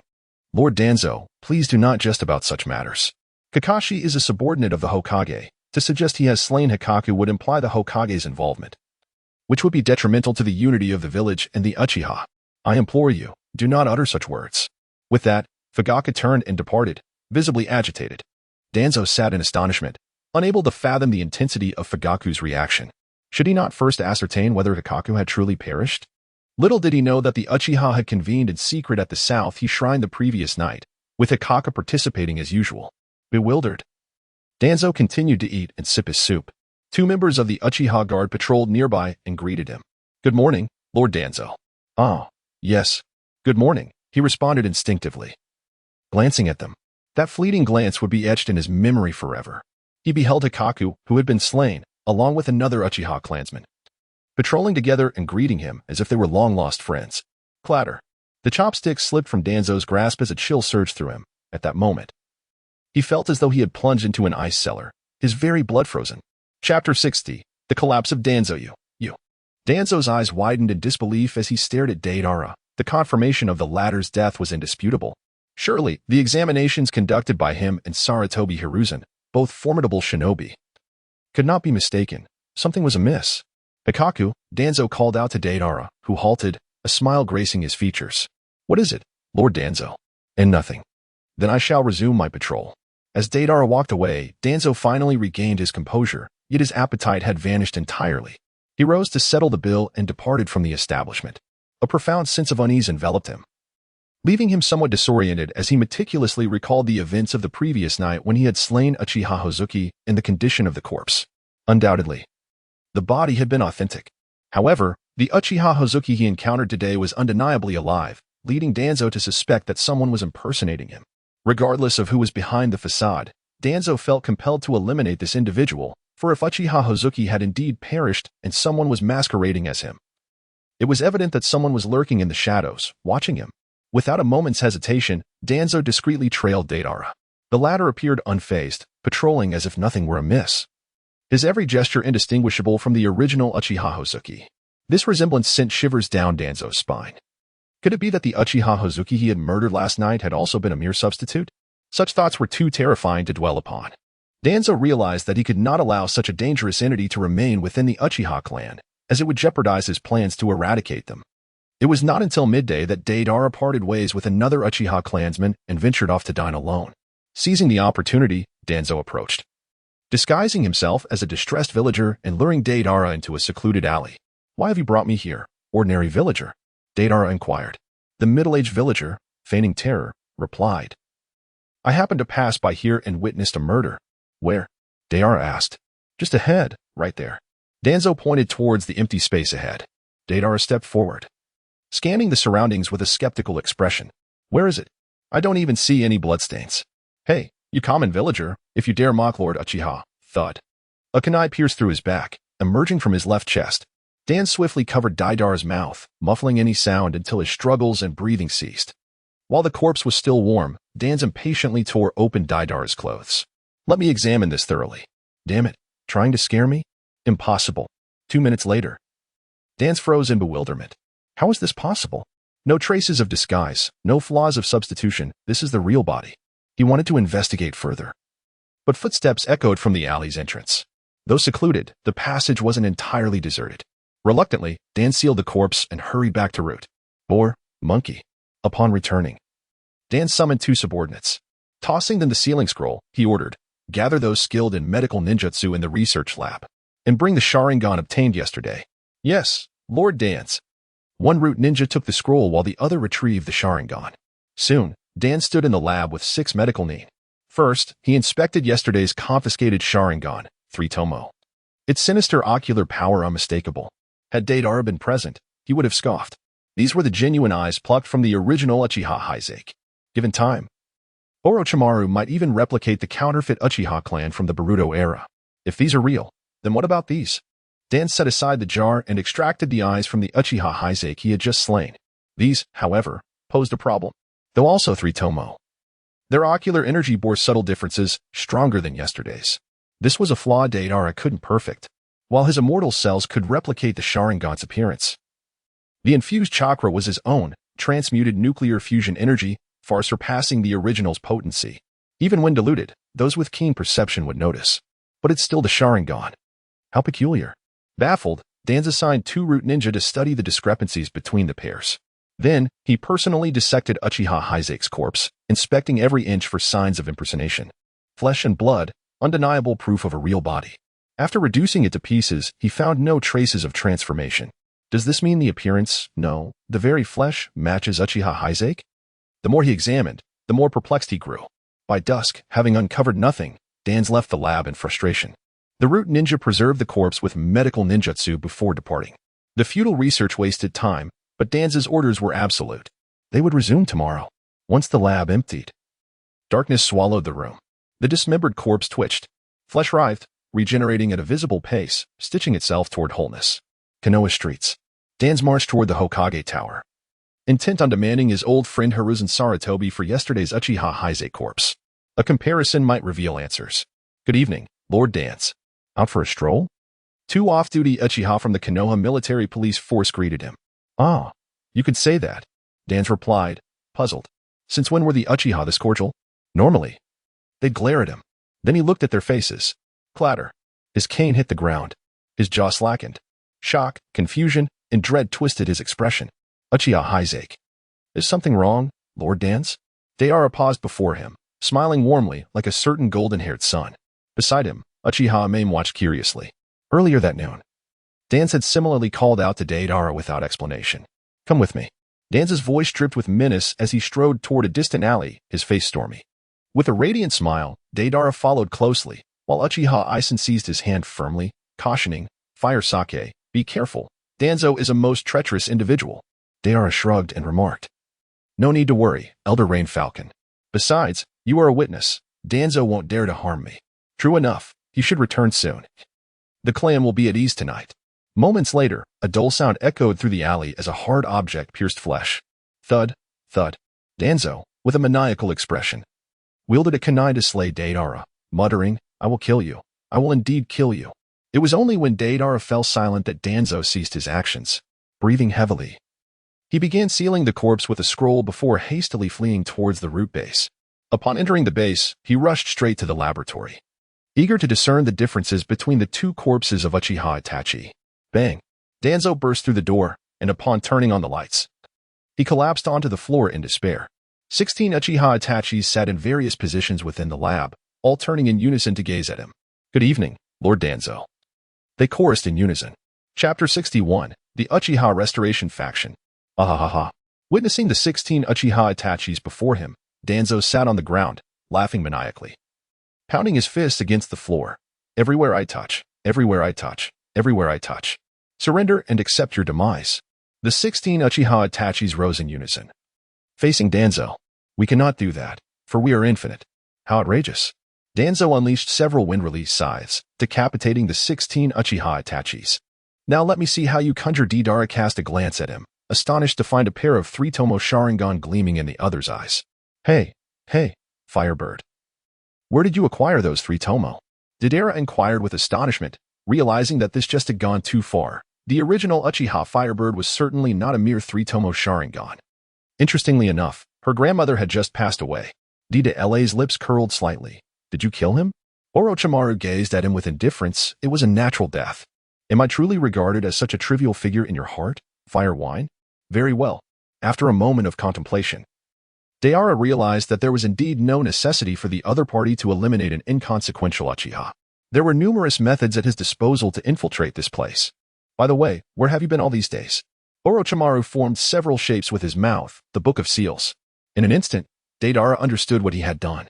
Although Orochimaru was a disciple of the Hokage in the original narrative, he was not privy to all forbidden techniques. The forbidden techniques he had access to were obtained through the exchange of significant merit, thus he selectively studied only a few. Now, with the spore technique at his disposal, combined with his inherent infiltration skills, it was no wonder that he would leave Konoha in a state of disarray. Deidara gazed at him with admiration, leaning in to whisper, Lend it to me later, won't you? Orochimaru responded with a playful smirk, Certainly, but I've recently uncovered something beneath this shrine. Might you enlighten me, Hozuki-san? In an instant. Deidara recalled the stone tablet beneath the Southie shrine, pondering how Orochimaru, unexpectedly busy during these past few days, had been both eavesdropping on forbidden techniques and examining the tablet. Noticing the expression on Deidara's face, Orochimaru inadvertently flicked out his tongue. You indeed know, as I suspected, that you possess some understanding of the secrets of this world. I cannot fully comprehend that stone tablet. Could you enlighten me about it after the feast? The tablet requires a Mangeki Sharingan to be fully understood, but it has also been tampered with by human hands. Once I return, I shall share what I know with you. Very well, Orochimaru retracted his tongue. Nearby, a member of the Hawk clan nudged Deidara with his elbow, casting a disapproving glance. Hey, HJ, considering that Granny H. Torai has just passed, it is rather despicable of you to attempt to engage her during this vulnerable time. Several other clan members echoed in agreement. Indeed, who would have thought that you, HJ, with your striking features, would resort to such underhanded tactics? With a slight twitch at the corner of his mouth, Deidara thought to himself that your goddess had long been replaced. And what he possessed was even more substantial than yours, enough to terrify you. The raucous whispers among the group drew the attention of those nearby, prompting Fugaku to gesture for silence. He then extended his palm and pointed towards Deidara, urging him to share his thoughts on the matter. Deidara, where were we discussing that clandestine Marseille? Uchiha Fugaku's face was marred by several dark lines as he remarked, it has been reported that another clan member has perished in recent days. And there are individuals surreptitiously sowing discord between our Uchiha clan and the village. Below, some discontented voices murmured, questioning the nature of this provocation, asserting that it was none other than the old dog Danzo orchestrating it, a behavior he has exhibited time and again. Furthermore, there is that Hira Senju, who tacitly condones Danzo's actions. This was evidently the voice of the hawkish faction within the clan, but Uchiha Fugaku chose to disregard it, patiently awaiting Deidara's response. Deidara rose to his feet, surveying his surroundings. After clearing his throat twice and gathering his emotions, he spoke with a grave expression. Since the death of Shursui, many of our clansmen have died unjustly one after another. Why is this so? Is it simply because we, the Uchiha, desire to put forth a candidate for the position of Hokage with the strength of our entire clan? Such a reasonable aspiration is met with relentless obstruction from the higher-ups of the Hokage faction. Why is this? As one of the two great clans that founded Konoha, we Uchihas have not a single Hokage to our name. Today, we stand here, in the Uchiha Shrine, on this sacred ground, nourished by the blood and dignity of our ancestors. Behind me are the countless spirits of Uchiha clansmen who fought against the injustices we faced in Konoha. They embody our glory. Before me stands the Uchiha clan, a people moaning in humiliation. Ever since the founding of Konoha, our pride has been stripped away. Those rogues of the Hokage faction have trampled on our dignity, the dignity of the most noble clan in the ninja world. Tell me, will you choose to be a free fighter like our elder Shursui, or a slave? You may argue, Uchiha Hachiki, we merely wish for one of our own to ascend to the Hokage position. Indeed, your statement holds truth. The Hokage position is of utmost importance. However, I must convey that there exists something more significant than the Hokage position in this world, freedom. That is the dignity that belongs to our Uchiha clan. What we seek is not merely a Hokage position, but a space to exist, a space for our clan to thrive.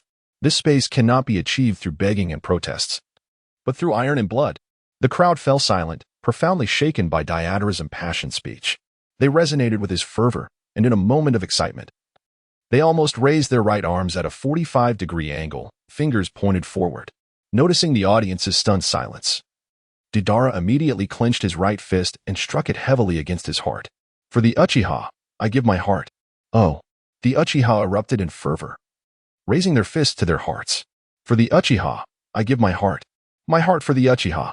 Fugaku's face turned pale. He should have anticipated that Uchiha Hachiki, this hawkish clansman, would not utter anything constructive. Recently, the hawkish faction had gained considerable clout, so Fugaku had hoped to have him represent their views before he would temper the hawkish emotions with his own words. Little did he know that this Uchiha Hachiki would defy expectations, delivering a speech that heightened the hawkish sentiment to the brink of war. Such fervent emotions could not be quelled by mere words.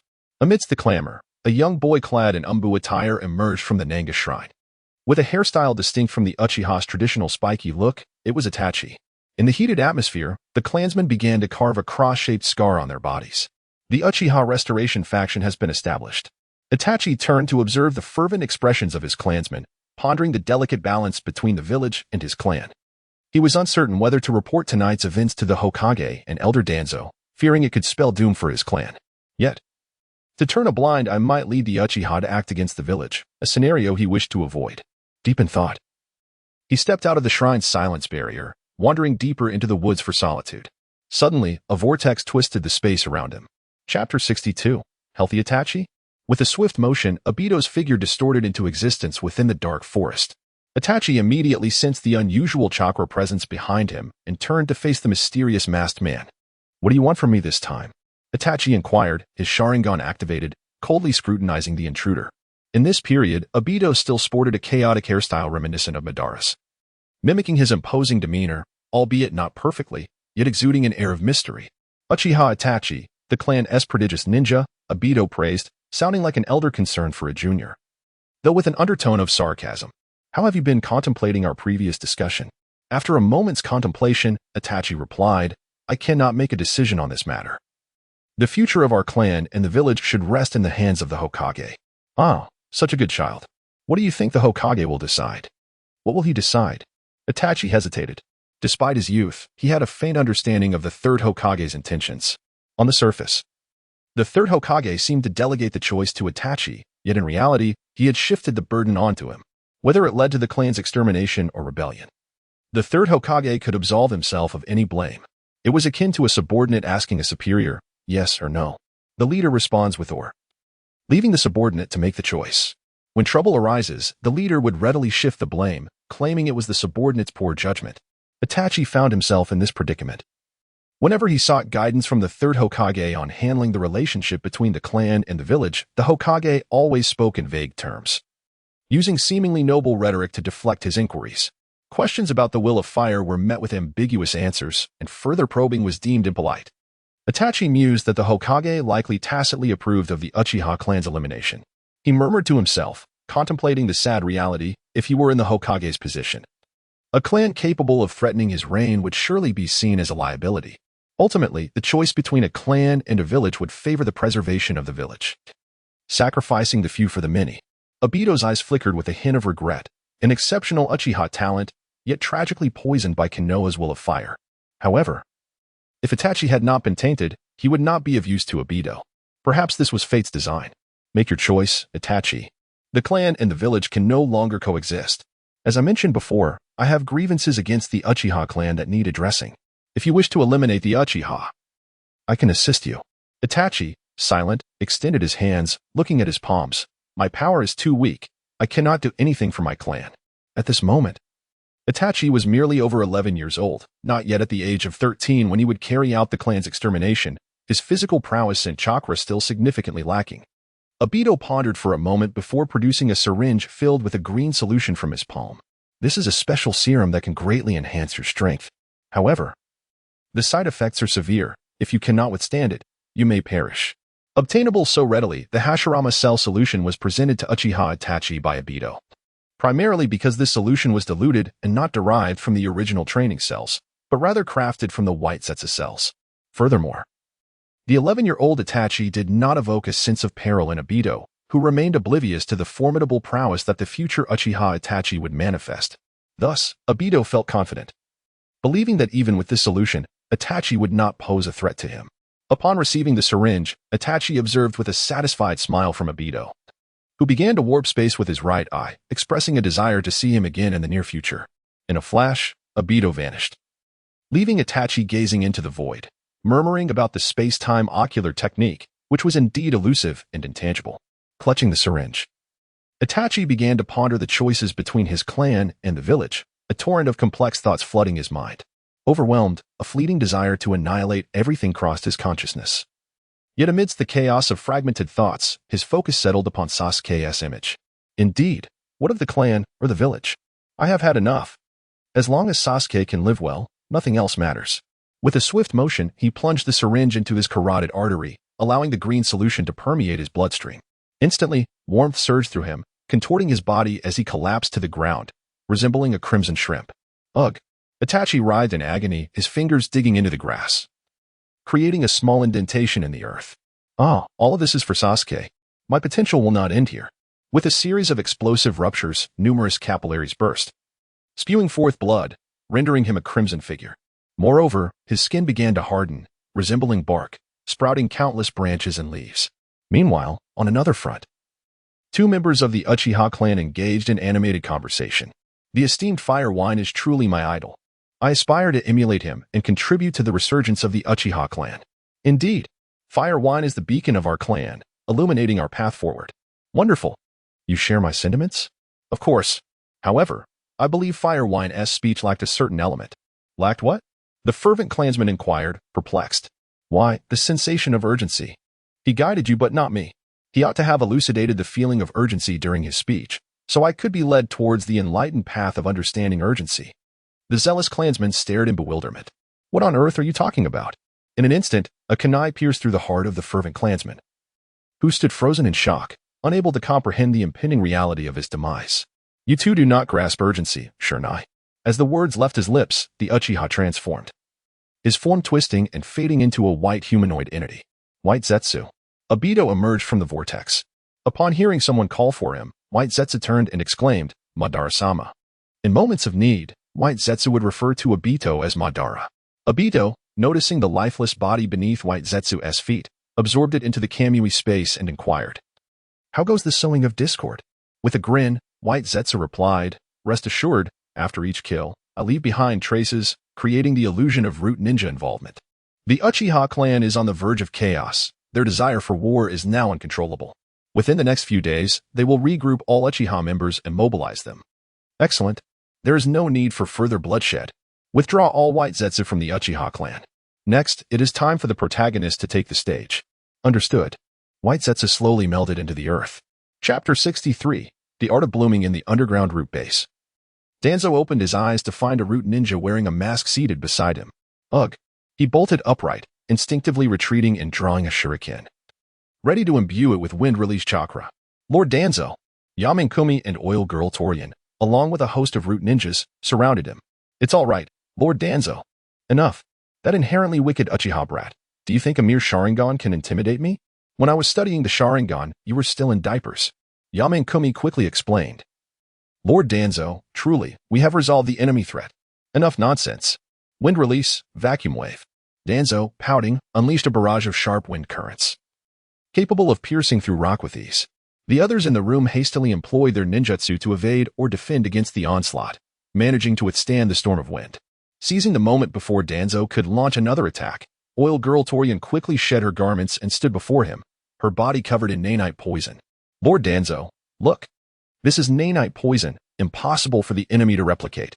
Furthermore, she extended her tongue, revealing the mark of the tongue destruction seal. Upon seeing the mark, Danzo's face flushed, and after confirming its authenticity, he felt a warmth rise to his cheeks.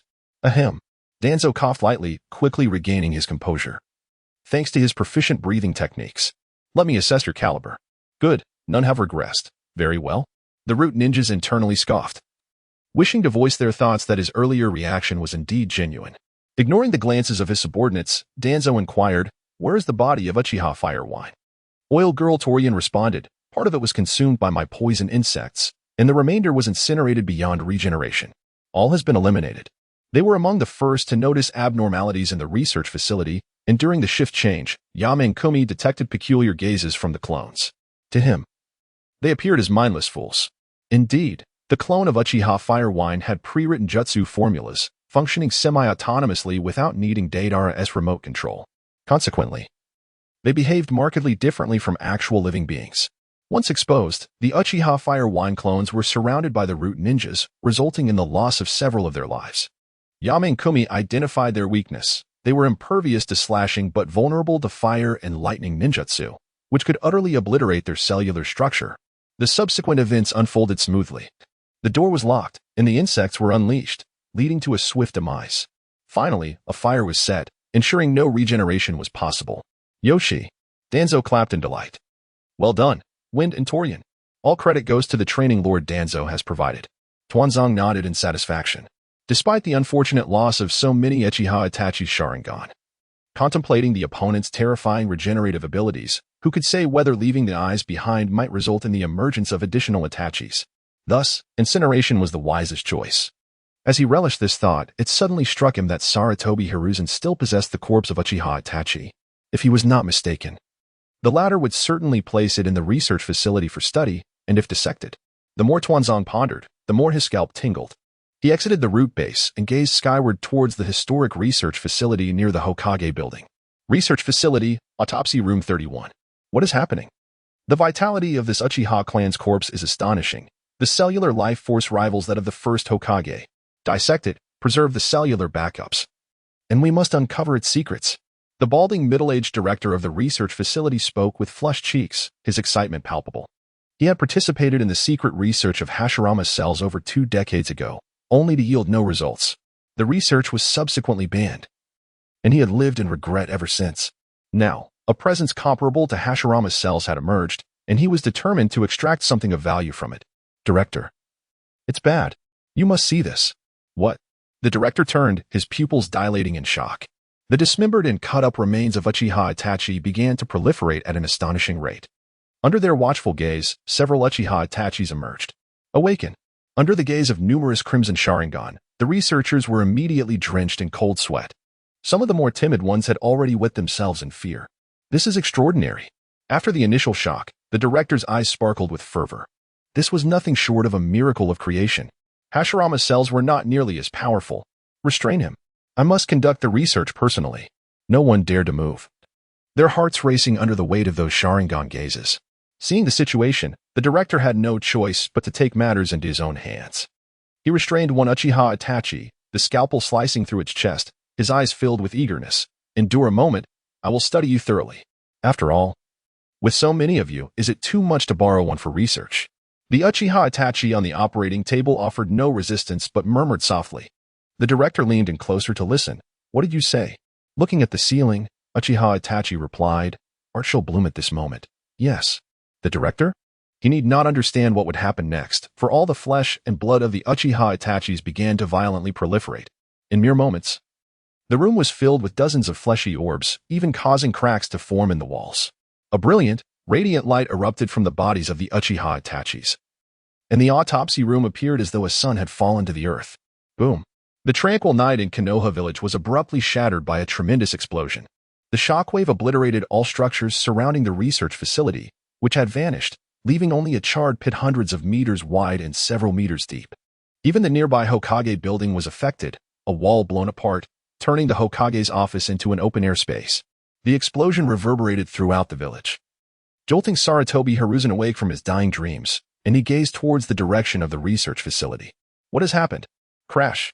Several Umbu ninjas burst through the window, instantly kneeling before Sarutobi Hiruzen. It is bad, Hokage-sama. The research facility has exploded. What? Sarutobi Hiruzen's heart raced, and he threw off his covers, donning his battle attire and armor with a speed surpassing that of Minato Namikaze. He then dashed towards the research facility. There was no time to waste. The research facility housed invaluable materials, and if they were truly lost, he feared he would be restless through the nights, pounding his chest in despair. In just 1 minute, Sarutobi Hiruzen arrived at the explosion site. Thud. Upon witnessing the scene before him, Sarutobi Hiruzen felt his heart sink. Realizing the calamity meant Konoha village's development would be delayed by at least 5 years. The loss was too great. He was left breathless with anguish.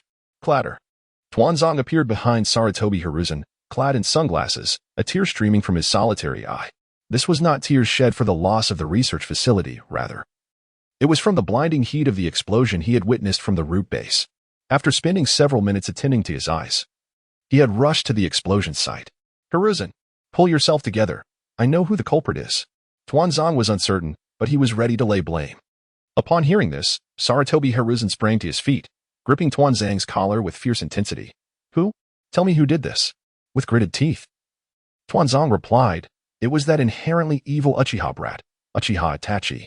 Sarutobi Hiruzen's eyes widened in disbelief. Wait, Tuanzong.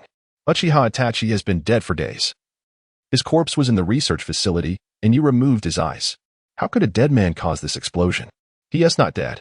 At this point, Tuanzong began to unravel, having been tormented nearly to madness by the situation. That wicked brat awakened the Mangeki Sharingan, his abilities currently unknown. But he seems capable of creating infinite physical clones. The corpses in the research facility were likely his fabricated clones. What? Sarutobi Hiruzen was taken aback, pondering how a Mangeki could create physical clones indistinguishable from living beings. Even the first Hokages with clones were not this formidable. Where is he now?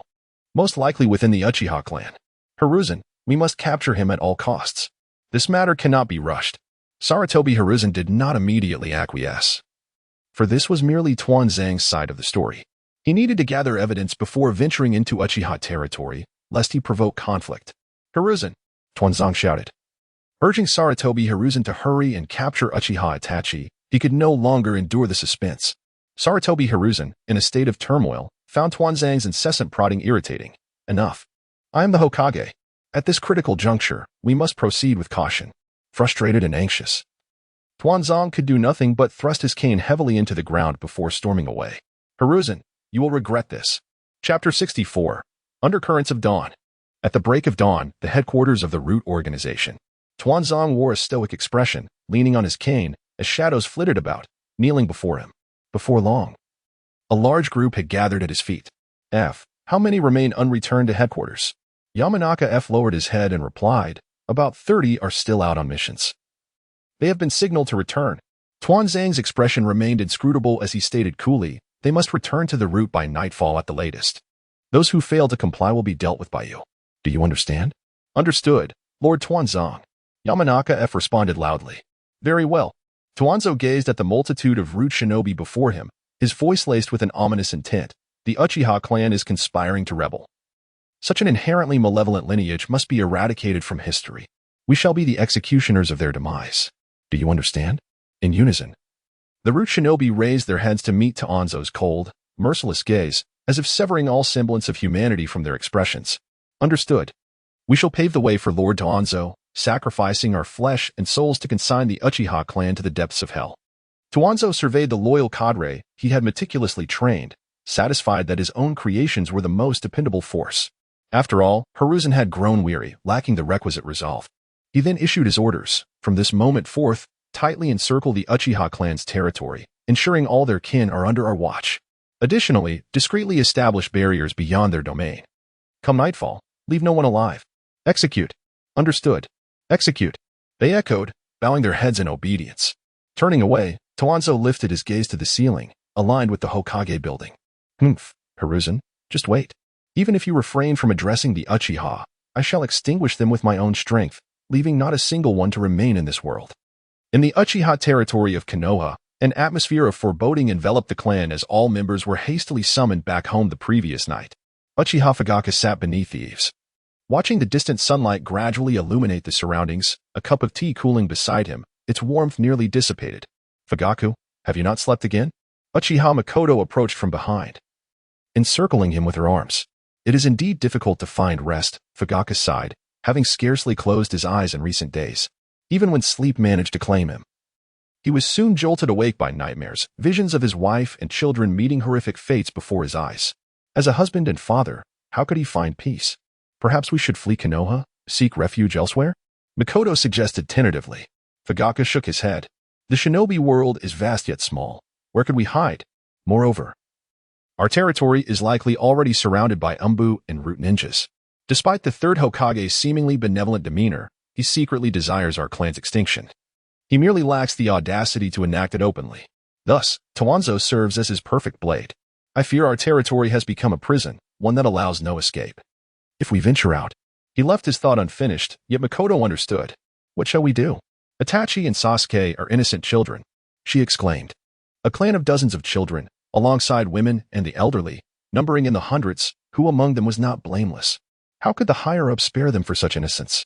The only viable solution is for Itachi to lead Sasuke to safety, while we must prepare ourselves for the worst. Makoto fell silent, eventually pressing her face against Fugaku's back. Murmuring, I understand. As long as I can buy time for Itachi and Sasuke, I can accept this resolve. My apologies for putting you through this, Makoto, Fugaku said gently, placing his hand over hers, caressing it softly. Makoto, slightly displeased, chided, between husband and wife, there is no need for apologies. They shared a tender moment together. Deidara suddenly appeared before them, and upon witnessing the affectionate exchange between the couple, he couldn't help but feel a twinge of embarrassment. Perhaps this place would soon become the birthplace of Sasuke's brother or sister, and here he was, inadvertently disrupting the ambience. My apologies, Fugaku. It seems I have arrived at an inopportune moment, he remarked. Fugaku released Makoto's hand and stood, replying, No, your arrival is quite timely. Noticing that the two had matters to discuss, Makoto retreated into the house, but not before casting a lingering, reproachful glance at Deidara, as if to chastise him for stirring up the combative sentiments within the clan. Deidara curled his lips slightly, not taking it to heart. Fugaku approached Deidara's side and said, I have communicated with the members of our clan. When the time comes, all the active ninjas from our lineage will heed your command and engage in battle. As for myself, I shall remain at the clan's territory, refraining from any offensive actions. This is my utmost concession. I hope you can understand. Deidara nodded and said, "This is sufficient. I understand the feelings of clan leader Fugaku in wanting to protect his family. It is more than enough for you to temporarily delegate the authority to mobilize the clan members to me. Yes." Fugaku cast a curious glance at Deidara, wondering when he had developed such a verbal quirk. Deidara scratched his head, apologetically stating, "I was nervous and inadvertently let my catchphrase slip." Fuya pondered to himself, "Indeed. He is still a youthful and inexperienced individual, as it is only natural to feel a sense of tension in the face of impending war. Therefore, I shall take my leave to spend time with my family." Deidara hastily called out to him, "Wait a moment, clan leader Fugaku. There is another matter I wish to discuss." "What is it?" "It pertains to your son. Are you aware of his dual role as a spy, operating both within the ranks of the Hokage and among our clan?" Fugaku fell silent. He could not have been completely oblivious to the situation. However, he placed his trust in his son's judgment and chose not to confront him openly.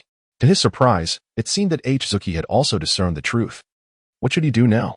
Fugaku found himself in a perplexing predicament, yet Deidara offered him a way out. "It appears you are already aware, clan leader Fugaku. I merely wish to inform you that your son's actions pose a grave threat to the lives of our clan members and could also jeopardize tonight's plan to overthrow the Hokage's rule." "Understood. Please grant me a moment. I will have a serious discussion with Itachi. That would be for the best. However, I suspect your eldest son possesses a rebellious spirit and may not heed your counsel. Therefore, I would like to present clan leader Fugaku with an alternative path." "What is it?" Fugaku's heart tightened. He had previously gleaned from his prophetic eye technique that Zuki was shrouded in mystery. Was he finally about to reveal his origins? Observing Fugaku's expression, Deidara comprehended his thoughts. He evasively replied, "Now is not the time to disclose my identity. I am merely offering you an opportunity to protect the innocent members of your clan. Surely you do not wish for hundreds of Uchiha to perish without reason, leading to the extinction of your bloodline? If you do not clarify your origins, I cannot be at ease." "Very well, you have a point. I can only tell you that I am a descendant of that esteemed individual, so rest assured, wherever I may go, the Uchiha shall remain the Uchiha, and our bloodline shall not be forcibly severed." Fugaku thought to himself, "Indeed, that makes sense. It explains how someone from the Warring States period could still be alive today. If he is a descendant of that individual who left Konoha many years ago, it all adds up.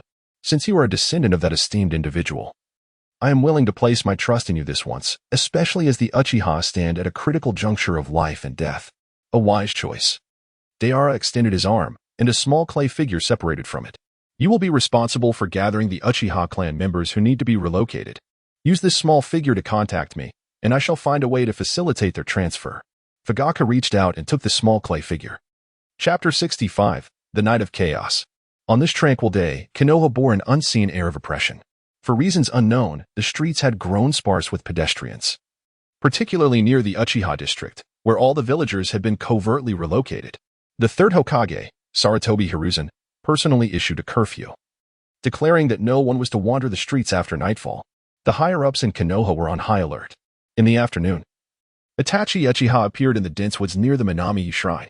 The sound of shuriken clashing echoed ahead, and Itachi swiftly moved towards the source. This was a concealed training ground, where the intricate forest environment was ideal for honing the shuriken throwing skills of the Uchiha clan. Damn. Once again, I couldn't hit the target completely. What is it that sets me apart from my brother? A small figure stood in a clearing, bent over with hands on his knees, panting heavily. Shuriken and kunai were scattered across the ground around him. "Your wrist lacks sufficient flexibility," Itachi said as he leaped down from a tree, approaching his younger brother, Sasuke Uchiha. Upon hearing the familiar voice, Sasuke immediately turned, his dark eyes glimmering with excitement. "Ni-san." Sasuke dashed into Itachi's embrace, discreetly wiping the sweat from his face onto Itachi's clothing. Itachi smiled indulgently, gently tapping Sasuke's forehead with 2 fingers. Sasuke pretended to wince in pain, but in truth, he was merely being playful. Itachi collected all the shuriken and kunai from the ground and said, "There are 4 methods for curving shuriken, Sasuke. Do you know them?" "I don't know. Ni-san, please teach me." Sasuke replied eagerly, covering his forehead as he stepped closer to Itachi. "All right, Sasuke, but you must pay close attention," Itachi instructed, demonstrating as he spun his wrist. With 3 shuriken held between his fingers in each hand, he forcefully flung them. The 6 shuriken collided in midair, altering their trajectories as they navigated around the trees before returning to strike the target behind the stone with precision. Sasuke stood in awe, completely baffled. He rushed to inspect the target behind the stone, only to find that all of them had hit the bullseye. Ni-san, that's unfair. I couldn't see how you did it. Ha ha ha, it's all right, Sasuke. I will teach you gradually, Itachi said, handing Sasuke a few shuriken and guiding him through the techniques of power and throwing. Sasuke listened intently, though he couldn't help but blush every time Itachi adjusted his posture. All right, I've taught you enough for now. It's time for you to try throwing on your own and see how well you've learned. After more than an hour, Itachi allowed Sasuke to test his skills independently. Don't worry, Ni-san, I've memorized everything, Sasuke exclaimed confidently, mimicking Itachi's movements as he held 6 shuriken between his fingers. He recalled the techniques Itachi had taught him. Whoosh, whoosh, whoosh. A series of slicing winds followed by the sharp sounds of metal striking metal resonated through the clearing. The targets set in the woods were all struck accurately by the shuriken flying in from various angles. I did it, Ni-san. I learned it, Sasuke exclaimed, staring incredulously at the targets. As realization dawned on him, he became ecstatic, raising his arms in jubilant celebration. Itachi gazed affectionately at his excited brother, a subtle smile gracing his lips. The burdens he had carried while navigating between the higher-ups of Konoha and the clan seemed to dissipate. Suddenly, a flock of crows took flight in the distance, darkening the sky. The setting sun cast a crimson hue across the landscape. Ni-san? Sasuke paused, observing Itachi, who was gazing intently at the distant sky. For some reason, he felt as though his brother had suddenly become somewhat unfamiliar. Sasuke, you stay here and practice a little longer, Itachi said, his voice devoid of emotional fluctuations. No, I've learned it. I want Ni-san to carry me back for dinner. Sasuke pouted. Itachi tapped Sasuke's forehead with 2 fingers, eliciting a bright smile from Sasuke, who thought his brother had relented. I'm sorry. Eh? Sasuke was taken aback by the apology. Looking up, he met Itachi's crimson gaze. The 3 tomo spun rapidly, and Sasuke felt the world tilt, succumbing to unconsciousness without the slightest resistance. Itachi placed Sasuke in a safe location and set several traps before vanishing in an instant. At the Minami Shrine, dozens of elite Uchiha had gathered, all with their 3 tomo Sharingan wide open, fixated on the figure seated at the head of the assembly. Has everyone arrived? Deidara sat in the main seat, casting a cursory glance around the assembly before inquiring nonchalantly, Elder Suki, everyone is present. However, it seems that clan leader Fugaku is absent. Deidara waved his hand dismissively, stating that there was no need for concern. The clan leader had recognized his own lack of courage to lead the Uchiha clan into battle and had thus entrusted the command to him. I see, he remarked. So, Elder Suki, everyone has gathered. Splendid. Standing tall, Deidara exuded an imposing presence. I have conveyed all that needs to be said. I summoned you here merely to inform you that I have arranged for your family's safe passage under the guidance of clan leader Fugaku. Therefore, you need not harbor any concerns. Fight with abandon and shed your blood for the clan. A thunderous roar erupted from all the Uchiha clan members, their eyes ablaze with unrestrained fervor and bloodlust. Each individual pressed their right hand to their heart. Tonight marked the moment they would offer their very hearts. Once the elite Uchiha were dispersed, Deidara ascended alone to the rooftop of a towering structure within the clan territory. A battle had already ignited at the periphery of their domain, where the Uchiha were besieged by the AMBU Black Ops and a handful of root ninjas. As for the majority of the root ninjas, they were, of course, under the command of the scheming Danzo. He had infiltrated the Uchiha territory on numerous occasions, employing various clandestine methods to penetrate deep into their heart, orchestrating a cunning strategy to exhaust the Uchiha clan. Little did Danzo anticipate that Deidara would be lying in wait within the clan's stronghold. Ah, Lord Danzo. What a coincidence it is to encounter you once more. Disguised as Uchiha Suki, Deidara greeted Danzo with a playful grin. The latter's expression was so dark it seemed as if he might weep tears of shadow. He was indeed rattled by Uchiha Suki's repugnant kaleidoscope Sharingan, which had left him in a heightened state of sensitivity. Now, upon merely glimpsing that face, he felt an unsettling tingling at the nape of his neck. Uchiha Suki, I have discerned the nature of your kaleidoscope Sharingan. It is but a facade, lacking true efficacy. A mere application of fire release techniques capable of disrupting cellular structures would spell the demise of your clones. Am I not correct, my old adversary? Deidara burst into hearty laughter, exclaiming, ha ha ha, Lord Danzo is truly clever. What do you think grants me the audacity to obstruct you here? Beyond the kaleidoscope of my abilities? Danzo furrowed his brow, choosing not to engage with Deidara's jest. Regardless of your techniques, You shall meet your demise amidst the onslaught of my elite root operatives.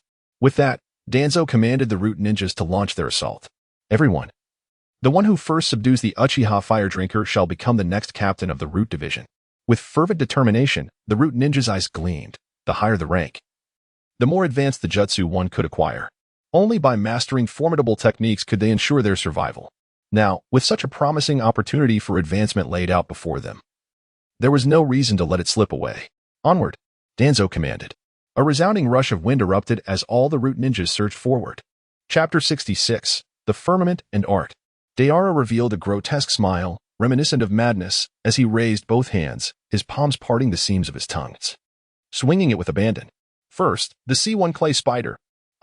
He plunged his hand into the pouch of ninja tools, and as he withdrew it, he scattered a substantial handful of clay spiders across a fan-shaped area before him.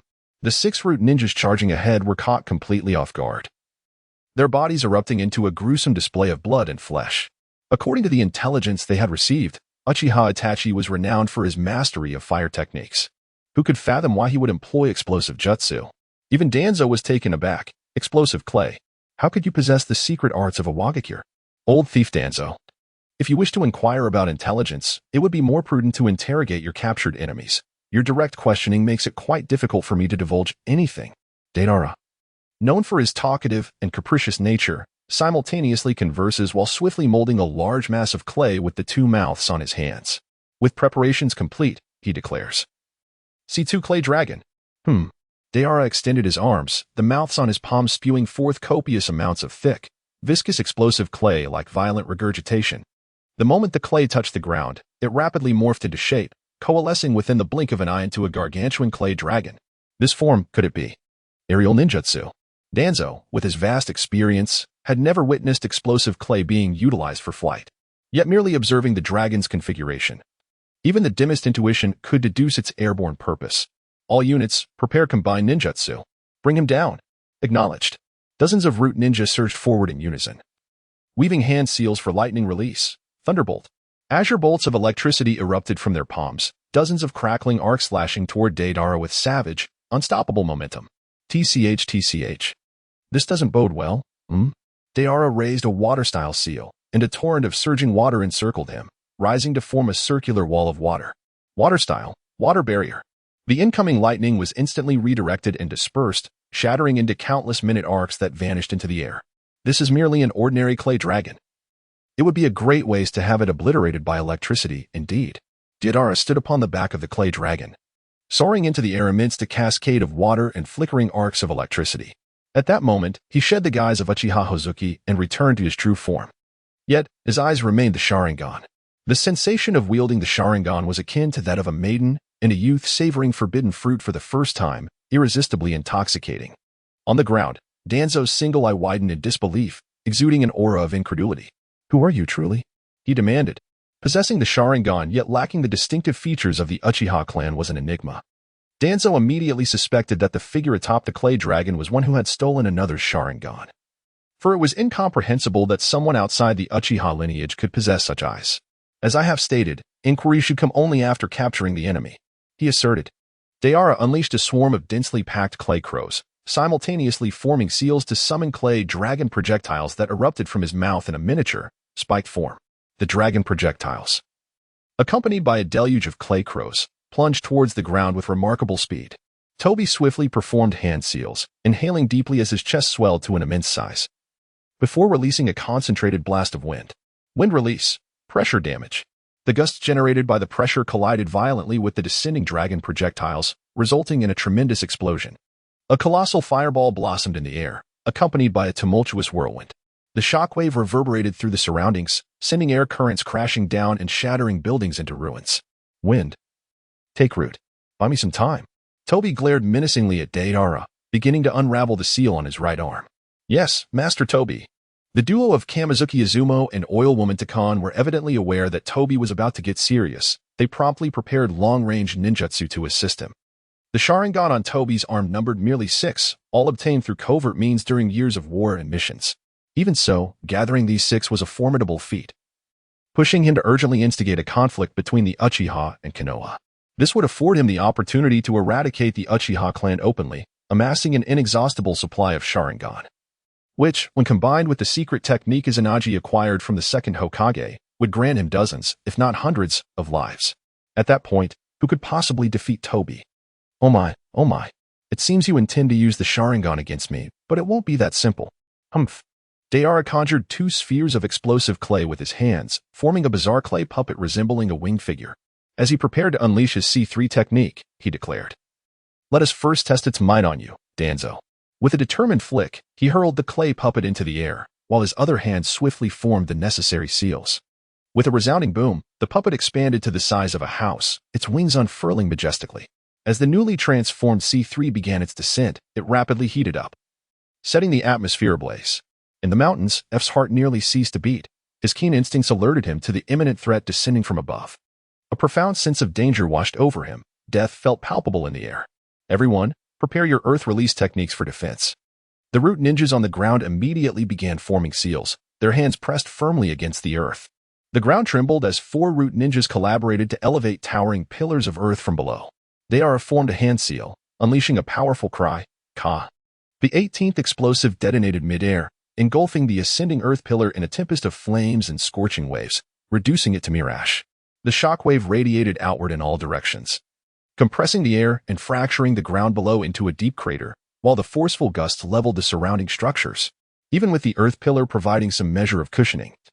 The beneath-rooted shinobi could not withstand the tremors of the shockwave, their innards reduced to a pulpy mess as they collapsed to the ground, barely clinging to life. Indeed, it is this most immediate form of explosion that brings such unrestrained exhilaration. Deidara soared upon his clay dragon, surveying his masterpiece from a lofty vantage point. Alas, the thick clouds of smoke obscured his view of the devastation below. Humph. Yet even if one evaded the immediate blast, the lingering effects of nuclear radiation would undoubtedly prove insurmountable. Indeed, Deidara did not merely employ explosive clay, he infused it with nuclear chakra, ensuring that upon detonation, its might would rival that of a miniature nuclear explosion. Victims, even if fortunate enough to survive, would find it nearly impossible to evade the subsequent onslaught of radiation. Nevertheless, it was prudent to remain ever prepared for another strike. Deidara muttered to himself, deftly placing the bloody count upon the back of his clay dragon, and began to observe the billowing smoke from the explosions below through his scope. Once the smoke dissipated, it would signal the commencement of his next assault. At the opposite end of the clan's territory, witnessing the violent explosions in the distance, Uchiha Fugaku hurriedly gathered the elderly, women, and children of his clan, along with those ninjas who had retired due to injuries. Fugaku, the people are nearly assembled. An elderly Uchiha approached him and spoke.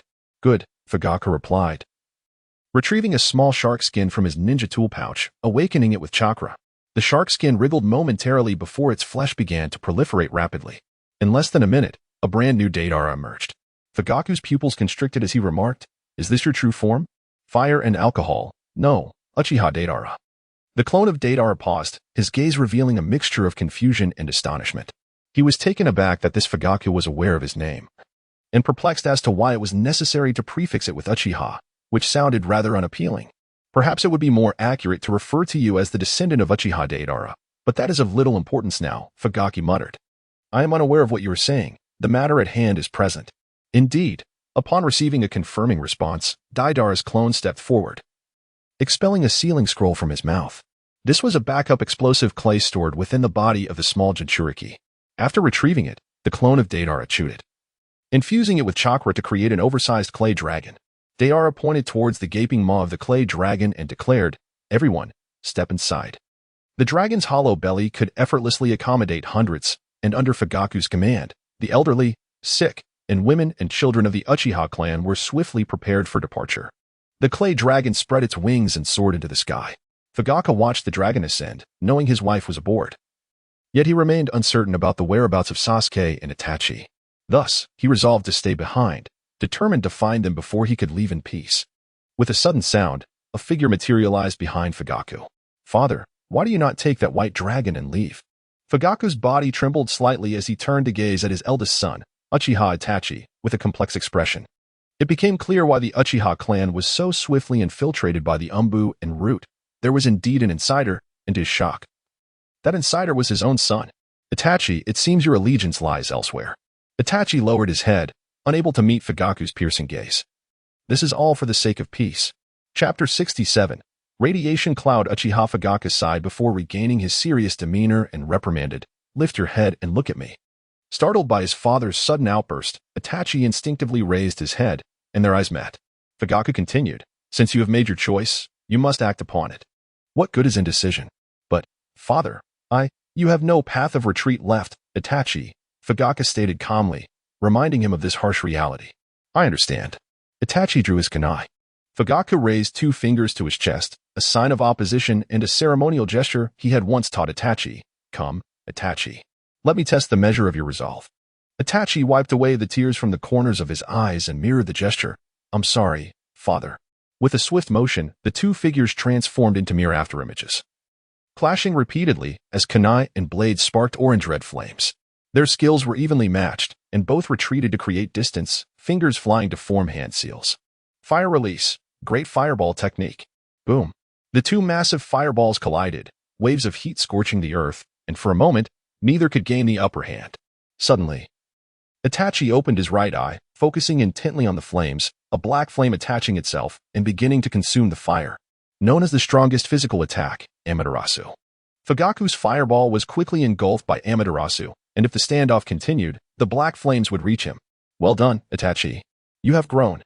Fugaka instantly appeared behind Itachi, thrusting his kunai toward his heart, while the Fugaka spewing fireballs was merely a clone. Itachi's eyes widened in surprise, forcing him to interrupt his technique and turn to defend himself. The kunai was deflected by Itachi's blade, but Fugaka had anticipated this, launching 3 shuriken aimed at Itachi's head, throat, and heart.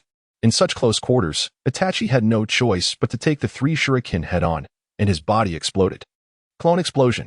Fugaku was engulfed in the blast, hurled away by the shockwave, tumbling several times before coming to a halt. A layer of faint blue chakra ribs formed in front of Fugaku, already showing several cracks. "Itachi, you have indeed grown much stronger."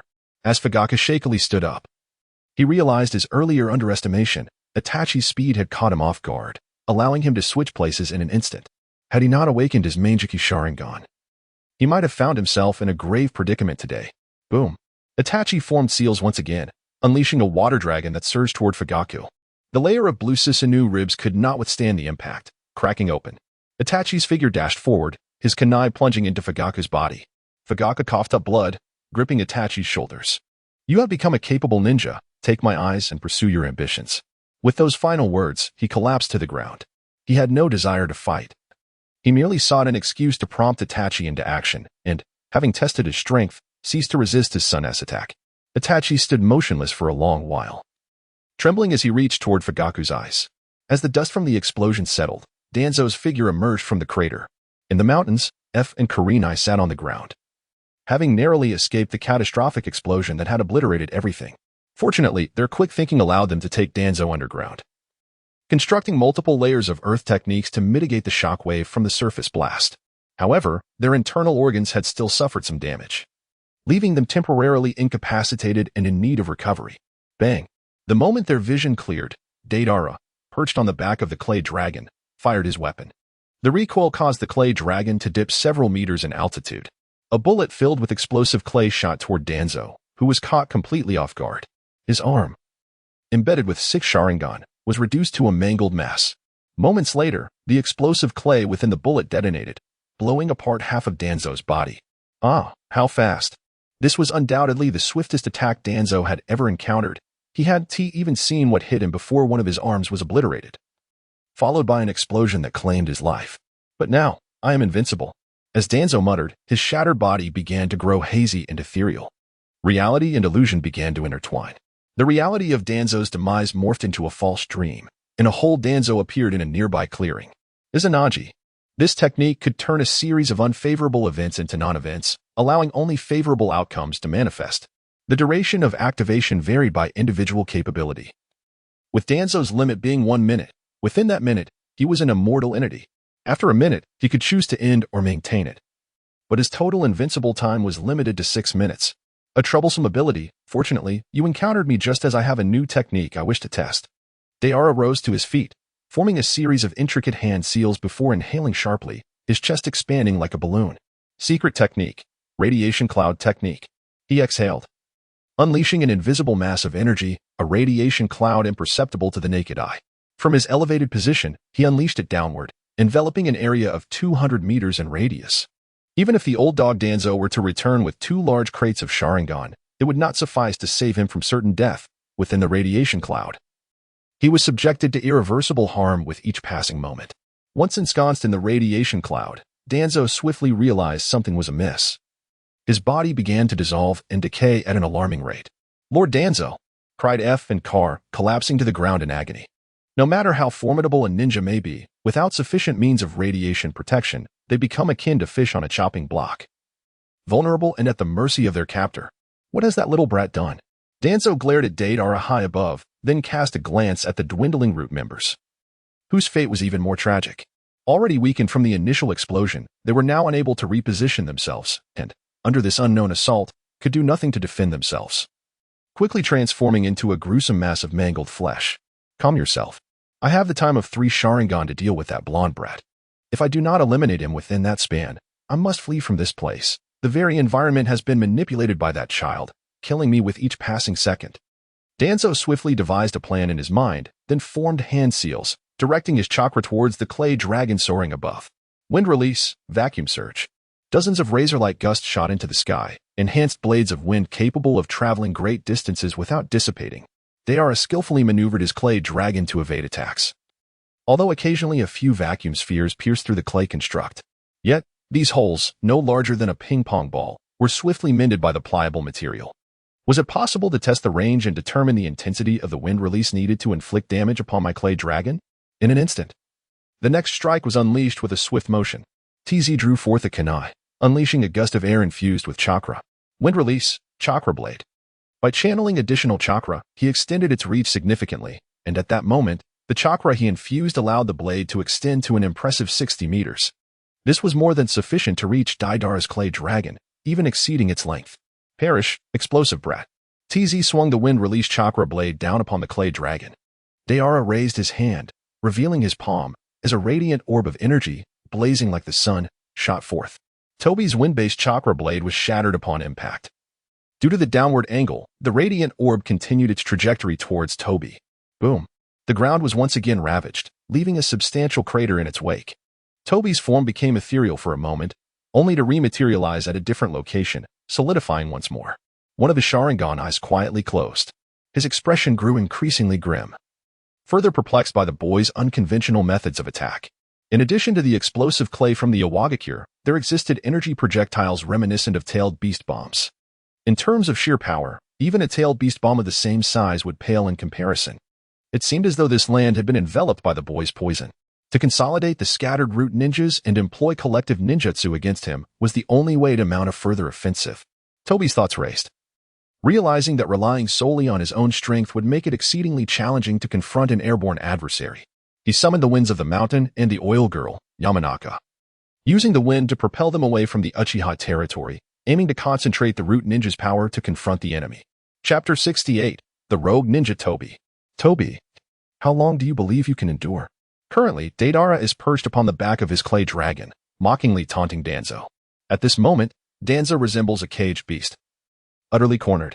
You foolish youth, the notion of killing me is utterly preposterous. I have survived numerous wars. I am not someone you can humiliate. How stubborn. Deidara let out a sound of disdain, commencing his manipulation of the clay dragon to unleash a barrage of miniature dragon bombs. Waves of earth erupted, sending debris soaring to heights of over 10 meters, as fierce flames ignited amidst the ruins. Danzo, evading the onslaught, tore away the bandage from his right eye. He intended to settle the score with the Kodo Amatsukami. This golden-haired imp undoubtedly remains oblivious to the potency of the Sharingan in my possession. A fleeting glance. And even the god of ninjas could not save him, or so I, Danzo, declare. Come, be my hound, you golden-haired youth. After removing the bandage, Danzo fixed his gaze upon the clay dragon in the sky, his right eye widening as the intricate pattern resembling a windmill began to rotate slowly. Where is he? Danzo found himself staring into emptiness. Only the clay dragon remained aloft, while Deidara's figure had vanished. In reality, Deidara had retreated from the edge of the dragon's back, preferring to avoid a direct confrontation with Kodo Amatsukami. Although the likelihood of his ocular power rendering the technique ineffective was high, it was best not to test fate. Who knows what effects might ensue? The exquisite allure of the Manjiki can only be fully appreciated by those who have succumbed to its enchantment. Moreover, Izanagi is quite the abhorrent technique. After all this time, Danzo remains unscathed. Perhaps it is time to exhaust his eyes. Deidara chewed a mass of explosive clay, transforming it into nearly 1,000 clay spiders, each abdomen infused with nuclear chakra. Upon detonation, these would unleash a violent explosion accompanied by nuclear radiation. As countless clay spiders began to descend from the back of the flying dragon, Danzo instinctively sensed a threat. Wind release, vacuum wave. Danzo formed a series of hand seals and expelled several fierce gusts of air, creating a whirlwind. The clay spiders, being diminutive and lightweight, were scattered chaotically in all directions by the force of the vacuum wave. This technique, when paired with the summoning beast, the nightmares, in the original narrative, could even strip away a half-formed Susanoo, proving more than sufficient to disperse the clay spiders. An insignificant trick. Danzo panted slightly, realizing that the chakra consumption was far more intense than he had anticipated. While his response was commendable, this was merely the precursor to the true assault. Deidara extended both hands, his palms converging to form two streams of radiant particles.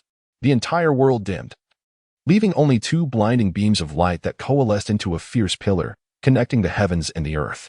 Danzo, taken aback, had just exhausted his vacuum wave technique, and his chakra had yet to stabilize, leaving him to witness the pillar engulfing his form. A hum resounded as another Sharingan was sealed, the damage inflicted by radiation, shockwaves, and extreme heat overwhelming him. These injuries were not instantaneous but had accumulated during the preceding battle. With this final beam, Danzo found himself enveloped in the luminous flow, while Deidara maintained the energy emission, forcing Danzo to endure a torturous existence. He dared not release his Izanagi. Should he do so, he would be reduced to mere ashes. Helplessly watching as his Sharingan closed one by one, the pillar, with its temperatures soaring into the hundreds of thousands of degrees, continued to melt the earth beneath it. The ground of the Uchiha clan's territory transformed, resembling a tumultuous sea, with waves of earth surging and rising several meters high. The terrifying heat waves and shock waves extended far and wide, shaking the very structures of half of Konoha, causing distant buildings to shatter, their walls fracturing into a spiderweb of cracks and windows disintegrating into dust. Beneath the pillar, a massive circular pit replaced the expanse of the Uchiha territory, with the center revealing an unfathomable abyss. Danzo's figure had vanished from sight, seemingly evaporated into thin air. The old dog vanished swiftly. Deidara crouched on the clay dragon, panting heavily. The physique of a child has its limits. Even with boundless energy to expend, the body's meridians cannot endure indefinitely. Over time, it becomes akin to the kaleidoscope utilizing Susanoo, where every cell in the body experiences excruciating pain. However, the objective of this strike had been achieved. At least Danzo was temporarily out of the picture. Though he possessed Izanagi for protection, the recent series of explosions, coupled with the radiation cloud and the continuous barrage of particle beams for a minute, had completely rendered his sixth Sharingan useless. At the periphery of the Uchiha clan's territory, the remaining elite members of the Uchiha, along with the Umbu and Root ninjas, stood in stunned silence, gazing at the abyss that had consumed their clan's land. They were not only witnesses to this artistic display of destruction but also participants in it. In a moment of life and death, these two factions, who had been locked in fierce combat, simultaneously began to form seals, employing defensive techniques to collectively withstand the shockwave produced by the light beam.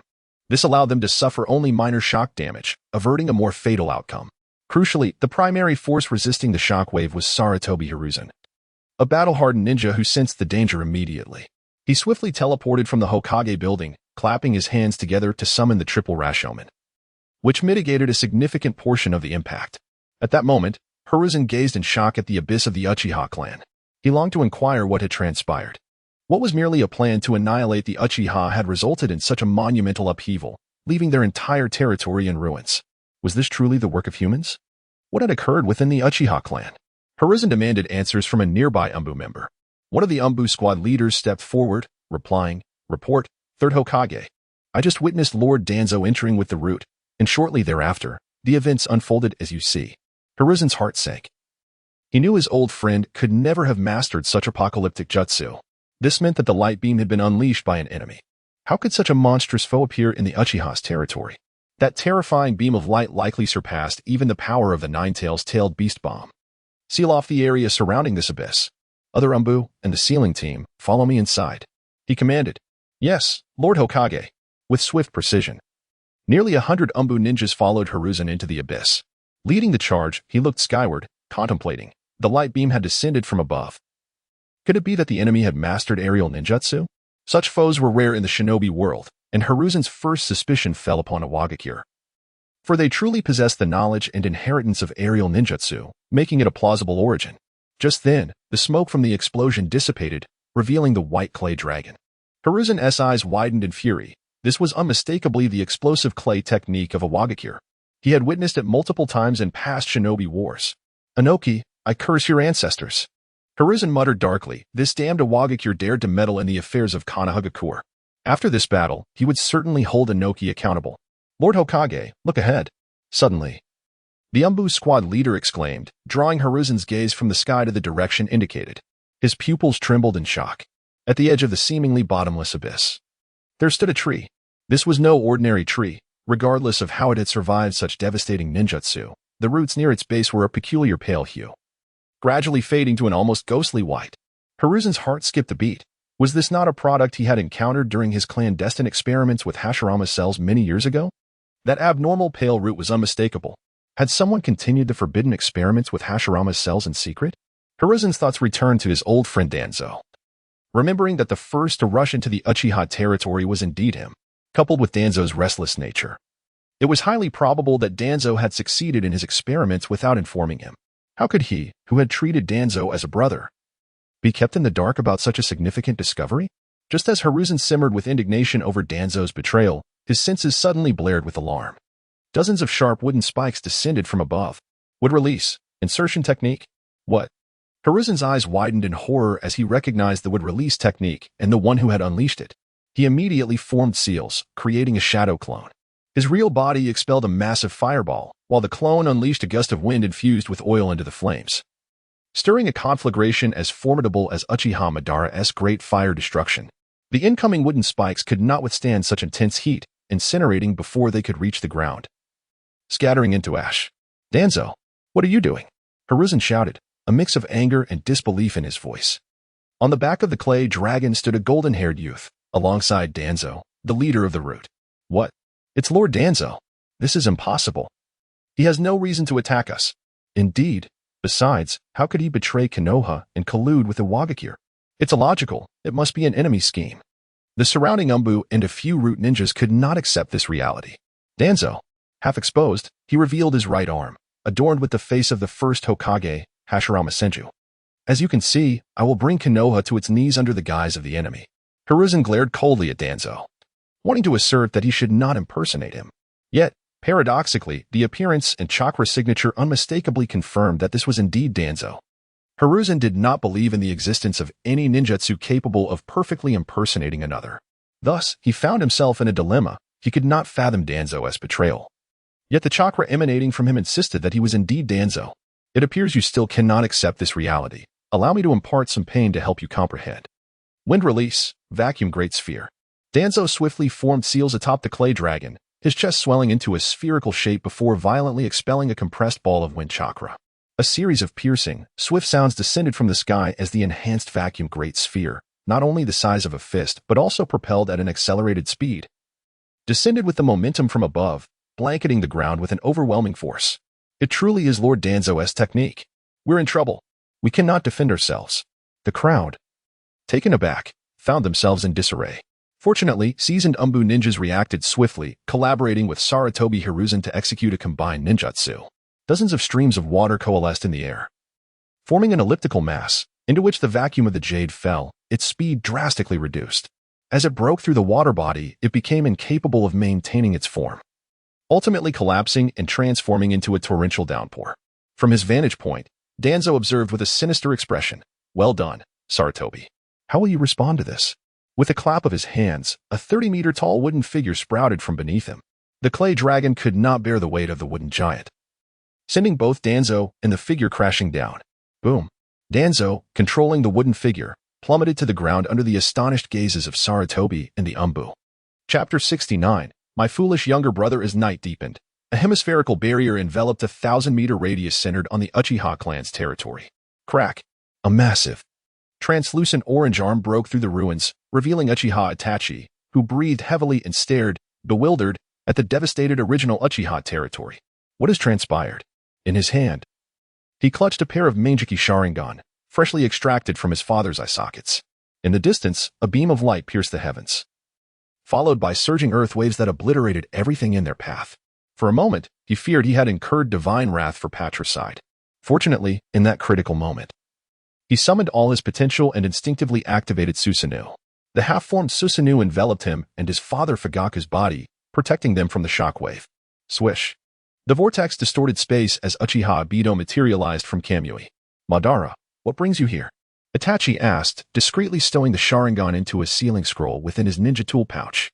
Obito silently observed Itachi's actions, realizing that Itachi regarded him with utmost suspicion. Thud. Obito pulled a small figure from the Kamui space, tossing it to the ground. I brought your brother. If he dies, I doubt you'll cooperate with me. The figure was none other than Uchiha Sasuke, who had narrowly escaped being buried alive by the oncoming earth waves, thanks to Obito's timely intervention. Perhaps it was fate that the child of destiny should not perish. Itachi silently exhaled, relieved that his brother was unharmed. Yet, he concealed his emotions, expressing gratitude to Madara for saving Sasuke, for if his brother were to die, his plans to cultivate another pair of Manjiki would be thwarted. Obito replied casually before inquiring, I've wandered the Uchiha territory for quite some time. Why are there so few of your clan members left? Were they secretly relocated? I don't know, perhaps, Itachi replied. That won't do. They cannot be allowed to live. My goal is the annihilation of the Uchiha clan. If they have all fled, my purpose will be in vain. Itachi wiped the blood from his kunai, sheathing it. That's of no concern to me. Do as you wish with them. That's your affair. Is that so? Then I shall seek them out myself. Obito's gaze turned cold as he vanished into the Kamui space. As soon as Obito departed, Sasuke awoke. Opening his eyes, he saw the bloodied, expressionless Itachi staring down at him. Nisan, how did I end up here? As he turned his gaze, he spotted Fugaku lying on the ground. Father! Sasuke sprang up, rushing to Fugaku's side, tears streaming down his face. Nisan, please say father. He is dying. Feeling Fugaku's pulse, he noted its faintness. It was nearly imperceptible. Swish. Before Sasuke could hear Itachi's response, a sharp shuriken sliced through the air, embedding itself in the ground beside him. Ugh! Sasuke grimaced, clutching his cheek as he turned around, only to narrowly avoid another shuriken that grazed his hand. Blood splattered. Shocked, Sasuke gazed at Itachi, bewildered as to why his brother would harm him. What are you doing? Nisan? Why? My foolish little brother, Itachi replied coldly, his gaze unwavering.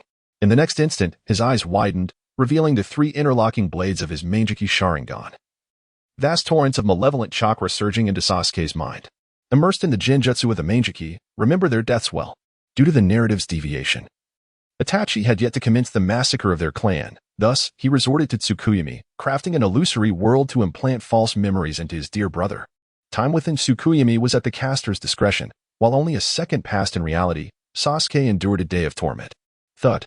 Sasuke collapsed, his eyes vacant, drool pooling at the corner of his mouth.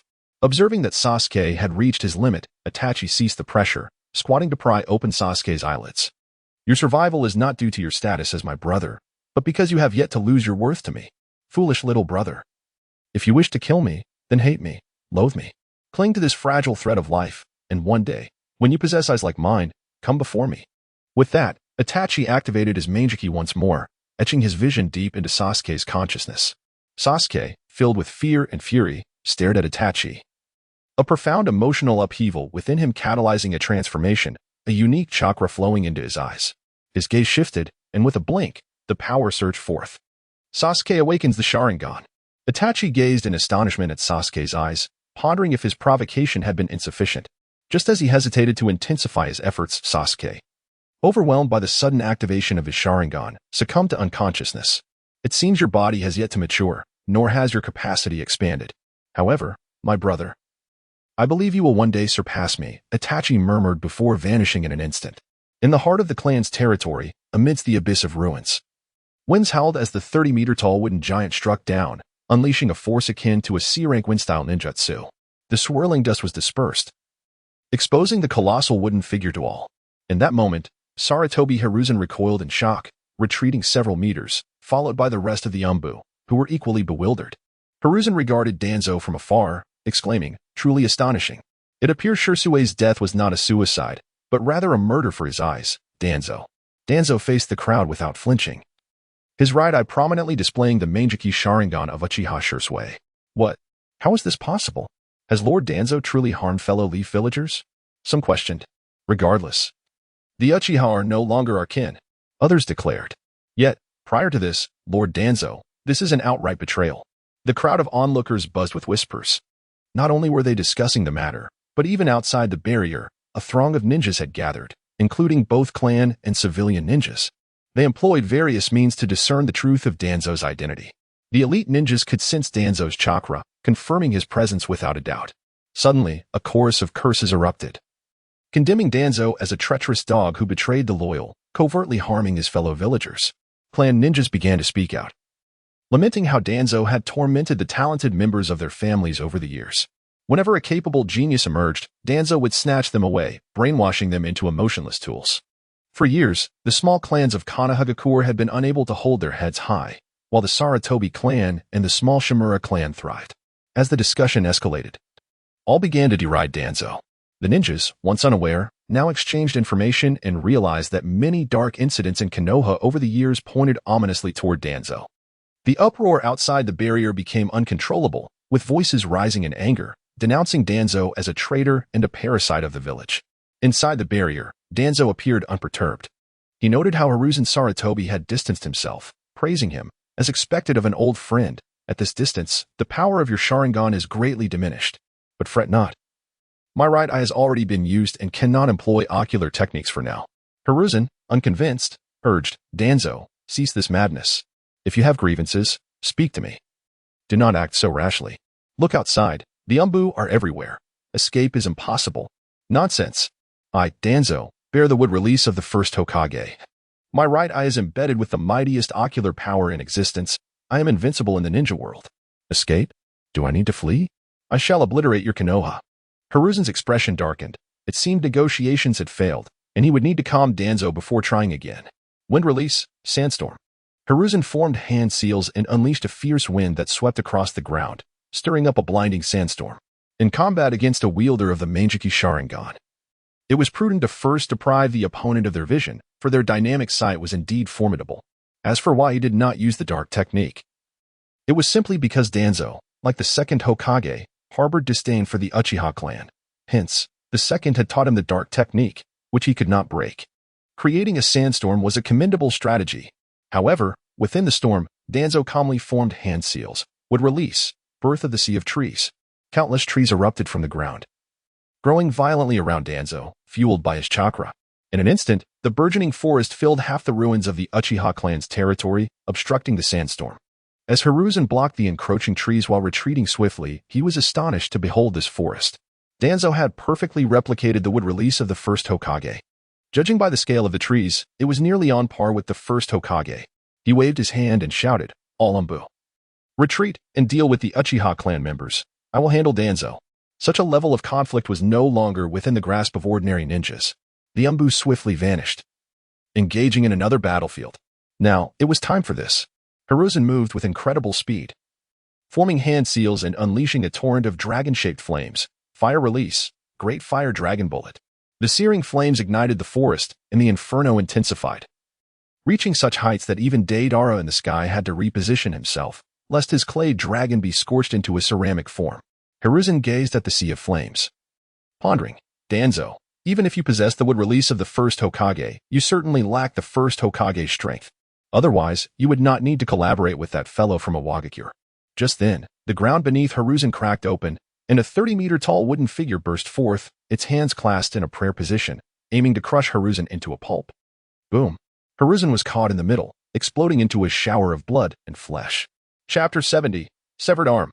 The wooden figure spread its arms wide, the red and white substance coating its hands quickly transforming into a wet, sticky mud that dripped down. A shadow clone, perhaps? Truly deserving of the title Ninja Doctor, I, Shimura Danzo, would call you the fastest. Danzo stood atop the wooden figure, calmly observing the scene, seemingly having anticipated it. Suddenly, Hiruzen appeared behind Danzo, saying softly, Is that so? I truly appreciate the praise from an old friend. What? Danzo exclaimed in surprise, not expecting Hiruzen, despite his age, to retain such speed. He leaped, attempting to distance himself, but Hiruzen swiftly completed his water technique seals. Too slow, Danzo. Water release, water gun. The water gun technique can be executed in two ways. One is a continuous stream to restrict the enemy's movement, while the other, as Hiruzen demonstrated, is to rapidly fire several water bullets, a smaller area but superior speed. Splash! Splash! Danzo was struck by a water bullet, stumbling a few steps, and found his feet entrapped by two more water bullets. Is this Hiruzen's water? So incredibly adhesive, my legs can no longer move. Seizing the opportunity, Hiruzen dashed forward and delivered a powerful punch to Danzo's face. This old man's strength was extraordinary in the original tale. He had torn apart the roots of the divine tree with his bare hands to rescue Naruto. Such formidable strength delivered to Danzo's face caused ripples to form, as if flesh were detaching from bone, creating a scene of immense pain. Boom! Danzo was sent flying by the blow, skidding along the ground and rolling several times before coming to a halt. He wiped the blood from the corner of his mouth and said, "Your age has not diminished your strength, Sarutobi. You shall regret this. Enough. I am the one who will decide." What? Hiruzen covered his mouth, questioning why Danzo would utter such words. It was all Danzo's fault for incessantly repeating this phrase in his office, rendering it a reflex. Danzo, cease your futile words. It is not too late to surrender now. You can explain to the villagers and drink a few cups of punishment sake, and nothing will come of it. But if you remain obstinate, do not blame me for being merciless. At this point, do you think I would turn back? Come at me. Yuru, Danzo. Hiruzen gritted his teeth, biting his thumb until it bled, smearing the blood on his palm and beginning to form seals. Boar, dog, rooster, monkey, sheep. Summoning technique. A plume of white smoke erupted from the summoning array, revealing a towering, muscular figure. I entrust this to you, Monkey King, Enma. Humph. Enma exhaled a puff of white vapor, surveying the battlefield before him. Curiosity piqued. What is this, Sarutobi? Have you turned against your own? It's a long story. Suffice it to say, I need you to subdue Danzo. Sarutobi Hiruzen wore a grave expression. The monkey demon perceived the significance of the situation and promptly responded, understood. Let us utilize that. Excellent. Transformation. Rui Jingu Bang. Oh, it has manifested. Is that the Rui Jingu Bang transformed by the monkey demon? The beast of the ninja. Born with a body of indomitable strength, certainly merits further study. High above, Deidara lay upon the back of his clay dragon. Observing the fierce clash between Sarutobi Hiruzen and his dear friend, Danzo, through the lens of the blood count, it appears you are the instigator behind the Uchiha clan's exodus from Konoha. From whence did your Sharingan originate? Just then, a voice, feigning calm authority, echoed behind Deidara. Deidara turned to look behind him, where a mysterious figure adorned with an orange tiger-striped mask emerged. It was Uchiha Obito. Before posing questions to others, it is prudent to introduce oneself first, such as, which wretched soul are you, who merely seeks to unleash your wrath upon the world? With a sudden intensity, Obito's eyes widened. He sensed an underlying implication in the words of the golden-haired youth. What do you mean by that? Nothing of consequence, merely the literal interpretation. Quite perplexing. Since you are reluctant to answer my inquiry, I shall resort to more forceful measures. Remember, I am the specter of the Uchiha clan, known as Uchiha Madara. With a metallic clang, he let two chains slip from his grasp. In an instant, he materialized beside Deidara, the chains crossing as they swung towards the youth's neck. Hey, you audacious fool, are you attempting to ensnare me? Deidara's eyes widened in fury, taken aback by Obito's utter disregard, as he offered his master a waist tie while bestowing upon him nothing more than a noose. I wonder if you dare to make such a binding. Deidara raised his hand and flung a handful of clay spiders into the air. These diminutive arachnids unfurled their legs mid-flight, leaping toward Obito. Should Obito succeed in ensnaring him, they would both face the dire consequences of mutual destruction. As he released the clay spiders, Deidara cradled the bloodstained count and extended his fingers, forming a sword-like gesture. Crack. With a resounding explosion, the distance between them was obliterated. The shockwave sent Deidara hurtling away, during which Obito's chains pierced through him. Haha, are you afraid now? Deidara fell to the other side of the clay dragon, a sinister smile playing on his lips as he wiped away the warm blood trickling from the corner of his mouth. Obito stood frozen in place, turning to gaze at Deidara, his singular eye filled with shock and confusion. Why do you seem to understand me so well? From Obito's perspective, it appeared as though Deidara had comprehended his abilities entirely, responding with remarkable effectiveness. It is worth noting that even his teacher, Minato Namikaze, had been caught off guard during their first encounter, ensnared by chains before managing to escape using the Flying Thunder God technique. Yet Deidara's reaction was astonishing. He immediately unleashed explosive clay and retreated while clutching his long-range ninja tool, showing no inclination to evade or deflect the chains.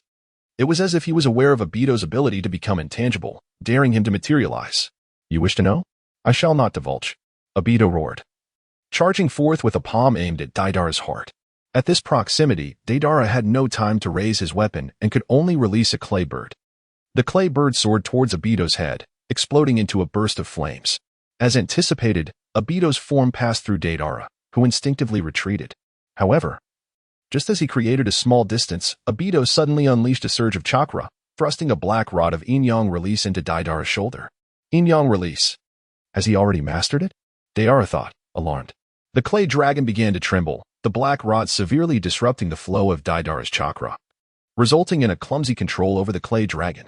It felt akin to a disrupted network, the chakra flow stuttering. Samahata. Deidara silently called out the name of his sword. The sealed space summoned Samahata, which had grown to an impressive 60 meters, awakening its Sharingan. Those eyes, a fusion of Uchiha's flames, had transformed into two unprecedented 10-meter-wide orbs. Peculiar indeed. Samahata, in sync with Deidara, promptly channeled chakra into his body. The chakra from Samahata extended a tail, wrapping around the black rod, and with a gentle exertion, extracted it from Deidara's body.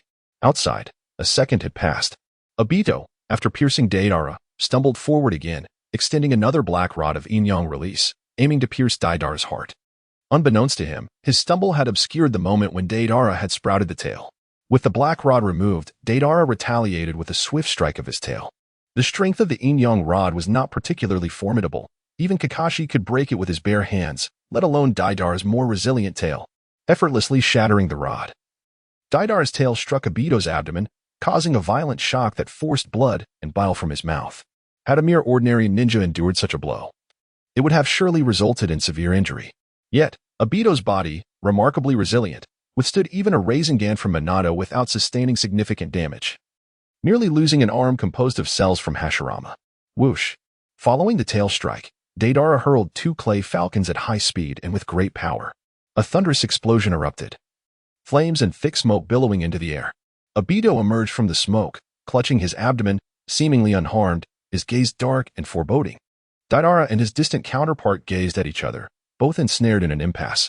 After all, it was merely a moment of opportunity that allowed Deidara to injure Obito. Now, with vigilance in place, it was implausible to employ the same strategy against him again.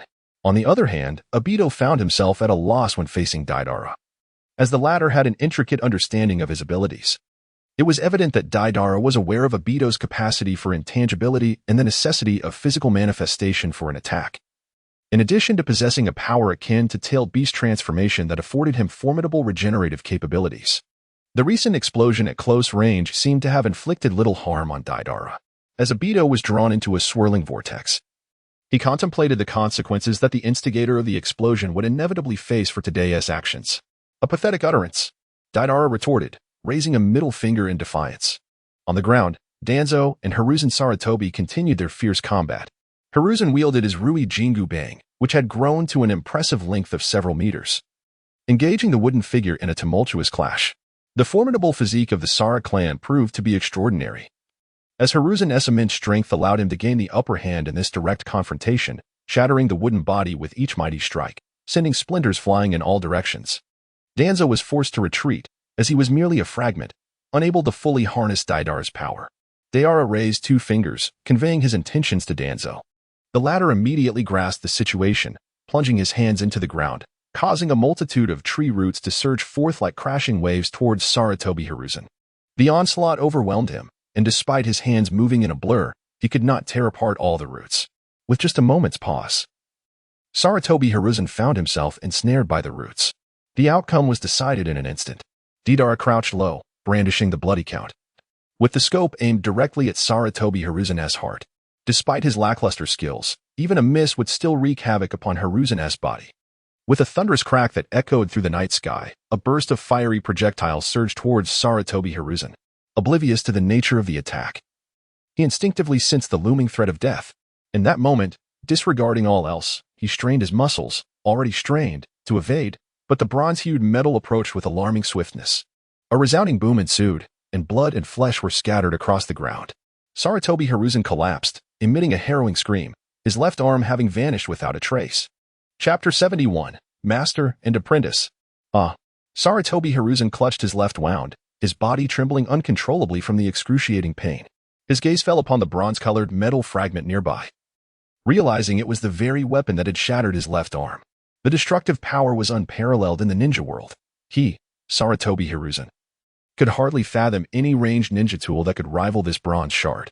Just then, before he could fully contemplate his situation, that primal fear of being hunted by a ferocious beast surged back upon him. Deidara chewed on explosive clay, his scope fixed on the head of Saratobi Hiruzen.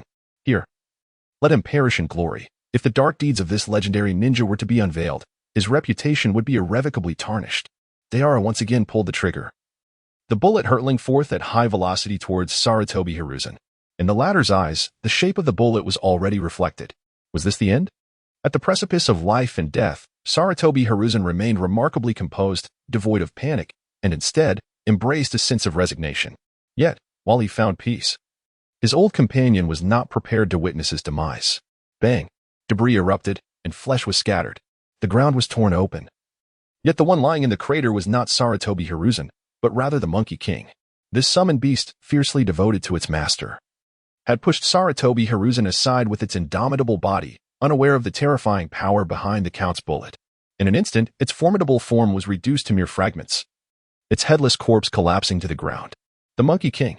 Saratobi Hiruzen's heart shattered with rage. The Monkey King had been his companion for decades, as close as brothers.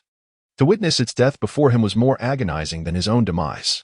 He glared furiously at Deidara atop the clay dragon, wishing nothing more than to rend him limb from limb.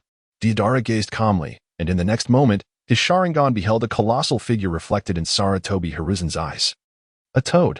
He abruptly looked up to see a rift in the barrier, through which a gigantic toad descended from the heavens. Summoning technique. The ruin of the rooftop. A voice, both grand and solemn, echoed from the skies above. Deidara was taken aback, for he had not anticipated that Jiraiya, who should have been wandering the lands at this time, had unexpectedly returned to the village. He attempted to maneuver his clay dragon to change his position, but alas, it was too late. The colossal toad descended rapidly, leaving him no choice but to abandon his clay creation and leap from it. With a thunderous crash, the clay dragon was crushed beneath the immense weight of the toad. "My art is not meant to serve as a mere cushion for you," he exclaimed, exasperated. As Deidara beheld the clay dragon ensnared, fury surged within him, and with a pointed finger, he detonated the creature. A resounding boom echoed as dark smoke from the explosion mingled with the ethereal white smoke of summoning. The toad vanished in an instant, returning home after suffering a grievous blow. "Ah, Toad Sage." Jiraiya extended his hand towards the spot where the toad had disappeared, realizing that he had suffered an unprecedented setback due to the roof collapse technique. "Perverted sage, Jiraiya. I have long admired your reputation," Deidara greeted flippantly. Yet he did not underestimate Jiraiya, as all three of his mouths busily chewed on explosive clay. "You are one of the culprits behind the destruction of Konoha. Are you not? Does Awagakure seek to wage war against Konoha?" Jiraiya turned to face Deidara, having recently received intelligence indicating that the relationship between Konoha and the Uchiha had reached a perilous juncture. Initially, he had no desire to involve himself in such sordid affairs. But while tracking Orochimaru, he discovered that the latter had vanished near Konoha in the Land of Fire.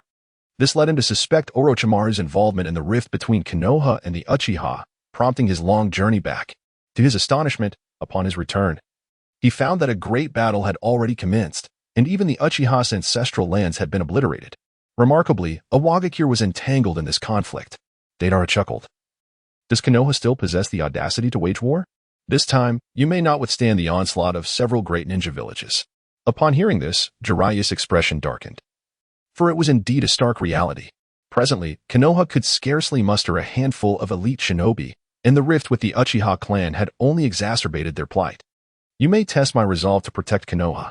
With a fierce determination, the distinct sound of the spiraling sphere known as the Rasengan echoed, as a blue-white orb of chakra materialized in the palm of Jiraiya's hand. Deidara extended his hand, channeling a radiant blast of explosive clay towards his opponent. The clash of the Rasengan against the explosive clay sent tremors through Jiraiya, who felt as though he were colliding head-on with a tailed beast bomb. There was no time to evade. Retreating from the Rasengan would likely result in instant demise. Resolutely, he amplified the flow of chakra, causing the Rasengan to swell visibly before his very eyes. Great Ball Rasengan. Although its power fell short of that of the explosive clay, it held the potential to divert its trajectory. With a thunderous boom, the explosive clay soared into the sky, erupting in a brilliant explosion. A fierce wind tousled Jiraiya's hair. Yet he did not pause. He promptly began to weave hand signs, transforming his once wild, white locks into strands as unyielding as steel. Ninja technique, Wild Lion's main jutsu. Countless thick, white strands intertwined, forming several white serpents that surged towards Deidara. The latter raised his blood-stained count and fired, the recoil propelling him backward while the bullet tore through the air, shredding the hair that lay directly ahead. Jiraiya swiftly retracted his hair, narrowly avoiding the lethal projectile that nearly pierced his skull. Fortunately, by intensifying his chakra output, he had fortified the strands, allowing them to withstand the onslaught. After retreating, he continued to weave hand signs, pressing his palms against the ground. Earth release, yellow spring swamp. In an instant, the expanse of land before Jiraiya transformed into a terrifying mire. The speed at which Deidara crafted his clay dragon could not keep pace with the emergence of the swamp, and his feet were suddenly ensnared in the mire of despair. Having succeeded, he proclaimed the next technique, ninjutsu, toad oil bomb. Jiraiya unleashed a torrent of wind-attribute toad oil, and Deidara, unable to evade, was splattered with the viscous liquid. Well done, Jiraiya. Sarutobi Hiruzen dashed forward, forming hand seals with a single arm. His chest swelled, and he expelled a fierce blaze. Fire release, fire dragon flame bomb. The combination of oil and fire instantaneously birthed an expansive sea of flames, intensified by Jiraiya's covert addition of toad oil in the yellow spring swamp. The entire expanse of the swamp was engulfed in flames, and Deidara witnessed the fire spreading towards him at an alarming speed. He could not help but inwardly lament. He had indeed underestimated the formidable warriors of the ninja world. Once ensnared in such a predicament, his means of counteraction were woefully insufficient. Yet, he was not without recourse. Shark skin, lend me your water release chakra. With a rush, a surge of shark skin chakra flooded his being, and harnessing this energy, he commenced a vast water release technique. Water release, super great water shockwave. A colossal volume of water erupted from Deidara's mouth, swiftly filling the area within a kilometer, encompassing the entire barrier of the Uchiha clan. The combined ninjutsu of Jiraiya and Sarutobi Hiruzen was thoroughly doused, a mere spectacle in the face of his overwhelming power. What an astonishing volume of chakra! Both Jiraiya and Sarutobi Hiruzen were profoundly shaken, hastily swimming toward the surface of the water in an effort to escape the ellipsoidal body of water. Chapter 72. Sage Mode. Deidara would not allow them to proceed so smoothly. He directly infused radiation into the water. Under his deliberate manipulation, the radiation swiftly spread towards the two individuals. Sarutobi Hiruzen sensed the impending crisis first and immediately employed the secret art of release, a technique of the Yamashiro clan that enabled communication with the dark ninja who maintained the barrier. As a scholarly ninja, he possessed ample knowledge and time to master various secret techniques. The dark ninja, upon receiving the mental message, promptly dispelled the barrier and summoned the collective strength of numerous dark ninjas to disrupt the chakra of the enormous water explosion, causing the massive oval-shaped water body to collapse and disintegrate, thereby halting the radiation's propagation within the water. However, this did not cease entirely, for radiation is not solely confined to water for transmission. Sarutobi Hiruzen touched the wound on his left arm, and upon coming into contact with blood, he formed seals and summoned a flock of ninja crows in the air. These crows carried him and Jiraiya away from the radiation zone and landed smoothly on the ground. Truly, as the third Hokage, he exhibited remarkable versatility and was adept at accurately perceiving the extent of the radiation. Deidara found the situation somewhat troublesome. His body had not yet fully matured, and techniques akin to particle light flow could not be utilized without limit. Excessive use would result in painful meridians, and in severe cases, could render him immobile. There was no need for him to confront two shadow-level warriors head-on. It was time for them to contribute as well. Zila, the shark skin conveyed some message. Moments later, the Uchiha Firebird, transformed by Orochimaru, emerged from the ground. What is it, Deidara-kun? I had just begun to transfer the knowledge and techniques passed down through the Uchiha clan when you summoned me. What do you require? On Deidara's face hung several dark lines, and it suddenly dawned upon me why this fellow vanished at the onset of battle. He had gone in search of sustenance. It is indeed the allure of such an ancient and illustrious clan that captivates him. Deidara glanced towards Jiraiya and Hiruzen Sarutobi, remarking, choose one. Facing two at once is somewhat troublesome for me. Orochimaru interjected with a hint of sarcasm. Are you just seeking to avoid trouble? If this brat were to fight for his life, a few more would not suffice. That seems about right, Deidara replied with a dismissive sound. Orochimaru, dissatisfied, stuck out his tongue before fixing his gaze upon the third Hokage. My mentor should perish like a true ninja, decaying in the seat of power. Anything less would be an undignified end, a disgrace to the illustrious name of the shinobi. Understood, then I shall contend with Jiraiya. Do not go easy on me. Orochimaru stated nonchalantly. Rest assured, came the reply. Whoosh. In an instant, he lunged towards Hiruzen Sarutobi, unleashing a serpent midair that spat forth a sword to pierce through. Deidara redirected his gaze towards Jiraiya, only to be taken aback. The latter had somehow transformed into sage mode, with two mighty sages perched upon his shoulders. When did this occur? Could it be that he initiated the battle with shadow clones while his true self prepared for sage mode? Truly, a seasoned ninja. His preparations are impeccable. With a swift movement, the sage Shima, standing on Jiraiya's shoulder, launched the first attack, extending a tongue covered in fleshy nodules towards Deidara at an alarming speed. The latter met this assault head-on with his explosive clay tail, feeling the sting akin to a whip lashing against him. The tongue and the clay tail entwined, and Deidara forced a smile that barely concealed his discomfort. What a formidable tongue, with such a textured sensation. The sage Fukasaku is indeed a fortunate toad. This remark rendered Jiraiya and sage Fukasaku momentarily speechless, sensing the abnormality of this young boy. Having lived for so long, sage Shima was not easily offended. Yet the provocation ignited her fury. Father of the child, slice him apart. Sage Fukasaku, with a grave expression, countered. Mother of the child, before that, retract the tongue. His vicinity is enveloped by an unidentified toxin. With their superior sensory perception, the sages could distinctly sense the looming invisible danger. Sage Shima, brimming with indignation, retorted, You old fool. Why all this chatter? This brat's audacity is infuriating. If you don't incapacitate him, don't expect me to prepare any meals upon our return. I am quite vexed. Why must you be so stubborn, mother of the child? I am merely concerned for you. Your tongue has already been tainted by that toxin. Glaring at sage Fukasaku with unrestrained resentment, sage Shima turned her gaze, leaving Jiraiya feeling a prickling unease. Sage Fukasaku, resigned, stated, Very well, it will hurt a bit. That portion of your tongue contaminated by the toxin is beyond salvage. With a swift motion, sage Fukasaku unleashed a water blade, cutting through the air with a sharp whistling sound. Deidara lay severed in two upon the ground, as sage Shima recoiled in pain, retracting her tongue. The tip having been severed, something felt amiss. That imp had employed a substitution. With a resounding thud, the two halves of Deidara transformed into mere pieces of wood. Meanwhile, his true self had stealthily employed the Earth Dragon hidden technique, maneuvering behind Jiraiya. Just as he emerged, poised to launch an assault, he discovered that Jiraiya had already leapt back, creating distance, while the two sages unleashed a torrent of wind, fire, and oil towards him. Sage Art. 5 Right Gate. This technique, known as the only true S-rank fire technique in the world of Naruto, was a formidable combination of toad oil, wind release, and fire release, further augmented by sage chakra. In terms of scale, it rivaled Madara's great fire annihilation, yet in sheer power, it far surpassed it. After all, this was fire enhanced by sage chakra. Such a cataclysmic inferno, reminiscent of a natural disaster, would be difficult to counter even with a water release of similar magnitude. The enhancement provided by sage arts was extraordinary. Then let us unleash another. Deidara swiftly formed hand seals and unleashed a stream of particle light. Jiraiya felt a thin sheen of sweat forming. He was on the brink of collapse. They had been clashing for less than 2 seconds, and the 5 Right Gate was on the verge of being extinguished. Young Jiraiya, quickly evade. Sage Fukasaku was the first to cease his assault, and with that, he flicked out his tongue, anchoring it to the ground in the distance, pulling Jiraiya towards him. Boom.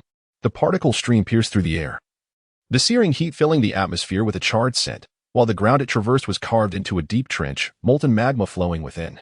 Such terrifying power. Jiraiya gazed in trepidation at the destruction wrought by the light stream. Was this truly a technique within the grasp of humanity? Yet, a weakness was apparent. Jiraiya keenly observed Deidara's body tremble after employing the light stream. He must have paid a price. All he needed to do was seize upon that vulnerability. Sage Art. 1000 Needle Jutsu. In a long-range scenario, Jiraiya opted for a grounded stance, hardening his hair before launching towards Deidara. Not a moment allowed for respite, thus. He resolved to employ this technique. Deidara unleashed a multitude of avian-shaped explosive clay, which collided with a myriad of needle-like projectiles, resulting in a cataclysmic explosion that sent shockwaves surging between the two combatants. Jiraiya, navigating through the billowing smoke of the detonation, descended from above, wielding a colossal sphere of chakra. Sage Art. Supergiant Rasen Shuiken. With the natural energy manipulated by the combined efforts of the two sages enveloping his body in a protective barrier, Jiraiya boldly withstood the radiating force as he charged forth to assault Deidara. Would release Hell's turmoil. With a resounding clap of his hands, Deidara summoned countless trees from the earth beneath him, which surged wildly towards Jiraiya, compelling him to unleash his massive Rasengan to obliterate the trunks and curtail their growth. As the area fell into a desolate void, Deidara's three mouths exhaled a copious amount of explosive clay, his chakra perfectly blended. An odd clay puppet materialized between the two. And as Deidara raised two fingers, C3 erupted in a thunderous explosion. Jiraiya, beset by the encroaching trees, hastily formed seals with his feet, anchoring himself to the ground. Earth-style, earth flow wall. A colossal rock wall rose before Jiraiya, reinforced by sage art, rendering it extraordinarily robust. Boom. The earth flow wall bore the brunt of the violent explosion, fissures spider-webbing across its surface. Chapter 73. Susanoo. Crack. The earth flow wall, bolstered by sage chakra, finally reached its limits. The explosion shattered the barrier, a fierce wind surging towards Jiraiya. He was hurled back, creating distance, and rapidly expelled a barrage of searing fireballs. Sage art. Fire style. Multiple fireball jutsu. Flames roared as a multitude of fireballs tore through the billowing smoke, hurtling towards Deidara, who clapped his hands together, forming a water barrier around himself. Hiss. The clash of water and fire generated a torrent of scalding steam. As Deidara opened his mouth to release a clay falcon that seized his collar, propelling him away. In swift succession, the clay falcon soared towards Jiraiya, detonating within a 2-meter radius, reducing him to a splintered heap of wood. Body replacement jutsu. The real Jiraiya, having circumvented from underground, thrust his hands upward, firmly grasping Deidara's ankle. Swish. Simultaneously, a cacophony of piercing sounds filled the air. Countless shurikens rained down upon Deidara. Sage art. Shuriken shadow clone technique.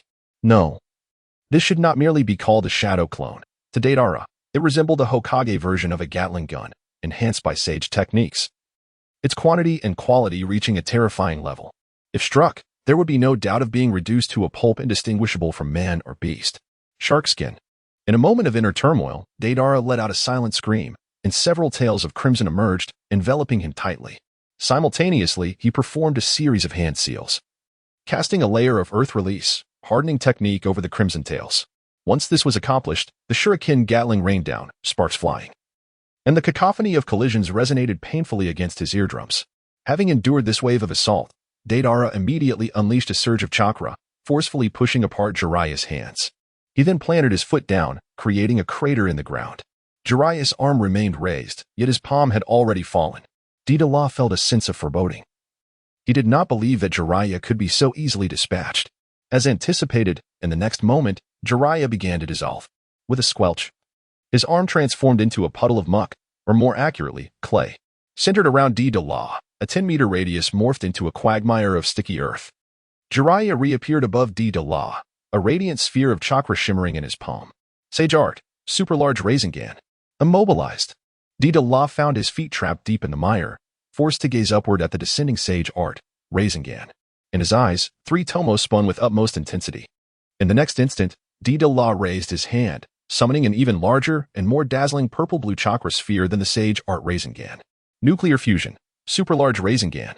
He could not replicate the sage art, but he could emulate the principles of the Rasengan and significantly amplify it with his own nuclear energy chakra. Boom.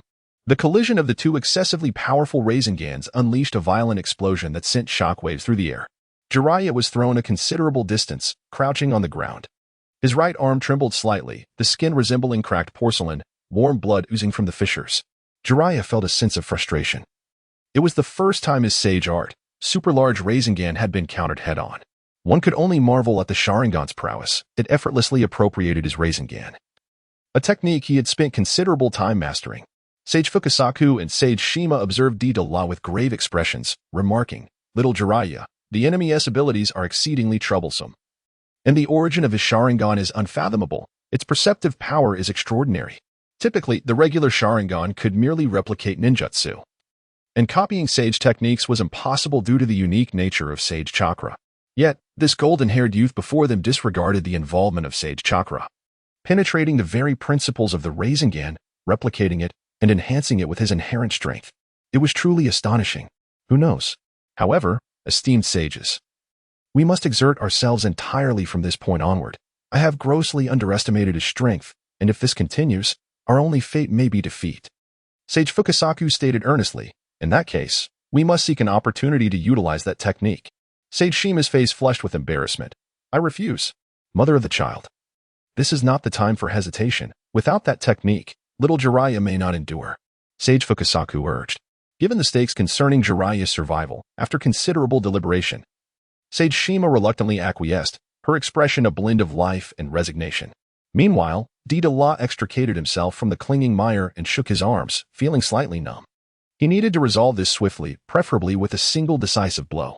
Deidara was acutely aware that his physical prowess had yet to fully develop, and his chakra pathways were incapable of sustaining the prolonged use of nuclear chakra. Thus, he resolved to employ a drastic measure to compel Jiraiya to withdraw. Hey, Danzo. Let's get to it. Deidara communicated with the distant imitation of Danzo, instructing him to come and stall Jiraiya. He then retrieved all the explosive clay from his ninja tool pouch, stuffing it into his mouth and began to chew, mixing it with his chakra. Jiraiya, seasoned and perceptive, immediately sensed Deidara's impending mischief and prepared to thwart him with a technique. However, a thicket of trees surged forth from the ground beneath him, wrapping around his legs with alarming speed. This was dire. Jiraiya swiftly bit his fingertip, allowing a drop of blood to bead forth, which he smeared onto his palm. Together with the two sage companions, he initiated the summoning technique. Boom. 3 plumes of white smoke erupted simultaneously, revealing the colossal silhouettes of gigantic toads. The 3 great sages of Miyaboka Mountain, Frog Kin, Frog Hero, and Frog Bunta. Though their strength may not be absolutely unparalleled, they undeniably possess elite combat prowess in this world. Their immense size grants them a distinct advantage in battle, with a mere breath rivaling the might of wind-style jutsu, not to mention their formidable weapons. In the heat of combat, few can stand against them. Upon their appearance, the 3 sages swiftly assessed the situation, a testament to their summoning beast expertise. Each wielded their preferred weapon to demolish the encroaching thicket, preventing it from further ensnaring Jiraiya. Typically, size correlates with power, and the 3 sages were no exception. A casual swing could shatter a sturdy tree root, demonstrating their formidable clearing capabilities. Yet, it was already too late, for Deidara had prepared his lethal final move. Ugh. With 3 mouths simultaneously expelling a viscous explosive clay, Deidara's creation began to flow with an almost sentient grace. As it formed a base, the substance surged upward, swiftly transforming into a colossal clay figure of Deidara himself. In terms of appearance, it bore a striking resemblance to the C4 Garuda from the original narrative, even down to the red cloud cloak reminiscent of the Akatsuki. The pot, after all, serves merely as a tool for casting. However, this was not the Garuda. It was merely a facsimile, as Deidara had yet to delve into the realm of nanotechnology.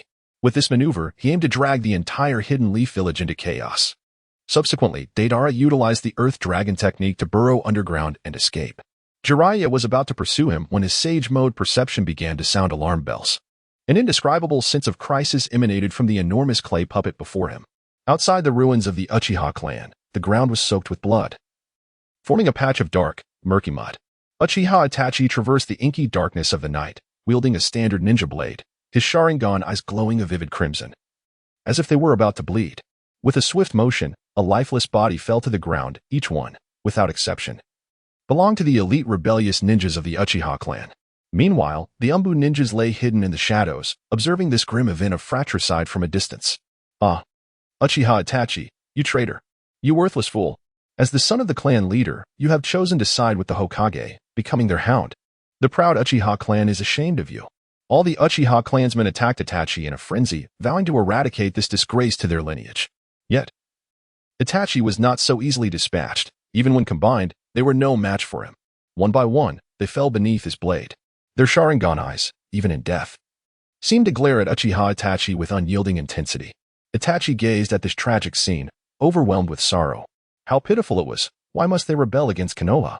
The so-called reputation and glory of the clan could not possibly outweigh the stability of the village.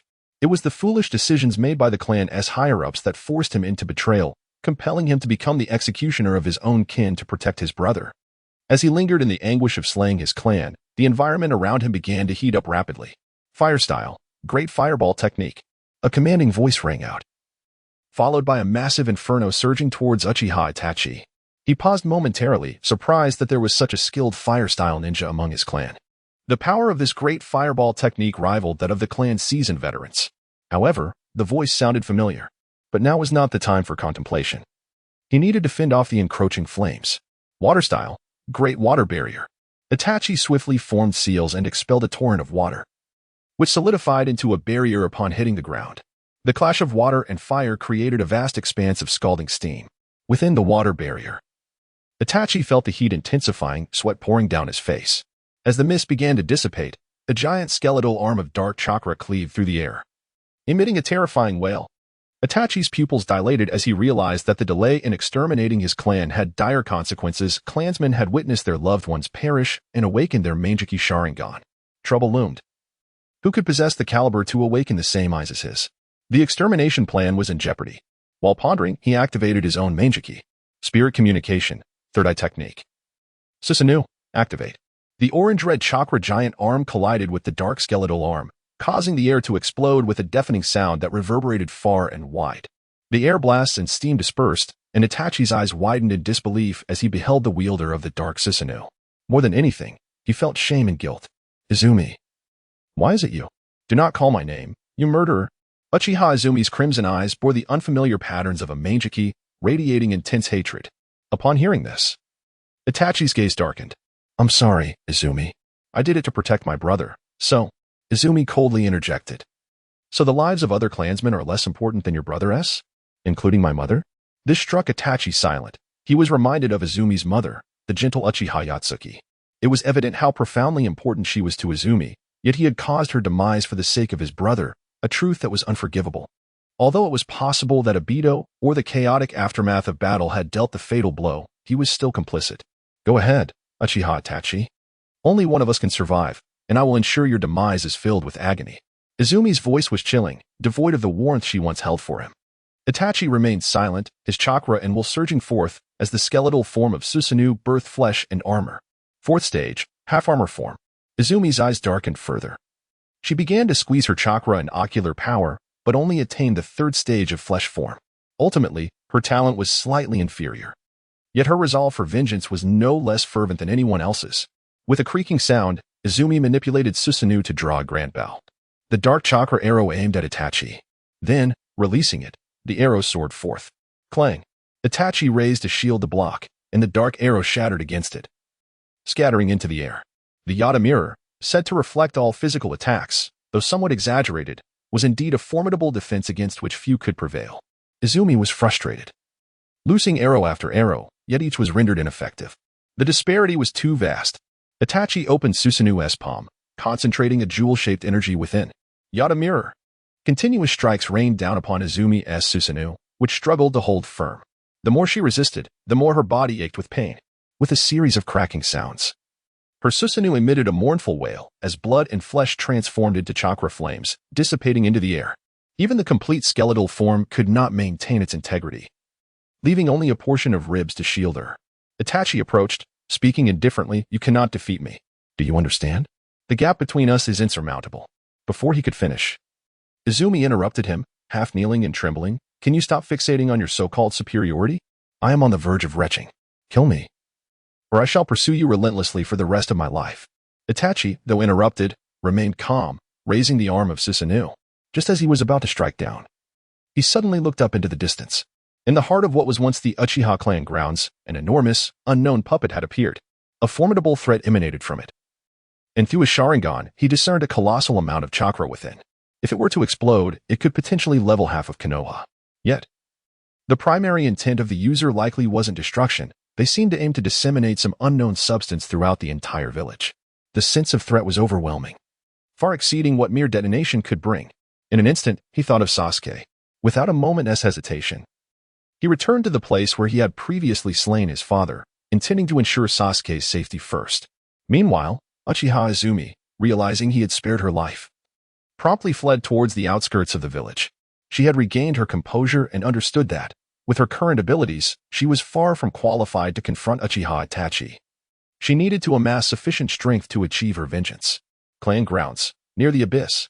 As Sarutobi Hiruzen battled Orochimaru, he was about to employ the dead demon-consuming seal to drag Orochimaru down to death with him. Suddenly, a chill ran down his spine as a colossal, grotesque puppet emerged on the battlefield nearby. He felt a sense of dread, while Orochimaru merely chuckled. It seemed that today, His former teacher would not be able to hold him back. Thus, he decided to take his leave, leaving this mess for Hiruzen to handle. Orochimaru recognized the puppet as Deidara's clay. Regardless of the opponent's methods, he doubted that anyone in the vicinity could survive. If anyone stood a chance, it would be Jiraiya. But not his teacher, for Sarutobi Hiruzen's remaining chakra was insufficient to establish a large-scale defensive ninjutsu.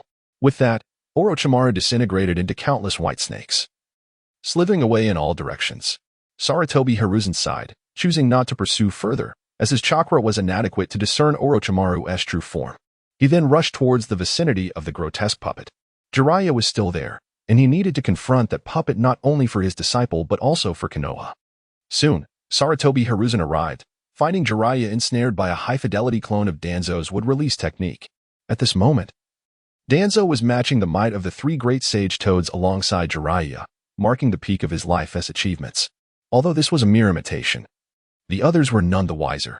Jiraiya, find an opportunity to leave this place, Hiruzen urged, placing his hand on the clay puppet, his voice calm yet resolute. From the subdued tone, Jiraiya sensed the gravity of the situation and choked back his emotions. Hey, old man, you can't be thinking. There is no need for sorrow. I simply hope that after I am gone, you will assume the mantle of the fifth Hokage. But, old man, I'm not fit for the role of Hokage.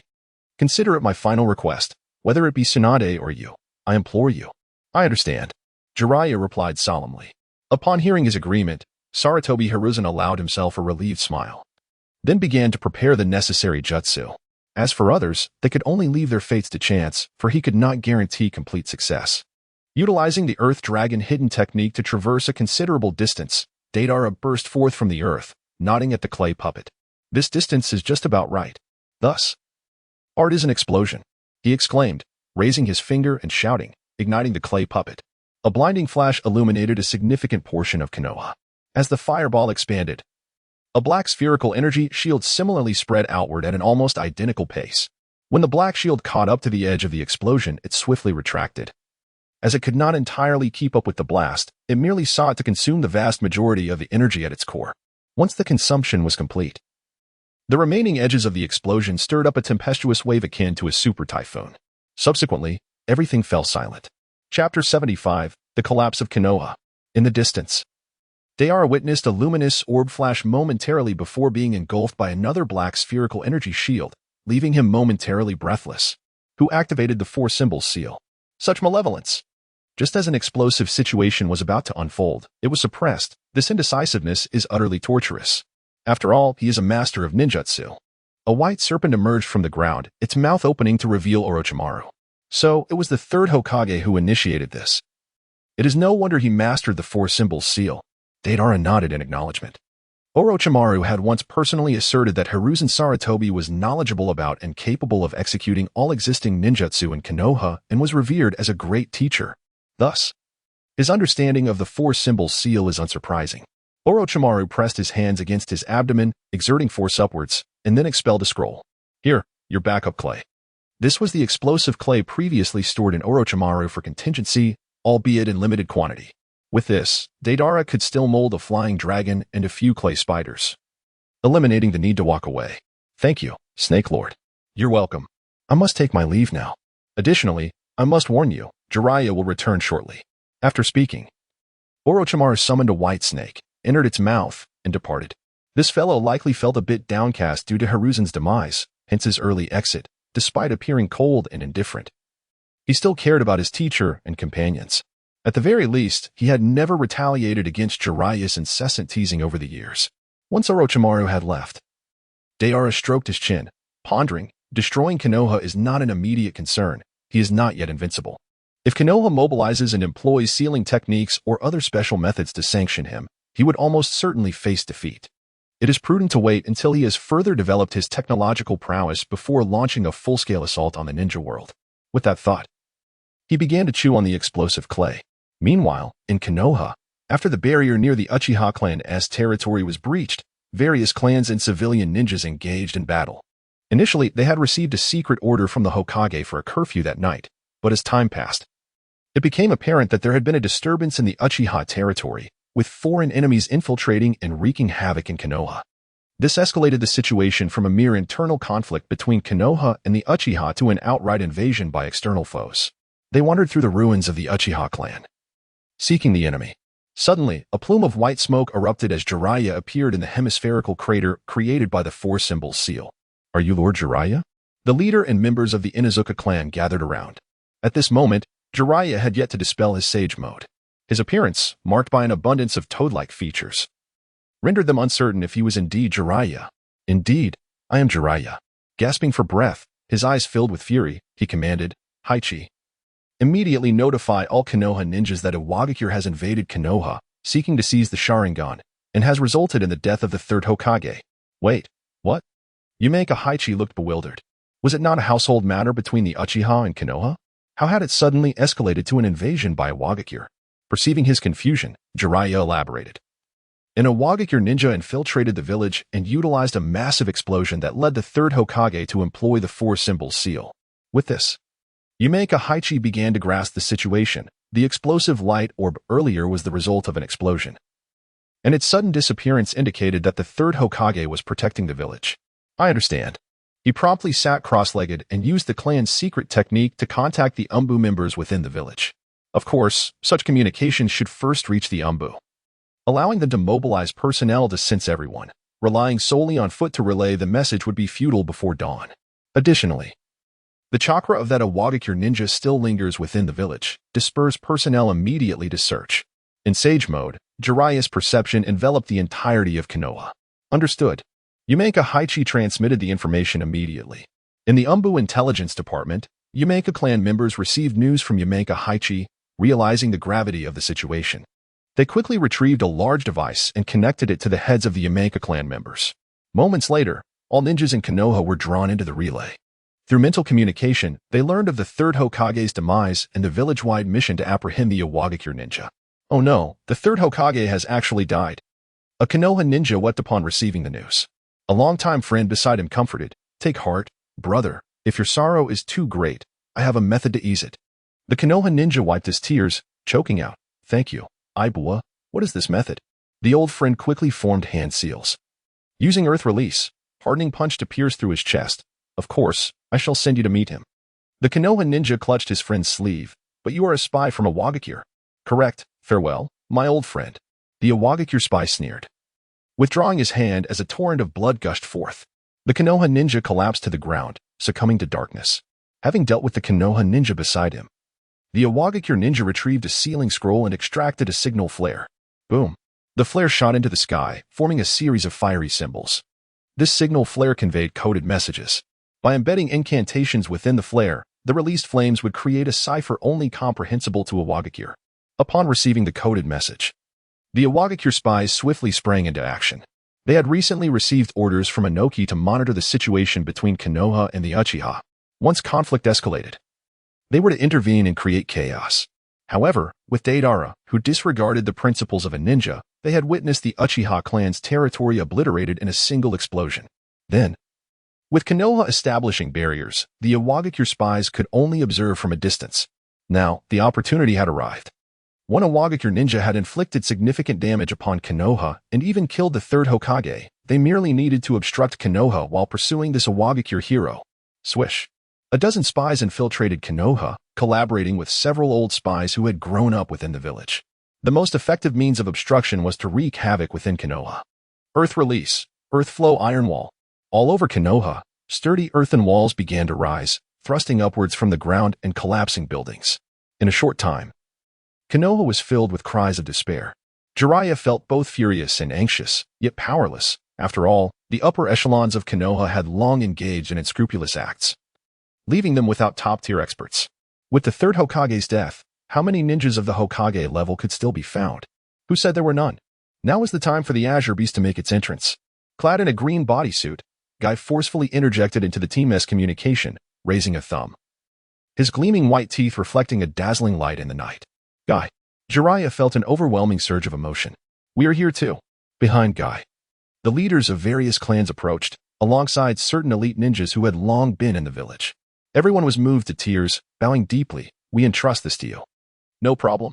Everyone responded to the call, led by Jiraiya, one of the legendary Sannin, dispersing to various corners of the hidden Leaf Village to eradicate the marauding thugs who sought to exploit the chaos.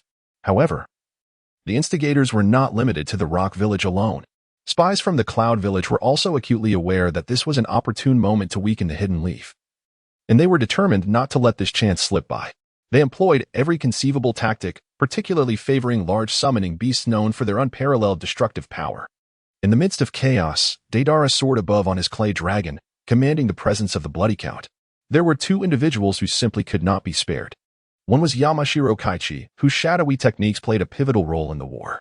The other was Nara Shikaku, a man of remarkable intellect. Should Jiraiya ascend to the role of Hokage, Shikaku would undoubtedly serve as his advisor, utilizing his acumen to swiftly restore Konoha's vitality. With a click, the bullet was chambered. The scope trained on Nara Shikaku. Unbeknownst to him, as he orchestrated the battlefield, the side of death loomed ominously over his neck. Bang! In full view of all. Shikaku's head erupted into a mist of crimson, leaving a gaping crater the size of a basin at his feet, with an unfathomable abyss at its center. Shikaku. In an instant, those nearby converged, engulfed in profound sorrow. Jiraiya ground his teeth in rage, his gaze fixed fiercely on Deidara high above. This vendetta was eternal. Yet, while their attention remained riveted on Shikaku and Deidara, they remained oblivious to the stealthy approach of the foe Danzo. With a crack, the ground split open, and the false Danzo's hand emerged, seizing Yamashiro Kaichi by the ankle. Crafted by Orochimaru from the White Zetsu, the false Danzo approached undetected even by Kaichi. Alarmed, Kaichi gasped as he felt the grip on his ankle. He prepared to escape using ninjutsu, but the foe Danzo had already activated the nuclear chakra within him, unleashing an explosion with a radius of 500 meters, obliterating Yamashiro Kaichi entirely. Nearby ninjas were also caught in the devastating blast, resulting in catastrophic casualties. Chapter 76. The transformed Iwagakure. The assassination of two high-ranking officers ignited the fury of Konoha. Jiraiya summoned forth a colossal toad, and through its booming voice, he rallied the Konoha ninjas to unleash their wind techniques. Hundreds of wind blasts surged from various corners of Konoha, converging mid-air into a singular force. Wind release, divine fist breakthrough. As the overwhelming number of attacks merged, their power multiplied exponentially, coalescing into a solid stream of air that visibly twisted into the shape of a fist. In the air, Deidara suddenly felt a powerful updraft of wind surging from below. Fortunately, he had already observed the movements of the ninjas on the ground preparing their collective jutsu. As the air currents converged, he skillfully maneuvered his clay dragon to evade the impending threat. The immense fist of wind passed perilously close to the clay dragon, almost causing destruction to its form, narrowly escaping disaster. Nevertheless, the turbulence generated by the wind punch disturbed the air currents nearby, causing the clay dragon to roll chaotically through the sky.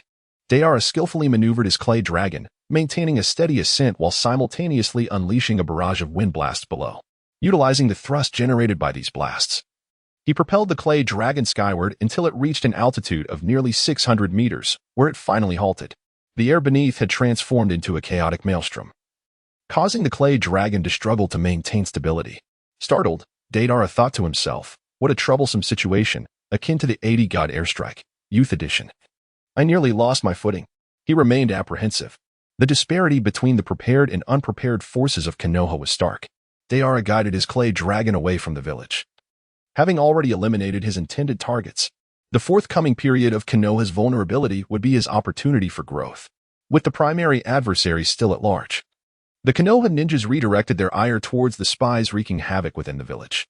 The spies from Iwagakure and Kumogakure exhibited an unexpected level of coordination, engaging in battles predominantly in crowded areas and casting jutsu without regard for the strength of their techniques, focusing solely on the magnitude of their impact. This rendered Konoha quite passive, as rocks and lightning clashed continuously until dawn broke, marking the cessation of the conflict. In the aftermath of this battle, Konoha suffered losses second only to the invasion of Pain, with a quarter of the village, centered around the original Uchiha clan's territory, reduced to ruins. The remaining 3/4 were not entirely unscathed. Rather, they bore numerous scars, ravaged by the residual effects of battle and the destructive jutsu employed by the spies. This assault would leave Konoha languishing for years to come, and should the other ninja villages seize the opportunity to attack, they might very well succeed in vanquishing Konoha. Thus, the scene shifts to the borders of the Land of Waterfalls. For several days, Deidara soared through the skies on his clay dragon, ultimately catching up with the Uchiha clan members who were making their way towards the Land of Earth. This group comprised the elderly, women, and children of the clan, accompanied by a handful of ordinary ninjas, all led by Makoto, the matriarch of the clan. As for the clay dragon that bore them, it had broken down 2 days prior, having reached its limit. The dragon was inherently bound to its controller, and its ability to fly for such an extended period was attributed to a preset technique. Once the chakra within the technique began to dwindle, it would gracefully descend and remain peacefully at the roadside, awaiting further commands. Deidara, guided by the clandestine signals left by Uchiha Makoto, successfully located his companions and led them towards the land of Earth.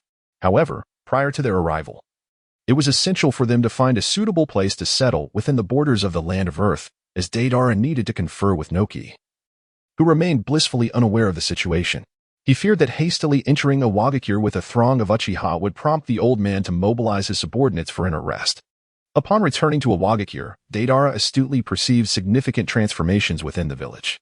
The first noticeable change was in the realm of infrastructure. Once a remote and desolate locale, Wagakure had previously been characterized by its drab, rocky terrain. Now, however, the village had undergone a remarkable metamorphosis. The roads had been meticulously resurfaced with cement slabs, flanked by verdant green spaces and adorned with rows of streetlights. The architectural landscape had also been profoundly altered. Most of the dilapidated structures had been razed to make way for buildings reminiscent of the architectural styles from his previous life. Even more astonishing were the numerous surveillance cameras dotting the streets, evoking a sense of familiarity as if he had returned to his homeland. Who could have orchestrated such changes? Was there perhaps another traveler with a penchant for infrastructure development? Deidara was filled with astonishment. Yet, this was not the most disconcerting aspect.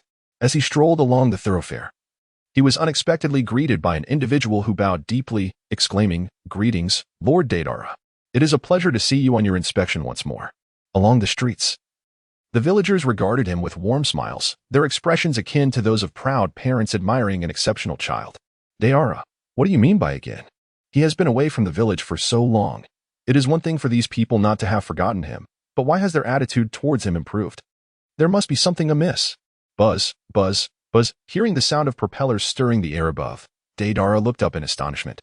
Before him hovered a mechanical creature with a large eye, sporting a bamboo dragonfly on its head. Upon stopping in front of him, the mechanical being projected a beam of light to scan him. "Greetings, I am Mayfly No. 1. At your service. Your clone has been awaiting you at the Iwagakure Research Center for quite some time. Please, follow me." What on earth is this? Deidara now finds himself in a state of utter bewilderment. However, as the ephemeral No. 1 speaks, memories of his impending demise suddenly resurface and assail him. He vaguely recalls that this ephemeral No. 1 is a relic from his past life, an outdated automaton long since discarded. Yet, in the context of the ninja world, it remains rather advanced. This raises a perplexing question. Who could have created it? As Deidara reflects on this, his complexion pales. He faintly remembers that several months prior, before his journey to the Hidden Mist Village, he had left a clone behind in the Hidden Stone Village, all to prevent Inoki from discovering his departure. Deidara swallowed hard, his thoughts too daunting to pursue further. The memories and emotions accumulated over the past few months were overwhelming, surely enough to lead to his immediate demise. The question of whether to retract his clone loomed large. "This way, please." Before he could delve deeper into his contemplation, the relentless voice of Man as One urged him on. Noting Deidara's lack of response, it thoughtfully extended 2 mechanical arms, one on the left and one on the right, encircling him before ascending into the air. With a heart laden with despair and trepidation, Deidara was escorted to the research center by the mechanical entity known as Manus No. 1. Upon entering the confines of the facility, it was immediately evident that this place was anything but ordinary. The security detail alone comprised no fewer than 150 members of the Iwagakure Umbu, with even more clandestine operatives lurking in the shadows, their presence unknown. As Manus No. 1 led Deidara forward, a multitude of additional Manus series automatons and various mechanical creations emerged from the depths of the research center. In unison, they bowed deeply, proclaiming, "Welcome back, Master." Deidara's complexion drained of color, and his lips trembled as he uttered an expletive. This was undoubtedly the work of a clone. He was curious to witness the expression on his own face when he recalled the existence of a clone he had forgotten for months. Chapter 77. Disoriented. The technologically advanced doors, imbued with a futuristic aesthetic, opened smoothly, revealing a transparent light membrane that sensed his presence. It seemed to be a scanning device. Deidara vaguely recalled it being referred to as an identity recognition system, though he found it somewhat antiquated and difficult to remember clearly. With a heavy heart, he descended to the underground 50th floor of the research center, arriving at the core of the facility, the young master's office. The name itself was undoubtedly the handiwork of his clone, and to his astonishment, two bionic maidens stood sentinel at the entrance. He was preoccupied with matters of the heart in Konohagakure while this rogue was secretly indulging himself. Witnessing this scene, Deidara felt a conflicting desire to relish the memories yet also a reluctance to accept them, caught in a web of contradiction. This was undoubtedly a deliberate arrangement by the clone, designed to toy with the psyche of the original. Deidara took a deep breath and opened the door to his office, stepping inside. His clone lounged in an ergonomic leather chair, legs crossed and resting against the wall, presenting his back to Deidara. You have arrived. I have indeed, but you should not have. Yet here I am. After all, I have come. Indeed, you have. A prolonged silence enveloped them, akin to two sculptures, immobile and locked in a standoff. As the bright lights of the room seemed to dim, casting a somber atmosphere. What brings you here? The clone finally shattered the silence. To reclaim you.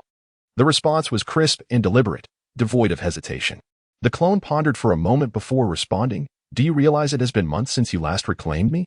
5 months, he replied, the certainty now fraying into doubt, Deidara's complexion as pale as snow. The clone's expression shifted. Then you must understand the consequences of reclaiming me. I comprehend, yet I must act. But are you truly resolute? Absolutely. The clone turned his chair, fixing his gaze upon Deidara. The latter remained tranquil, but the despair in his eyes was unmistakable, revealing a sentiment akin to a small, helpless boat swaying in a tempest. The silence persisted, an oppressive stillness enveloping them. In this moment, even the clone felt a surge of respect and, with a bitter smile, inquired, have you truly made the decision to reclaim me? Indeed. What if it proves fatal? I could start with a trial run. The clone, derived from Deidara's eternal cells, possessed a unique method of reclamation, allowing for gradual absorption, returning memories piece by piece. However, the 5 months of accumulated experiences would necessitate considerable time to reclaim. The clone smirked, rising to extract a minuscule quantity of cells, accompanied by 2 days' worth of memories, and infuse them into Deidara's being.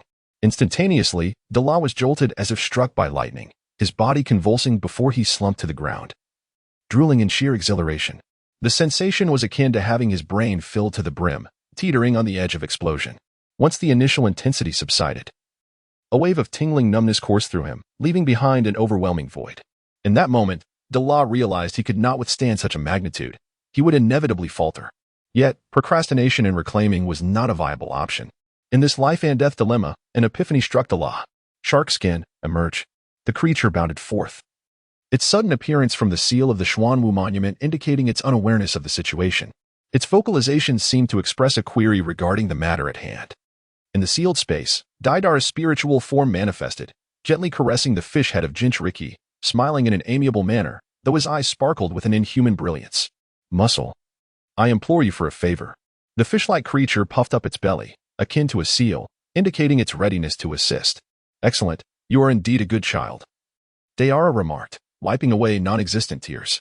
Through shared vision, he gestured towards the clone outside, asking, could you assist in absorbing my clone? Jinchuriki, possessing eternal cells akin to Deidara's, recognized their intrinsic connection. Thus, it was only natural for Jinchuriki to absorb Deidara's clone. Unbeknownst to Jinchuriki, as it inquired about the purpose of absorbing the clone, after all, dispelling the technique would suffice. The next moment revealed the reason. The absorption was rapid, akin to slurping up noodle strands, and the clone was drawn into the depths of Jinchuriki. In that instant, 5 months of memories and experiences flooded into Jinchuriki's mind, causing its immense fish body to thrash violently within the sealed space, leaping and rolling, gnashing its teeth, and barking like a dog. Jinchuriki's frenzied movements affected its host, and Deidara felt his chakra surging uncontrollably. Moments later, the distressed Jinchuriki regained a measure of composure and swiftly relayed 10 days' worth of memories and sensations to Deidara. Overwhelmed by such a deluge of vivid recollections, even a being of iron would feel dazed. Deidara collapsed to the ground, joining Jinchuriki in a chaotic dance of laser-like intensity. As Jinchuriki leaped within Deidara's body, Deidara leaped outside. Sensing that Deidara had not yet reached his limit, Jinchuriki continued to gently impart memories. After an extended period, a thoroughly exhausted Deidara lay on the ground, saliva pooling around him, a month's worth of memories and sensations.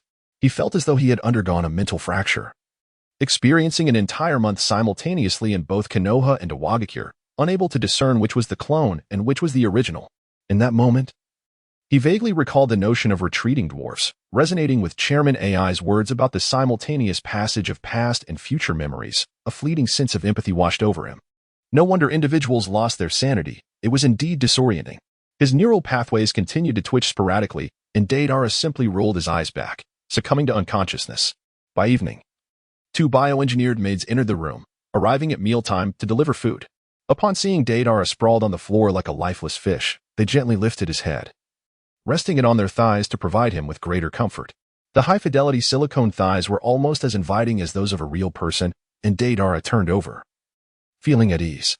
However, the sensation felt amiss, and upon opening his eyes, he realized he was resting on the maid's lap, triggering a wave of memories that jolted him awake. With a gasp, Deidara sat up, exclaiming, "I must not have fully awakened." The two maids clasped their hands together, their faces close as they spoke in unison. "No, master. You are already awake. Please come and dine." "Oh, yes, it's time to eat," Deidara responded, inching closer to the bioengineered maids. This action caused their eyes to narrow, regarding him as one might a cockroach. "What are you doing?" "We were referring to the meal over there, real food consisting of rice, meat, vegetables, and soup. Please refrain from exhibiting any uncouth, beastly behavior."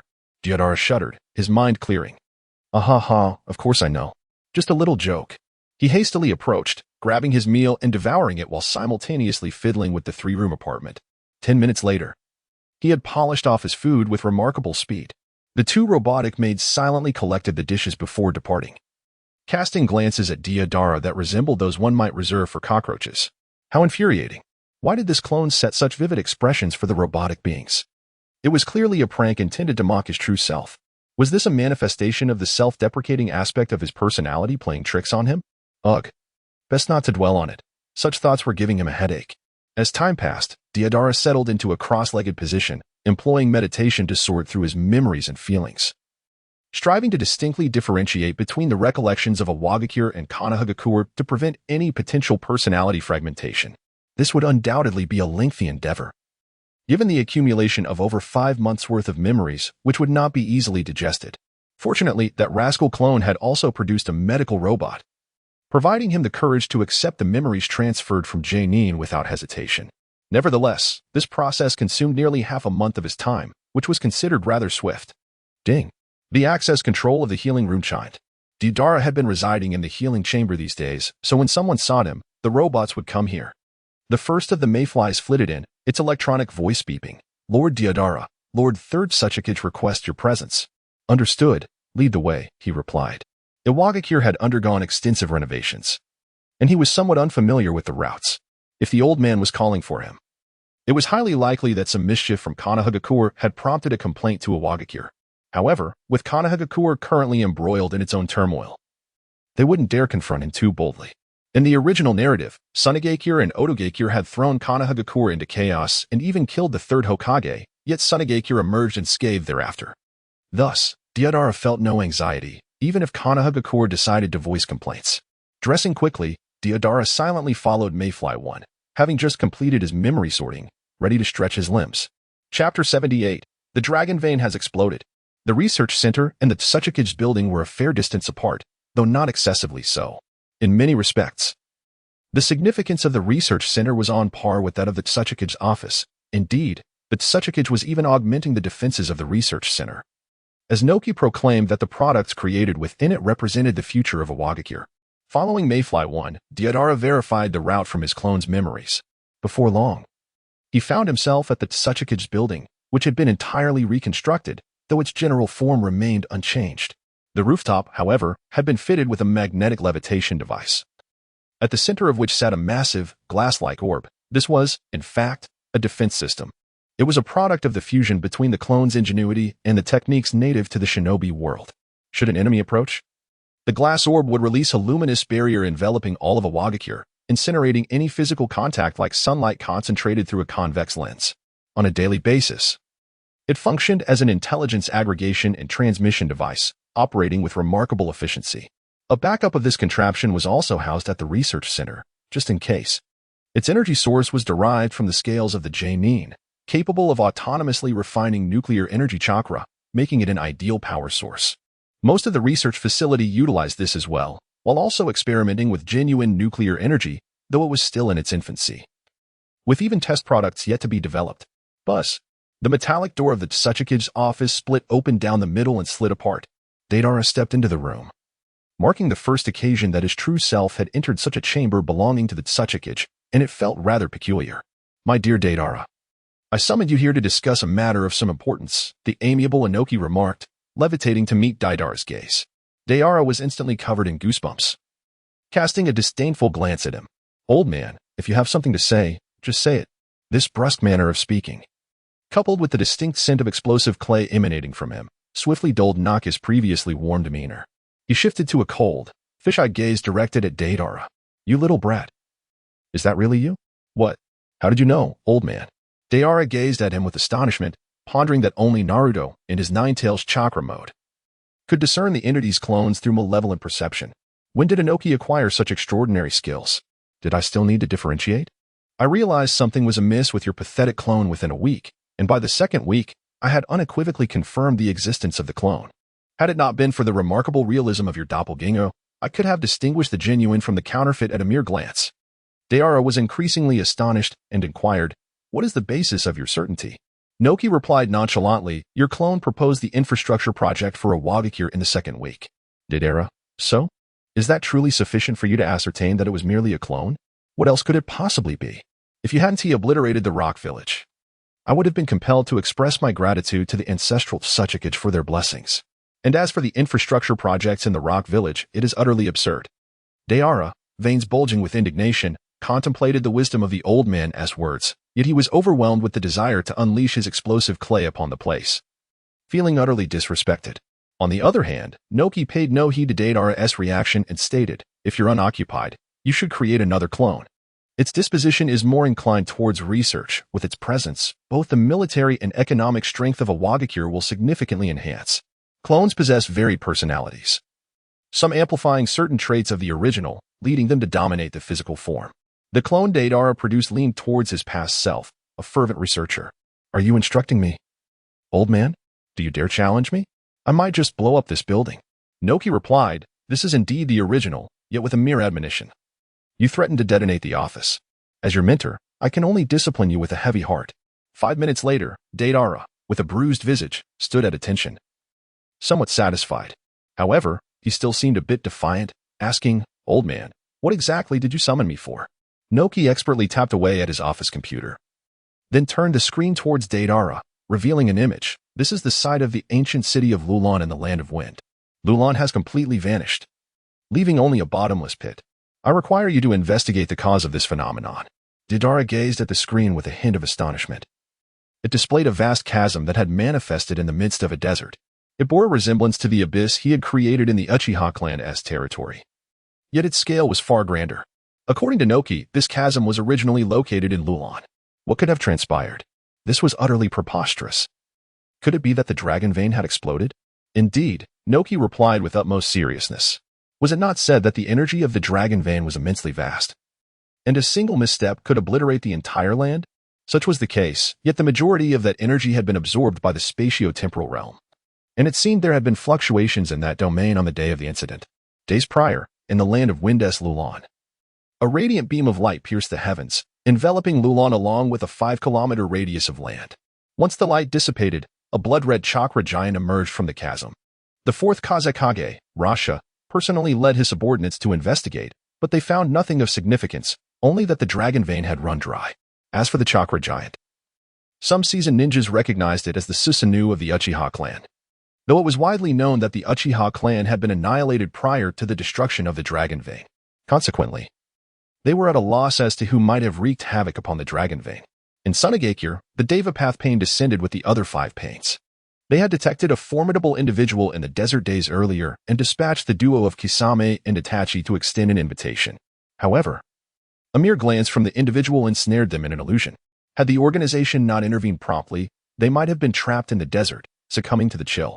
This unforeseen event compelled Deva Path Pain to regard the individual's power with heightened seriousness. Ensnaring 2 elite ninjas in an instant was no small feat. Sunagakure was modest in size, and with shared vision among the 6 pains, they quickly identified a girl with wild hair. She had long, black hair cascading past her waist, adorned in a blue long robe with a cinched waist. This was their target. Through the formidable perception of the Rinnegan, Deva Pathpain discerned that the craftsmanship and fabric of her robe were remarkably antiquated, as if they belonged to another era. Moreover, her demeanor was peculiar. She appeared to be searching for someone while remaining vigilant against any approach.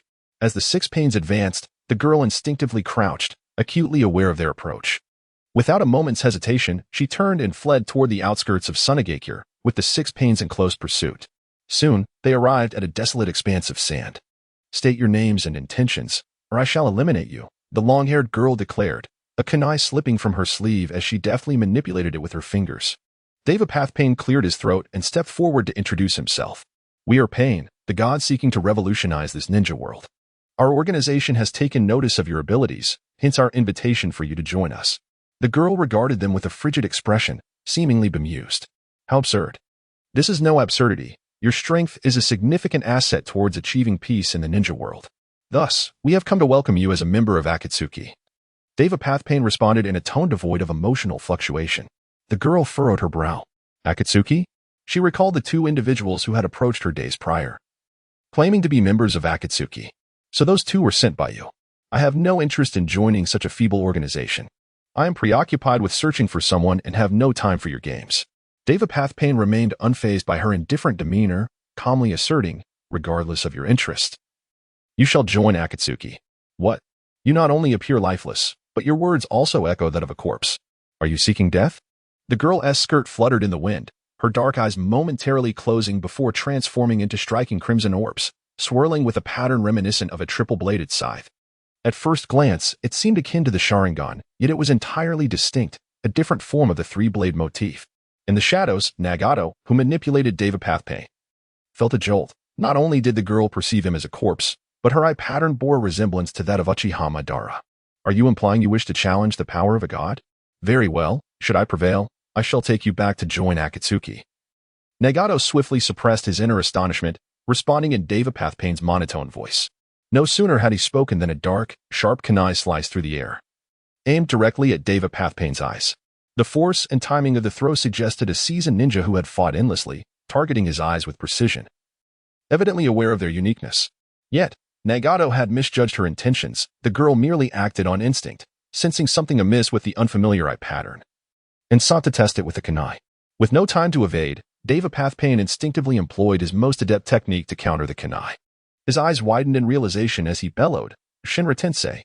An invisible repulsive force emanated from him, causing the kunai, mere centimeters from his Rinnegan, to be hindered by the dense air, halting for a fraction of a second before being propelled away at high velocity. The kunai whirled past the girl's cheek, severing a few strands of hair. Unfazed, the girl, with her Meijiki Sharingan's extraordinary dynamic vision, recognized that the kunai posed no threat to her. "It seems your ability is a form of invisible force that repels everything around you?" she queried while brushing her hair back, tilting her head in inquiry. In truth, it was more of a statement than a question, for the Sharingan acted as a microscope, revealing numerous details, such as how, when Deva Pathpain activated Shinra Tensei, the dust around him dispersed outward. Deva Pathpain felt a chill. This was the first time he had encountered someone who could deduce the essence of Shinra Tensei from a mere probing kunai. Before he could react, the girl vanished from her position, appearing before him in a blur. She bent her legs and launched herself forward, delivering a fierce kick to his abdomen. Gah! Deva Pathpain expelled a mouthful of blood, his body propelled backward with great force. With Shinra Tensei still on cooldown for 2 seconds, and the girl's speed being astonishingly swift, he had barely any time to brace himself for the impact of her kick. The other 5 pains quickly surrounded him, forming a barrier to protect Deva Pathpain from further assault. "It appears we have underestimated you." Summoning technique. With a raised hand, the creature summoned forth a billowing cloud of white smoke, from which emerged a fearsome 3-headed hellhound, lunging towards the young maiden with ferocious intent. Amaterasu. The long-haired girl remained steadfast, not even shifting her stance, as her gaze fixed upon the oncoming beast. Suddenly, an eruption of inky flames soared skyward, engulfing the hellhound in searing fire. The creature writhed in agony, rolling about frantically, only to be dispatched back to its infernal abode in a mere moment. "Do you truly think such a trifling spirit, meant for mere children, could challenge me?" she declared, her brow furrowed in displeasure. The creature's handler, Nagato, felt the pressure mounting behind him as one by one, his summoned beings fell with ease. Even though he controlled mere corpses, a flush of embarrassment crept upon him. This was not the spectacle he had envisioned. He had expected to showcase the formidable powers of the Rinnegan, subduing his opponent effortlessly and claiming victory. As the Deva Path Pain rose from the ground and dusted himself off, he noted with relief that the body was devoid of expressions, thus sparing him the humiliation of blushing. It seems your strength surpasses my expectations, compelling me to exert a bit more effort. He extended his right hand, fingers splayed, while his other hand produced a black rod imbued with yin-yang release, preparing to unleash a wave of disarray upon her. Upon the Deva Path's iconic stance, the 5 pains swiftly dispersed to the sides. In confusion, the girl watched as he called out, Shinra Tensei. An irresistible force of gravity bore down upon her, drawing her inexorably closer. What peculiar ability is this? She wondered, yet remained unperturbed until she was nearly within 2 meters of the Deva Path. As he thrust the black rod towards her, she unleashed a tremendous surge of ocular power. Susanoo. A crimson chakra erupted, taking form as a skeletal visage of fierce protection. The black rod collided with Susanoo, snapping in two upon impact. Seizing the opportunity, the girl summoned a colossal chakra arm that rapidly extended to strike the Deva Path. Her combat prowess was astonishingly composed. It was as if she had encountered the Rinnegan before. Yet, she was unaware of its specific capabilities rather. Her extensive battlefield experience allowed her to decipher her adversary's strategy with remarkable speed. Despite her youthful appearance of merely 16 or 17, her combat strength could rival that of the strongest shinobi in the realm. The Deva Path's Rinnegan fixated intently upon the descending arm of Crimson Chakra. A myriad of thoughts swirling within him. As the fist was about to descend upon him, he unleashed his ocular power, Shinra Tensei. A powerful repulsive force radiated outward, creating a circular pit in the sand, propelling the girl backward. Yet, she merely stumbled back a few meters before extending 2 chakra arms into the sand, anchoring herself against the repulsion. The Deva Path's expression darkened. She clearly intended to strike the moment the force dissipated. If it were only the Deva Path, he might indeed be at a loss against her, but thankfully, he had summoned 5 pains. With a thunderous crash, the creature from the animal path summoned forth a rhinoceros, charging to bolster Susanoo. The hungry ghost path rushed forward, pressing its hands against Susanoo, and in an instant, the incomplete Susanoo began to flow like water, absorbed into the body of the hungry ghost path. The long-haired girl was taken aback by this unexpected ability to absorb chakra. In response, she unleashed another Amaterasu towards the hungry ghost path, but the dark flames were absorbed before they could ignite. Indeed, mere chakra assaults can be absorbed. But what a physical prowess! She mused, planting her foot firmly in the sand. Chakra surged through her legs, granting her remarkable speed. In the blink of an eye, she closed the distance to the hungry ghost path and delivered a devastating punch that sent him hurtling backward. The hell path acted swiftly, catching the hungry ghost path as chakra surged forth, summoning forth a figure of Yama, whose powerful tongue coiled around the hungry ghost path before swallowing him whole. Moments later, Yama opened its maw, and the hungry ghost path emerged unscathed. The long-haired girl widened her eyes in disbelief, exclaiming, "What is this phenomenon? How can one so gravely injured be restored to perfection?" "This is the power of a god," the Deva Path intoned, approaching her slowly, flanked by the 5 pains, encircling her. It appeared that he would need to adopt a more serious approach to deal with this relentless adversary. Chapter 80. I am Uchiha Hikari. The winds howled amidst the desert. After an indeterminate period, the cataclysmic battle near Sunagakure finally drew to a close. The aftermath of the confrontation left the residents of Sunagakure compelled to evacuate the area. The extensive damage wrought by the clash had rendered half the town in ruins, yet, fortuitously, the epicenter of the fight lay at a safe distance, allowing the citizens to escape unscathed.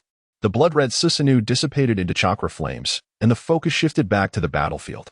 The long-haired girl rotated her arm and shrugged her neck. She was not endowed with the eternal Meijiki Sharingan, and each invocation of Susanoo brought with it the torment of her cells in anguish. However, she had endured this pain countless times and had gradually become accustomed to it. "Do you have any final words?" she inquired amiably, looking down upon the Deva Path, who had sustained a broken arm. Hidden in the shadows, Nagato panted heavily, unable to comprehend how he, the wielder of the Rinnegan, could have been bested. The opponent's strength was almost inhuman, displaying an unrelenting ferocity that unleashed devastating blows upon him. In the second round of combat, he realized that only the Hell Path possessed the ability to resurrect others. In a frantic display, she had targeted the Hell Path first, mercilessly beating it into submission beneath her Susanoo, reducing it to nothing within a minute. As for the hungry ghost path, it had found itself ensnared within an endless forest of trees, where it was overwhelmed and devoured before it could even absorb Susanoo. With such formidable power, why do you refuse to join Akatsuki? This world desperately needs light, Nagato implored, attempting to persuade the long-haired girl to join their ranks. He was untroubled by the notion that she might surpass the leader. Allowing her to roam freely posed a greater risk. Should she cross paths with them during their pursuit of the tailed beasts who could hope to defeat her, it would be wiser to incorporate her into the organization, thereby ensuring she would not disrupt their plans for the resurrection of the Tintails, which would grant him unparalleled might. I have no interest in your trivial organization, akin to child's play. I seek only him, she declared, dismissing his pleas with indifference. The girl with long hair spoke, her gaze darkening as if recalling someone. But she quickly raised 2 fingers to her lips, seemingly preparing to unleash a flame to obliterate Pain of the 6 paths. Behind her, Nagato was in a state of distress. This was pain crafted from Yahiko's corpse, and if he were to be incinerated, how could he face Conan? In a moment of desperation, Pain extended a single arm, improvising. Aren't you searching for someone? Seeking a single individual is rather slow. What you require is an organization. Our group has the highest efficiency in locating individuals throughout the ninja world, and that is precisely what you need. The girl, promptly severing the flow of chakra, watched as a few flickering flames dissipated in the air. You were correct. Indeed, an organization would be more advantageous. Was that an agreement? Pain exhaled in relief, having managed to preserve Yahiko's remains. So, where is your organization located? In the Land of Rain. The girl furrowed her brow. Such a name from this era was likely unfamiliar to her, thus she asked for clarification. Pain, discerning her confusion, immediately offered to guide her, and then inquired. By the way, what is your name? With such formidable power, it is hard to fathom that Konoha could annihilate your Uchiha clan. Her Sharingan widened in disbelief as she retorted, What did you say? The Uchiha were exterminated. Although she held no deep affection for her clan, the notion of their destruction irked her. Did this imply that her adversaries were even stronger? A subtle distaste brewed within her. You did not know? Pain was now the one taken aback, astonished that such a significant event had evaded the notice of this Uchiha. Do you not know which clan resides in Konoha? It is not a clan. It is a ninja village. The story is lengthy, but I can share it with you on our way back to the organization. All right. She nodded. In that moment, she recalled Pain's earlier question and added, By the way, my name is Uchiha Hikari. Truly fitting for you, Pain offered insincerely. Secretly pondering who might have bestowed such a name upon her, she clearly exuded a brutal essence, and a name like Ankaku, Darkness, would have suited her far better. Uchiha Hikari's dark eyes bore into him as she remarked coolly, Thank you, but I sense you are mulling over something rather disrespectful. Pain broke into a cold sweat. The oppressive heat of the day intensified by her words. That is not the case. He raised a finger, redirecting the conversation. Here, take this attire for your organization. He rummaged through his tattered red cloud robe and produced a sealed scroll, from which he retrieved a pristine red cloud robe and a small wooden box to present to her. Hikari accepted the robe and removed her blue-collared long coat. Donning the new garment, her slightly tousled waist-length hair cascaded behind her, and beneath her somewhat disheveled bangs were deep, cold, and aloof eyes reminiscent of the night, exuding an aura of untouchable elegance. The subtle curve of her pale, delicate lips added an air of fragility to her demeanor. At that moment, a part of Pain's heart, long thought dead, stirred once more. Shift your gaze, or I shall pluck out your eyes, Hikari warned, her brow furrowing in displeasure. If it were that man looking at her, she would feel elated, but if it were any other man, the impulse to gouge out his eyes would arise. I was merely inspecting whether the attire fits you, Pain lied poorly. Hikari, not exposing the clumsy falsehood, lifted the small wooden box and queried, What is this? Nail polish. He replied. As the narrative realigned with its course, it returned to the land of Earth. Deidara gazed intently at the computer screen and remarked, Shouldn't the dragon vein of the land of Wind fall under the jurisdiction of Sunagakure? What business do you have meddling in this affair? Noki delivered a sharp rap to his head and replied, There is certainly something amiss here. With such a significant dragon vein gone and the occurrence of space-time fluctuations, an investigation might yield valuable insights. All right, when shall we proceed? Deidara inquired. In a few days. A reconnaissance team has already been dispatched. You shall join them when the time comes. Understood, Deidara nodded. Having concluded the pressing matters, Noki floated closer to Deidara, darkly stating, Now, let us discuss the good deeds your true self has been up to. The latter, feeling somewhat guilty, stammered, What could I have done? I was merely bored from staying in the village for too long and decided to take a stroll. Noki abruptly tossed a stack of documents at him, exclaiming, A stroll? You ventured into Konohagakure to pilfer their Sharingan, and even stole their would-release abilities while bombarding their territory. Look at these documents. They are all from Konoha. They are now seeking accountability from us, and this has escalated into a diplomatic incident between the Fire and Earth countries, causing the termination of numerous cooperative projects. So what? Deidara retorted defiantly. The value of the Sharingan and would-release far surpasses that of those cooperative projects. Once I decipher their secrets, what does it matter if we offend Konoha? They are in no position to retaliate. Noki, his face flushed with anger, responded, Am I afraid of offending them? No. I fear for your safety. Iwagakure relies on you to become the Tsuchikage and rejuvenate the entire village. If something were to happen to you, what would become of Karatsuchi? Why involve that little girl? Deidara was inclined to engage in further banter, yet upon noticing Anoki's concerned gaze, he refrained, feigning impatience as he waved his hand dismissively. All right, I understand. It won't happen again. If you keep talking, I might just burst into tears of gratitude. Anoki remarked, This brat truly deserves a good beating. Just remember that. By the way, did you really blow up the Uchiha and Konoha and seize their Sharingan and would release powers? That's absolutely true, isn't it? And you even managed to bring some remnants of the Uchiha clan to our Wagakure village? Oh, how impressive. When I was your age, I could never have accomplished such a sensational feat. As Anoki continued to praise, he suddenly sensed something amiss. What did you just say? Deidara casually scratched his ear and remarked, I happened to bring some remnants of the Uchiha clan into the village. Such an occurrence was astonishing. Anoki's excitement caused his blood pressure to surge. His face flushed as he soared towards the ceiling, colliding with it and striking his head. With a sharp crack, his neck twisted. In a struggle, his waist also emitted a sound as it contorted. The pain rendered his body rigid, leaving him immobile. Yet his exhilaration caused his blood to surge, resembling a small, charred potato glowing with heat. Deidara, it is truly remarkable that the old man, despite his startled demeanor, has managed to live to such an advanced age. Chapter 81. The Uchiha Clan of Iwagakure. In a location several kilometers outside of Iwagakure lies the Valley of Deer. This expansive valley is adorned with low-lying trees and lush underbrush, as numerous Iwagakure ninjas traverse swiftly through its terrain. Deidara fashioned a clay dragon, reclining comfortably upon its back, leisurely suspended in the sky behind the others. On the side, Anoki activated the light and heavy rock technique, his demeanor tinged with gravity and tension. If Deidara's boast held any truth, it seemed that the rock village might soon possess its own Uchiha. Upon arriving at the Valley of Deer, the gathered individuals were met with the sight of a dark, profound cave. HM? What is this? I distinctly recall that the Valley of Deer harbored no cave, murmured the ninjas of the rock village. Deidara stepped forward and observed for a moment before speaking. It should be a barrier. It was here before. So that's the case, the others realized, as it indeed aligned with the actions of a family in flight, constantly evading prying eyes to avoid detection by Konoha. Sealing team, Noki commanded with a raised hand. 2 Nin and 1 J Nin from Iwagakure approached to begin unraveling the barrier technique. The task of the sealing team is to dismantle seals and barriers, or to establish them. Their presence was merely a precaution for unforeseen circumstances, and it was unexpected that they would be needed so soon. The 3 Iwagakure ninjas worked tirelessly, drenched in sweat as they attempted to break the barrier. As a seal of a millennia-old clan, it was certainly not an easy task to dismantle. Given the current pace, it would take at least 2 days to find any leads. To completely dismantle, it would require no less than 10 days.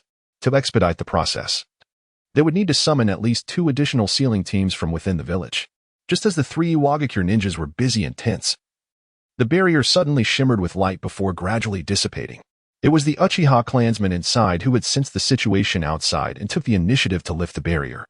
After all, maintaining it was unnecessary, and it would eventually be undone.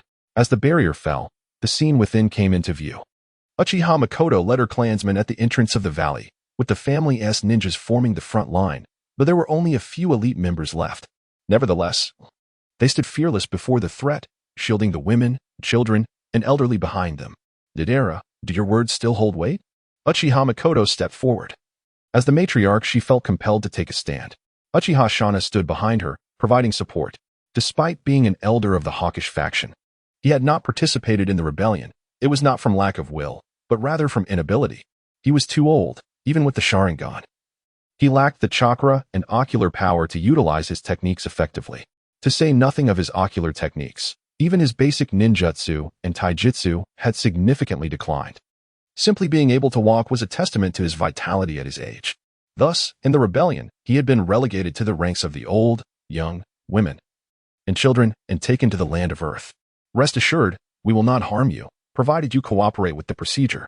A simple verification to confirm you pose no threat to Awagakure, and you shall be welcomed as part of our village, Deidara affirmed. However, the Uchiha did not immediately trust him, but instead turned to Noki. After all, he was the voice of authority in Awagakure. Since young Deidara vouches for you, his words represent my intentions. Awagakure will accept you and offer you sanctuary, Noki stated solemnly. Deidara was taken aback, exclaiming in disbelief, who on earth provided the guarantee? Could it be that this old man has taken a page from Danzo's book, preparing a scapegoat before anything has even transpired? His sole intention was merely to bring the Uchiha clan over to inherit their bloodline.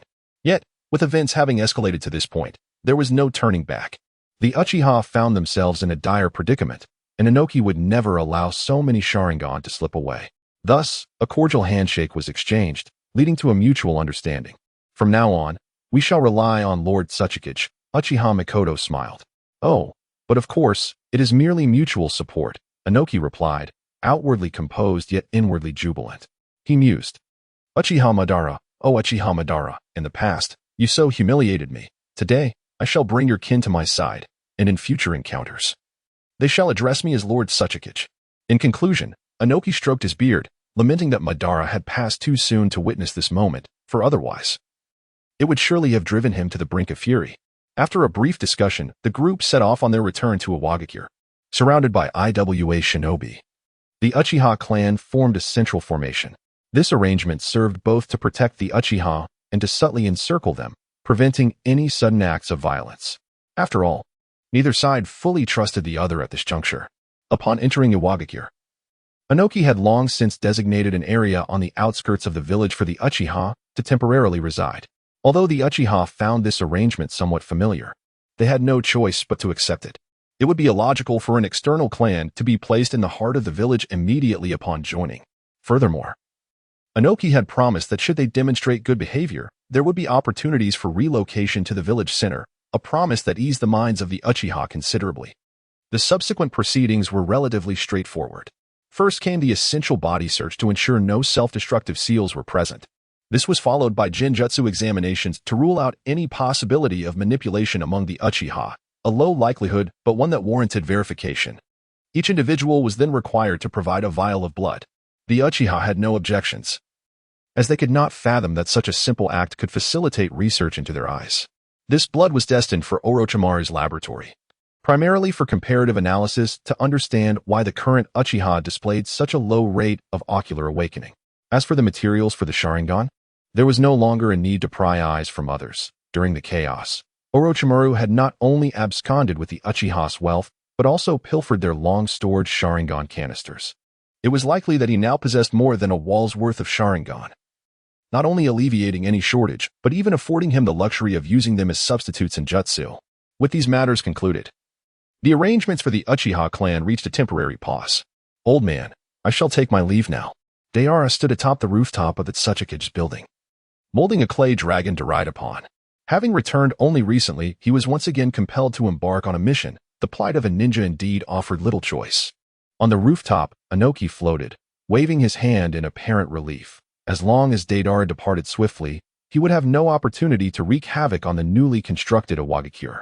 The picturesque village, just built, would leave Inoki lamenting in his sleep should Deidara lay waste to it. Go now, you troublesome boy.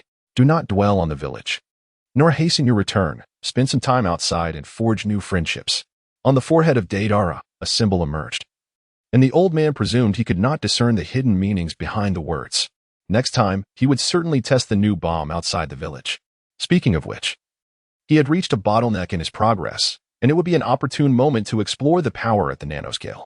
He had long coveted the C4 Garuda, a bomb that rivaled the dust release technique. Its principle was indeed formidable, as it introduced countless nanoscale explosives into the enemy's body through pores and respiration, obliterating the enemy's cells from within. If the explosion was not promptly and effectively halted, even the mightiest would be reduced to nothingness, leaving no trace behind. This tactic must be prioritized. The clay dragon soared into the skies, its wings fluttering towards the land of wind, with the destination being the ancient site of Lulan. now known as the Lulon Abyss. Chapter 82, Otsutsuki. In the vicinity of the Lulon Abyss within the Land of Wind, propelled by the flight of the clay dragon, Deidara swiftly traversed the small nations between the Land of Earth and the Land of Wind, arriving at his destination. Following the intelligence provided by the old man Noki, Deidara successfully located the hidden outpost near the Lulon Abyss. Dismounting from the clay dragon, a Chnin clad in a rock village vest approached him, just as expected, presumably there to escort him. Clay Frog, I am here as the Tsuchikige's envoy to investigate the Lulon incident, Deidara proactively greeted. Greetings, I am here to escort you. Mui, the rock ninja, responded amiably, placing his arm on Deidara's shoulder in a familiar gesture. Without conscious thought, Deidara reached into his pouch for ninja tools. Yearning to savor the clay, who does this fellow think he is, daring to act so familiar? Were it not for his affiliation with the Stone Village, he would surely have found himself on the receiving end of explosive clay today. Withdraw your hand. Do not presume to draw close to me. Deidara forcefully swatted his hand away and strode forward. The rock ninja seemed momentarily taken aback, then hurried after him. Hey, senior, you are rather aloof. I hold you in such high regard, yet I never expected to be dismissed on our very first encounter. Deidara remarked nonchalantly. You, with your overly familiar demeanor, are quite off-putting. However, I can't shake the feeling that you seem oddly familiar. The rock ninja elegantly turned in a circle, blinking innocently. Did you not just express disdain for those who are overly familiar, yet now you resort to such clumsy flirtation to engage with me? Deidara came to a halt. Now entirely convinced. The individual before him emanated a subtle fluctuation of chakra. He had employed a transformation technique. Bang! Deidara reached out and pinched her cheeks, causing the latter to emit a puff of white smoke. Subsequently, her appearance transformed back to that of a playful girl with black hair and eyes, sporting a charming short hairstyle. Ah, how dare you tease me, Kuratsuchi! Deidara exclaimed, his eyes widening in surprise upon seeing the familiar visage before him. Kuratsuchi, with her cheeks still pinched, pouted and chuckled. Well, it's your fault for not recognizing me immediately. What brings you here? Deidara inquired. Kuratsuchi pointed proudly at her Chnin vest, puffing out her chest. I am now a bona fide Awagakure Chnin. Of course I am here to carry out a reconnaissance mission. With your abilities, the old man really dares to send you here? Deidara scoffed. How infuriating. I am quite strong now, you know. Kuratsuchi retorted, visibly displeased, and without hesitation, she leaped onto Deidara's back, tugging at his ears to express her annoyance. All right. Hey, stop pulling my ears. Deidara protested, struggling against her playful antics. The two engaged in their playful banter as they made their way to the Awagakure outpost. After a round of exchanges, Deidara gained a general understanding of the situation surrounding the Lulon Abyss. However, the intelligence was scant. It could only be confirmed that the dragon vein had indeed run completely dry, with no possibility of recovery. The surrounding spatial fluctuations had also dissipated. And to gather more information, they would have to venture deep into the abyss. Yet, as none could utilize flight techniques, descending recklessly might lead to unforeseen circumstances, leaving them unable to escape the depths in a timely manner. Deidara ventured to the edge of the abyss to take a glance, and indeed, this place was treacherous to descend, for it was situated in a desert where the walls of the abyss resembled cascading sands, rendering it impossible to tread upon with chakra. I shall descend and investigate, he declared. After a thorough analysis by several rock ninjas, it was initially determined that the depths posed little danger, for if there had been any significant threat, it would have manifested long ago. Thus, Deidara volunteered to descend, and soon, his companions prepared the necessary equipment for him, watching as he soared down on his clay dragon. As he descended, the abyss grew increasingly dark, with an estimated depth of several hundred meters. The sounds of the outside world nearly fading away. The only noise that remained was the eerie howl of the air flowing through the abyss, reminiscent of ancient battle horns. There was an anomaly. The sand on the walls cascaded down in a vertical manner, yet it did not collapse and fill the abyss, which defied all logic. Deidara opened his Sharingan. Although the Sharingan cannot see in the dark, it is still significantly superior to ordinary eyes. To be cautious, it would be prudent to have it scout ahead. Indeed, Deidara extended his hand to retrieve a scroll, forming a series of seals before releasing the small drone, Ephemeris No. 1, which he had brought from the village. The drone whirred as its miniature propellers spun rapidly, hovering before Deidara, awaiting his command. Fly to the abyss's depths and activate night vision mode. Yes, Master Deidara. Ephemeris number 1 initiated its night vision and soared directly downward into the abyss. Meanwhile, Deidara brushed aside the fringe on his left and donned a mechanical device resembling a combat power detector. Flipping a switch, he connected to the drone's camera feed with a crisp snap. So far, the descent into the abyss appeared unremarkable. However, as they neared the bottom, an unexpected hemispherical barrier materialized. This was decidedly peculiar. The abrupt appearance of the barrier led Deidara to suspect a connection to the disappearance of the dragon vein. He approached and unleashed a violent burst of nuclear chakra to breach the barrier, not out of choice but rather necessity, as he lacked any proficiency in sealing or barrier techniques. Upon breaking the seal, he unveiled an exquisitely crafted coffin, ensconced in a multitude of entwined threads and adorned with numerous talismans. What an unsettling turn of events. Had it suddenly morphed into a ghost hunting scenario? Deidara felt a chill, for in his past life, he harbored a profound fear of spirits. This place was undeniably disturbing his composure. Fortunately, the talisman seemed merely intended to suppress the coffin and bore no offensive capabilities, allowing Deidara to dismantle them with relative ease. As for the contents of the coffin, as long as it was not a genuine specter, even if it contained a mighty Otsutsuki, Deidara would harbor no fear whatsoever. Creak. Deidara exerted himself to push open the coffin lid, and it swung wide. By heavens, it truly is Otsutsuki. Deidara took 2 steps back, his hair standing on end. Lying within the coffin was none other than the pure-blooded Otsutsuki. With white hair and pale skin, he bore peculiar white horns on his forehead that resembled wood. Creak. With a pallid complexion, Deidara stepped forward, attempting to close the coffin lid. Just as he had pushed it halfway, a ghostly arm came to rest against the cover. Hey, you lowly creature. Are you courting death? You think you can release me and then seal me away again? How audacious. The Otsutsuki, initially intending to feign ignorance, spoke as he opened his eyes. The moment they were unveiled, his hair stood on end in shock, and his pale eyes widened involuntarily, the veins around them bulging. What the hell? Deidara, you wretched lowlife. Deidara, what is the meaning of this? Has he truly become so formidable? Why does this unfamiliar Otsutsuki exhibit such fear? This is utterly illogical. Before he could ponder further, the Otsutsuki began to sniff the air as if detecting something. This residual radiative energy, once our kin arrives, you interdimensional scum will surely meet your demise. Chapter 83, The Great Forest of Life. The more he spoke, the more absurd it became. Deidara felt a chill run down his spine. Why was this individual referring to him as you interdimensional scum? Could it be that he is aware my soul does not belong to this world? It seems you possess some knowledge of me, Deidara inquired earnestly. The Otsutsuki immediately retorted, what are you pretending for? No, why has your body regressed in age? Deidara quickly realized that this individual seemed to recognize him, though certainly not in his current form. Considering the time travel elements present in the narrative, a thought emerged in Deidara's mind. Could it be that I have traversed through time at some point? Still uncertain, Deidara continued to probe. Tell me, have you witnessed my prime? The Otsutsuki, veins bulging with fury, retorted, do not mimic that woman's speech. Ah, and regarding her, you too shall not escape my wrath. With that, he raised his hand to unleash a devastating Shinra Tensei. The power of the Rinnegan erupted from his palm, generating a repulsive force that swept through the area, leaving Deidara unable to withstand it and propelling him through the air. After being hurled several meters away, Deidara managed to draw a kunai and plunged it into the ground to slow his momentum.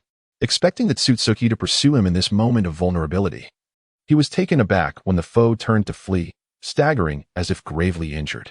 So you were wounded? Then I have nothing to fear. Deidara straightened his back. Had it been the fully empowered Otsutsuki, he might have struggled. However, against a wounded Otsutsuki, he unleashed a powerful assault. Exploding clay. Spider. Deidara flung a myriad of clay spiders, enveloping Otsutsuki in an overwhelming assault. The latter's pale eyes betrayed a flicker of fear, suggesting a psychological scar from such an onslaught. Boom. The cacophony of explosions resonated in unison, and as the flames subsided, thick plumes of black smoke billowed forth. Within this chaos, Otsutsuki crossed his arms protectively over his chest, palms outward, while his restless Rinnegan spun in anxious anticipation. The recent explosions could be classified as physical attacks, which he could not absorb directly. After all, he could only siphon the chakra contained within the clay, while the explosive clay itself remained impervious. However, as the smoke cleared, a multitude of withered trees encircled Otsutsuki. The force of the explosion appeared somewhat diminished. What ocular technique had mitigated the impact? It was time for another round of probing, indeed. Deidara's gaze was somber as he observed the overwhelming damage inflicted, which failed to significantly harm the Otsutsuki clan member.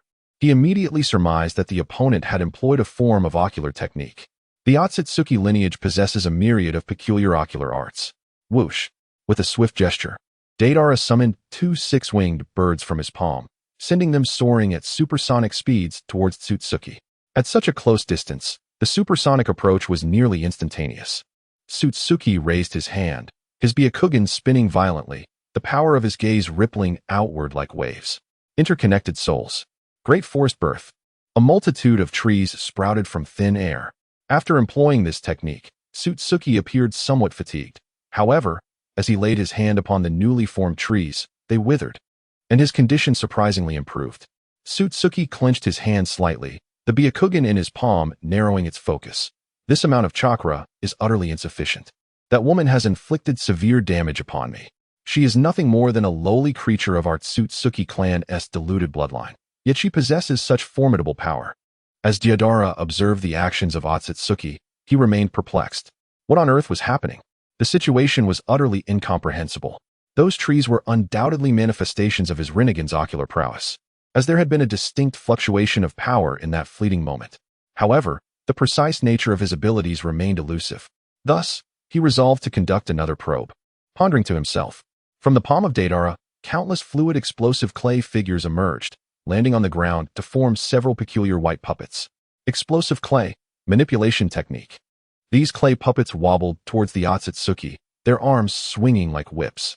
The Otsutsuki did not flinch, striking one of the clay puppets with a single palm. In that instant, the ocular technique activated, and Deidara's expression changed drastically. He felt his chakra draining away like a flood, while an abundance of trees erupted wildly from the clay puppets. Predapath? No, this force does not resemble the typical abilities of the Predapath. The suction of the Predapath is akin to a pump, crude and straightforward. Yet, this particular force was extraordinarily unique, enveloping him in the warmth of a familiar yet crumpled homeland. When he regained his senses, he discovered his chakra had been entirely depleted. However, who was Deidara? A straight shooter at heart. If the opponent had been a beautiful Otsutsuki maiden, he might have been swayed. But alas, it was a rugged, angular Otsutsuki brute. Faced with this coarse figure wielding such a force, Deidara did not hesitate for a second, grimacing as he severed the clay strings. Even so, he lost a significant amount of chakra, equivalent to 6 of Kakashi's reserves, all in the blink of an eye. Had he hesitated even for a moment longer, the loss could have been far greater. Nevertheless, such ocular techniques likely demanded an immense expenditure of ocular power. Deidara gazed intently at the Tsutsuki standing amidst the sea of trees. That fellow was employing the same old trick, placing his hands upon the timber, which subsequently drained away. His body, which had been slightly hunched due to injury, now stood upright. Evidently, he possessed the ability to convert chakra into vitality. However, this transformation seemingly did not encompass ocular power, for Deidara had aimed his Mayfly number 1 directly at the Tsutsuki's palm, where the Rinnegan resided. To his astonishment, he noticed that the Rinnegan had already closed 2/3 of the way. When he had first awakened, the ocular power of the Rinnegan had been significantly depleted, likely due to the injuries inflicted by the woman he spoke of, who possessed such formidable strength to have driven an Tsutsuki into a coffin, sealing him within. As Deidara's thoughts swirled, Otsutsuki had already adjusted his state to some extent. Your chakra is truly delectable, he remarked, I must say. The infusion of that kind of power indeed elevates its caliber immensely. He licked his lips, savoring the taste. Do refrain from licking your tongue indiscriminately. That is my signature move, he added with a smirk. Following his words, Deidara clenched his fists at his waist and bowed his head slightly, unleashing a thunderous roar. As his voice echoed, a surging flame of chakra ignited around him, transforming into the second form of the Jinchuriki mode, reminiscent of the fusion between Kisame and the Jinchuriki from the original tale. Secret technique, great explosive nuclear contaminated wave. Deidara opened his mouth, unleashing a torrential flood that instantaneously coalesced into an elliptical body of water, filling the abyss to its very depths. The Tsutsuki, ensnared within the deluge, seethed inwardly, cursing, not this trick again. Damn it. Though the Tsutsuki could traverse the vastness of outer space with their physical forms, they were not entirely impervious to nuclear radiation. At the very least, The staggering concentration of radiation that a beast like Deidara infused into the water was beyond their endurance. Even the unfruitful Tsutsuki had their limits. Chapter 84. He has long since perished. It is indeed effective. This implies that even the Tsutsuki could be threatened if the radiation levels were escalated to an unfathomable concentration. Deidara nodded in satisfaction. This maneuver was but a probe. Were it a typical explosive water wave, the Tsutsuki would undoubtedly absorb it without hesitation, delighting in the recharge. However, Deidara was aware of this intelligence beforehand, thus he continuously infused the water with a substantial amount of high-concentration nuclear radiation, sufficient to turn an ordinary person into mere sludge upon mere proximity. This tactic proved effective, as the Tsutsuki did not absorb the explosive water wave. This indicated success. And due to the extreme concentration of nuclear radiation, the opponent's body was already exhibiting severe distress. The Tsutsuki gasped heavily, glaring fiercely at Deidara. Inferior creature, I, Tsutsuki, shall remember this.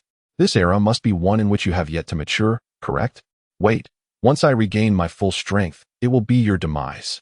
With that, he attempted to initiate a spatial portal for his retreat.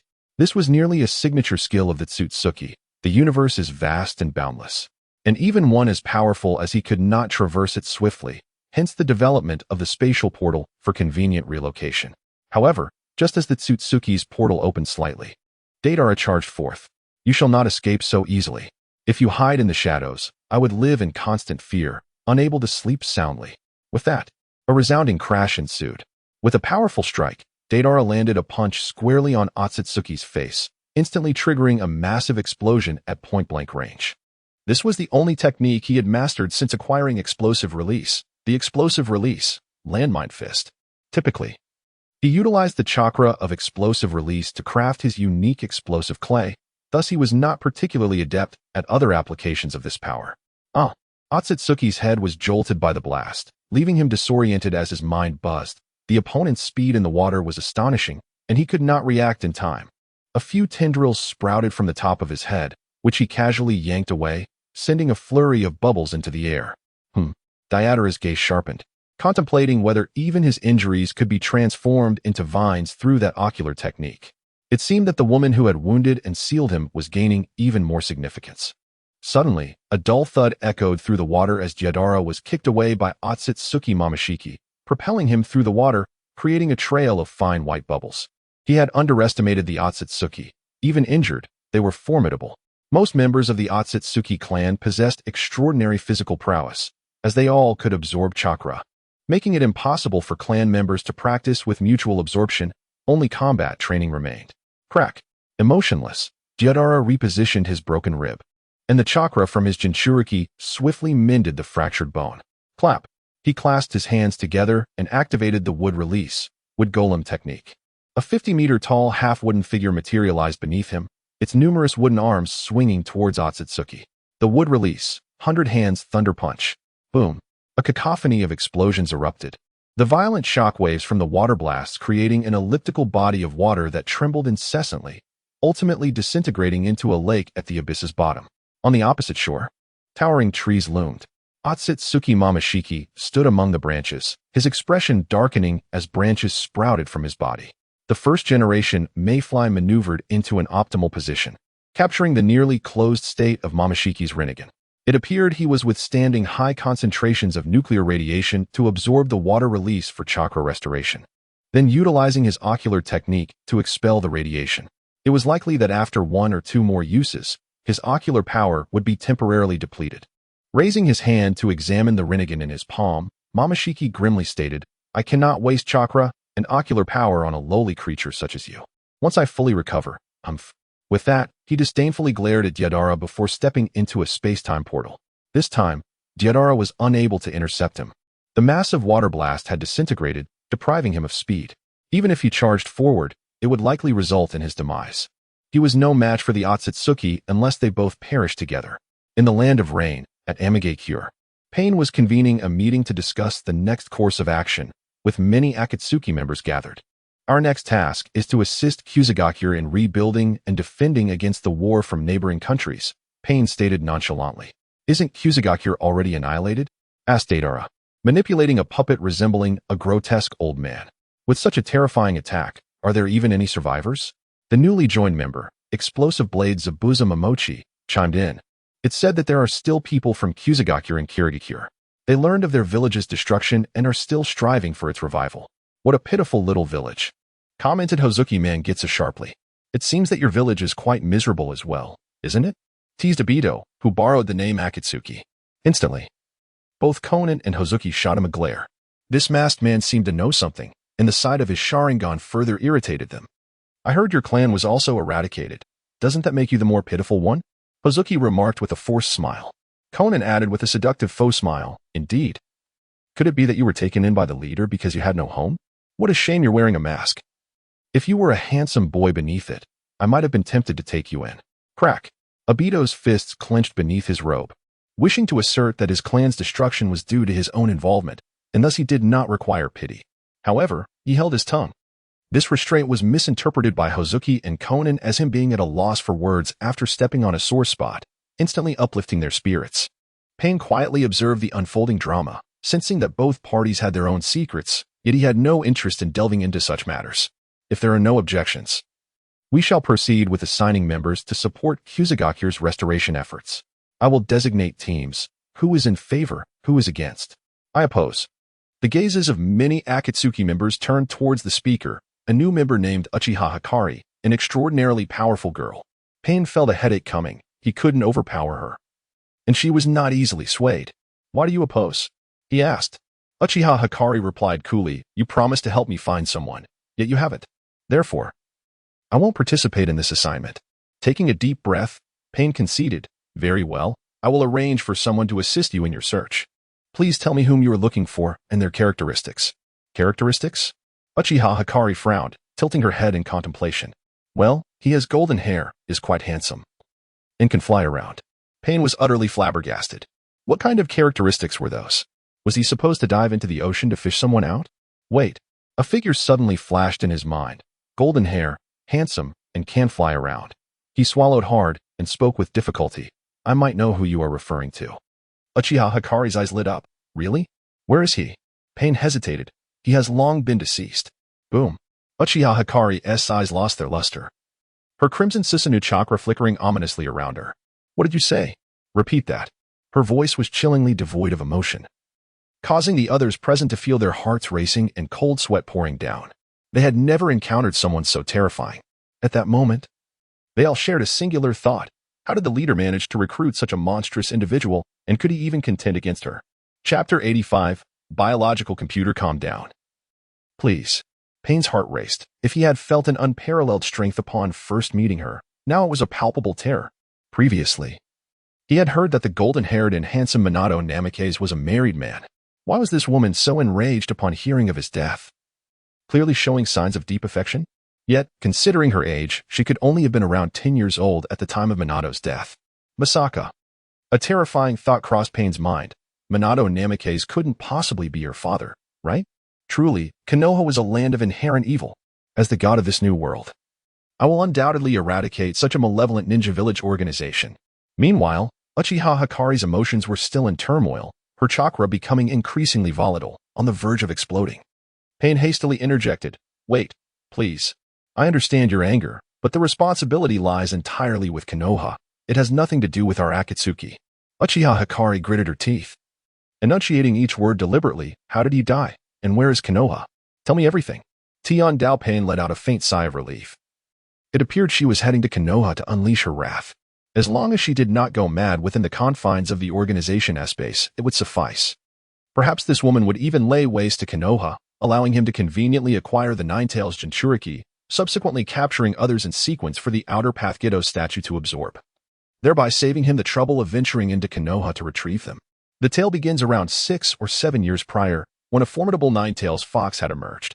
Tian Dao Pain gazed at the ceiling at a 45-degree angle, beginning to recount the shocking Ninetales disturbance in the demise of the 4th Hokage.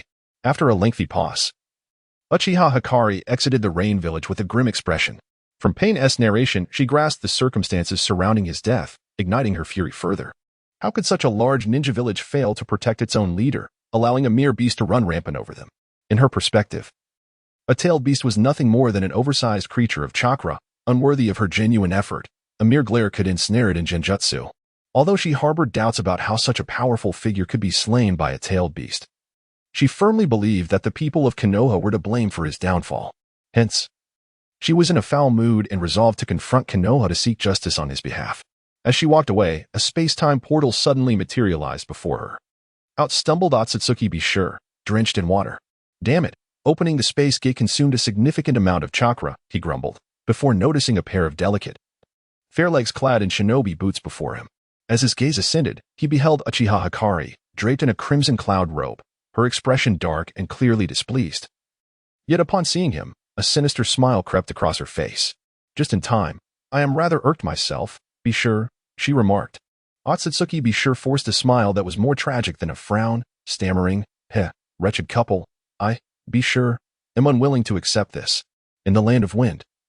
At the depths of Lulon Abyss, Deidara soared aloft on his clay dragon, its wings unfurling majestically, as a surge of chakra erupted from the depths of the abyss. Palpable to all present, Deidara merely evaded the issue, stating that there was a seal at the bottom, from which a formidable and enigmatic figure had emerged, utilizing space-time ninjutsu to make their escape. The existence of space-time fluctuations at the abyss's depths lends credibility to this assertion. However, the intricate details necessitate that Deidara return to Awagakure to submit a mission report, as he is the sole individual who has ventured down there. Upon his return, Deidara duly submitted the report. Noki did not delve deeply into the matter of the mysterious figure. The intelligence was scant, and according to Deidara, the individual possessed mastery over space-time ninjutsu, making any attempt to intercept them futile. After a brief compilation of the records, the matter was effectively concluded. In the ensuing days, Deidara commenced a methodical study of the powers of the nanoscale.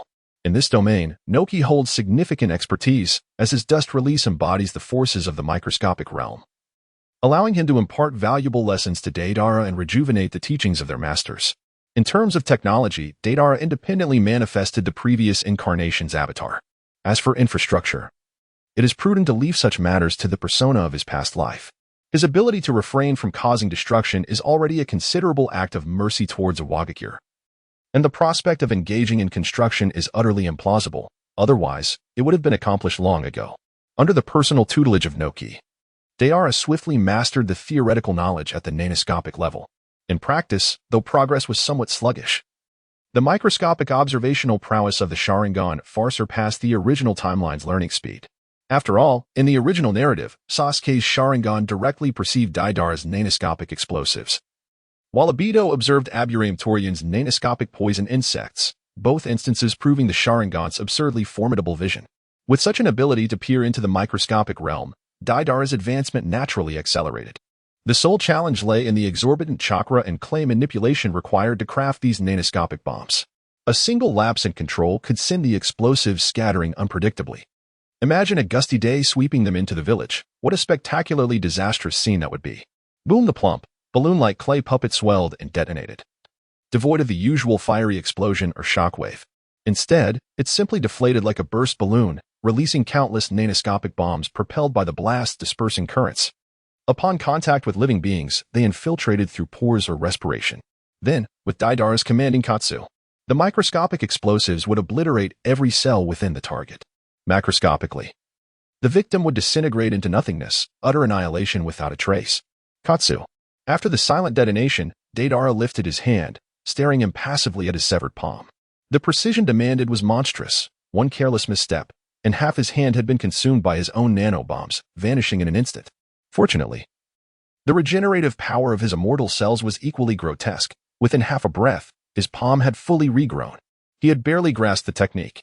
Later, he would have his clone compile all of Awagakure's microscopic-level knowledge into the brainworm for consolidation, distilling the most efficient training method.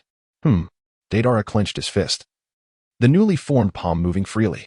After a brief moment, he arrived at the research center, located 50 levels underground. The Grand Hall served as the repository of all data within the center, dominated by a colossal magnetic levitating glass sphere. This sphere, referred to as the brainworm, functions analogously to a computer's processor, commonly known as the CPU. It contains a substantial quantity of active nutrient solution, housing the brain of the white sets of cells. A creation of Orochimaru, serving as the core of this biological computer. The processing speed and efficiency of this biological computer are remarkably high. Even though Deidara's previous existence had seen the advent of quantum computers, the biological variant had yet to be entirely supplanted. Deidara instructed the series of puppets from the Mayfly collection to present all existing microscopic data from the hidden rock village before the brainworm. A soft blue light descended, scanning and inputting this information into the system. Subsequently, streams of glowing data began to circulate within the crystalline sphere, continuously refreshing, vanishing, and repeating, while the active nutrient solution inside the sphere was rapidly consumed. When the level of the solution dropped to half, the system automatically activated the pipeline, swiftly allowing fresh active nutrient solution to flow into the sphere. This indicated that the brainworm was operating with remarkable efficiency, leading to the rapid depletion of the nutrient solution. These nutrients were derived from a solution rich in the vitality of primordial interstitial cells, which, while potentially lethal if injected into a human body, were perfectly suited for use as nutrient solutions. After approximately 1 hour of aggregation, analysis, and calibration, the brainworm ultimately produced an optimal and highly efficient method for cultivating microscopic power. Training according to this method could reduce the training time by 80% and enhance efficiency by over 50%. The capabilities of the brainworm were extraordinarily formidable. Deidara planned to have his clone inform the Elder to swiftly retrieve all valuable resources from the village for optimization by the brainworm. Upon printing the newly devised efficient cultivation method, Deidara meticulously studied it. Following this practice, he anticipated mastering complete nano-manipulation within a maximum of 3 days, including the nano version of explosive clay bombs. This implied that he could effortlessly mold any version of a nano bomb and manipulate it at will. Chapter 86. The Perfect Immortal Body. With such an efficient cultivation method at his disposal, Deidara swiftly elevated his nano-manipulation to an exceptionally profound level, even faster than expected, achieving mastery in merely 2 days. Now, his nanoscale clay bombs were more powerful than those in the original narrative, which relied on explosive dispersion to cover a vast area. Now, whenever he desired, he could direct the nano clay bombs to expand in a singular direction, making it a truly unimaginable weapon. Furthermore, mastering this microscopic manipulation also enhanced his chakra cultivation. He had a premonition that training with fire or water attribute chakra would yield exceptional results. After some contemplation, Deidara resolved to cultivate fire attribute chakra. He could utilize the water attribute from the shark skin without needing additional training. However, fire attribute was essential for mastering dust release. Yet, training required a balance of work and rest. Having just completed his mastery of microscopic manipulation and developed the nanobombs, Deidara planned to take a brief respite. This time would be dedicated to advancing new scientific technologies, for true strength lies in collective power. Only by arming all his teammates to the teeth could he become a person without weaknesses. As winter faded into spring, 3 years had passed. Deidara has reached the age of 12, and his reputation within the ninja world is beginning to shine brightly, earning him the moniker of the nuclear explosion demon of Awagakure. Indeed, the devastating power of a nuclear explosion has become widely recognized among the denizens of the ninja realm. This notoriety stems from Deidara's ruthlessly brutal methods of executing missions. When faced with formidable opponents, he simply creates a clone that charges forward, detonating itself upon reaching an optimal distance. With flesh and blood housing nuclear energy, he ignites the explosion. Over time, the ninja world has come to recognize this aberration from Awagakure, yet due to the nature of his missions, none of his adversaries have survived to relay their experiences. Thus, while the ninja community acknowledges the existence of a maniacal explosive artist, they remain largely ignorant of Deidara's true identity and background. Only a select few possess knowledge of Deidara's details, gathered through espionage by the great ninja villages. And these pieces of information are classified. Among these secrets are not only his name and biography, but also an acknowledgement that the rapid advancement of Awagakure over the past 3 years can be attributed to him. In the current landscape of the ninja world, Awagakure has been tacitly recognized as the foremost among the 5 great ninja villages. Following closely is Kirigakure, reputed for its biological technology, which rivals Awagakure's mechanical innovations. Meanwhile, Konohagakure has, surprisingly, fallen to the lowest rank among the 5 great villages, having been surpassed by Sunagakure. According to the intelligence reports, this decline can be traced back to Deidara's involvement in the Uchiha massacre 3 years prior, which severely weakened Konoha. Not long after, another Uchiha woman sought out Konoha.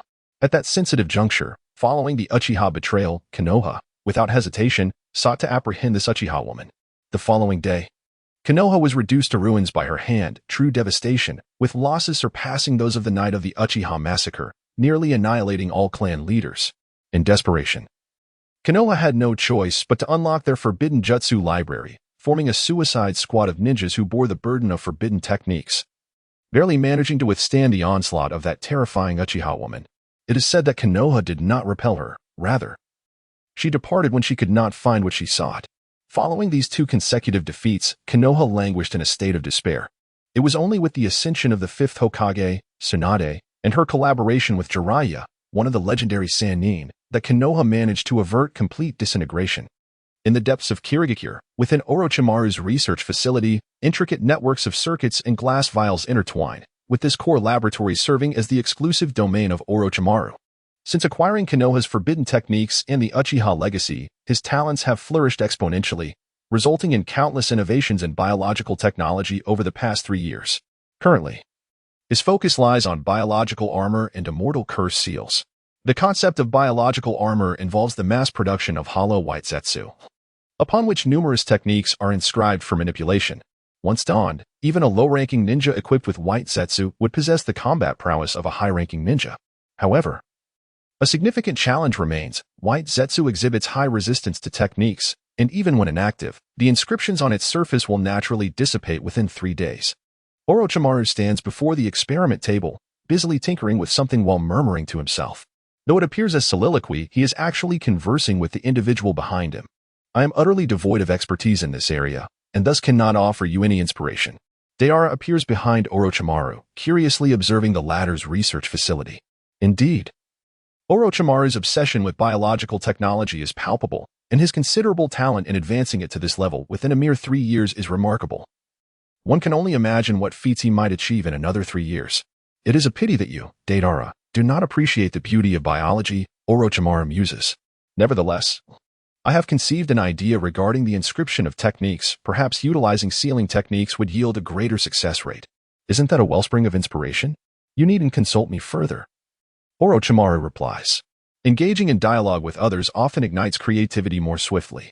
While Deidara may not be enamored with biology, he occasionally offers innovative notions that greatly assist me. For instance, my research on the immortal curse seal initially served merely as a medium for reincarnation. Yet Deidara suggested using spiritualization techniques to detach the soul and then integrating the curse seal with sealing techniques to confine the soul. This insight has proven immensely beneficial. Currently, the development of the immortal curse seal is nearing completion, with just 2 or 3 more rounds of living experiments. I will achieve a perfect reincarnation technique that does not harm the soul. You merely mentioned it in passing, yet you have truly accomplished it. Deidara exclaims in astonishment. The extent of Orochimaru's genius is indeed formidable. Of course, my ultimate ambition is to become an omniscient and omnipotent deity of ninjutsu. As long as I possess a guiding concept, I will spare no effort in bringing it to fruition, Orochimaru asserts decisively. He concludes, by the way, the research on the perfect sage body has also reached completion. Deidara's eyes sparkled with excitement as he inquired, "Where is it?" "I am quite intrigued and can hardly wait to see it. Please come this way," he was beckoned. Orochimaru paused his work, gracefully sashaying towards the nutrient chamber on the other side of the laboratory. Inside the chamber lay a young girl with vibrant red hair and porcelain skin. She had her eyes firmly shut, her eyelids adorned with a subtle purple eyeshadow extending to the sides of her nose. Most striking of all was the overwhelming vitality that emanated from her, surpassing even the formidable life force of Hashirama Senju. Her female characteristics were derived from the cells of Sharon, and upon this foundation, I infused her with Hashirama's cells, the cells of immortality, my own Orochimaru's cells, and the unique bloodline of the deceased Kimimaro as suggested by Deidara-kun. The amalgamation of such extraordinary cells has resulted in an unprecedentedly powerful sage body. Now, we are merely awaiting the research on the Manjiki Sharingan. Once that is achieved and implanted, she shall possess a flawless sage body and the formidable eyes of a 1,000-year clan. How exhilarating! Orochimaru's eyes gleamed with anticipation. This body was not an independent clone he had cultivated, but rather his future vessel. Upon completion of her development, he intended to use the eternal rebirth seal to transfer his essence into this form, thereby acquiring both a perfect sage body and powerful eyes. All his experiments were ultimately aimed at benefiting himself. After all, what was the purpose of such relentless research if not to claim what is intrinsically his? Does Deidara-kun desire a body like this as well? The technology is now quite advanced, and creating another such body would pose no challenge. Deidara stroked his chin.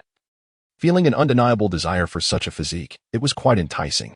After a moment of contemplation, he remarked, "I suppose I shall provide you with a small jellyfish muscle. You can integrate these cells, and I shall absorb them more swiftly." This arrangement seemed agreeable. Orochimaru nodded, noting down the matter. The kaleidoscope, the immortality curse seal, and the biological armor would require some time for refinement. In the meantime, there was an individual who wished for Deidara to take a look. Interestingly, this person had undergone such fascinating changes due to Deidara's suggestion. Orochimaru licked his lips, speaking with evident intrigue. Deidara inquired, "Who?" He could not recall anyone he knew on Orochimaru's side and was momentarily unable to speculate. "Come and see. You will know." Chapter 87. Byakugan Kumahiro. Whoosh, whoosh, whoosh. In the training ground of the Hidden Mist Village, Kagaya Kumahiro stretched out his arms, his 10 fingers aimed at a target 100 meters away. The bony tips shot forth like bullets, a series of resounding bangs echoing in unison as the distant target shattered upon impact. Upon closer inspection, the target struck by the bony projectiles exhibited a phenomenon of gray deterioration. A gentle touch caused them to flake away like peeling paint. However, this alteration was confined to the surface, as the interior of the target remained unscathed by such erosion. Was this the technique known as common kill gray bone? From a distance, Deidara stood in astonishment. 3 years prior, he had extracted the white eyes of a certain individual, leaving them unused until 2 years ago when a whimsical idea struck him. He suggested to Orochimaru the transplantation of those eyes onto Kimimaro. Little did he anticipate that such a miraculous ancestral phenomenon would manifest itself now. The ability to kill the gray bones? Orochimaru murmured, repeating the term. It seems that Deidara has encountered this power before? It belongs to the progenitor of chakra, Kagaya Otsutsuki. Indeed, Deidara had recounted the legendary tales regarding the Sage of Six Paths and the progenitor of chakra to Orochimaru long ago. However, he had not delved into the intricate details, such as Kagaya's various abilities. It was indeed the power of the progenitor. No wonder the destructive force it exhibited was so formidable. Orochimaru clicked his tongue in admiration. Deidara mused to himself, what a marvel it would be to witness the true power of the comrade killer, the terrifying ability that brings death at a mere touch. However, on another note, how is it that Kimimaro possesses 2 white eyes? I distinctly recall that only one was extracted. Deidara gazed at Junmalu, who was diligently honing his abilities in the distance, and inquired with curiosity. Junmalu's eyes were adorned with 2 pristine white orbs, where a faint, ethereal blue glow emerged from the pupils, albeit subtly. "Ah, that is a new white eye I cultivated using the white eye genes from Ao, based on the foundation of Hashirama's cells. However, the ocular power proved to be rather overwhelming for Junmalu, so I transplanted a portion of Uzumaki cells into him. Fortunately, his luck was sufficient to endure the rejection response, and all the bloodlines within him have now achieved equilibrium. Even his bloodline illness has mysteriously healed. In terms of raw strength, he now surpasses me." Deidara inhaled sharply, a healthy Junmalu combined with sage body and sage eyes. This configuration likely transcends that of an ordinary Kaga-level powerhouse. You have indeed nurtured a formidable being. Are you not concerned about him turning against you? Not at all. Junmalu is a good child, was the reassuring reply. Deidara possesses a divine perspective and is fully aware that Kinshiki would never betray Orochimaru. However, Orochimaru, oblivious to this truth, continues to invest wholeheartedly in nurturing his subordinates. This remarkable demeanor undoubtedly inspires unwavering loyalty from his followers. Ah, Deidara. Regarding the experiment on the two-tails Jinchuriki, I have recently cultivated the cells of YRY. It is truly astonishing, cells composed entirely of chakra exhibiting the characteristics of living flesh. This should indeed embody the properties resultant from the fusion of yin and yang release, as you have mentioned. Orochimaru, shifting the conversation, spoke of the long-imprisoned two-tails Jinchuriki. It was only then that Deidara recalled the existence of such a person. It had been ages since he last encountered the puppet master, and he nearly forgot that he had once captured her. I believe your next endeavor could be to delve into the realms of yin release and yang release. These 2 extraordinary techniques have indeed given rise to living beings endowed with souls. However, the information regarding these unique ninjutsu is rather scarce, and progress in research has been sluggish. I am aware of an individual who possesses a wealth of secrets pertaining to yin release, yang release, and the 8th form of yin-yang release. Who might that be? Uchiha Obito. Orochimaru pondered for a moment, and suddenly his amber eyes widened in realization. A memory flashing through his mind of the Uchiha clan member who had been by Minato Namake's side during the 3rd Great Ninja War. He couldn't help but exclaim, "Isn't he supposed to have perished many years ago? That may not be the case. Who has laid eyes upon his corpse?" A jolt of revelation surged through Orochimaru. Indeed, for those who vanish without a trace may not be dead at all. If he is still alive and has not returned to Konoha, one can only surmise he has ulterior motives. Quite significant motives, I presume. For that purpose, he even caused the demise of his own teacher. Orochimaru's pupils contracted. His teacher was killed? Minato Namake's death during the Ninetales incident is a widely accepted truth in the ninja world. However, Orochimaru was acutely aware that the Ninetales would not have broken free from its seal without reason. To his knowledge, Kushina Izumaki, being a member of the Uzumaki clan, was exceptionally skilled, and even during childbirth, she would not have allowed the Ninetales to escape. After the Ninetales incident, he had, out of curiosity, investigated some classified intelligence and learned that the entity responsible for unleashing the Ninetales was a man who called himself Uchiha Madara. As the pieces began to align, Orochimaru could not suppress a playful smile. So, Deidara, you imply that Uchiha Obito is currently masquerading as Uchiha Madara and is secretly active within the ninja world?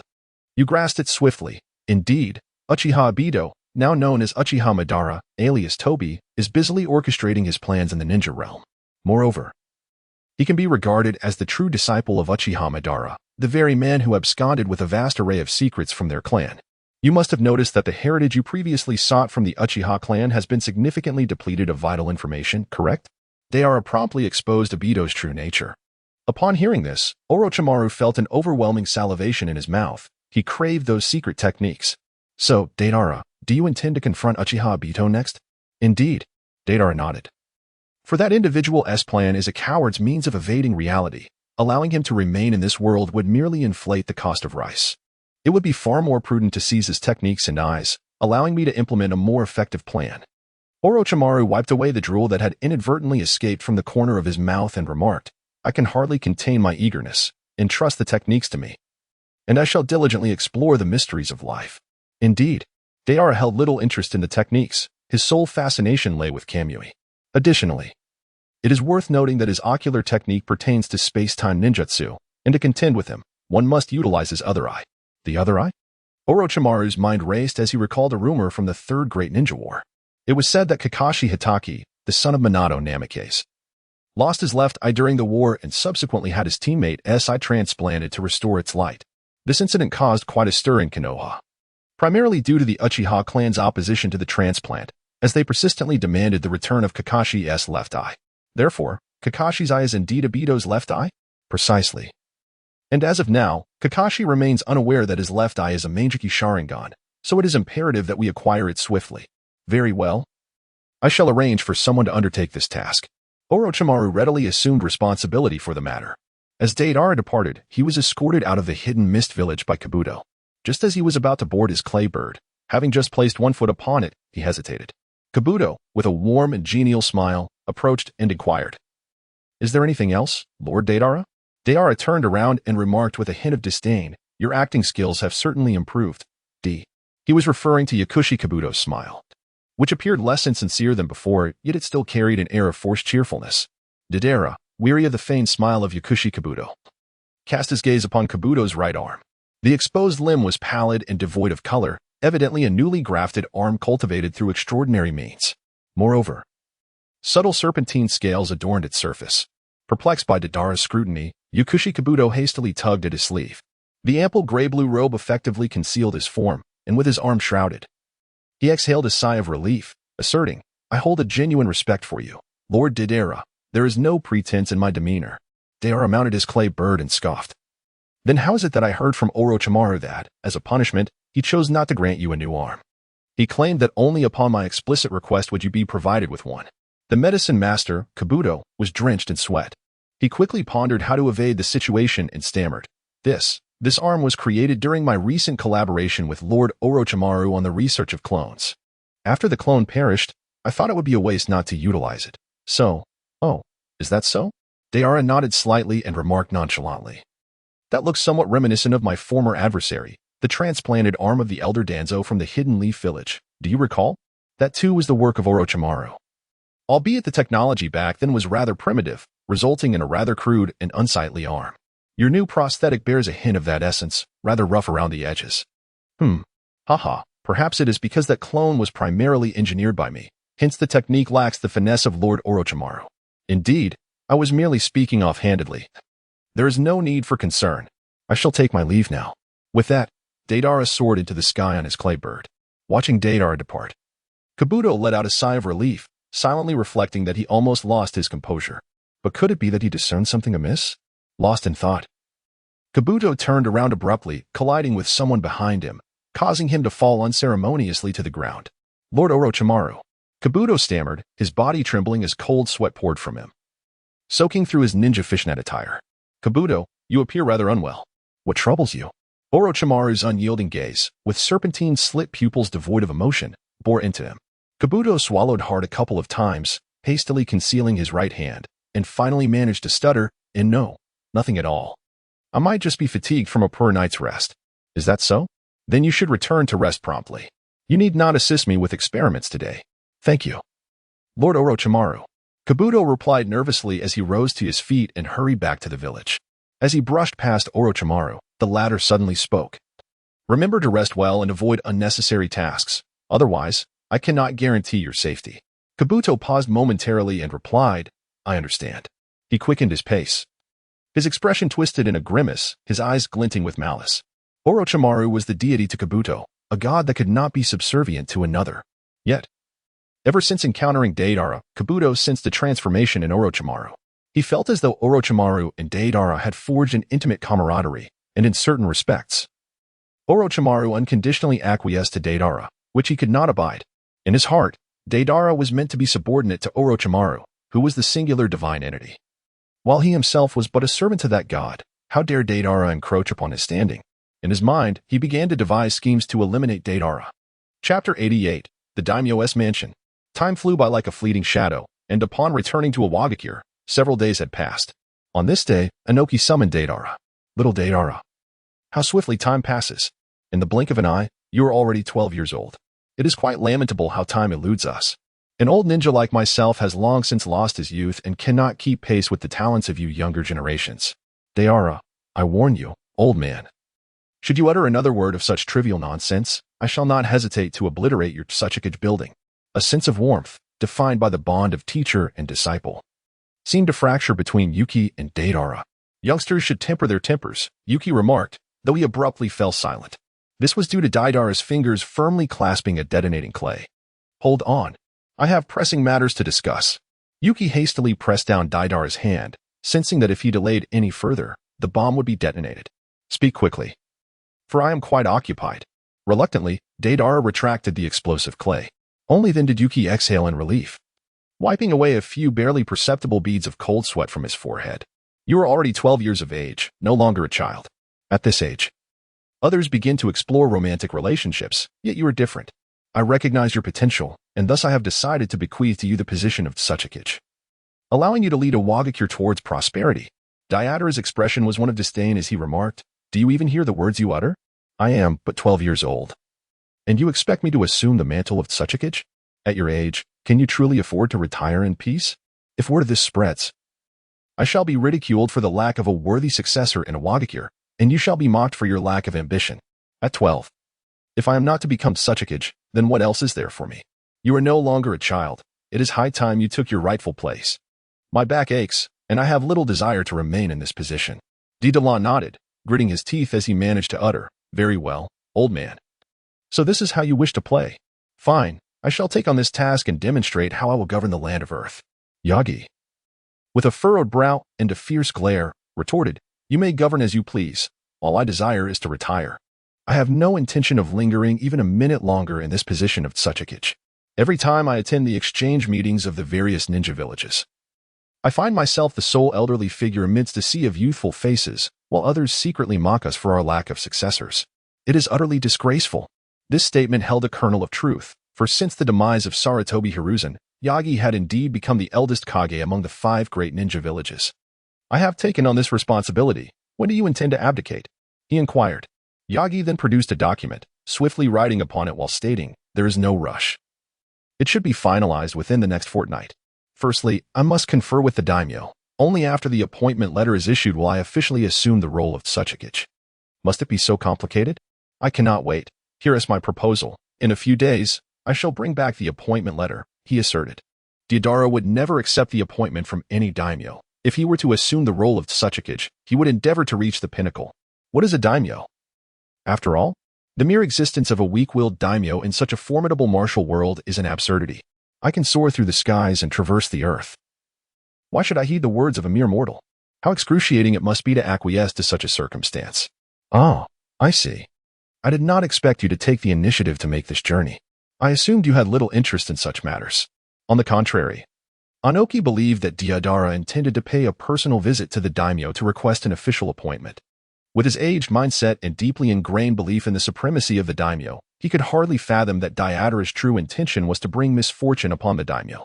Without a shred of doubt, Anoki signed the Tsuchikage certificate for Deidara and sent him on his way to the capital of the Land of Earth. Under the sparse moonlight, the capital of the Land of Earth had succumbed to a profound silence. Only the residence of the daimyo remained resplendent, ablaze with light. The daimyo, his eyes covered in white satin, was reveling in a risky game of hide and seek with a multitude of women. Such a pastime might seem tedious to the uninitiated.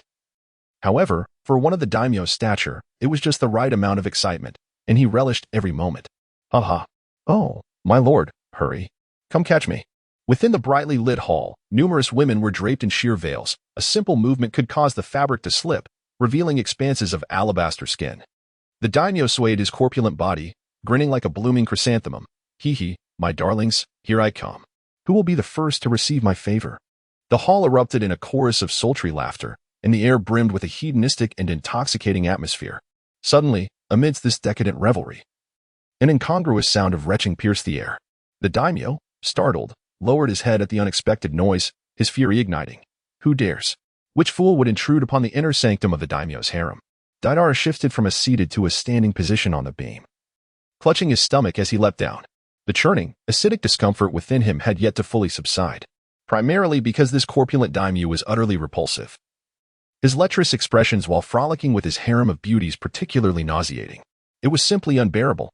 The daimyo tore off the white silk blindfold and, upon closer inspection, noticed the Iwagakure forehead protector on Deidara's brow. So, a shinobi from the hidden stone village, the daimyo sneered. You have quite the audacity, trespassing into the daimyo's residence. Disrupting my pleasures, you have already chosen the path to your demise. Guards. At the daimyo's bellow, a flood of spear-wielding soldiers surged into the grand hall. The glint of cold armor and the lethal gleam of their weapons instantly sent the women in the chamber into shrieking panic, all of them fleeing into the inner chambers.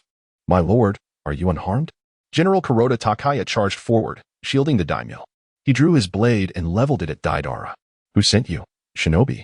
Speak, and I shall grant you a swift death. With a sense of exasperation, Deidara could not help but remark that these lines seemed rather cliché. It felt as though every antagonist had a penchant for uttering such phrases, proclaiming intentions or divulging information, only to ensure a swift demise thereafter. To save time, Deidara refrained from elaborating further. Instead, he produced an identity credential personally guaranteed by the Tsuchikage, unfurling it for all to see. Do not misunderstand. I am a legitimate member of the Iwagakure military, dispatched by the Tsuchikage to retrieve the appointment papers for the successor to the Tsuchikage's position. Upon hearing this, the daimyo released a sigh of relief, having previously feared an assassination attempt by a rogue ninja. However, this revelation caused the daimyo to straighten his posture with newfound confidence. He looked down upon Deidara with an air of superiority, dismissing him entirely. You dare interrupt my affairs and expect to obtain the appointment papers for the Tsuchikage? Think again. Immediately curl up and exit. He demanded, let the Tsuchikage present himself to apologize before I even consider the matter of the appointment papers.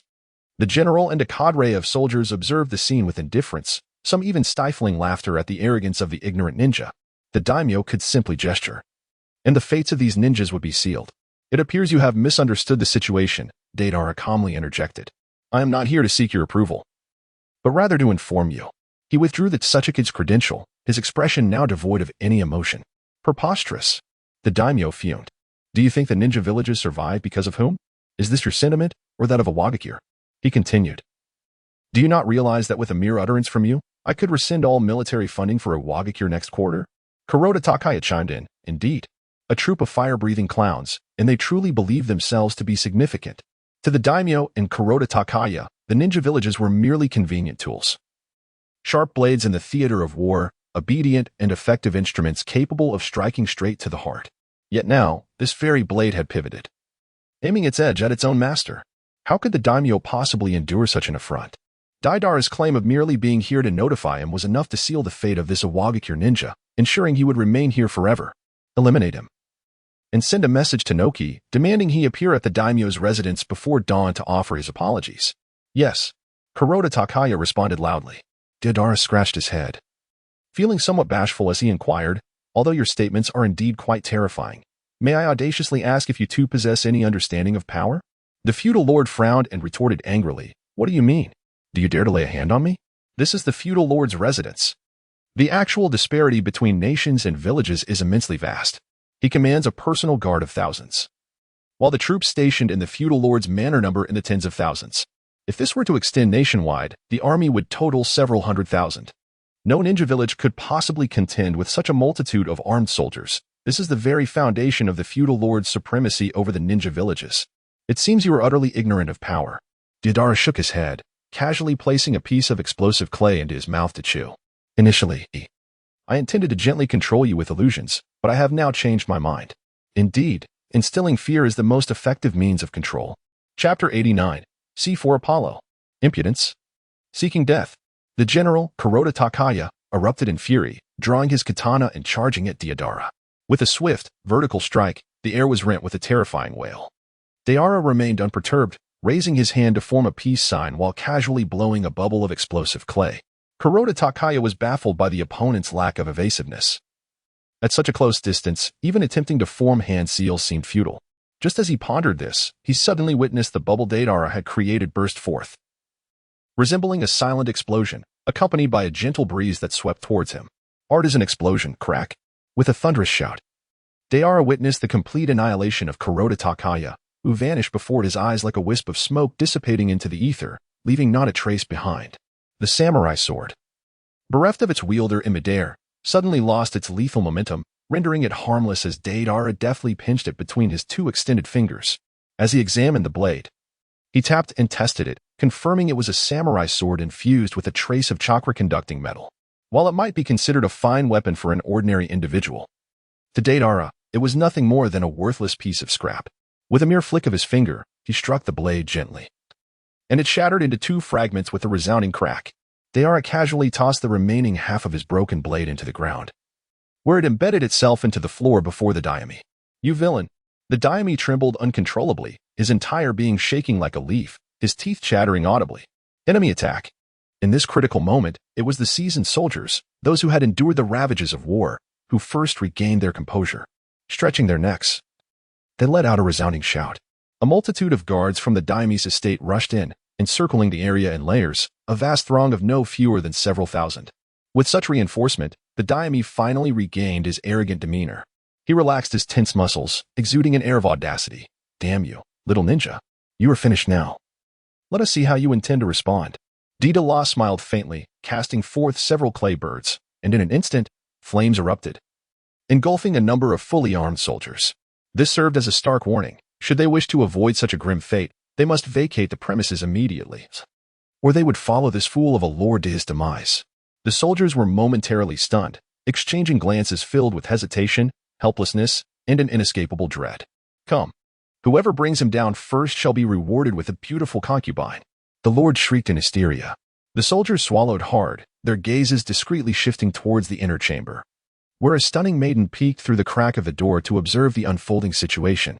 She was a favored choice of the lord, a beauty among beauties, and the prospect of winning her was enticing. With a swift motion, all the soldiers tightened their grips on their weapons. At that moment, they let their small minds override their larger fears, emboldened by the allure of the reward. Their fatigue vanished, and their postures straightened. Several junior generals brandished their spears, pointing them directly at Deidara. Traitorous scoundrel, I vow to slay you. With your blood, I shall cleanse your transgressions. Deidara, were it not for the fact that the opponent spoke with an aura so fierce that not only did the spear in his hand gleam ominously, but another spear also seemed to elevate an entire realm, he might have truly been swayed by such impassioned rhetoric. With such a grandiose stance, should he wield a longer weapon, this self-righteous individual might even perform an extraordinary display akin to a dragon rising. Let us unite and subdue him. Thousands of ebony-armored soldiers responded in unison, surging forward like a relentless tide. In his gaze, Deidara revealed a glimmer of compassion. Truly, he had no intention of causing harm. Why must one seek their own demise? With a thought, he raised his hand and formed a series of seals. Si, Wei, Shin, Hai, Wu, Yin. Fire release. Nuclear fireball technique. Stepping back, Deidara brought his fingers together beside his mouth. A colossal fireball, accompanied by a trailing stream of fire, erupted forth. As the fireball burst from his lips, it swelled against the wind, rapidly transforming into a super fireball with a diameter of 200 meters. The soldiers facing the nuclear fireball were paralyzed with terror. They had heard tales of ninjas who could spew flames and conjure lightning. But who had ever witnessed a fireball of such magnitude? This was beyond the realm of humanity. In the fleeting moments before they could comprehend, they were engulfed by the nuclear fireball. Its terrifying heat instantaneously vaporized them, erasing their existence without a trace. The earth was carved into a chasm filled with molten material. While the castle was directly pierced, the wall facing the fireball vanishing entirely. With the loss of that wall, the structure began to tremble precariously. What a monstrous creature! Confronted with such divine power, the soldiers lost all will to fight, frantically fleeing towards the outside. What are you?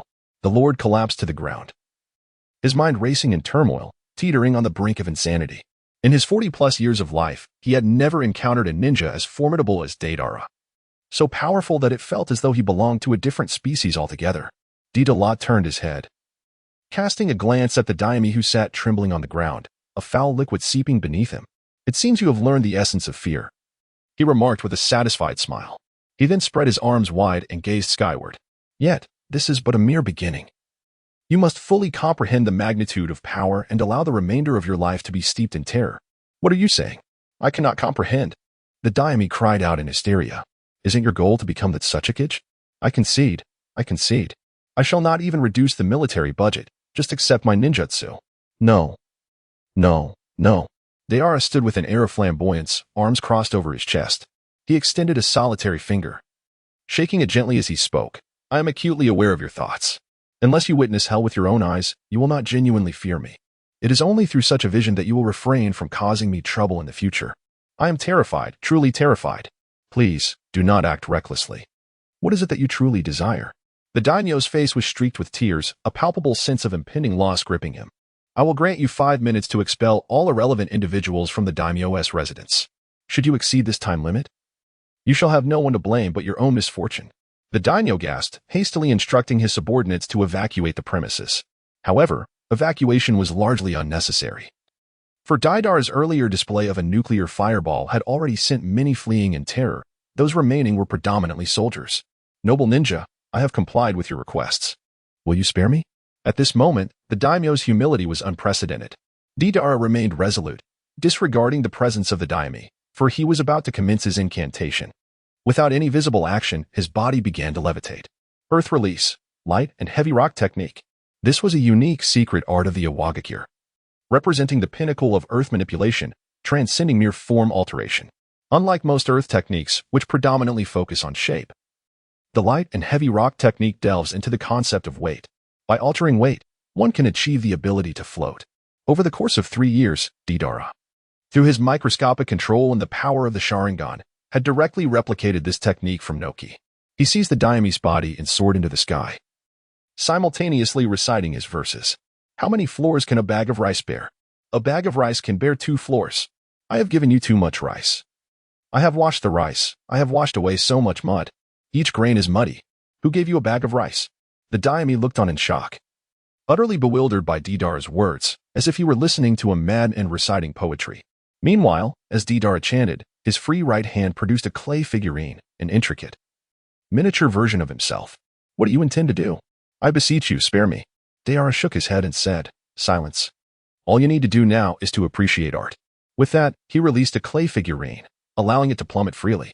At the same time, he formed a hand seal with one hand, and with a resounding bang, the figurine's size expanded.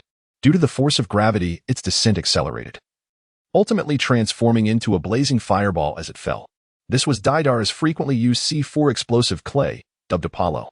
Unlike the silent explosion of Garuda, Apollo truly resembled the sun, crashing to the earth with an unparalleled ferocity, obliterating everything in its path. Art is an explosion, kaboom. The immense fireball erupted, accompanied by a shockwave that radiated outward, instantly obliterating the domain of the daimyo, reducing it to ashes, while the ground was violently upheaved, creating circular waves of soil.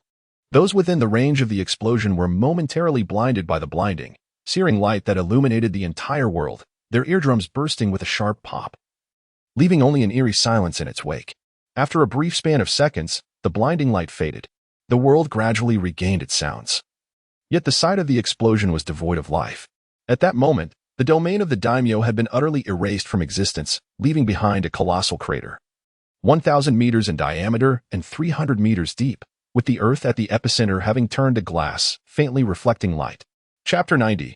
Recovering the Hidden Rocks Jinchuriki. The crater on the ground continued to emit faint wisps of steam as Deidara descended, casually discarding the daimyo. The latter appeared stunned by the explosion, his fan-shaped headdress askew, hair disheveled and blown back by the explosive shockwave. How does it feel? Have you begun to understand the pain, cough cough, and what true power is? Deidara squatted down, gently patting the daimyo's face with a warm smile. The daimyo, in a daze, nodded slowly, murmuring, I understand. As a mere mortal, how could I dare to provoke the authority of a ninja lord? It is truly a sin deserving of death. Deidara furrowed his brow, pondering whether this individual had been rendered utterly foolish by fear. A daft feudal lord could hardly serve as an effective tool for governing the nation. As he contemplated the possibility of having the lord's son step in as a substitute, he casually molded a piece of explosive clay. Upon witnessing Deidara conjure yet another white bomb, the feudal lord abruptly regained his senses. He struggled to retreat, his heels scraping against the ground in a desperate attempt to escape. Please don't kill me. I can be your loyal dog, obedient and compliant. Woof woof. Deidara's expression instantly darkened, envisioning a middle-aged, greasy man clad in the leisure attire he wore while frolicking with his beloved wives, vociferously proclaiming his desire to be his dog. What a horrifying spectacle this conjured. Without hesitation, Deidara rose and delivered a swift kick to the nobleman's face, declaring, if you wish to become my dog, you might as well be reborn as a woman in your next life, or I could expedite your transformation and assist you in shedding your old self entirely. I have no desire for that transformation. What must I do for you to release me? Although the nobleman trembled with fear, he was not foolish. He understood that Deidara had spared him for a reason, though the cost of that mercy remained a mystery. If you seek my leniency, it is quite simple. From this day forth, the Hidden Rock Village shall officially become the regular army of the Land of Earth. The military funds you provide must surpass those you allocate for your own forces. Additionally, I will arrange for management robots to be stationed within the administrative department of the Land of Earth. Henceforth, the Tsuchikage shall be the true authority, and you, nobleman, shall serve merely as an auxiliary to the governance of the nation. Do you comprehend? The nobleman stood frozen in disbelief, his complexion drained of color. He did not grasp the concept of robots, yet he realized the legacy of his family's estate in the Land of Earth was irrevocably tarnished under his stewardship. The sovereignty of the Land of Earth had shifted. He no longer wielded dominion over it. In the ensuing days, Deidara remained in the capital, addressing subsequent matters, primarily purging the stubborn ministers. After enduring several rounds of nuclear devastation, opposition dwindled to nothing. After all, how could the deceased voice any dissent? Once all was settled, the Land of Earth officially proclaimed the abolition of the one nation, one village system. The newly reformed Land of Earth would have but one absolute leader, the Tsuchikage. As for the nobleman, he was relegated to the role of diplomat within the administrative department, receiving a fixed monthly salary, with the title of nobleman set to be abolished upon his demise. Simultaneously, the resignation of Tsuchikage Anoki was ratified, with a new succession ceremony scheduled to commence in 3 days. A stir swept through the ninja world. Tsuchikage Anoki himself was left bewildered. He was at home enjoying tea when he was abruptly informed that the nation and village had unified under the Tsuchikage's leadership. Deidara, how could you be so reckless? I entrusted you with a request for the appointment letter, yet you dared to act unilaterally. Anoki felt genuine anger. Deidara's actions were excessively audacious. The nobleman was not someone who could easily agree to the fusion of nation and village, particularly with the Tsuchikage at the helm. It was evident that Deidara had employed extraordinary measures. Deidara sat leisurely in his chair, his right hand drumming on the table in a rhythmic manner, expressing his dissatisfaction. Hey, old man, mind your tone. I am now the Tsuchikage. Although I have yet to officially assume the position, it is an established fact. Humph. You truly do not regard me with any respect. On the other hand, Noki, irritated, struck the table twice with his rock fist. Deidara clutched his head and shouted, coughing chicken. If you dare to lay a hand on the future Tsuchikage, you will surely regret it. Enough. For now, I am still the Tsuchikage. Anoki retorted angrily. After being briefly taken aback, And seeing Deidara's unyielding demeanor akin to a pig unbothered by boiling water, Inoki could only relent, sighing. By resorting to violence to coerce the daime, you will provoke the other 4 great nations into action. The daimes of the 5 great nations engage in both conflict and cooperation. Should such ninja coercion occur against a daime, the other 4 nations' daimes will undoubtedly intervene. After all, if left unchecked and without a stance, who can foresee whether their own ninja might resort to similar tactics? Before Inoki could continue his lecture to Deidara, a member of the Umbu burst through the door. A grave situation, Lord Third Suchikage. Urgent intelligence from the Umbu. Kirigakure has launched a surprise attack on the Daimese residence in the Land of Water, igniting war. In a blitz, they have captured the Daimese residence within an hour, and now the Land of Water has officially announced the abolition of the one nation, one village system. With the Mizukage declared as the sole authority of the Land of Water, the Tsuchikage's office fell into an eerie silence, the sound of a pin dropping palpable. Deidara's laughter was wild and unrestrained. He had never anticipated that Orochimaru would embark on such a course of action. Prior to this, he had not mentioned anything regarding the abolition of the feudal lords to Orochimaru. Look, old man, behold the foolish systems of the bygone era. It seems someone has swiftly responded and followed in my footsteps. This only serves to validate my beliefs, does it not? On the other hand, Inoki found himself at a loss for words. The pace of change was far too rapid for this aged sage to keep up with the thoughts of the younger generation. Upon reflection, it appeared that the existence of feudal lords lacked any substantial justification. Could they truly provide military funding for the ninja villages? Such matters could be managed by the villages themselves, nurturing talent and governing the land without the need for feudal lords.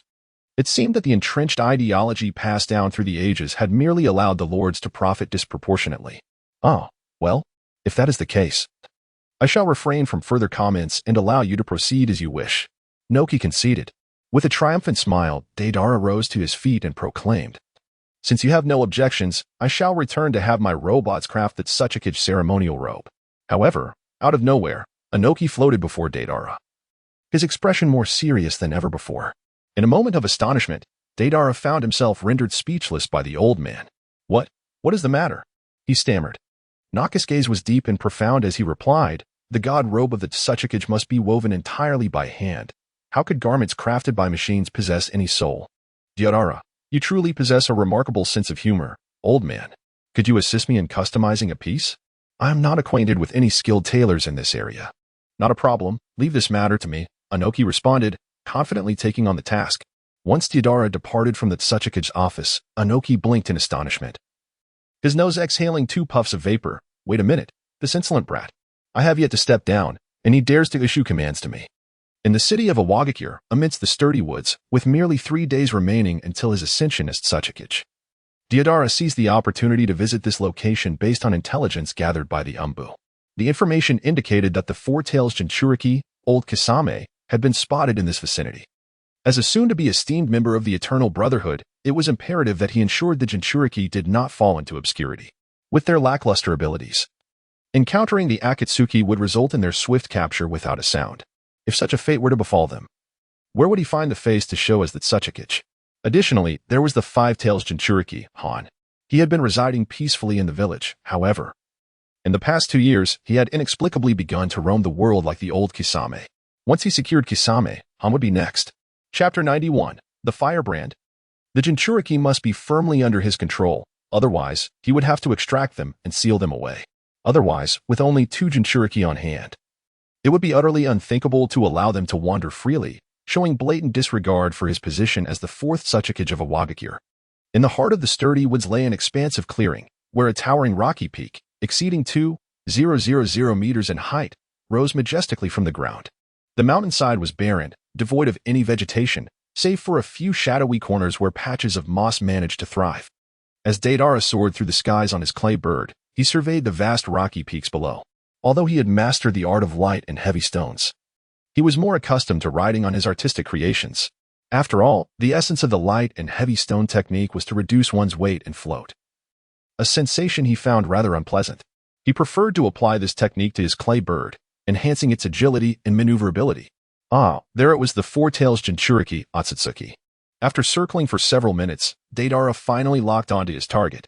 With a swift motion, the clay bird descended upon the rocky terrain, stirring up a whirlwind of dust and debris. Otsutsuki raised a hand to shield his face from the swirling sand, silently observing the approaching Deidara. The large white clay bird beneath his feet was unmistakably made from the explosive clay of his own village, prompting him to refrain from immediate action. With a cold demeanor, he remarked, "Did Nokich send you? If you are here to escort me back to the village, I kindly ask you to leave. I shall not return." Deidara scratched his cheek and said, "The old man cannot command me. Allow me to introduce myself. I am Deidara, a disciple of Noki and soon to assume the position of the fourth Tsuchikage. I have come here because a mysterious organization has emerged in the ninja world that captures tailed beasts. To prevent the Jinchuriki of a Wagakure from being taken, I must escort you back." "What? The fourth?" Laozi exclaimed in astonishment, glancing at Deidara, who appeared to be no older than 13 or 14. He could hardly believe that such a fledgling would soon take on the mantle of the fourth Tsuchikage.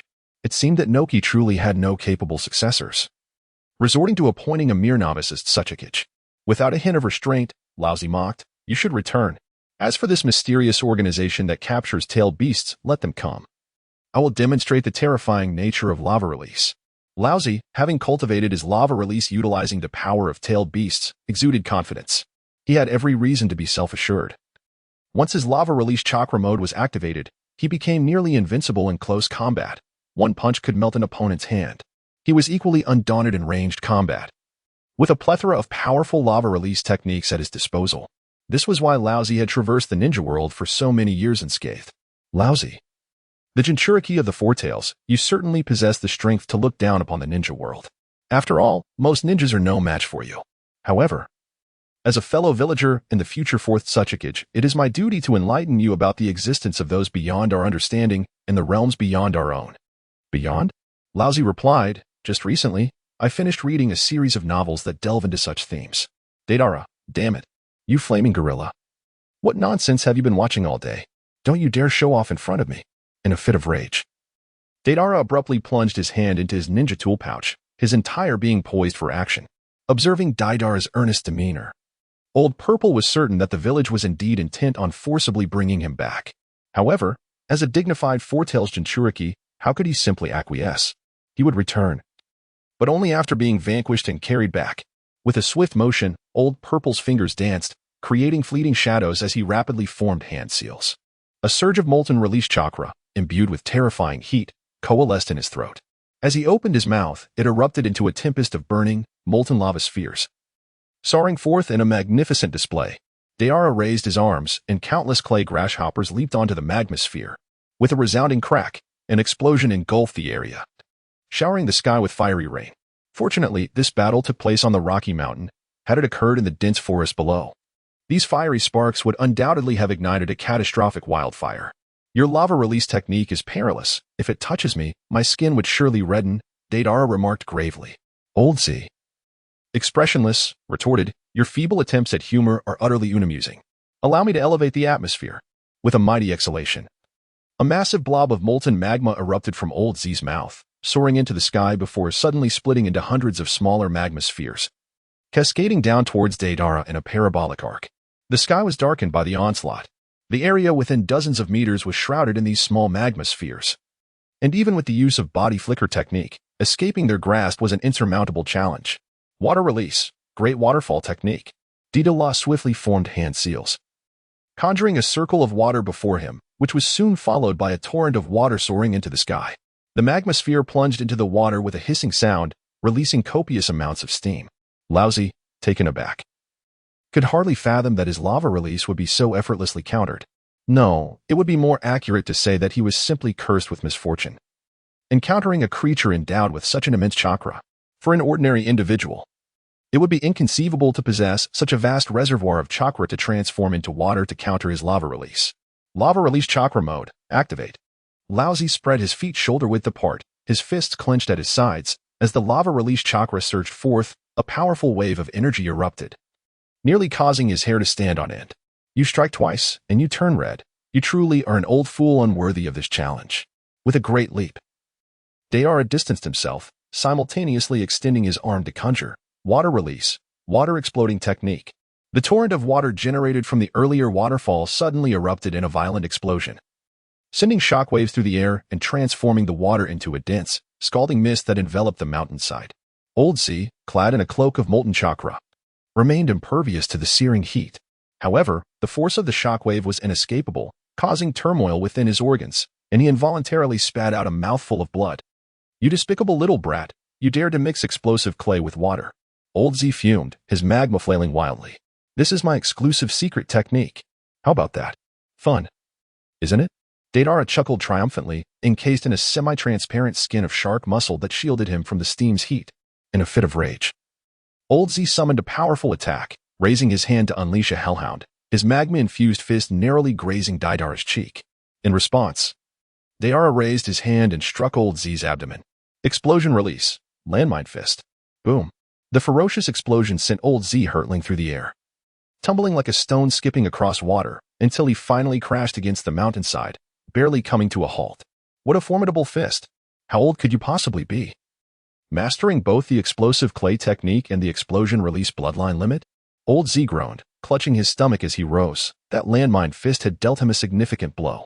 What was even more astonishing was the sheer power of the ninjutsu displayed by this young lad, far beyond what one would expect from someone his age. Moreover, Old Z gazed at the undulating shark muscle cloak surrounding Deidara, perplexed. What is this? I have never heard of a third Jinchuriki in the Rock Village. How does this boy possess an ability indistinguishable from that of a tailed beast cloak? Deidara twisted his neck and declared, I possess an abundance of skills. But the warm-up concludes here. Time is of the essence, and I shall now exert my utmost effort. Old Purple coldly scoffed, though you are young. Your bravado is quite pronounced. I shall instruct you on the importance of respecting your seniors. As he spoke, Old Purple charged forward once more. This time, Deidara unleashed a tremendous torrent of water, the surging waves impeding Old Purple's advance. Old Purple gazed in astonishment as the waves rose and swelled, ultimately coalescing into an ellipsoidal mass of water with a diameter of several hundred meters. The steam hissed, forming vast clusters of delicate white bubbles, as the surrounding water reached its boiling point. Within the ellipsoidal mass, Old Purple's complexion shifted dramatically. Submerged in such a large expanse of water while in his lava-release chakra mode, he found his heat rapidly dissipating. This swift depletion would exacerbate the loss of chakra, and even a tailed beast Jinchuriki could not afford to squander their chakra recklessly. In a bid to conserve his chakra, Old Purple had no choice but to swim outward. However, this strategy proved futile, as Deidara pursued him relentlessly, ensuring that the ellipsoidal mass of water remained in tow until Old Purple's chakra was entirely exhausted, rendering him incapable of resistance. This is troublesome for Tails. Lend me your strength. Old Purple called out anxiously from the edge of the ceiling space. The four Tails, Sun Wukong, showed no inclination to assist, merely snorting before turning away to sleep. Consequently, Old Purple had to draw upon the Four Tails chakra himself. Initially, the Four Tails would resist, but eventually, it grew apathetic. Thus, a subtle cooperation emerged between them. With the tailed beast chakra at his disposal, Old Purple swiftly manifested Four Tails, entering his tailed beast transformation stage 2. First, I shall shatter this water sphere. Old Purple opened his mouth, aiming at Deidara in the distance, and began to concentrate his yin-yang chakra. Soon, a pitch-black sphere materialized, its edges radiating a perilous purple aura. Void Dog Cannon. In his second form, Old Purple bit down on the black sphere before expelling it. A colossal golden wave surged forth, vaporizing the water in its path, unleashing a catastrophic force akin to a natural disaster. Deidara raised both hands, and two mouths swiftly coalesced a substantial amount of nuclear chakra. After a brief moment of accumulation, he unleashed an overwhelming stream of high-energy particles. The golden waves of light clashed violently with the flickering arcs of purple-blue energy. Even a mere overflow of this power was capable of devastating the Earth, causing it to fracture. Ultimately, the two forces collided with ferocity, generating a whirlwind that swept in all directions. At the epicenter of the collision, the energies intertwined and transformed into a colossal sphere of deep purple chakra. This chakra orb expanded rapidly, leaving the world momentarily engulfed in a blinding white radiance. After several seconds, light, color, sound, and all other phenomena returned to the realm. In the heart of the dense forest stood a rocky peak, where a semicircular indentation marred its slope, resembling the peculiar absence of a portion of a person's side. Old Purple knelt on the ground, caught in the maelstrom of energy, and deemed himself fortunate to have salvaged his life. Deidara descended from the sky upon his clay bird. Prior to the preceding explosion, he had decisively maneuvered the clay bird towards the enemy, and as the chakra sphere materialized, he soared high into the air atop his majestic avian steed.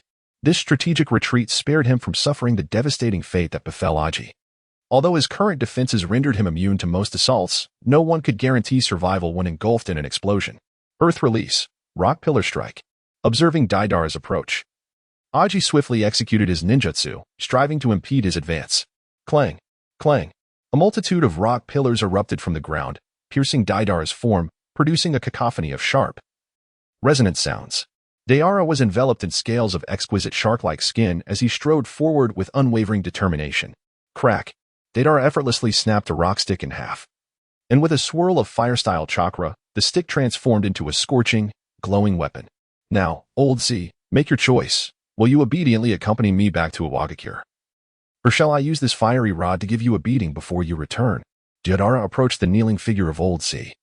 Brandishing a fiery stick close to his cheek, the scorching heat causing beads of cold sweat to trickle down his face. He felt that if he made the wrong choice, he might never return to the Hidden Stone Village. Chapter 92. An unexpected encounter with the greedy guardian. Old Z swallowed hard, nearly choking on the fiery stick. If I submit to you and return to the village, will you truly spare my life? Wait a moment, Deidara interjected, sharply tapping Old Z on the head. Enough with the nonsense. Are we going back or not? If you refuse, I shall extract the Four Tails and take it with me. For it is imperative that the Four Tails returns to the Hidden Stone Village. Old Z sighed. Do I have any choice left? I cannot hope to defeat you. This child's chakra is utterly terrifying. I suspect even the chakra of the Four Tails pales in comparison to his. Moreover, he wields an array of formidable techniques, rendering my lava release ineffective against him. After careful deliberation, Old Z ultimately acquiesced. His disagreement was merely ideological with Inoki. He harbored no deep-seated enmity towards the village. And returning was not such a dire matter. Seeing Old Z's reasonable demeanor, Deidara felt relieved and withdrew the fiery stick from beside Old Z's neck. After persuading the Four Tails Jinchuriki, the two ascended on a clay bird and began their journey back to the Hidden Stone Village. As they passed through the Land of Earth, they arrived at the ruins of the former capital. The once magnificent estate of the daimyo had now become a circular pit of desolation. Although Deidara had reclaimed the nuclear radiation from the pit, the former daimyo had no intention of rebuilding on the old site. Instead, he opted for a new capital closer to the Hidden Stone Village, establishing it in the town of Keiseki. In truth, this choice was not entirely his own. Deidara had largely guided the decision, dispatching thousands of robots to inhabit Keiseki and construct the new Keiseki Shrine. This would serve as the central institution for future governance. However, amidst the fervent construction of the Keiseki Shrine, a distant commotion arose from the northwestern corner, suggesting that a battle was underway. In the lofty heights, Deidara possessed a vantage point that granted him a comprehensive view of the unfolding scenario. From the intermittent bursts of flames and flashes of lightning, he discerned that at least 3, if not more, ninjas were engaged in combat. With a swift flap of his clay bird's wings, accelerated by the application of the light-heavy rock technique, Deidara propelled himself forward at speeds exponentially greater than before. Soon, he arrived at the battlefield. On the ground, 10 ninjas had encircled an individual clad in a crimson cloud cloak. Through the activation of his Sharingan, Deidara narrowed his pupils in a telescopic focus, enabling him to perceive the target's distinguishing features from such a distance. The figure was adorned in a red cloak, wearing a black mask and a gray ninja hat, which bore a forehead protector shaped like a triangle. Only a pair of teal-green eyes were visible, further complemented by a ring inscribed with the character for North on his left middle finger, revealing his identity unmistakably. Encountering Kakuzu in this location was fortuitous, as the Land of Earth was in a phase of development and required talents such as his. Deidara murmured to himself, then leaped downwards. Old Z, still perched upon the clay bird, was left aghast, his eyes wide with disbelief. The height was no less than several hundred meters, nearly 1,000. Did he not fear for his life? He hurriedly leaned over the edge of the clay bird to observe, and just as Deidara was about to plummet to the ground, he unexpectedly began to decelerate smoothly. Upon making contact with the earth, he landed gracefully. What a masterful execution of the light-heavy rock technique. At merely 12 years of age, he exhibited such formidable prowess. Old Z couldn't help but exclaim in admiration. Simultaneously, a living figure descended from the heavens, instantly capturing the attention of Kakuzu and the 10 ninjas surrounding him. Hello, everyone. Have you eaten? Deidara greeted them with a sunny, cheerful smile, reminiscent of a friendly neighbor. However, his salutation was met with silence. Kakuzu's gaze was as cold and lifeless as that of the undead. Are you also a pursuer from Iwagakure? Sending a mere child like you? It appears your village has little regard for you, seeking to send you to your demise. In that moment, Kakuzu was reminded of his own past. He recalled a time when he was innocent and carefree, a straightforward ninja whose jutsu were merely average, until the village assigned him an impossible mission, and upon failure, sought to sacrifice him, which fundamentally altered his temperament. After taking lives and seizing forbidden techniques, he became a wanderer, indifferent to both men and women, his sole affection directed towards the clinking of coins. This youth before him, too, seemed to inhabit a similar plight. Kakuzu mused. With a rare flicker of empathy, he addressed Deidara. Hey, kid, I grant you permission to throw a shuriken at me from 800 meters away. Once you've done so, return swiftly and report your mission as a failure. A powerhouse like me is not someone you can confront. Deidara glanced around, then stretched his neck and pointed at himself, saying, who are you talking about, me? Kakuzu frowned slightly, realizing that this impudent child not only failed to comprehend his own capabilities but also appeared rather dim-witted. Who else could it be but you? You're the only child here. I must say, old chap, you seem to judge by appearances. Someone like you, I could have easily taken down 10 of 3 years ago. Humph. Kakuzu's temples throbbed with veins. Was this child truly testing his patience? It was rare for him to show mercy, only to encounter someone so ungrateful. It appeared you genuinely wished to engage me. Kakuzu suddenly ripped open his garment, revealing his back, where the skin bulged and writhed, as if some monstrous entity within sought to break free.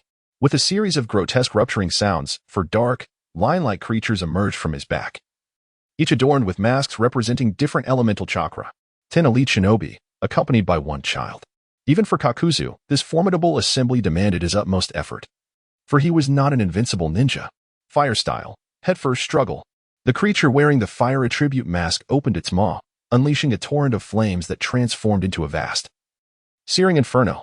Deidara activated his Sharingan, instantly replicating. Fire release, head hard work. A colossal sea of flames surged into the sky, engulfing the fire release of the black-line creature. The 10 pursuing ninjas from the Akatsuki erupted in expletives, retreating hastily. Were these 2 even human? They unleashed such grand-scale ninjutsu with alarming ease. Was their chakra as abundant as that of children playing on the walls? They were not the only ones startled. Kakuzu was taken aback as well.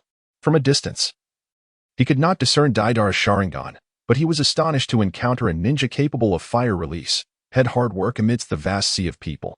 What a peculiar twist of fate. Thus, he decided to consider this young lad as a potential source for a spare heart. Before he could fully indulge in this delightful daydream, he suddenly realized that the flames had not ceased. The sea of fire continued to expand, and the temperature soared, igniting even the distant trees that had not touched the flames. Kakuzu was drenched in sweat from the intense heat, with black lines emerging from the seams of his skin to dissipate the warmth. Such an audacious young man, boldly countering fire with fire. Kakuzu held his breath. The air was too scorching, and inhaling it would sear his lungs. Therefore, he invoked water release, water curtain jutsu. With a crack, the water attribute blackline creature unleashed a powerful jet of water towards the flaming sea created by the head hard work technique. After several rounds of cleansing, the inferno gradually subsided. As the flames receded, Kakuzu seized the moment to manipulate the lightning attribute blackline creature to unleash a distant, piercing spear of lightning. Lightning release, pseudo-dark. The air was pierced, releasing a scent of charred essence. Deidara had already anticipated the situation and similarly unleashed a burst of violet-blue lightning. Faux darkness against faux darkness. Kakuzu's lightning-imbued blackline monstrosity was no match for Deidara's nuclear chakra transformed into electric light, and it was pierced through effortlessly. With a crack, the damaged lightning mask fell to the ground. Kakuzu, filled with rage and astonishment, never expected to lose a heart in a single encounter. This boy, at the very least, was a formidable presence on par with the Kage. Why had he never heard of such a powerful being? There was no time for contemplation, as Deidara's next attack was already upon him. A few clay giant toads, the size of calves, leaped around him, encircling him in a pincer movement. Art is an explosion. Crack. Boom. Thick smoke billowed, and a shattered water-style mask was sent flying into the air, plummeting to the ground with a thud, shattering into pieces. Kakuzu's figure emerged from the depths of the earth, looking somewhat disheveled. Deidara's timing for the assault was impeccable. He could only resort to earth-style escape, leaving him powerless to shift the water-style blackline monstrosity. But it wasn't over yet. A pair of arms burst forth from beneath Kakuzu's feet, grasping his ankles and swiftly transforming into clay. Crack. The clay clone exploded. This time, it did not take Kakuzu's heart, as he had been prepared and managed to escape using an earth clone. It was unmistakable. That was the hidden technique of a Wagakure, explosive clay. His long years had exposed him to countless ninjutsu, secret techniques, and bloodline limits, and he could say there was little he had not encountered. Moreover, this boy, for reasons unknown, emanated an aura reminiscent of a ferocious beast. The sensation of an ordinary person confronting a beast merely 3 to 5 meters away washed over Kakuzu, instilling within him a sense of retreat. Despite the opponent being just a boy, his instincts were in a frenzy of warning. Underestimating this child could lead to dire consequences. Swish. Kakuzu intertwined his hands to form a seal, and the remaining 2 black line monsters surged into his body. The skin on his back tore apart, splitting at the seams, with the black lines adhering to him, while even more black lines emerged from various skin fissures, writhing ominously. From a distance, Kakuzu appeared to have transformed into a creature with 3 heads, his entire form sprouting numerous black tendrils. The Earth Grudge Fear Mode. In this state, Kakuzu's body could extrude 8 giant black lines coiled and entwined, these tendrils acting as extensions of his limbs, easily manipulated at will. I am terrifyingly powerful now. Come on, boy. Kakuzu bellowed, his hands rapidly forming seals, creating an array of afterimages. In a split second, he unleashed 3 great techniques consecutively. Fire style erupted first, followed closely by wind style to intensify the flames, greatly amplifying the temperature and range of the inferno. Simultaneously, 3 tendrils plunged into the earth, chakra surging and fluctuating. As the ground roiled like a tempest-tossed sea, fire style, head hardening, wind style, pressure damage, earth style, earth wave. The combined might of these 3 techniques left Deidara with no option for evasion, forcing him to confront the onslaught head-on. Earth style, earth flow great wall. Deidara opened his mouth and expelled 2 mounds of wet, viscous clay, which rapidly expanded upon contact with the ground, forming 2 colossal earthen walls, each measuring 10 meters thick and 60 meters high. With a resounding crash, the 3 powerful ninjutsu effortlessly dismantled the first wall, significantly diminishing its might. The second wall, however, was only partially obliterated, successfully obstructing the trio of techniques. Kakuzu's eyes widened in disbelief. Was this the extent of a human's chakra? As astonishment washed over him, Deidara surged forward, wielding 4 clay dolls conjured through his explosive clay manipulation technique to assault Kakuzu. In an instant, Kakuzu formed hand seals, his arms darkening ominously. Earth Release, Earth Spear Technique. The very name of this ninjutsu carried a strong sense of deception, suggesting it was an offensive technique. However, in reality, it served as a defensive maneuver, hardening the user's body, akin to a ninjutsu version of Steel Release. Thud. Kakuzu barreled into the midst of the clay dolls, delivering a powerful punch that sent the first flying, followed by 2 crushing blows that shattered the second. Resembling a towering giant of 2 meters and 80 centimeters storming through a kindergarten, knocking down a child with each strike. Foolishness. The true assault lies in this. Deidara raised his hand seals, and the clay puppets, having been struck, surged towards Kakuzu, ensnaring him. With a resounding shout of "Ka!" from Deidara, Kakuzu was engulfed by an explosion, and amidst the flames, a severed arm was propelled into the air. Chapter 93. The Finance Officer of Awagakure. Has it been resolved? Such a formidable creature dispatched so swiftly, that youth is indeed a monster as well. At the periphery of the battlefield, 10 ninjas observed the exhilarating clash, unable to restrain their astonishment. Indeed, they were worthy of their lineage from the great ninja village. Yet, fate differs for each. It is only natural that we, as hired rogue ninjas, would falter against Kakuzu. It is a pity, however, that Kakuzu's head, which holds considerable value, has now been snatched by that young man. As these 10 ninjas engaged in their unrestrained discourse, they remained oblivious to Kakuzu stealthily approaching from behind. It seems that several of you are quite interested in my bounty. Why not become a part of me? Thus, my head would also become yours. Nanny. The sudden voice from behind startled them, prompting an immediate turn. But it was too late. Several thick, black tendrils entwined them, ruthlessly seeking their hearts. With a sickening squelch, the black tendrils forcefully extracted the hearts of 3 individuals, blood gushing profusely onto the ground. The remaining ninjas scattered in a frenzy. Kakuzu, however, had no time to pursue them. Seizing the hearts of upper ninjas was no simple task, and to have taken 3 was already his limit. He placed the hearts within himself and sent his tendrils beneath the earth to retrieve the severed arm that had fallen in the distance, feeling a semblance of relief thereafter.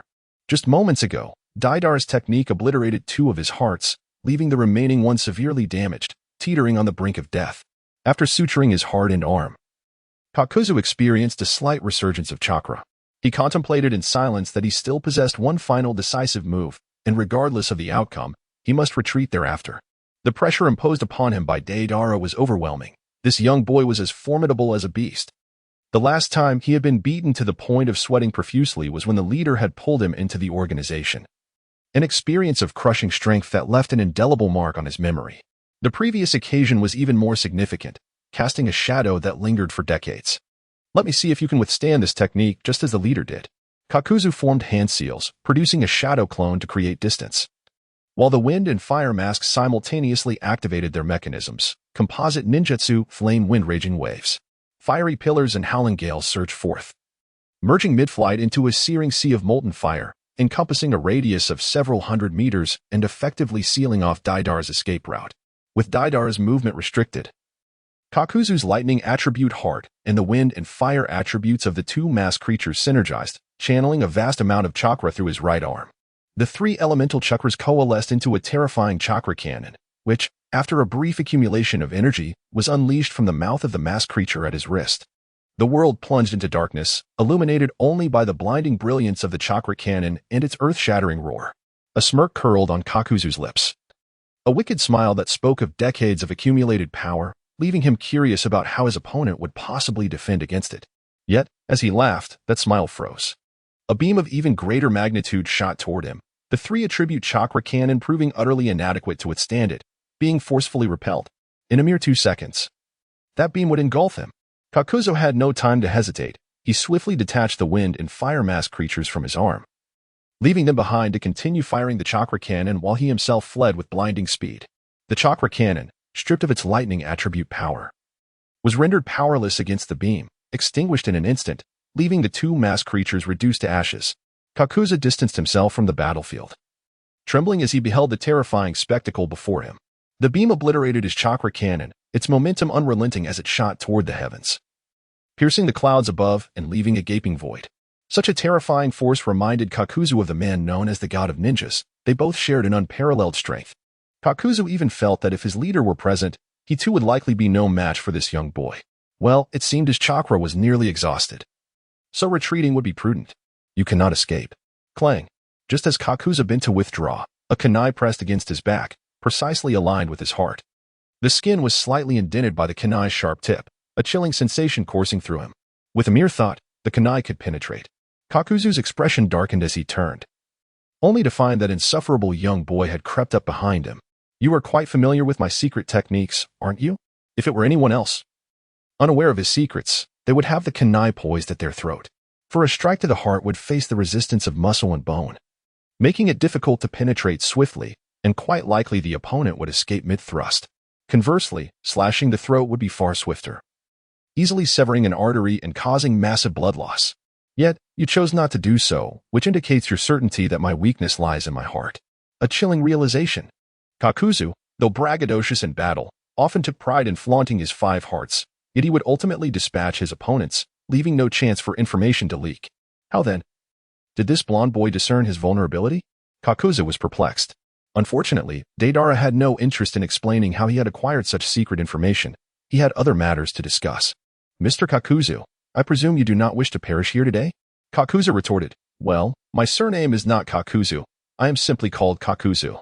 Deidara squinted his eyes with a smile. Isn't it just a matter of identity? It's all the same. I merely came to inquire about something, so no need to be anxious.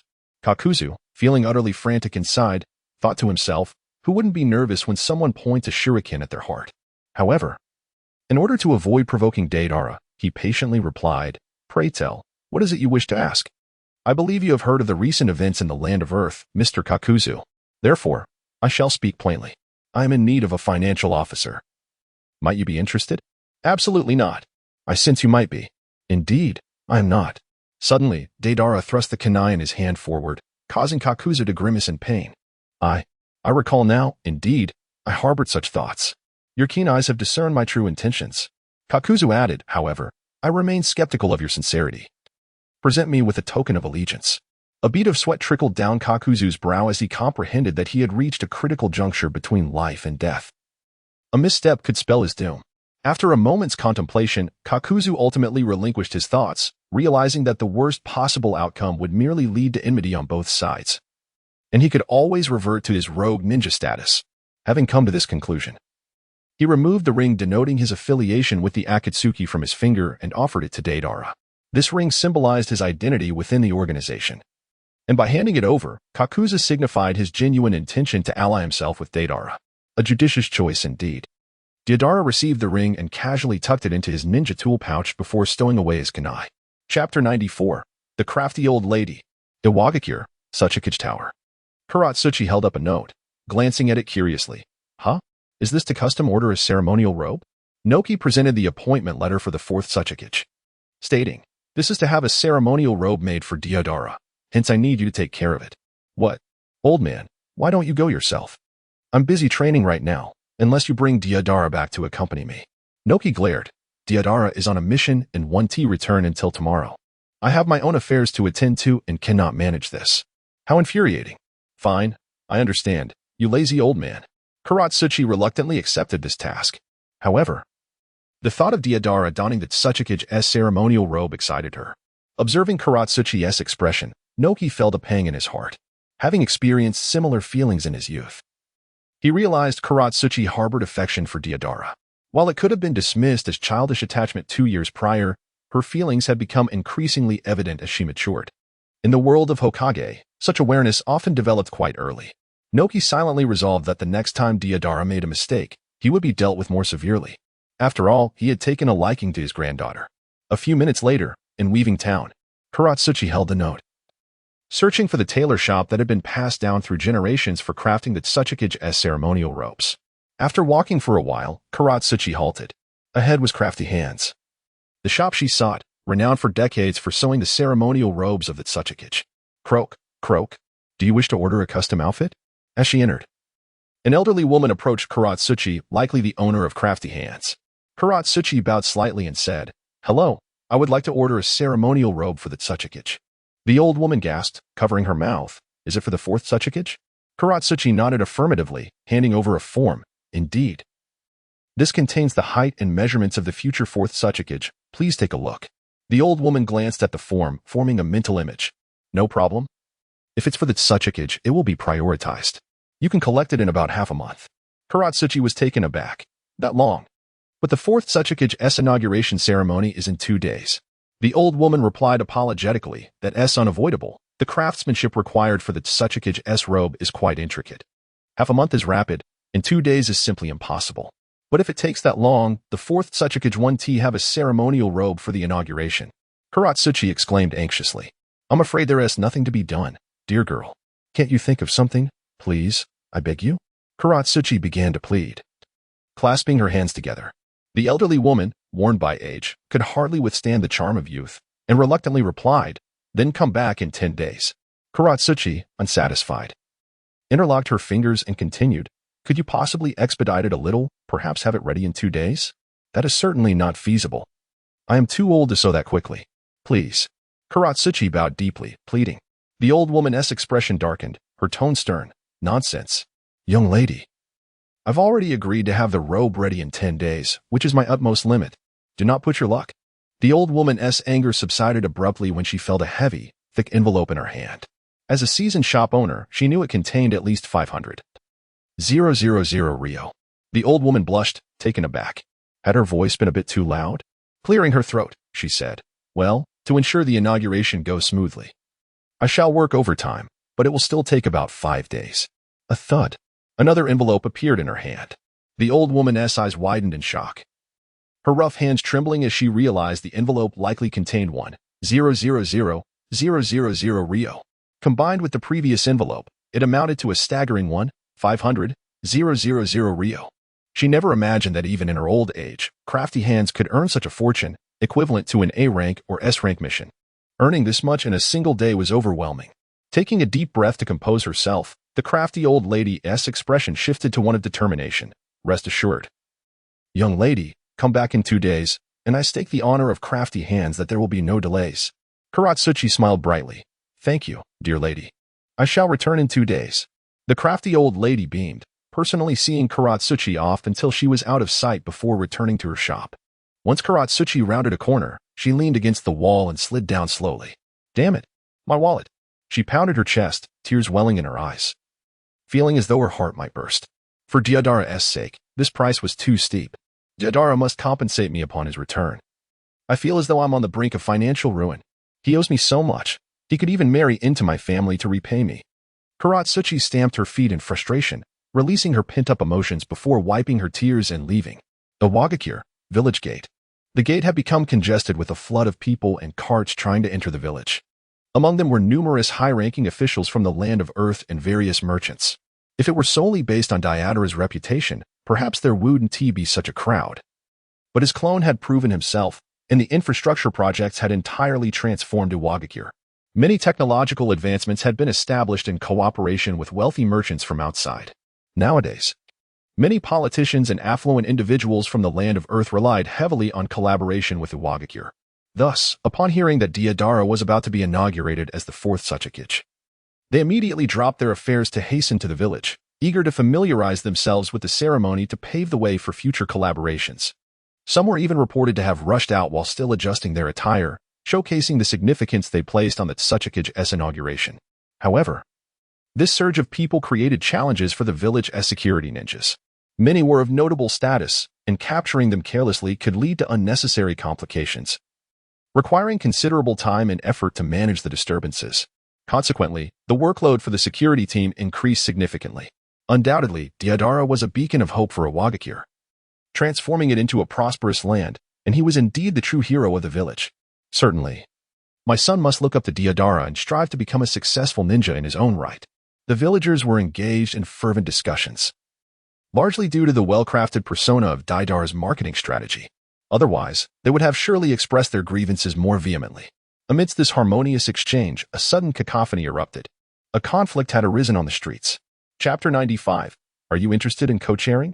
Huh? You fat pig. Better watch your words, or I'll flatten you. On the street, Kuratsuchi stood defiantly, glaring fiercely at the portly middle-aged man across from her. Clad in luxurious robes, adorned with exquisite rings on each finger and a hefty gold chain around his neck, the man sought to showcase his wealth to the world. He was Iwamoto Yusuke, the president of the Earth Country's Chamber of Commerce, possessing immense wealth and connections, commanding respect even from the likes of feudal lords. Now, confronted by a young girl's rebuke, he felt his dignity slipping away. You insolent girl, do you have any idea who I am? Do you believe I could have the third Suchikage imprison you?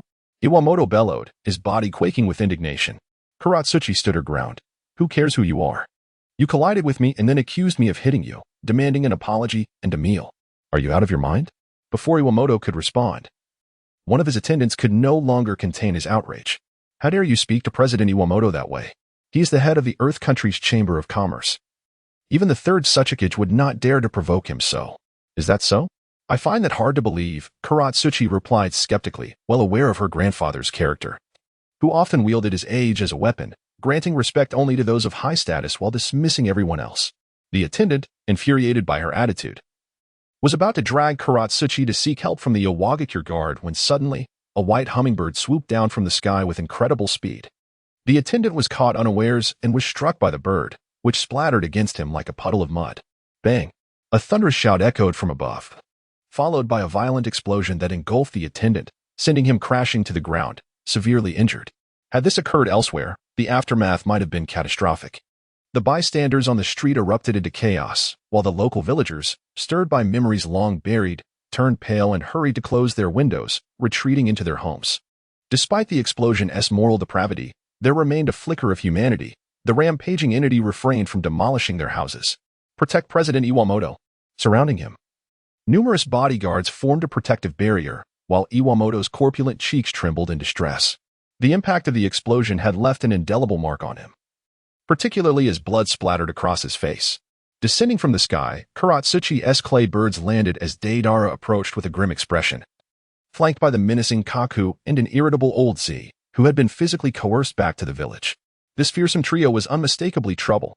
Hey, Kuratsuchi. Who just bullied you? Deidara cast his gaze around. Although he posed a question, his eyes were already fixed on the group of merchant bodyguards encircling Yamaguchi Yusuke, merely seeking confirmation. Deidara.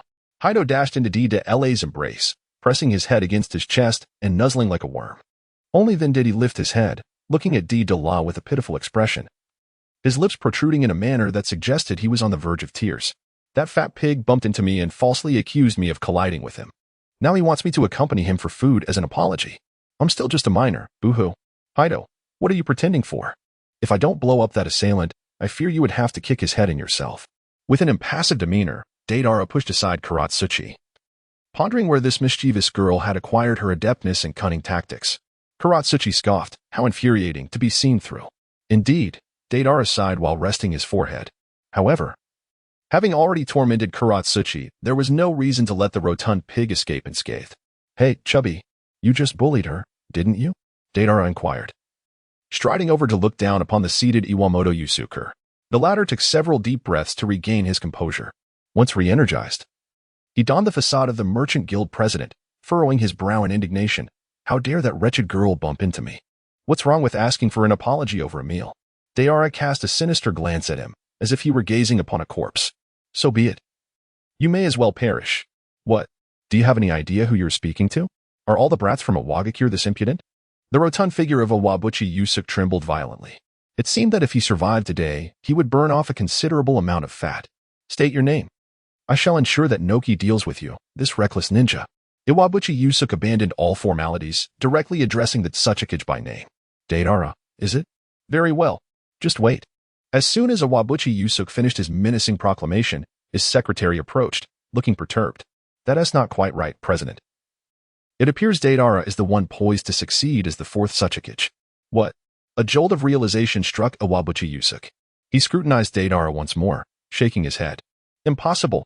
There is no way such a young lad would be appointed as the leader of a ninja village. It must be a case of mistaken identity. Indeed. The secretary nodded, sharing the skepticism regarding the age of the next Tsuchikage. The reason for their ignorance about Deidara's identity stemmed from Iwagakure's efforts to protect him, ensuring he wouldn't be prematurely exposed. Additionally, Deidara's penchant for leaving no survivors during missions had resulted in scant information leaking to the outside world over the years. This upcoming Tsuchikage succession ceremony marked his true unveiling before the broader ninja community. Karasu, Deidara called out. Karasu stepped forward and inquired, what is it? Deidara remarked casually. This individual is the president of the Merchant Association of the Land of Earth, while you serve as the finance officer.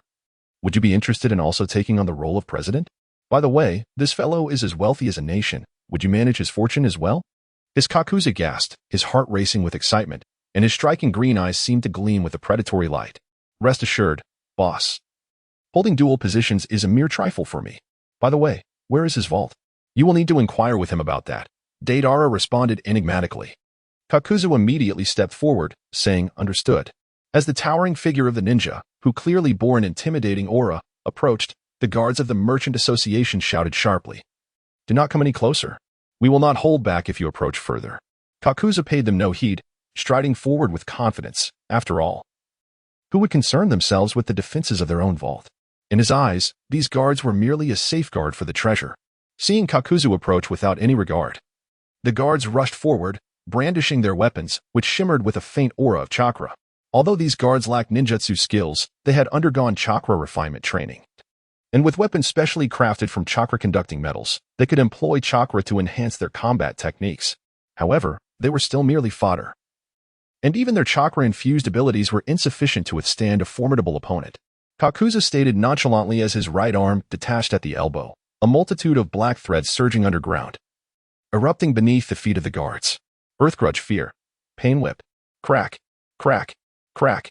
The black threads twisted into whips the thickness of fingers, lashing out violently, causing the guards to spurt blood and collapse. Within mere moments, Kakuzu had dispatched all of these insignificant foes. Deidara, you look so handsome. The clay user, Toby, once again clung to Deidara's arm affectionately. Deidara shivered with surprise. Goodness, how could the work done by Jiaodu appear so handsome? Surely, it must be filtered. Nevertheless, Deidara could not extricate himself from Heitu, as the comfort of her closeness was undeniably pleasant. Let us proceed to meet the old man. I have brought the Jinchuriki back for him. Heitu glanced at the elderly Z behind her. Is the Jinchuriki that old man? How disappointing. I expected Jinchuriki to be quite dashing. Elder Z nearly erupted with indignation. Hey, you little girl. I can hear you from this distance. Furthermore, in my youth, I was undeniably young. Konoha. All right. Heitu raised a hand in surrender, offering a dismissive response. Elder Z was on the verge of a meltdown. Truly a testament to the notorious nature of the grandchild of Anoki. Both were inherently wicked beings. Chapter 96. The Hundred-Eyed Insect. The Tsuchikage Building. Deidara, accompanied by a few companions, squeezed into the office of the Tsuchikage. The door creaked open, and Noki, upon noticing, lifted his gaze to find the displeased visage of the old purple. Instantly, amusement washed over him. It was evident that Deidara had given him a thorough beating upon his return. "Ah, old purple, why does your countenance appear so grim? Surely, the weariness from your journey has taken its toll? None of your business. You stubborn old man, spare me your mockery. Even upon my return, I shall not heed your commands," Old Purple retorted defiantly. Noki erupted in hearty laughter. "Rest assured, for I am retired now. You shall have to heed the words of that fourth Tsuchikage from now on. Ha ha ha." Old Purple's expression darkened further, as if he were on the verge of erupting like molten lava. Witnessing this, Naka's laughter grew even more boisterous, and he pointed at Old Purple, eager to continue his jibes. Suddenly, a sharp crack echoed through the room, and Naka's face turned a deep shade of purplish red. Old Purple, experiencing a shift in mood, wore a comical grin. "Oh dear, Noki the stubborn, what has befallen you? Your face resembles one who has been constipated for 3 days and nights. Do you harbor some unspoken troubles?" Noki, one eye wide and the other squinting, valiantly suppressed the urge to clutch his waist. "Nonsense. What could possibly be wrong with me?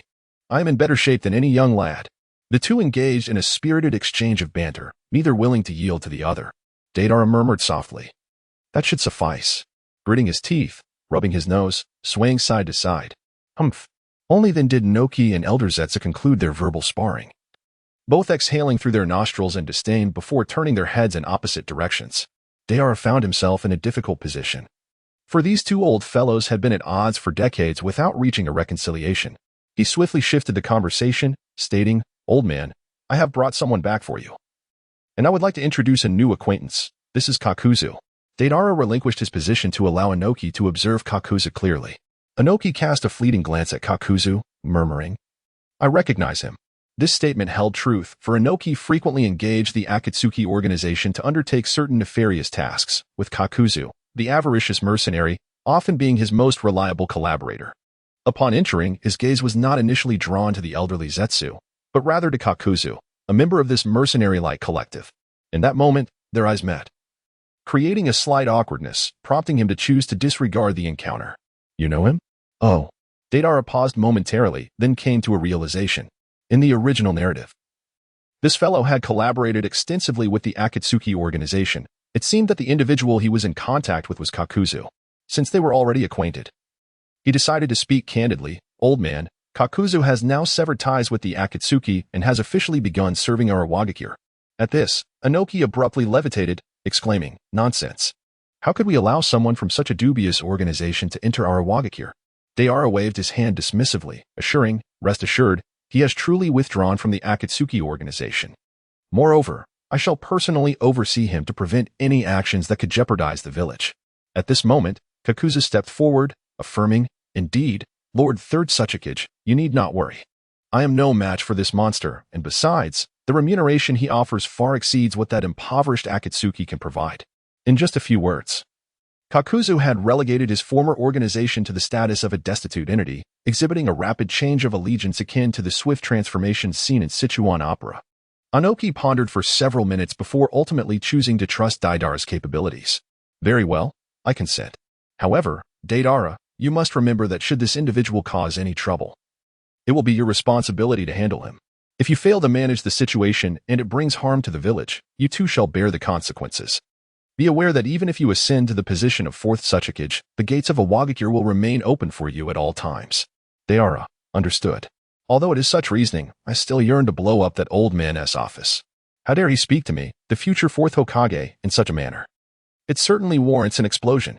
After agreeing to allow Kakuzu to join the Wagakure, Deidara and his companions departed from the Tsuchikage's office. The old man returned to his home, which he had not visited in decades, while Kakuzu headed straight for the city of Keiseki, where the new headquarters of the Earth Countries Merchant Association is located. He was eager to claim the assets of a Wagakure's ryuka. Meanwhile, Deidara and Kuratsuchi remained at the spot, exchanging glances. "So, where shall we go, Deidara-san?" Kuratsuchi inquired, tilting her head. At that moment, she could not think of a destination, yet she felt reluctant to let Deidara off the hook so easily. A few errant strands of hair sprouted from Deidara's head, reflecting his evident frustration. "I don't understand," he lamented. It's broad daylight. Perhaps I should just return to sleep. Meanwhile, Kuratsuchi furrowed her brow and approached, delivering a swift kick to Deidara's calf. No. Hurry and take me out to have some fun. Deidara winced in pain, clutching his calf and hopping in place, exclaiming, how infuriating. You kick me, and I can't even fathom where to go. Heitu suddenly had a glint in her eye and, with a mischievous smile, remarked, I've got it. It's been quite a while since we indulged in that, hasn't it? Just so happens I've discovered a hidden place where we can. Daida's expression turned awkward. Isn't that a bit much? I have only just returned and have yet to fully regain my strength. Heitu, dissatisfied, pouted. No way. You haven't spent time with me in ages. After a moment of hesitation, Deidara ultimately did not refuse Heitu. All right then, but just twice. Any more than that would be unbearable. Fine, twice it is. Heitu replied with a hearty affirmation, patting his non-existent chest. The two then hurriedly made their way to the small grove. After approximately an hour, they lay on the grass, breathless. Heitu, how about it? Am I strong enough? Indeed. You're incredibly strong, brother. You nearly exhausted me. Deidara stood up and wiped the sweat from his brow, then remarked, training can be quite addictive, can't it? We'll conclude our session for today. Your martial skills are nearly on par with mine. If I were to refrain from using explosive release, perhaps I would not stand a chance against you. Is that not so? I sense you have barely exerted yourself. Shall we engage once more? Kuratsuchi, still craving more, expressed her eagerness. Deidara suddenly felt his legs weaken, shaking his head vigorously. No way, if I continue, my muscles will melt away. How can one be so fragile, so petty? Heitu, dissatisfied, walked over and kicked Deidara's calf once more, tossing her hair back. Hey, Heitu, I foolishly made a mistake. Don't be angry. All right? Deidara limped after her. In the ninja world, within a dark underground chamber, a man with a pallid complexion, adorned with nearly 100 eyes embedded in his body, was submerged in a murky green solution. As the liquid was absorbed into his being, the man emitted a shrill scream of agony. After an indeterminate time, he regained consciousness. The once green solution had transformed into a thick, blood-red pool. Simultaneously, the numerous eyes on his body opened in unison, glowing crimson, blinking incessantly, their pupils restlessly shifting. The man emerged from the blood pool, his consciousness somewhat muddled, as if he had just transitioned from a pure land to the realm of the living. Who am I? He murmured, extending his hands, his memories fragmented and disordered. Having forgotten most of his past, retaining only the most rudimentary knowledge. By Mugue, you have awakened. A voice, slightly aged, resonated from behind him. The man quickly turned to see a vast underground hall, with a grand stone throne standing in the center. Upon the throne sat an elder, exuding an aura of malevolence. Seemingly possessing even more eyes, the dense power of sight almost palpable, overwhelming him with trepidation. By Mugue, is that my name? He asked, struggling to suppress his fear. The elder on the throne replied indifferently, it is the name I have bestowed upon you. Your previous identity is of no consequence now, for from this moment forth, you are a being devoid of both past and future. The man instinctively wished to resist such declarations, but as the elder's words fell, he unleashed a tremendous force of sight to brainwash him. Minutes later, the brilliance in the man's eyes faded, and the myriad eyes settled, no longer quivering. Yes, my lord. Bai Mugue is forever willing to offer his life for you. Excellent. The elder nodded in satisfaction. The experiment had been remarkably successful after 3 years. He had finally created a second Bai Mu Yen Chong. This was a momentous achievement. Immediately, the elder made eye contact with the man, transmitting a portion of memories to him. You shall lead the assault on Awagakure, and afterwards, join me in reclaiming Konoha. This will also serve as a test for you. The second of the Bai Mu Yen Chong. Experiments are meant to validate through practice whether they are feasible. As you embark on your first mission, I particularly allow you to take 10 Mu Yen Chongs and 20 Mu Yen Chongs along, but you may only bring 10 of the latter. That will be more than sufficient, my lord. I will spare no effort in fulfilling the task. Very well, go forth, the elder proclaimed, picking up a dagger and forcefully stabbing it into a piece of paper. The paper depicted a golden-haired youth with a high ponytail, his Sharingan gleaming with a radiant red light. Bai Mugue gazed intently at the golden-haired boy on the paper before stepping back. Chapter 97, The Path to Scientific Advancement in Awagakure. As night waned, the sky turned a deep azure. It was 4:30 in the morning in Awagakure. Early in the morning, Deidara was roused from his slumber by Heitu, who informed him that it was time to retrieve the Tsuchikage ceremonial robe. It was only then that Deidara remembered that today marked the succession ceremony of the Tsuchikage. What a nuisance. What a wretched Tsuchikage. Why must I personally attend the succession ceremony? Deidara grumbled in a half-awake state. Hurry up. Karatsuchi exclaimed as she abruptly yanked the covers off Deidara. He mumbled incoherently, fumbling to pull the blanket back over himself. A symbol appeared on Karatsuchi's forehead as she leapt onto Deidara's waist, pinching him firmly through the covers. In an instant, the still dreaming Deidara was jolted awake. A suffocating sensation akin to being constricted by a python made his face flush crimson. Damn it, Karatsuchi. Get off me, or I swear I'll burst. Not a chance. You want to get out of bed unless you call me sister, Karatsuchi said, sitting resolutely atop him with a mischievous grin. Dream on. Deidara erupted with an intense desire for survival, desperately extricating a hand, which he then deftly slipped into the fabric of Karatsuchi's attire, teasingly scratching at the soft flesh around her waist. Ha ha ha, what a playful encounter. Karatsuchi, unperturbed by the tickling, was swiftly overwhelmed in just a few moments. Deidara finally regained his breath, hastily sitting up. After taking just a couple of gasps, he caught sight of Karatsuchi blushing as she stared at him. What are you looking at, you deadpan beauty? Humph. Perverted creep. Karatsuchi exclaimed, kicking Deidara squarely in the face, feeling both embarrassed and enraged. Deidara grasped her ankle from behind and said, Wait a moment, I have an unusual request. What? Karatsuchi inquired, perplexed. Could you please remove your shoes before stepping on my face? It's rather painful when you do so with shoes on, and the experience lacks intensity. Half an hour later, in the weaving town, Deidara, with a shoe print on his face, and Karatsuchi, humming a mind-numbing tune, arrived. The door of the Crafty Hands shop was slightly ajar, with a faint light seeping through. Granny, I've come to pick up the clothes. Karatsuchi cheerfully announced as she bounded forward to push open the door. Inside, the Crafty Hands granny was seated at her sewing machine, pulling at the fabric, her legs moving with such speed that they seemed to blur. Even a seasoned ninja using body flicker technique would struggle to match her pace. Ah, young lady. You're here. The Crafty Hands granny turned her head to look at Karatsuchi, revealing a toothless grin. Karatsuchi gasped in surprise, taking a couple of steps back. For the granny's current appearance was truly alarming. Her eyes were dark like a panda's, and her face was gaunt, resembling that of a zombie. Eek. Karatsuchi nearly kicked out in fright but quickly realized that the zombie-like figure before her was indeed the owner of the Crafty Hands shop. It's you, Granny. What has happened to make you look so dreadful? Karatsuchi asked with concern. The Crafty Hands granny tremulously extended 2 fingers. Karatsuchi grasped her hand, saying, Granny. Even in this state, why are you still gesturing?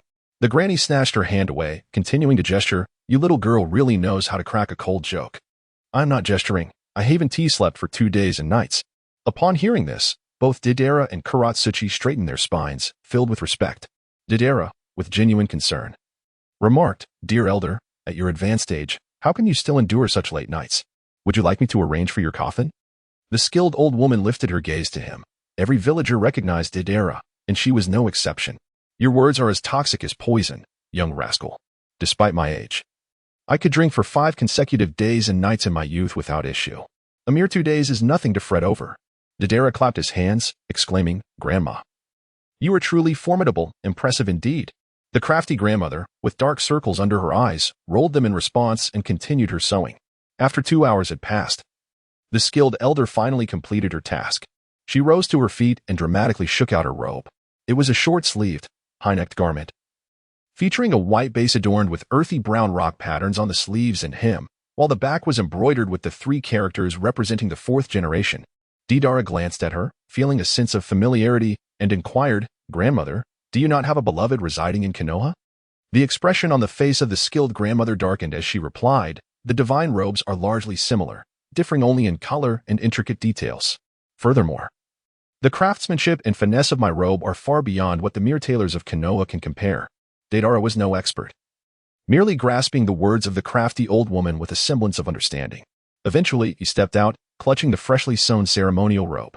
The time was approximately 7 o'clock. And by this hour, many villagers of Awagakure had already risen. The streets were adorned with colorful banners and similar decorations, while drones continuously soared overhead, casting holographic projections of Deidara's likeness along with various well-wishing phrases that played on a loop. Today marked the succession ceremony of the 4th Tsuchikage. Even at dawn, the atmosphere was thick with anticipation, filled with the lively chatter of the populace. Concurrently, a multitude of visitors from other villages arrived at the village gates, having come expressly to witness the event. Upon entering Awagakure, they felt as though they had transitioned from a primitive existence into a modern society. Everywhere, They encountered advanced technological marvels. The villagers glided on magnetic levitation transport devices, while service robots lined the streets, readily available to provide directions. The air was astonishingly pure. Far exceeding their expectations of a dusty village, it was even more refreshing than that of the land of fire. Thanks to an environmental circulation purification system that had cleansed the entire village's atmosphere, allowing for a comfortable temperature adjustment, countless sights previously unseen by these outsiders opened their eyes to the wonders of Awagakure, their curiosity and admiration reaching a zenith to the point where they nearly forgot the purpose of their visit, the Tsuchikage succession ceremony. What a prosperous village this was! Even the once great Konohagakure could scarcely compare to Awagakure, not even by a finger's breadth. Isn't that an exaggeration? Have you ever seen flying metal contraptions like those in Konoha? I wish I could take one home. They're simply stunning. Haha. You might want to think twice. Just yesterday, someone tried that and was soundly beaten by one of those flying machines. A distinguished nin was utterly powerless against it in broad daylight. Quite brutal. Is it truly that terrifying? Indeed, it is. Several outsiders whispered among themselves, unable to resist looking up at the ominous flying machines. The sky was filled with dispatched security robots, the very metal contraptions they spoke of. This deployment was necessitated by the overwhelming demands on the security team, resulting in the rapid production of a batch of robots crafted from the essence of ninjutsu scrolls, enhanced with various metal components to bolster their combat capabilities and maintain levitation. Their official designation was IWA guards. These IWA guards were equipped with weapon systems capable of remote machine gun fire and long-range electromagnetic cannon strikes. In close combat, they embodied the quintessence of Awagakure's various martial arts styles. Even a typical Nin would find themselves at a disadvantage within 5 minutes of engagement. The emergence of such diverse robotic entities placed considerable pressure on the ninjas of Awagakure. In truth, the village was on the brink of transformation. The Ninja Academy was now primarily teaching a new curriculum provided by Deidara's clones, preparing to embrace a scientific approach. After all, the essence of a ninja's training could theoretically be produced at the press of a button once the AI knowledge transmission pods were developed. Coupled with Orochimaru's still theoretical Hashirama cell gene enhancement serum, the creation of Nin or even Kaga-level warriors would become a trivial matter. At times, I find myself in awe of the power of technology. It is no wonder that in the future, Kawaki would proclaim that the era of ninjas has passed. For in the face of overwhelming force, traditional ninjas indeed seem inadequate. Deidara stood atop the Tsuchikage building, gazing down upon the entirety of Awagakure with a sense of awe. Kuratsuchi, beside him, inquired with curiosity, "Who is Kawaki?" Deidara remarked nonchalantly, "A rather inconsequential zealot is about to commence the succession ceremony. Let us descend and make our preparations." Chapter 98, The Fourth Tsuchikage. At precisely 10 o'clock, the ceremony for the succession of the Tsuchikage commenced officially. Deidara, clad in the standard ninja attire of the Awagakure village and adorned with a jounin vest, draped an imposing Tsuchikage ceremonial robe over his shoulders. Flanking him were the valiant Kuratsuchi and the increasingly formidable Akatsuchi, who bore 2 heavy battle axes. Together, they formed a protective escort for Deidara. With his head slightly bowed, Deidara ascended the steps, making his way toward the pinnacle of the Tsuchikage building. "Forever with my sister! Forever with my sister!" The raucous cheers erupted even before he reached the summit. Upon hearing the thunderous calls, Kuratsuchi playfully nudged Deidara with her elbow, chuckling softly, "Brother Deidara, it seems you are quite the crowd favorite." As Deidara's powerful frame trembled, an air of regality emanated from him. "After all, I am the most handsome Tsuchikage in history. It is only natural to receive such acclaim, though I find it somewhat lacking." "How arrogant!" Kuratsuchi made a face in response. Upon reaching the uppermost level, Inoki was already standing upon the maglev platform. Hearing the sound of the door opening behind him, Inoki turned to glance back, his gaze revealing a sense of satisfaction. With a barely perceptible smile tugging at the corner of his mouth, Deidara strode confidently onto the platform, positioning himself beside Inoki.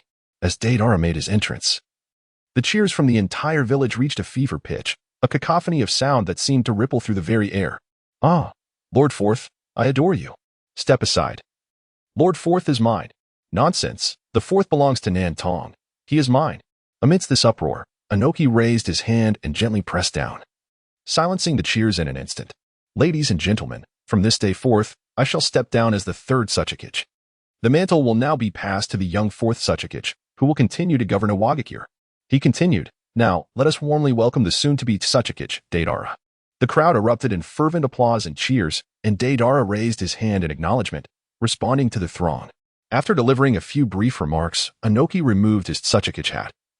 A symbol he had worn for decades, now finally passed down to a worthy successor.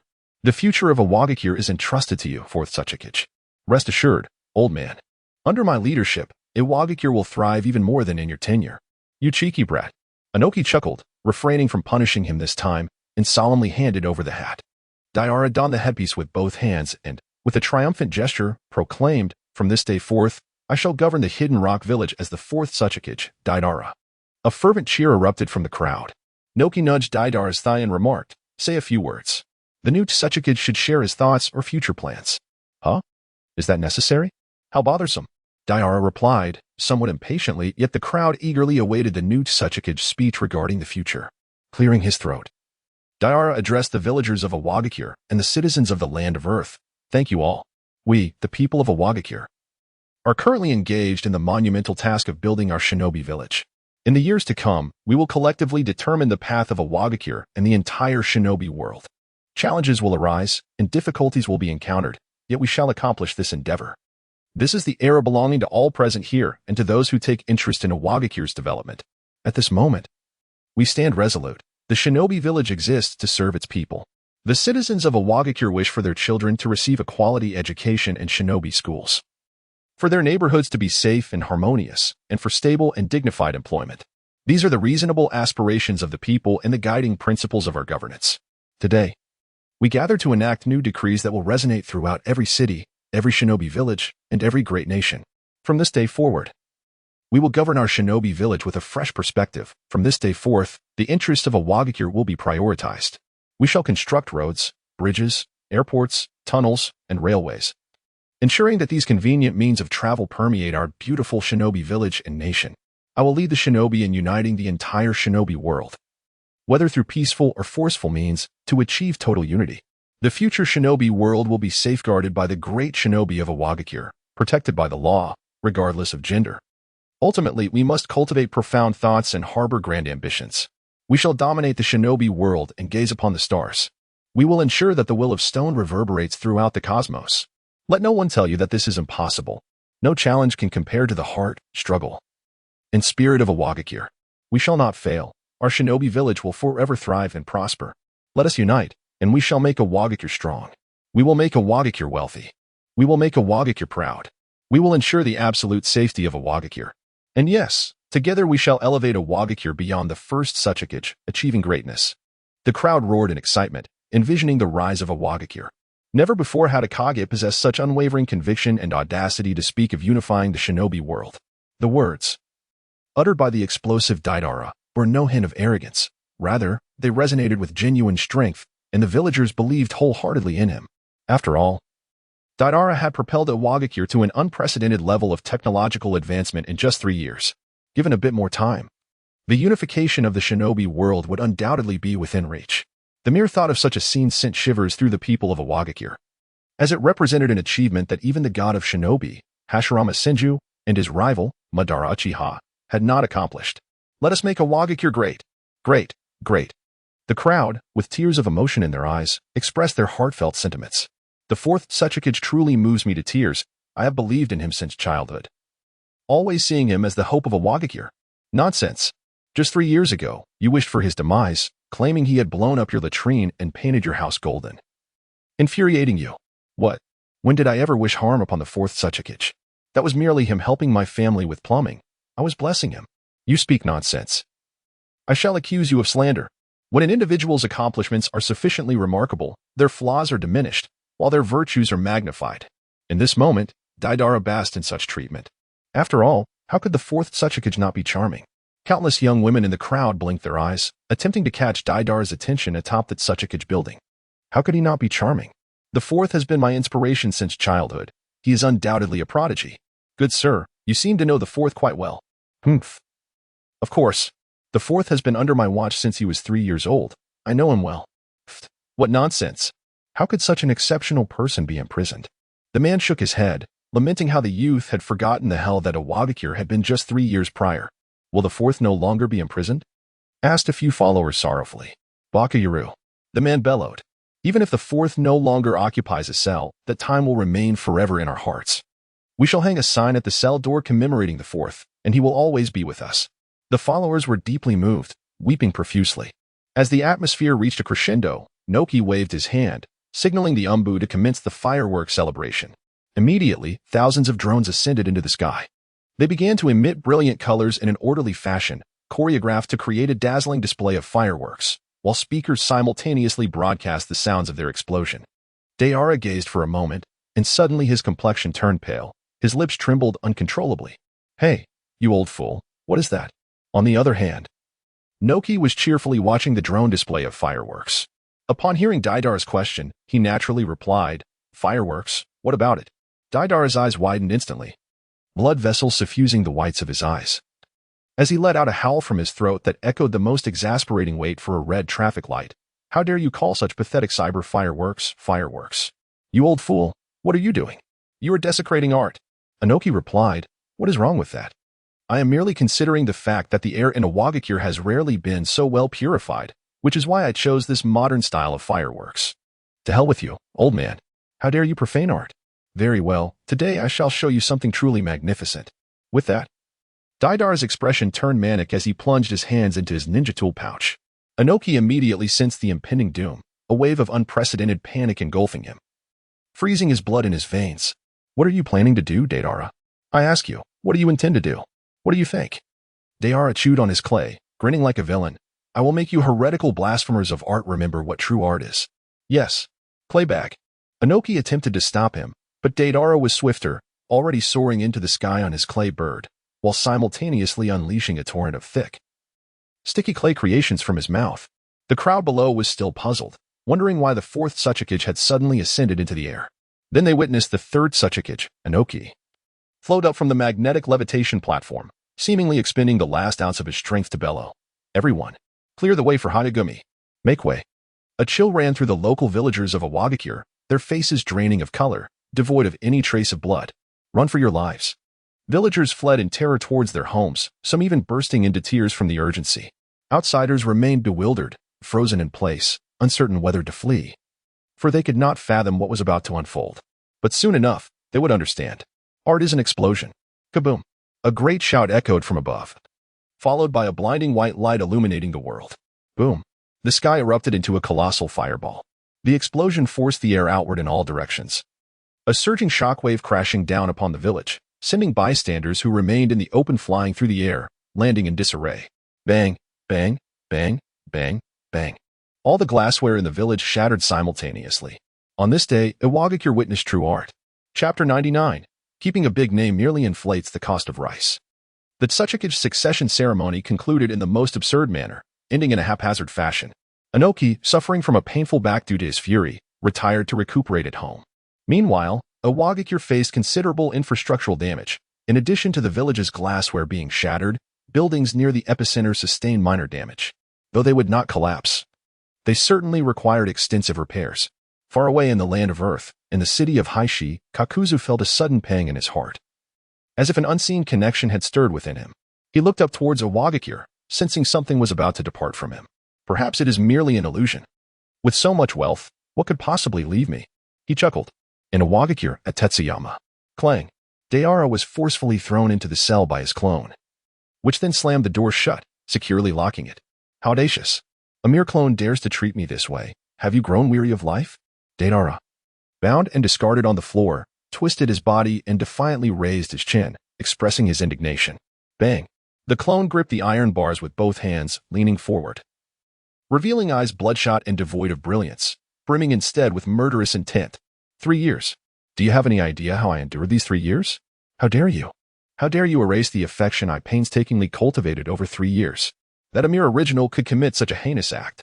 Recalling the diligent efforts of those 3 years, the clone could not help but shed tears.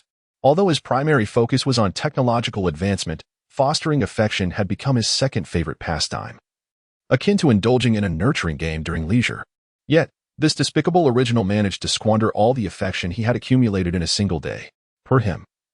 Engrossed in research, unaware of the turmoil outside, the moment he stepped out, villagers would shy away from him, and if he approached, they would collapse in despair, crying out in terror for him to stay away. Huh? Who cares about them? Those wretches who desecrate art deserve to experience the true essence of it. The mere thought of Deidara evokes a sense of irritation. The abhorrent cyber fireworks, a manifestation of utter inhumanity, are inexplicably relished by those who observe them. How could they possibly compare to the exquisite beauty of his explosive artistry? The shadow clone, somewhat exasperated, remarked disdainfully, "In any case, you, with your mind consumed by bomb cells, ought to reflect upon your actions here. It is truly remarkable that, having just ascended to the position of Tsuchikage, your first act is to find yourself imprisoned. You certainly have a knack for it." The clone, muttering in frustration, donned the Tsuchikage ceremonial robe and hat before departing. Cursed be the original body, forcing him, a scientific clone, to engage in politics. Fortunately, the clone had the ability to create further clones, alleviating some of the burdens. However, the accumulated fatigue would ultimately converge back upon the original body, serving as a form of retribution. Just as the clone of the fourth Hokage departed. The prison warden arrived, accompanied by a throng of guards, their eyes sparkling with admiration as if they had encountered a revered idol. Deidara fell silent, his gaze dark and foreboding as he looked at them. "When I entered just now, I seem to have spotted a sign indicating that this is the exclusive cell of the fourth Hokage, is it not?" The prison chief nodded vigorously, akin to a chick pecking at gray. Indeed. Lord Fourth, you may not be aware, but ever since we learned that this cell was once occupied by you, our performance has skyrocketed. Everyone wishes to experience the very cell where the fourth Hokage resided. Unfortunately, fortune has not favored them, as you have arrived. Ha ha ha. Deidara felt an impulse to strike someone. Thankfully, he restrained himself and inquired further. "This doesn't add up. After I've wreaked havoc upon these rascals, why would they still desire to sit in the cell I once occupied? Logically, these villagers should be eager to thrash me instead." The prison chief gave a sheepish smile. "Lord Fourth, you jest. Where in this world is there a shortage of masochists?" The implication sent an even greater chill down Deidara's spine. Deidara waved his hand dismissively, exclaiming, "Get lost. I do not wish to see you. Otherwise, I might be compelled to blow you and your prison to smithereens." The warden, nodding and bowing, responded, "Very well. We shall not disturb you any longer." With that, the warden gathered a group of guards to pose for a photograph with the fourth Hokage at the iron-barred gate. Once the picture was taken, they hastily fled, scattering like birds and beasts. Deidara, in the Land of Fire, within the Hokage's office. Tsunade occupies the central position on the sofa, flanked by the two resilient elders, Tinari Koharu and Mito Gaiden. Opposite them sits the daimyo of the Land of Fire. I believe I have articulated my stance on the military budget for the upcoming quarter quite clearly. What is the problem with a 50 reduction? Creak. Tsunade clenches her fists, overwhelmed with the urge to strike. A 50 cut is excessively harsh. Konohagakure has already suffered greatly and has yet to recover. Further cuts to the military budget would keep the village languishing at the bottom among the 5 great shinobi villages. How can we ensure the safety of the Land of Fire under such circumstances? Snap. The daimyo fans himself, concealing a sardonic smile behind the folds of his fan. The 5th Hokage is jesting. We are in an era of peace. War is not on the horizon. Thus, my decision to reduce military expenditures is wholly reasonable. Why do you take such offense? Have you perhaps developed ulterior motives? As he concludes, the daimyo's eyes betray a palpable wariness. The fates of the daimyos of the water and earth countries loom large in his mind, leaving no room for complacency. Seizing the moment of Konohagakure's vulnerability, he relentlessly pursues budget cuts to stifle the village's recovery while simultaneously expanding the ranks of the 12 guardian ninja, hiring numerous rogue ninjas to bolster their numbers to 108. At this moment, the 108 guardians stand vigil outside, poised to act at the slightest disturbance. Tsunade feels utterly powerless. Her lineage has always been honorable, yet the misdeeds of other villages have unjustly brought calamity upon Konohagakure. Your Excellency, the loyalty of Konohagakure to you is as evident as the heavens. The current state of the ninja world is fraught with turmoil. If the military budget is not increased promptly, we will lack the necessary forces to defend against potential invasions from Iwagakure or other villages. I implore you to reconsider and grant us an increase in funding. Tsunade rises and bows deeply. The daimyo remains unmoved, snapping his fan shut with a resounding clap. Rising with a disdainful huff, "Since I have made this decision, I will not retract it. Accept this reality. Your Excellency, you cannot do this. You will come to regret it. Enough. I am the daimyo." Enraged, he sweeps out of the room, slamming the door behind him. Bang. The reception room falls silent. Tinari Koharu and Mito Gaiden exchange glances, nodding in mutual understanding, and the two elders prepare to strike back internally. Tsunade. Look at the failure of your leadership as Hokage. It is entirely your fault that the daimyo has slashed our military budget by 50. Indeed, we are profoundly disappointed in your performance. We now demand to send personnel to the Umbu to oversee your operations. This is not an intrusion into the Umbu's authority. Rather, it is to ensure that your every command is monitored and any missteps corrected. If we allow you to continue unchecked, we may find next year's budget reduced to a mere third. The two elders, exchanging heated words, swiftly conclude that they will place their operatives within the Umbu. Tsunade, feeling defeated, recognizes that Konohagakure is in a dire state, and during her tenure, she has failed to achieve any remarkable accomplishments, allowing the daimyo to repeatedly cut the budget. Consequently, her reputation has plummeted, rendering her one of the most unpopular Hokages in history. Swish. After Tinari Koharu and Mito Gaiden exit, Jiraiya materializes behind Tsunade. Sensing his presence, she does not turn but, feeling despondent, asks, Jiraiya, am I truly failing as the fifth Hokage? Not at all. You are doing well enough. Jiraiya places a reassuring hand on her shoulder, this time fortunate not to be sent flying. The current state of Konohagakure is abysmal, and perhaps only a figure as formidable as the first Hokage could navigate such a crisis. At the mention of the first Hokage, Tsunade's gaze darkens. In comparison to her grandfather, her abilities seem woefully inadequate. Safeguarding Konohagakure may indeed require his strength. Jiraiya, let us initiate that plan. Are you truly prepared for this? Jiraiya inquires gravely, aware of the brutal nature of human experimentation. Yet, with Konohagakure on the brink of collapse, extraordinary measures are indeed necessary for preservation. Even as an idealist, he must acquiesce to the harsh realities of their situation. Tsunade rises, her gaze resolute. Yes, I have made my decision. Furthermore, we must open the forbidden jutsu archives of my grandfather and select a group of loyal and reliable ninjas to train. We will establish a ninja research department to develop new techniques, all aimed at enhancing Konohagakure's combat capabilities. For this, the Jinchuriki of the Nine Tails must accelerate their growth. And I shall personally mentor them to forge the village's trump card. Very well, I shall lend you my support. Then, Jiraiya suddenly recalls something to accomplish all this. Funding will surely be. Tsunade's eyes glimmer with a hint of darkness. Jiraiya, two tigers cannot coexist on the same mountain. To achieve these objectives, absolute authority is essential. Is it not? Jiraiya is taken aback. Are you suggesting? Tsunade nods. Indeed. The daimyo is merely a figurehead. Keeping him will only burden us further. It would be far better for Konohagakure to take control of the Land of Fire, harnessing the collective strength of the nation to rejuvenate our village. Jiraiya's heart races. He initially intended to counsel Tsunade to remain calm. However, considering the dire state of Konohagakure, he cannot intervene as an idealist. His eyes begin to glow with determination. Tsunade, you should remain in Konohagakure and consolidate power entirely in your hands. I will handle matters with the daimyo. You cannot bear the weight of the entire village alone. Touched. Tsunade replies, Jiraiya. Jiraiya gazes deeply into her eyes. Tsunade. Chapter 100, The Plan for Iwagakure's Collapse.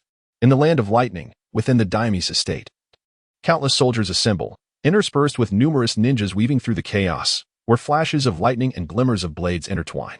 Clang. Clash. The clash of a katana against a kunai reverberates as the ninja's stamina wanes. This final strike he cannot withstand. Thud. A chakra-infused katana cleaves through the kunai, piercing the ninja from shoulder to abdomen, severing him in two. Ha! Die, you wretched traitor, Cloud Ninja. You fiend. You have slain our comrade. Lightning release. Thunderstrike. The Cloud Ninja Karai roars, forming hand seals before extending his right hand. A bolt of lightning erupts from his palm, instantly piercing the chest of the soldier, scorching his lifeless body. You scoundrel. You have killed our ally. One sword style. Iato slash. A junior officer within the daimyo's estate bellows, sheathing his blade before vanishing in a blur. In that fleeting moment, he appears behind Karai, slowly sheathing his sword, while Karai pauses momentarily, blood gushing from the cross-shaped wound on his body. You scoundrel. You have killed our comrade. Lightning release. Lightning, the battlefield descends into utter chaos.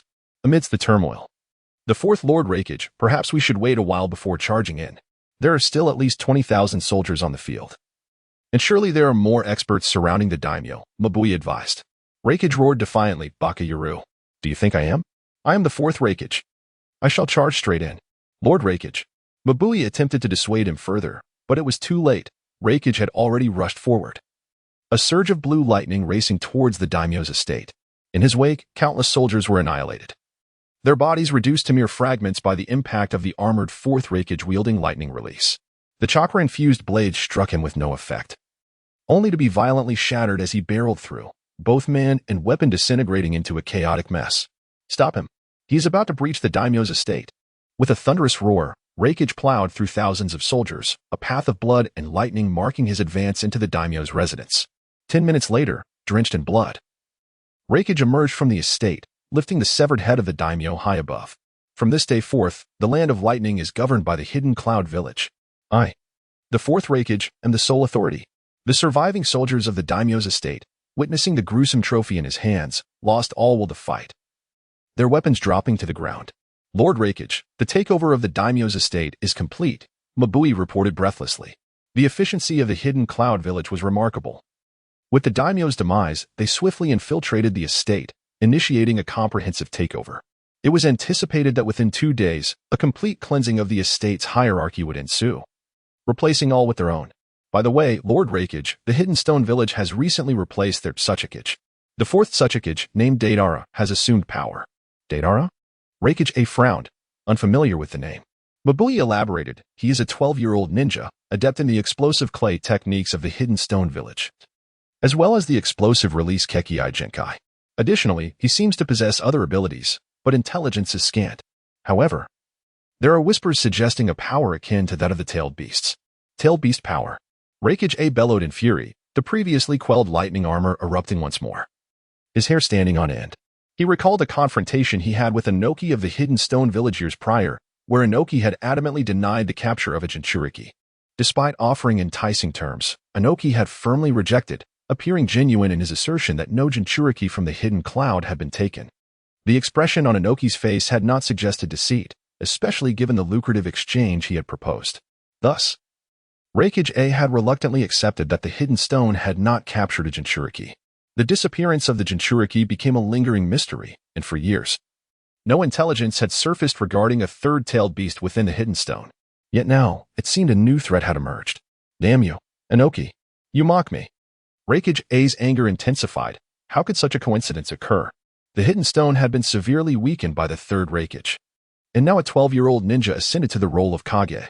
If Inoki was so confident, then this new Kage must possess formidable strength. However, the timing of the fourth Tsuchikage's rise was suspect, coinciding with the Jinchuriki's disappearance. Moreover, possessing a power similar to that of the tailed beast suggested that perhaps the Jinchuriki's power had been extracted. I swear to eliminate you, fourth Tsuchikage. Reikage roared. Mabui quickly interjected, Lord Reikage, remain calm. The hidden stone is not what it once was. Their technological prowess has become overwhelmingly powerful, far beyond the capabilities of ordinary ninjas. Upon hearing this, Reikage managed to regain some composure. Last year, was the alien technology discovered in that ruin deciphered? Mabui tucked her hair behind her ear and replied, Indeed. After preliminary analysis, we have identified the mechanical device as the Annihilation Cannon. The Annihilation Cannon? Reikage exclaimed, unfamiliar with the term. Mabui explained. It is a device akin to the technological capabilities of the Hidden Stone. But our technical department believes the power of the Annihilation Cannon far surpasses that of Hidden Stone technology. Excellent. Reikage felt invigorated, finally hearing a piece of good news. He immediately instructed the technical department to work overtime on the analysis, utilizing the wealth of the daimyo's treasury as funding, committing all resources to decipher everything within that ruin and propel the Hidden Cloud Village's power to new heights. Yes. Mabui promptly set off to relay the message. Outside the Hidden Stone Village, at a construction site, the growing strength of the ninja village had spurred economic development, and preparations for expansion were underway. Earth-style ninjas, experts in their field, manipulated the ground with a mere slap of their hands, forming vast plains that would become the future territory of the Hidden Stone Village. Just as the ninjas were busy with their tasks, a group of uninvited guests stormed into the construction site. Halt! Who goes there? A patrolling ninja immediately sensed something amiss and shouted to stop the intruders. In response, the intruders swiftly formed hand seals. Fire release, great fireball technique. A massive fireball, over 20 meters in diameter, hurtled towards the stationed Hidden Stone ninja. He hastily formed hand seals to create an earthen wall, shouting, enemy attack. Boom. The searing flames melted through the earthen wall, engulfing the Hidden Stone ninja. In a flash, the rock golem sentinels stationed around the site rushed to his aid, colliding with him and igniting in flames, turning into a molten mixture of lava and metal. Damn it. That almost burned me alive. What kind of great fireball has such power? The hidden stone ninja gasped in shock. From all directions, numerous hidden stone ninjas rushed in, surrounding the intruders. Who are you? An experienced jonin, Ranjikiyama, stepped forward to confront them. The intruders remained silent, but one stepped forward and murmured, I am the 10-meter eye bug, codenamed Ushi. Nice to meet you. Ranjikiyama was taken aback. What on earth was a 10-meter eye bug? Before he could inquire further, Ushi charged forward. The remaining intruders followed suit. Launching themselves at the hidden stone ninjas, and battle was imminent. Ranjikiyama formed hand seals, unleashing earth release, stone pillars in the direction Ushi was advancing, causing numerous sharp rocks to erupt from the ground like bamboo shoots. Most ninjas would struggle to react in time, as Ranjikiyama had often employed this tactic, leading enemies to charge headlong into a deadly trap. If struck, they would surely suffer grievous injuries. However, Ushi leaped effortlessly into the air, his reflexes suggesting he had anticipated Ranjikiyama's technique, dodging with uncanny precision. Bakana, impossible, Ranjikiyama exclaimed, astonished not only by the intruder's speed but also by the crimson hue of his eyes. Sharingan. The Uchiha clan was annihilated by Konoha, a fact well known throughout the ninja world. However, a more clandestine truth lingers. The elite shinobi of Awagakure are largely aware of surviving members of the Uchiha clan who have integrated into their ranks, though this information remains undisclosed. As for whether any Uchiha clan members have slipped through the cracks into the outside world, perhaps, but it is inconceivable that many would remain. Regardless, the immediate course of action is to eliminate one and leave a survivor for interrogation to unveil the truth. Yu of the Rock Blossom quickly made a decision, altering his hand seals before puffing up his cheeks and unleashing a torrent of earth chakra. This chakra transformed into swiftly flying rocks, which enlarged rapidly during their flight, resembling solid cannonballs as they were shot forth. Earth release, rock iron cannon technique. Mushi immediately formed seals and exhaled a ball of flame, followed by a flurry of shuriken thrown into the flames, which subsequently split the fire into a multitude of burning shuriken. Fire release, Phoenix Flower Jutsu. The kinetic energy of the shuriken, however, was inferior to that of the rock iron cannon, causing them to veer off course upon collision. Caught midair and unable to adjust his movements, Mushi was unexpectedly pierced through the body by the rock iron cannon, sustaining numerous bloody wounds as he plummeted to the ground. One down. Liu exhaled slightly, preparing to take on another adversary when an icy chill suddenly crept up his spine. A ninja blade cleaved towards him from behind with tremendous force and speed. Liu had no time to unleash a jutsu. He twisted his body to retreat, raising his left hand to block. With a sickening sound, his forearm was severed, exposing bone. How could this happen? The shock of his injury could not overshadow the astonishment in Liu's eyes as he turned to face his assailant, Mushi. The body that had just been pierced had already healed completely, as if it had never been harmed. Yet Liu was certain that the Mushi who had been slain moments ago was not merely a clone or a stand-in. Chapter 101. The Sharingan is Resurrection Coins. Mushi, having missed his strike, relentlessly swung his blade for another attack. With his guard up, Liu swiftly dodged, and even when faced with unavoidable strikes, he managed to deflect them with kunai. In contrast to Liu's agile evasions, Mushi appeared almost clumsy, or perhaps he simply did not care if he was injured. His entire fighting style was akin to that of a reckless terrorist, exchanging life for wounds, which sent a shiver of unease through Liu's heart. With a precise strike, Liu seized the opportunity to utilize the earth release, hardening technique, punching through Mushi's chest. The warm blood and unique texture of flesh informed him that he had indeed struck the real body. Did I succeed? Liu withdrew his hand, muscles twitching as he shook off the blood. Suddenly, Mushi's body on the ground began to waver, as if a dream were collapsing, ultimately vanishing without a trace. Liu sensed danger, feeling a cold breeze sweep in from behind, and could feel Mushi's fingers gripping the back of his head, sending a chill down his spine and raising goosebumps on his skin. Bang! The rock guards arrived just in time, their metallic arms deploying machine guns. After a barrage of gunfire, Mushi was reduced to a mass of shredded flesh, blood mist swirling in the air. Liu breathed a sigh of relief, turning to Mushi's corpse with a smile. Awagakure technology, kid. But before he could revel in his triumph, a flaming ninja blade sliced through from behind him. The nearby rock guards dashed forward, colliding with him, raising their arms to block. The flaming blade struck, leaving a molten gash in the arm of the rock guard. Seeing his comrade injured, Liu immediately formed seals and unleashed the rock iron cannon, smashing Mushi's head. As expected, Mushi's body once again became ethereal. Liu felt his sanity fraying. What manner of creature was this that could not be killed? Mushi reappeared not far away, ripping off his black cloak to reveal his well-built physique. No, you did indeed kill me, but I simply came back to life. Yu was taken aback. How could one possibly resurrect after death? His mouth fell shut as he beheld Mushi's bare torso, which was embedded with 6 Tomo Sharingan, spinning restlessly, sending chills down his spine. Clearly, there was an organization behind this man researching the Sharingan. The grotesque notion of embedding eyes into one's body was utterly unsettling. Liu scrutinized Mushi, noting that in addition to the 6 rotating Sharingan, there were 4 eye sockets that remained closed. What were those? Special eyes or just unimplanted Sharingan? Insufficient information necessitated further probing. Earth Release, Earth Spear Technique. A layer of darkness enveloped Liu, granting his body a defensive strength akin to that of the Steel Release Kekkei Genkai. Against such a reckless adversary willing to trade life for injury, one could never be too cautious. With his body hardened, Liu drew his ninja blade and charged forward. Fire Release, Phoenix Fire Technique. A volley of fireballs surged toward Liu, who swiftly swung his blade, cleaving the flaming projectiles into countless fragments of flickering light. Witnessing Liu's exquisite swordsmanship, Mushi felt a chill, should he be drawn close. He feared he might lose another eye. Lightning Release, Lightning Bolt Flow. A violent bolt of lightning tore through the air, hurtling towards Liu. Quick on his feet, Liu thrust his ninja blade into the ground, halting his advance, while leaning back to evade the lightning strike. He dared not withstand the attack with his hardened body. The Earth Spear technique was designed against physical attacks and offered little resistance against ninjutsu, especially against lightning techniques, which countered Earth Release. However, to think that he could thwart him with mid-range attacks was laughable. Liu deftly retrieved a small chain from his ninja tool pouch, flinging it towards Mushi, ensnaring his arm. With a swift tug, he pulled Mushi closer, positioning the blade's tip against Mushi's heart, forcing the latter to collide with it due to inertia. You bastard. You have quite the repertoire.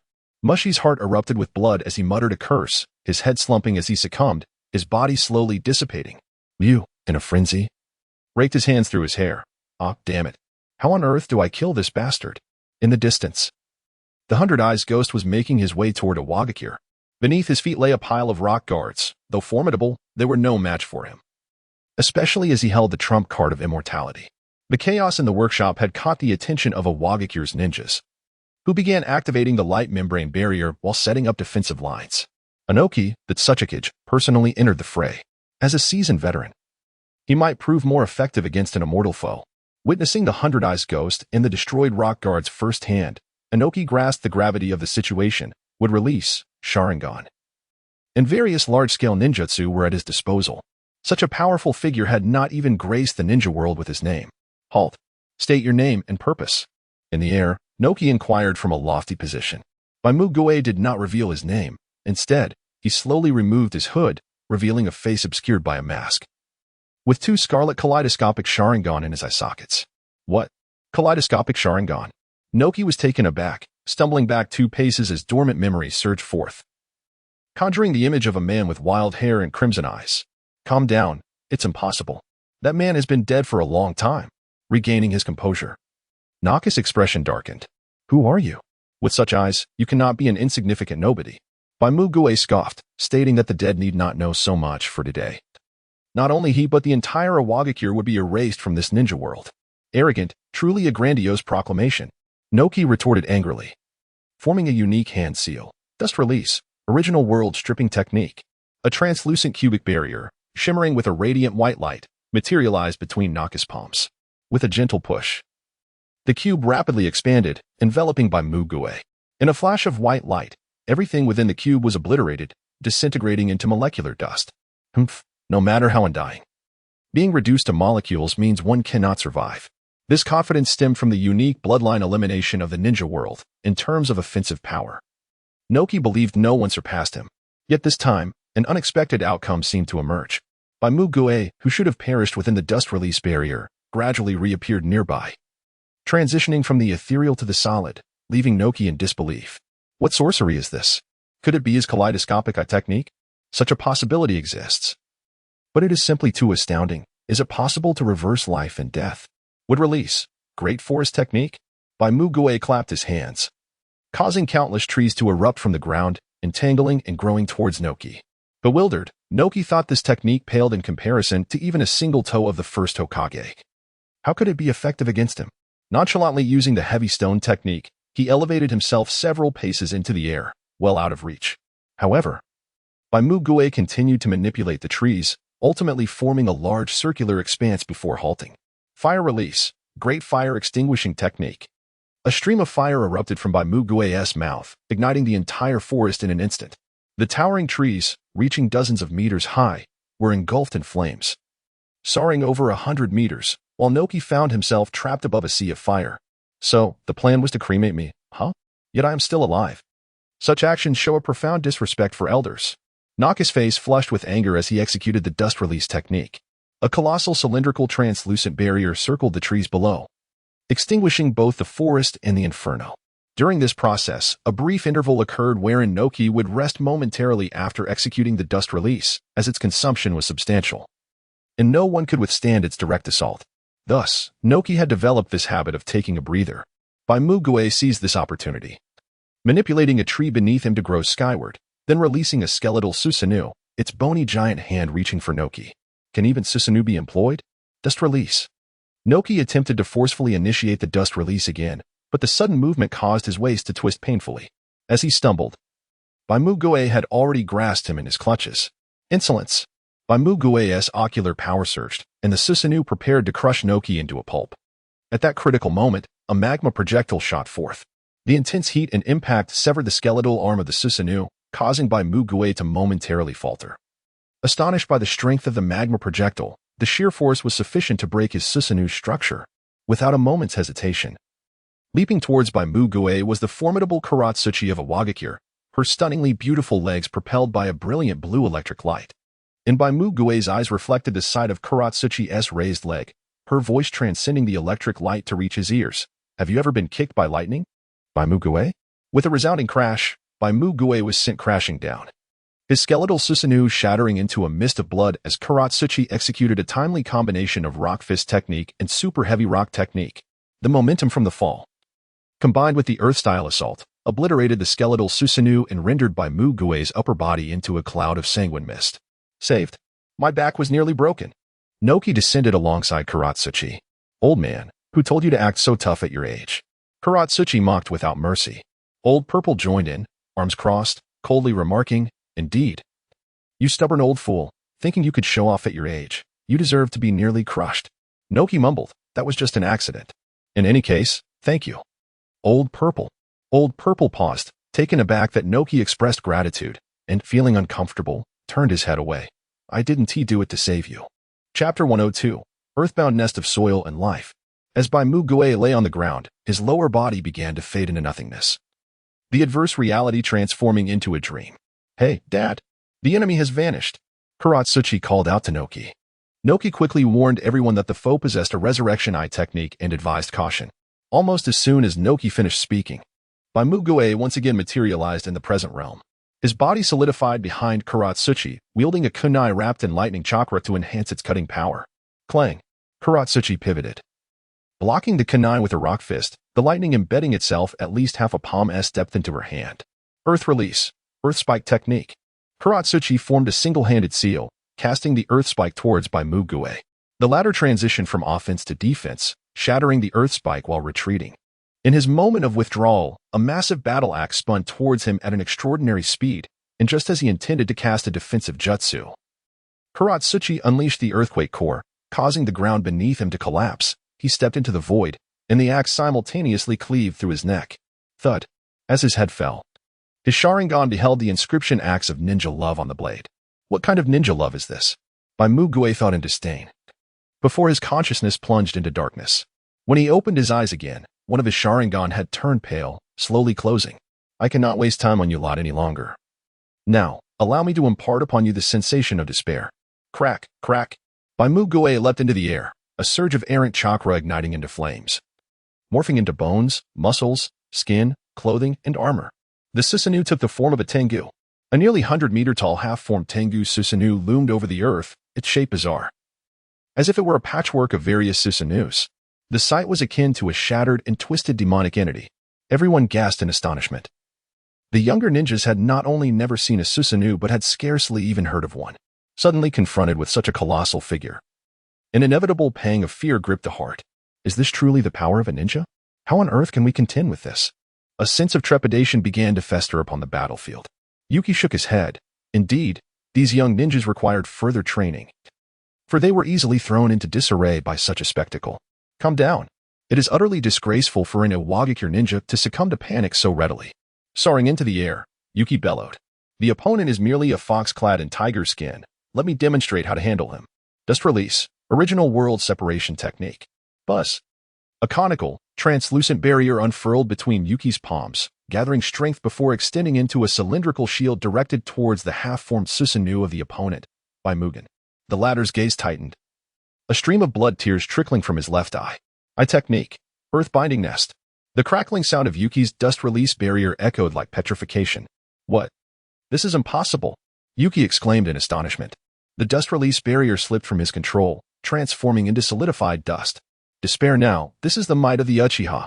By Mugen spread his arms wide, and the solidified dust writhed, morphing into 5 gigantic dust shurikens. With a swift motion, these colossal shurikens hurtled towards Yuki and his comrades. With an abundance of earth chakra at his disposal, he unleashed a massive earthen wall, a broad barrier that intercepted the dust shurikens.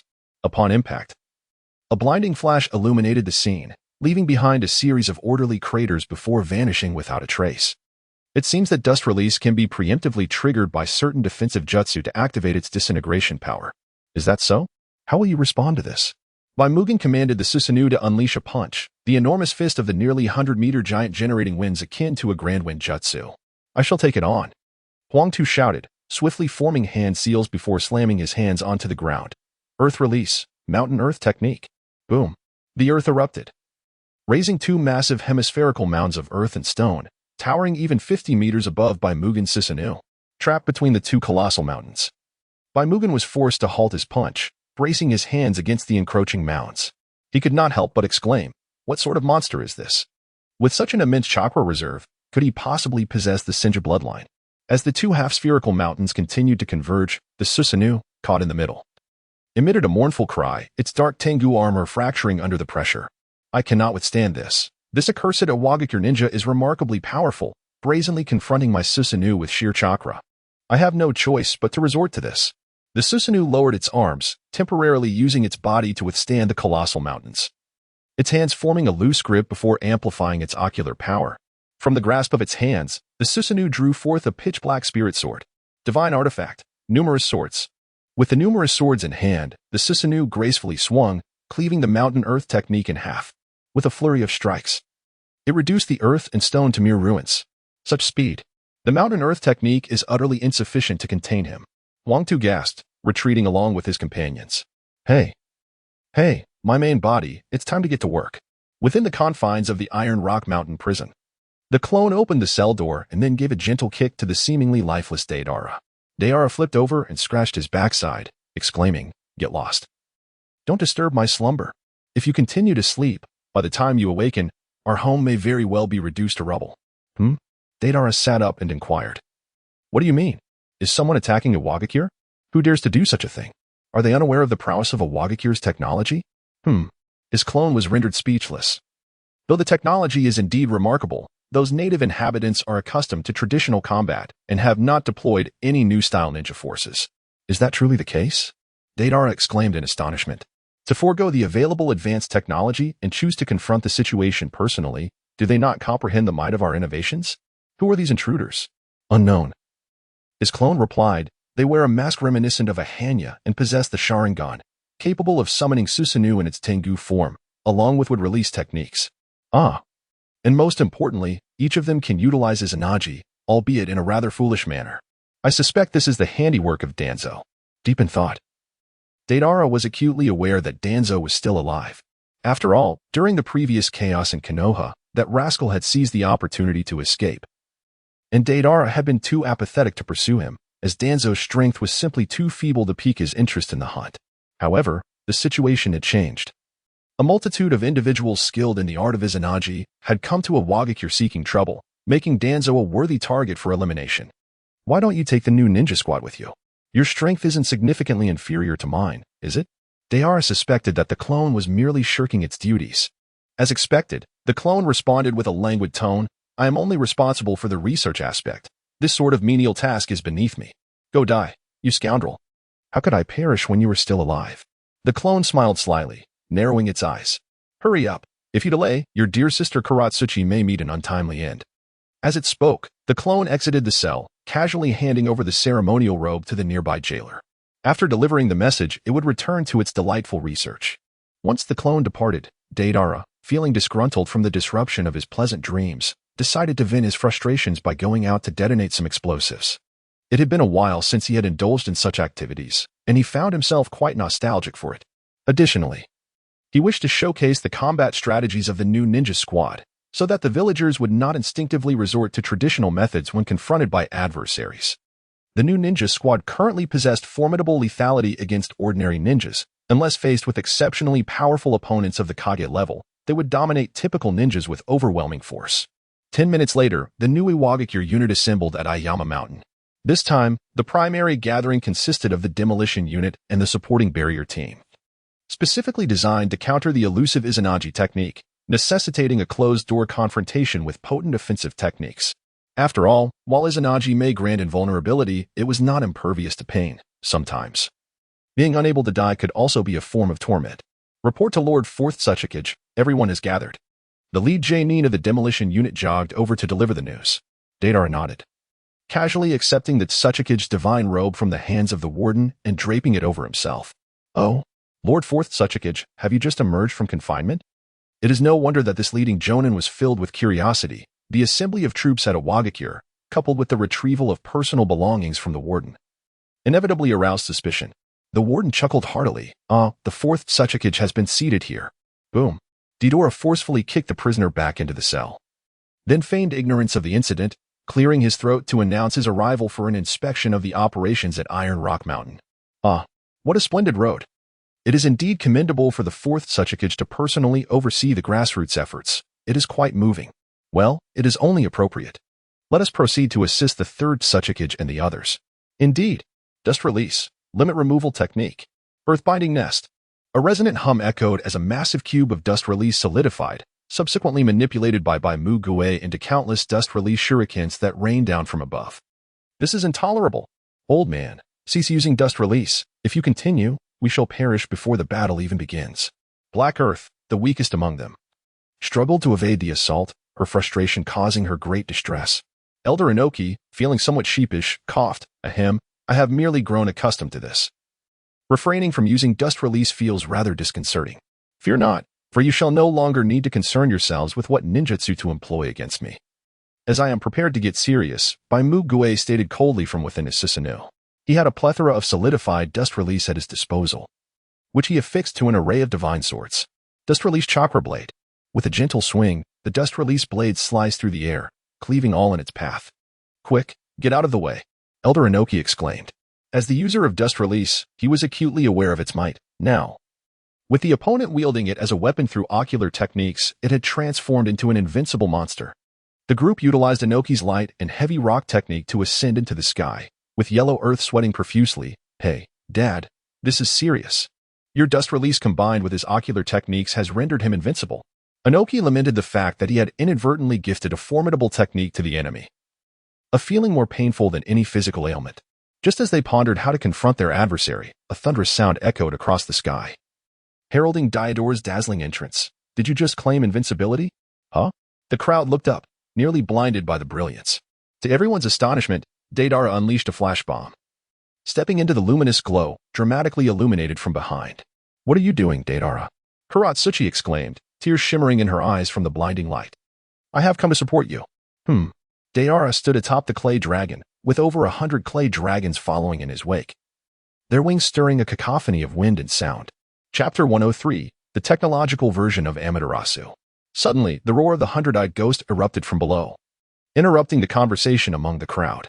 Deidara furrowed his brow as he observed. This fellow had the audacity to interject while he was speaking, rendering himself already dead. I shall end your life. The 100-eyed ghost barked fiercely. Deidara is his primary target. Failing to eliminate him would surely displease the leader upon his return to the organization. What are these insignificant creatures doing here, thinking that with Izanagi, I cannot subdue you? Humph! Deidara exclaimed in dissatisfaction, spitting disdainfully as he did so. The phlegm landed with a splat upon the Susanoo of Byakugo. While it inflicted no physical harm, the insult was profoundly felt. Byakugo's eyes nearly bulged out from beneath his mask. He He had never endured such humiliation in his life, and he was certain he had not experienced it before his amnesia. Yet now he felt its weight. This deeply provocative act of insult ignited a fury within him that left him trembling. "I will slay you. I will slay you." He roared to the heavens as his Susanoo tore open its abdomen, unleashing a barrage of shuriken. Deidara deftly cast a multitude of clay birds, their explosive power clashing with the swirling tomo. How audacious! Upon encountering me, the fourth Tsuchikage, not only did you refuse to surrender, but you also dared to strike against me. Prepare to face the consequences. Barrier Squad, seal off this area. Understood. The ninjas of the Barrier Squad swiftly dispersed, positioning themselves strategically before uniting in a series of hand seals. Ninjutsu, Diamond Domain. The sound akin to crystalline cracking resonated as a formidable circular wall ascended from all directions, enveloping Byakugan and the other enigmatic figures within a translucent barrier of diamond-like quality. Meanwhile, the other ninjas within the domain hastily evacuated. Byakugan, sensing the encroaching barrier closing in, felt a wave of unease. He unleashed a powerful strike from his Susanoo against the barrier, which quaked violently yet remained unbroken. What is happening? What does that Deidara intend by trapping me here? Byakugan was left perplexed. A voice echoed from above the barrier, belonging to Deidara, of course. It's time to shut the door and beat the dog. Speaking of the nemesis of Izanagi, it is normally Izanami. However, Deidara is not so benevolent. He opts for a pragmatic approach. Explosive Brigade. Release. With a whoosh, over 100 clay dragons soared above the barrier, as the ninjas of the Explosive Brigade removed their gloves, revealing 2 mouths on their palms. They had undergone modifications, acquiring additional mouths. Reaching into their waist pouches containing the Nano Factory ninja tools, they tore apart a substantial amount of explosive clay with their mouths to chew. Secret technique. Insect nest. Spider Sea. Countless clay spiders descended from the heavens, cascading like a white waterfall, scuttling towards the 100-eyed demon the moment they touched the ground. Upon contact, they detonated, generating a series of violent explosions within the barrier. The face of the 100-eyed demon darkened as fissures appeared in his Susanoo. In just a few minutes, the Susanoo would be obliterated. Once shattered, he would be annihilated by the explosions, and even if he were to resurrect, he would still be trapped within this barrier. After all, Izanagi is not a space-time ninjutsu and cannot designate a resurrection location. Do not think I will sit idly by. The 100-eyed demon rapidly formed hand seals, and heavy earthen walls rose around him, including above, creating a fortified stone chamber that isolated him from all sides. Earth release. Earthen flow anti-air wall. Deidara let out a derisive chuckle, proclaiming, "Oh, you think hiding like a turtle will suffice? Second Lieutenant, let him experience the taste of Amaterasu." Immediately, the leading jonin of the explosive unit sprang into action to prepare Amaterasu. As for the term Second Lieutenant, Deidara's peculiar vocabulary had become quite familiar to him. The fourth Tsuchikage often uttered such strange phrases. As long as the meaning was conveyed, it sufficed. After bombarding the Spider Sea for over 10 minutes, the assault came to a halt, leaving the earth flow air defense wall barely intact. Mugue was contemplating his next strategy when the explosion suddenly ceased. He mused. Have they given up, realizing their efforts are futile? They must be deliberating on how to eliminate me. Ha! How laughable. My means are abundant. Even if all else fails, I can resurrect endlessly. How could these naive IWA shinobi comprehend my might? They cannot fathom how 100 Sharingan and Izanagi could possibly succumb to their relentless onslaught. As he mulled over these thoughts, the air within the earth flow air defense wall grew suddenly heated. What is happening? It's getting rather warm, Mugue thought. Loosening his collar and shedding his hooded robe, yet to no avail, the temperature continued to rise. No, these scoundrels are utilizing fire release. Mugue was taken aback. He quickly unleashed his Susanoo, shattering the earth flow air defense wall as he broke free. Outside, he was met with a raging inferno, igniting his Susanoo the moment it emerged. The flames were fiercely adhesive, leaving him with no means of escape. Mugue writhed in agony as the flames clung to his skin, searing through flesh and muscle until they reached the bone, extinguishing him completely. In the fleeting moment before darkness enveloped him, a singular thought consumed his mind. What is this white fire release? Its properties bear an uncanny resemblance to a technique known as Amaterasu that lingers in the depths of my consciousness. With a whoosh, his body dissipated. Shortly thereafter, Mugue returned to reality, his form solidifying, only to find that the white flames had yet to extinguish. This cannot stand. I must extinguish these flames at once, or I will waste an excessive amount of water release. Great waterfall technique.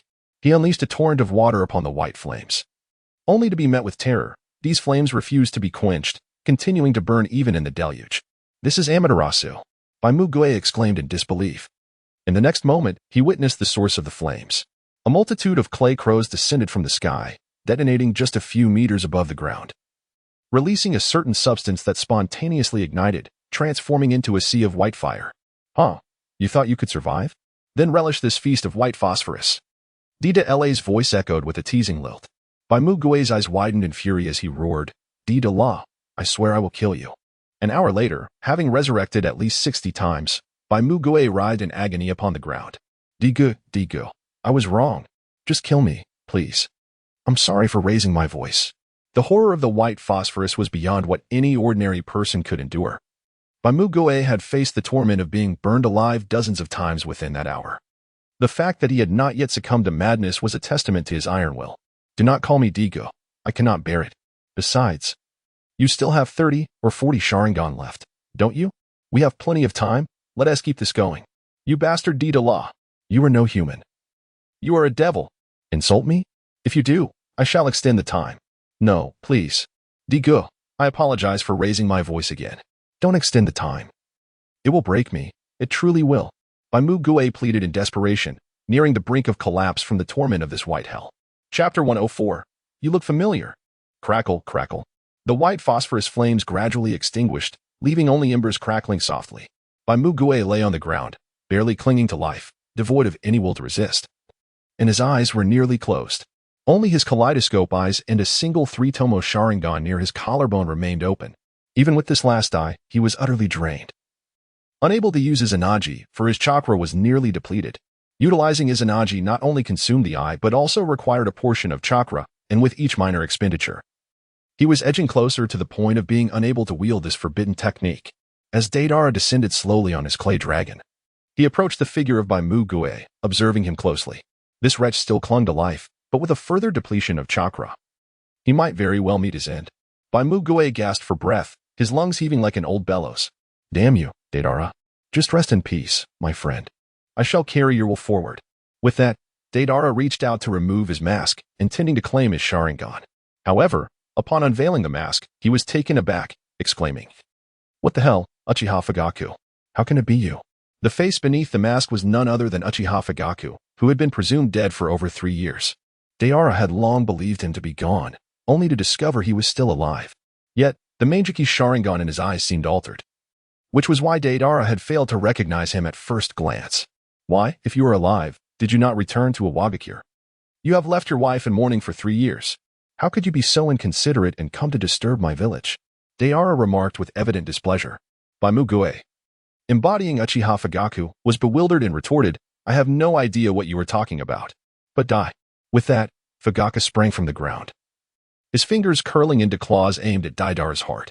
The latter, quick to react, shot out his arm to grasp Fugaku's claw, snapping it with a decisive motion. Though they were merely jesting, Deidara would not hold back when it came to life and death. "Ah, my hand!" Fugaku screamed, clutching his severed limb, while Deidara observed coldly, devoid of any sympathy. He even mused that if Fugaku were to utter, "Ah, my power of the king once more," it would be all the more perfect. Ignoring Fugaku's cries, Deidara inquired, "Fugaku, who sent you to destroy Iwagakure?" He speculated it might be Danzo, yet upon further contemplation, he realized the latter lacked the capability to mass-produce Sharingan.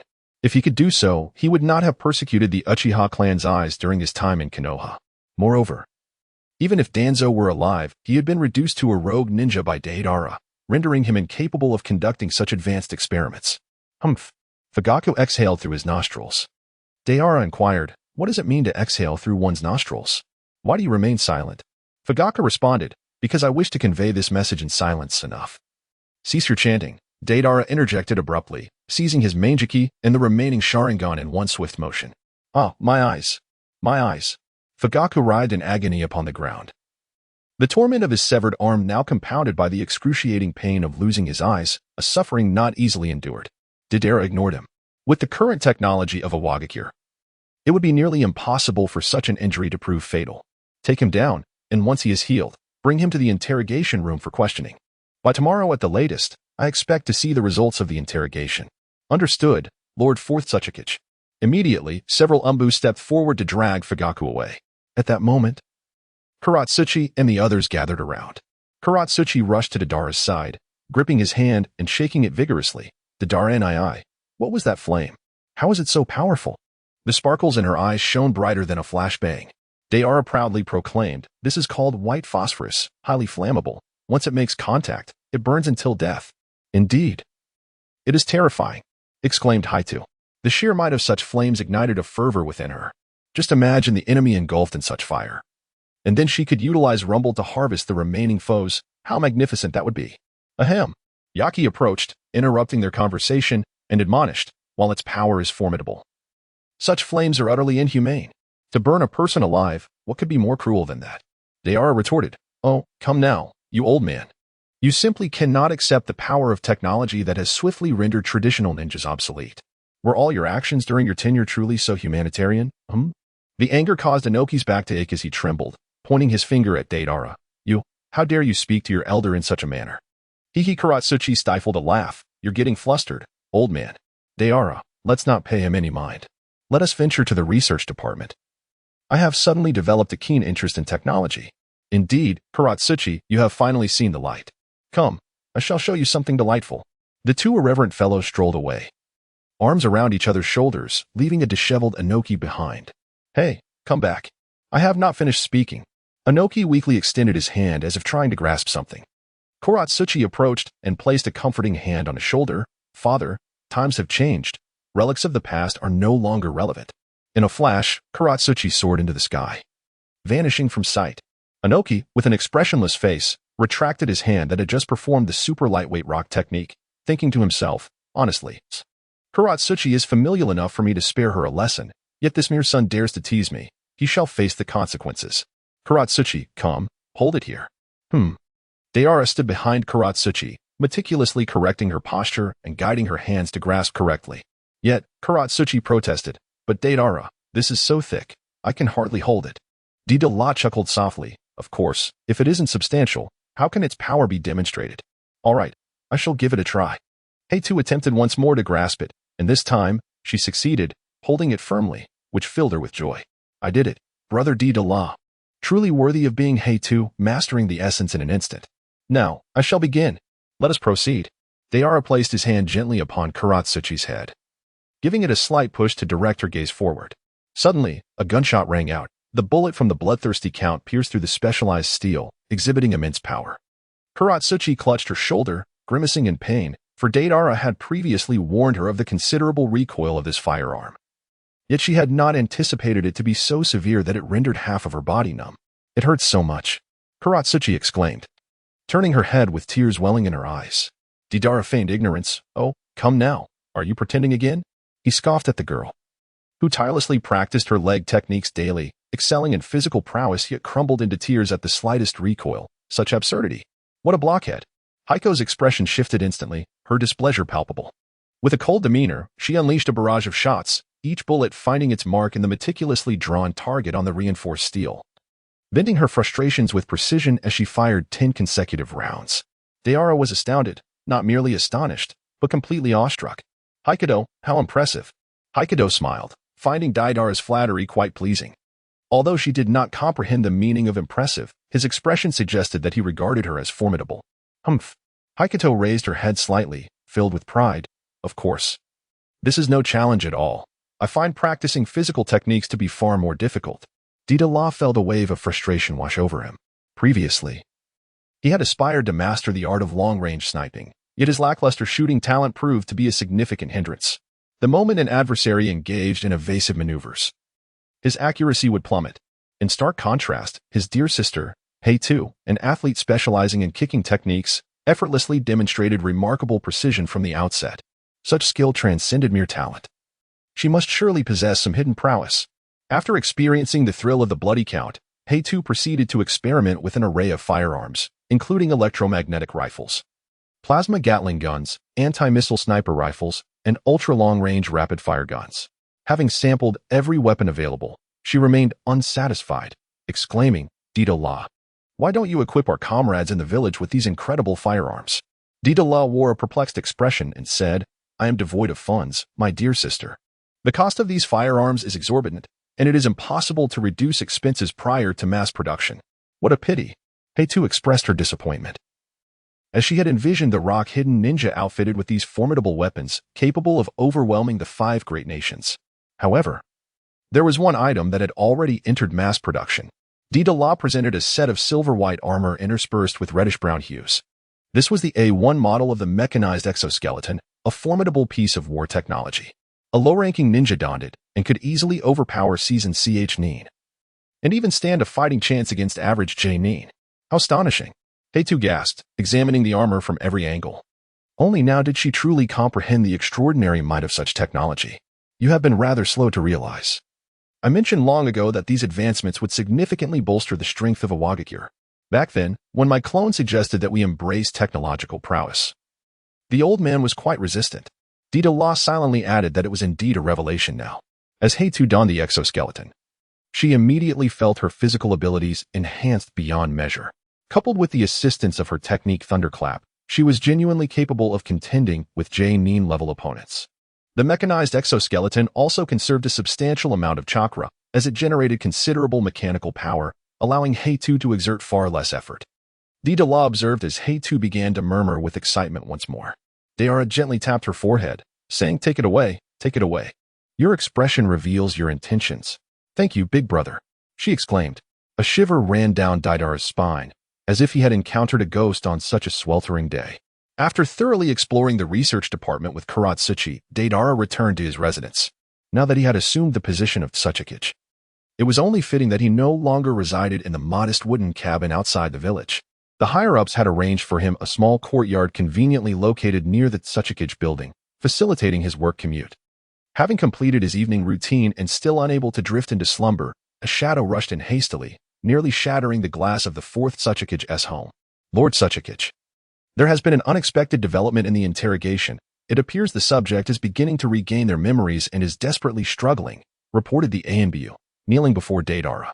As Deidara had just partially removed his trousers, he stood up impassively and pulled them back up. Couldn't Deidara take a moment to assess the situation before barging in? Did he truly have to interrupt the esteemed Tsuchikage during such a delicate moment? It seems this Umbu lacks ambition. Let us go. Show me the way, shall we?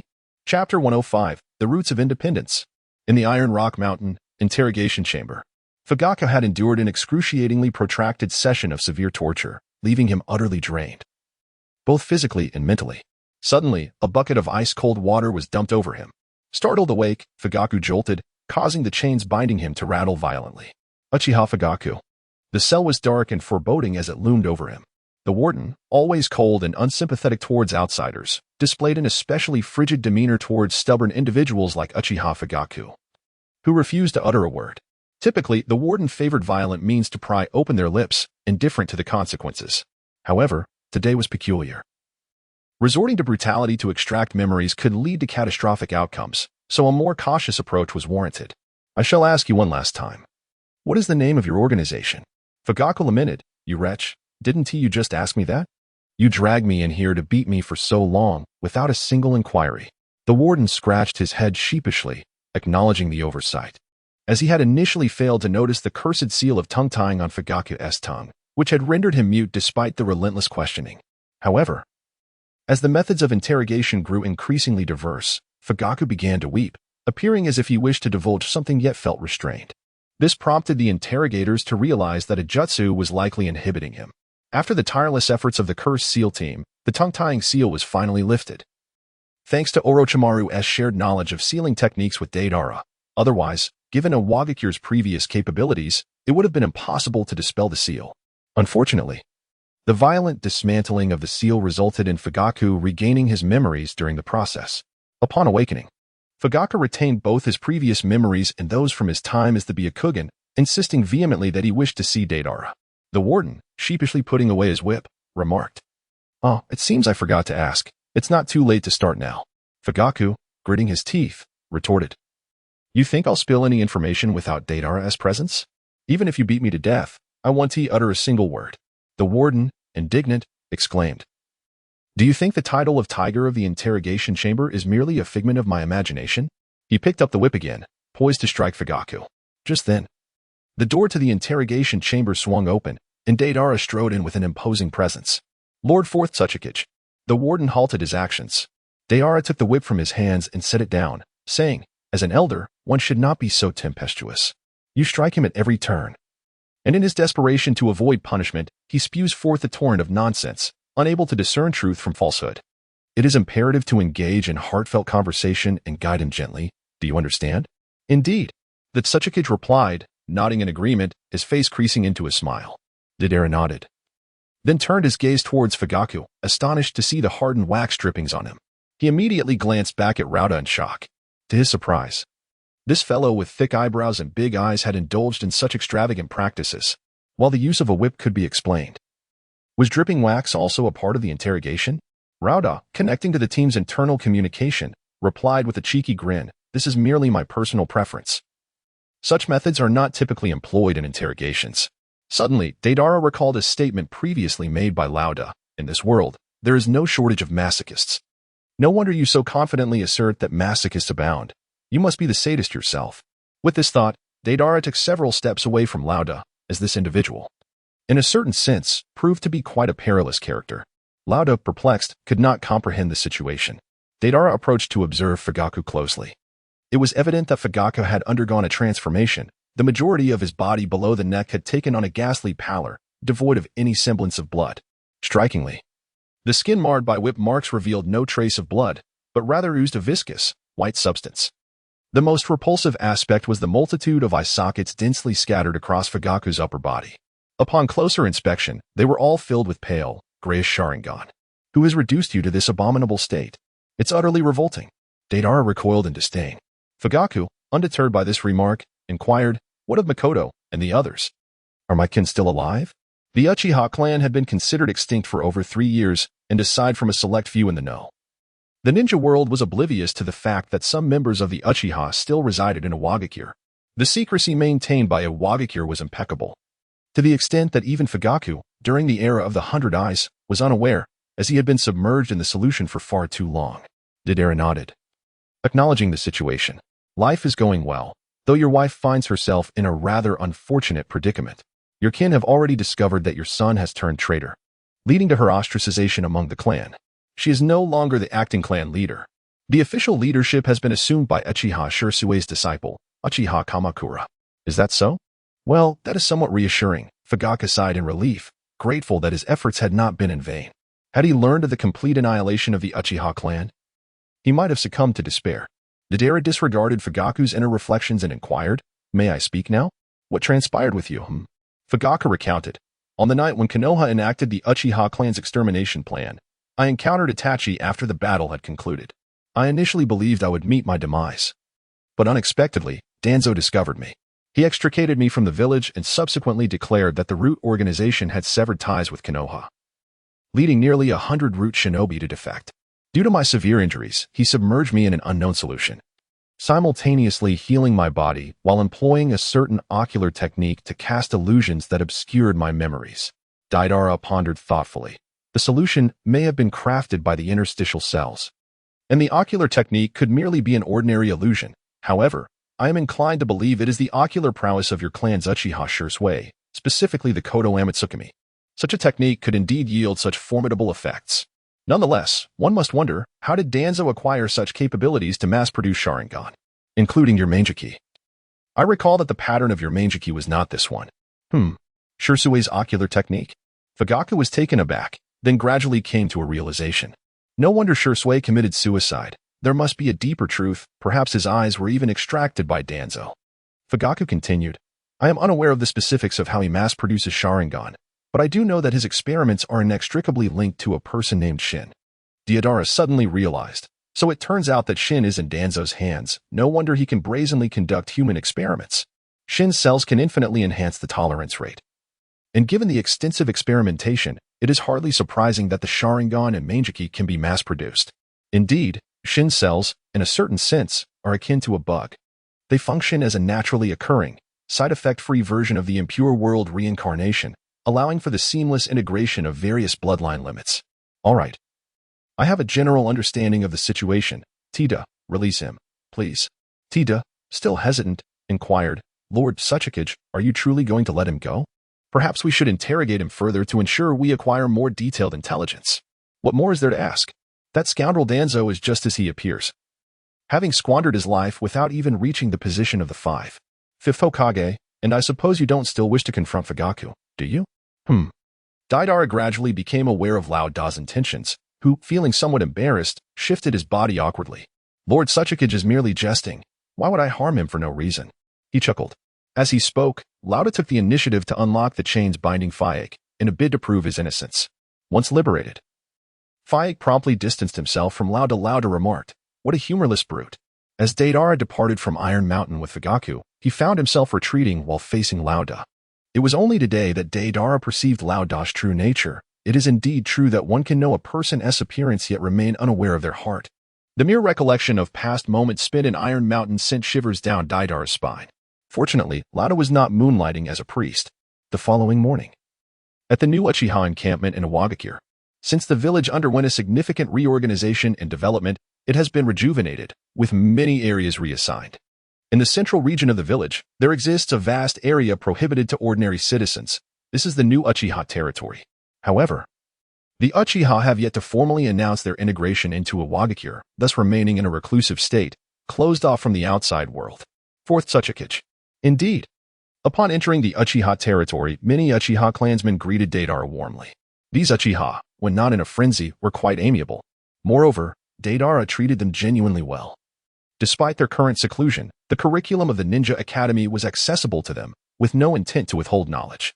Economically, they were well taken care of, with provisions allowing even those without ninja talent within their families to pursue studies in finance or other academic disciplines, equipping them with skills for independent survival. Most importantly, Deidara had promised them that whenever they decided to publicly announce their integration into Iwagakure, they would officially become Iwagakure ninjas. This included the possibility of their talented members ascending to the position of Tsuchikage. Such arrangements moved the Uchiha clan, long oppressed by Konoha, to tears, without comparison. There can be no pain. Some Uchiha were so overwhelmed with emotion that they awakened their Sharingan, vowing to bear Deidara offspring, a proposition Deidara vehemently declined. Citing his aversion to such relationships, Deidara smiled in response to the warm greetings from the Uchiha clan, while Fugaku followed behind, his emotions a tumultuous mix. The members of the Uchiha clan soon took notice of Fugaku, the peculiar figure wrapped so tightly. Who is he?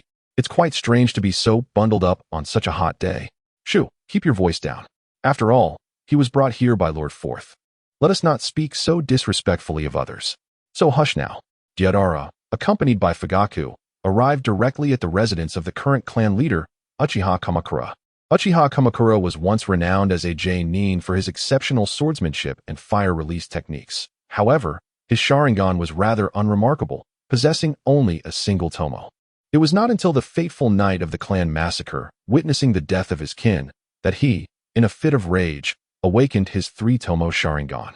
Later, during his time in Iwagakure, Uchiha Shana, recognizing the dwindling number of skilled members within the clan, began to take on apprentices, personally imparting his knowledge to them. Although Shana was advanced in age, his verbal guidance proved invaluable to these younger clan members.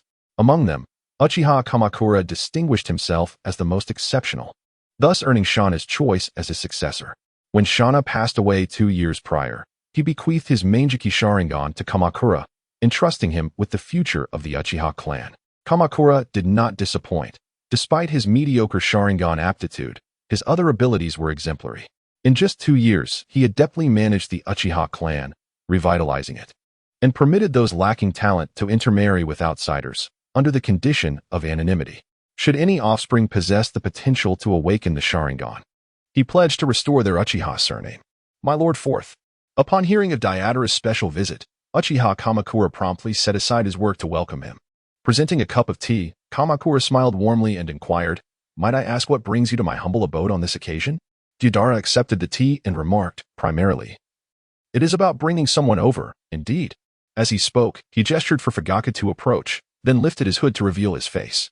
Uchiha Kamakura's eyes widened in astonishment, causing him to stand abruptly, so forcefully that he knocked over the tea before him.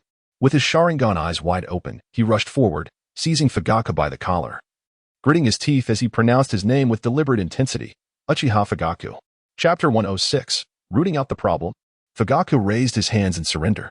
Uchiha Kamakura, relentless, retorted, How dare you return? Your eldest son has truly committed an atrocious act. Fugaku understood that the deeds of his esteemed son had likely reached the ears of the surviving clan members, especially since Itachi was now infamously known as the annihilator of clans. Private Marseille. Uchiha Kamakura delivered a punch to Fugaku's face, causing ripples to form across his features. What nonsense is this, Uchiha Fugaku? You fool. The two then engaged in a fierce struggle, with Fugaku primarily curling in defense while Uchiha Kamakura unleashed a barrage of punches. Deidara sat calmly beside, sipping his tea. To an outsider, it would be hard to believe that one was a former clan leader and the other the current one. After a prolonged bout, the two finally ceased their sparring, not due to having enough, but rather from sheer exhaustion. Deidara continued to replenish his tea, nearly reaching his fill. I beg your pardon, esteemed fourth Tsuchikage, Uchiha Kamakura said, as he tidied himself and resumed his kneeling position before Deidara. Deidara cast a peculiar glance at him, remarking on how the two of them had been sparring before his very eyes for such an extended period, only now considering the absurdity of it all. Kamakura, aware of the inappropriateness of the situation, offered an apologetic smile. Deidara nonchalantly waved his hand and remarked, I entrust this person to you. You may handle him as you see fit. Rest assured, Lord Tsuchikage. Uchiha Kamakura replied affirmatively. As for how Uchiha Fugaku would be dealt with, that was no longer Deidara's concern. After all, it was entirely reasonable for Fugaku, as Itachi's father, to bear the brunt of the anger stemming from Itachi's actions. Deidara rose and handed a vial of solution to Kamakura. Inside floated a pair of ordinary three-tomo Sharingan. This ocular gift is entrusted to you. It is your decision whether to bestow it upon Fugaku. Understood, Kamakura replied as he accepted the vial. He was aware that the fourth Tsuchikage possessed numerous Sharingan.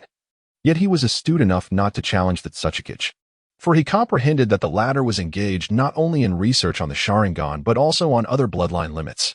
Perhaps a future where everyone possesses multiple bloodline limits was inevitable, and Kamakura recognized that he could not avert such an era. Openly questioning that Tsuchikage would only lead the Uchiha clan into the depths of despair. After handing over the Sharingan, Deidara approached Fugaku and inquired, There is one more matter. Where is Danzo's stronghold? After a moment of reflection, Fugaku responded, In the land of grass, there lies a fledgling village hidden in the grass. Its ostensible leader is Mu, yet in truth, he is under Danzo's control, and the root organization is currently concealed within this nascent village. Deidara paused slightly, then expressed his displeasure. How audacious of Danzo to establish his stronghold so close to both Iwagakure and Konohagakure. As if playing a game of shadows with the two hidden villages. Very well, I shall take my leave. I hope you can still see. With that, Deidara rose to depart. In the land of grass, at the newly established base of Kusagakure, Danzo was immersed in a pool of solution, his veins bulging as if insects writhed beneath his skin. As the solution permeated his body, over 400 Sharingan eyes opened simultaneously, all restlessly rotating. Wind, Torian. Prepare to unseal. Beside him, Yamashiro and Oil Girl exchanged glances and nodded before forming hand seals in unison. A tremendous stone sarcophagus rose from the ground, within which lay bound by layers of cursed seal chains. It was unknown what method Danzo had employed to capture S, but the cost of such an endeavor was known only to him. A massive Sharingan had been implanted in the center of S's body, its crimson pupil reflecting a kaleidoscopic pattern. S, currently sealed, lay peacefully within the stone sarcophagus without resistance. Danzo stood up from the solution pool, entirely bare. Yamashiro and Oil Girl stifled their nausea and fear, unable to turn away due to the horrific sight before them. The over 400 Sharingan were evenly distributed across Danzo's body, a sight so terrifying it was hard to behold. Danzo remained unfazed, intertwining his hands to form another seal. An ink-green chakra chain erupted from his abdomen, wrapping around S several times. With a creaking sound, the chain began to retract, pulling S from the stone sarcophagus. Just as S was about to be drawn into Danzo's body, he awoke, struggling desperately. Danzo's expression remained impassive. Resistance is futile. Merging with me is your ultimate destiny, S.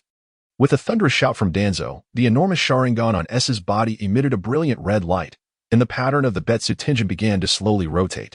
S ceased his struggles, allowing Danzo to consume him. With a hiss, S entered Danzo's body. White smoke rose from Danzo's abdomen as two four-symbol seals interlocked, forming an octagonal seal that manifested on his midsection. The Jinchuriki of S had been born. Feeling the overwhelming power of his newfound ocular prowess and the vibrant life force of the Senja cells within him, as well as S's various abilities, Danzo could no longer contain his wild laughter. Immortality, agelessness, ahahaha. The Jinchuriki of Pawa. Haha. It is now evident that no one can surpass me, Danzo. Weak ninjas, I shall rule over you. Bow before my wisdom and might. Danzo's laughter was unabashedly brazen. With the techniques for cultivating Senju cells and Sharingan, he possessed countless means to ensure his survival. He would eternally dominate this world of shinobi.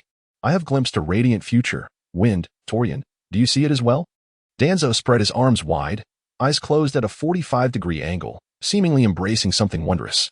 Yamashiro, both astonished and terrified, shouted, I see it. But Lord Danzo, something is amiss. A bright future should merely be a metaphor, yet it appears there is truly light. Danzo opened his eyes in confusion, only to be enveloped by a blinding radiance that overwhelmed him once more. Then came a cacophony, followed by a deafening pop as his eardrum burst. Above the city of Kirigakure, a colossal fireball erupted, decimating a substantial portion of the city, transforming it into a charred wasteland. This is outrageous, Lord Fourth Tsuchikage, cried the leading shinobi of the explosive unit, standing atop a clay dragon. To initiate AC3 without a word is simply absurd. What are you afraid of? This Kirigakure has long been Danzo's hidden lair. Those criminals are merely his test subjects. Detonate it quickly before someone seizes the opportunity to escape. Oh, I see. The Tsuchikage is indeed wise. Boom. A massive chasm opened in the scorched earth below, and Danzo sprouted 2 black wings, soaring into the sky, confronting the 600 clay dragon explosive units alone. It's you again, Deidara. Danzo glared at him, filled with fury. Deidara observed Danzo with keen interest and remarked, Your wings appear somewhat familiar. They must belong to the sage, right? I didn't anticipate that the beast I neglected to capture would be seized by you first. Danzo's expression darkened ominously. You know the sage? He inquired. Who in the ninja world does not? It is the ultimate weapon from the Sage of Six Paths era. Quite terrifying indeed. Deidara exaggeratedly contorted his face and continued, Furthermore, not only do you possess cells of the sage, but also those of Hashirama and an abundance of Sharingan, including Uchiha Shursue's Kodo Amatsukami. I am thoroughly intimidated, indeed. Danzo's demeanor grew increasingly grim. He had not anticipated that his intelligence would be so thoroughly exposed. It seemed that Fugaku had been captured alive, leading this fellow to extract considerable information. Deidara noncommittally replied, with a wave of his hand. He commanded his explosives unit to commence the assault. 600 flying dragons, each manned by 3 ninjas, totaling 1,800 warriors. All these ninjas were engaged in molding clay, and together they unleashed the formidable C3, hurling it towards Danzo. Should he choose not to evade, such a barrage could leave him severely damaged. If he did take flight, the entirety of the Hozuki castle and the island would succumb to annihilation in the ensuing explosion. This wicked little imp dares to employ such a despicable tactic against me, Danzo muttered under his breath, faced with this saturation bombing of clay explosives. Danzo turned to the root ninjas and commanded, Open the barrier for defense. And you there, it is about time you began your duties. I did not take you in merely for you to remain idle within the organization. Humph. From within Hozuki Castle emerged a woman adorned with a blue oni mask, disdainfully scoffing. While she held little regard for Danzo's orders, she was nonetheless indebted to him for his past favors, compelling her to act on his behalf. Suddenly, a colossal statue, towering 100 meters, ascended from the ground, followed closely by a dark blue Susanoo that clung to its form. The Susanoo enveloped the giant Buddha. A dark blue chakra ribbon appeared on the Susanoo, which it seized and hurled forward. Heavenly garment. Simultaneously, numerous root ninjas formed seals, raising barriers around them, crackling with countless azure electric arcs. 1,000 lightning array. 3 layers of defense stood firm outside Hozuki Castle as the 1,800 clay bombs arrived at their target. Danzo, in human form, unleashed a black-red chakra projectile, akin to a tailed beast bomb, to detonate a portion of the clay explosives. The impact was modest. This black-red chakra blacked the potency of a tailed beast bomb, igniting just over 100 clay explosives. The resultant explosion from so many simultaneous detonations generated a forceful shockwave that even Danzo dared not withstand, taking flight with his obsidian wings. The remaining clay bombs narrowly missed him, colliding with the lightning barrier, causing a tempest of electric currents and successive explosions. The barrier endured for barely a second before collapsing. As wind swirled, the woman in the blue oni mask gestured, causing the heavenly garment to billow ahead, cloaking a vast expanse of the sky. The remaining clay bombs triggered an unprecedented super explosion, unleashing flames that swept across the heavens like a solar storm, with lightning dancing amidst the billowing clouds. The shockwave surged outward, stirring the surrounding sea into chaotic waves, rising to heights of several dozen meters. This cataclysmic explosion even provoked a tsunami. The entire ocean began to roil, and the isolated island swayed violently like a small vessel in a tempest. The root ninjas on the island were struck with profound terror. Such feats hardly seemed within the realm of human capability. Could ninjas truly achieve such levels of destruction? Chapter 107. Spirit-Binding Corpse Illusion. Crack, crack, crack. In the heavens, lightning rampaged, showcasing its divine might. The scorching heat wave following the explosion distorted the air, generating updrafts that began to accumulate rain clouds. Below, the sea gradually regained its tranquility, and the ninjas on the island exhaled in relief, having survived the harrowing explosion. They gazed at the woman in the blue Oni mask, recognizing her as the one who had thwarted the blast, a truly fearsome entity. My goodness, even the Susanoo is deployed now. Why do all our recent foes seem to possess what release? It feels as though Hashirama's cells are being distributed wholesale. Deidara lamented in exasperation. My research is at the forefront of ninja technology. The 5 great nations will inevitably submit to Danzo's reign. Deidara shielded the corner of his eye with his hand, trying to avoid looking at Danzo. You old fool, please stop talking. Your presence disgusts me. Have you lost your mind, inserting so many eyes into yourself? Danzo, unfazed, shrugged and declared, how could you mere mortals comprehend the existence of a god like me? For you, it would be wise to simply cleanse your neck and await your demise. Impressive arrogance. Even more audacious than I, the most handsome Tsuchikage of all time. I shall reward you with a taste of a nuclear strike. As soon as the words left his mouth, Danzo waved dismissively. Hey, your opponent is her. With a whoosh, a dark blue spinning shuriken shot towards Deidara at breakneck speed. With a resounding crash, Deidara deflected it using his explosive clay. The woman in the blue demon mask shouted from afar, Hey, Danzo, enough already. Even if you have shown me kindness, you are also my enemy. I will not sacrifice myself like your foolish subordinates. Danzo snorted coldly, buy me some time. Once I adapt to my new power, you may do as you wish. The blue demon mask replied with displeasure, at most, I can buy you 10 minutes. The previous explosion has drained much of my chakra. Danzo eyed her skeptically. I trust you as far as I can throw you. With all those high-concentration Hashirama cells implanted, your chakra reserves rival that of a tailed beast. You must have only expended a third of your chakra at most. Nevertheless, he chose not to challenge her, recognizing that her willingness to assist him for 10 minutes was already a considerable concession. Bang!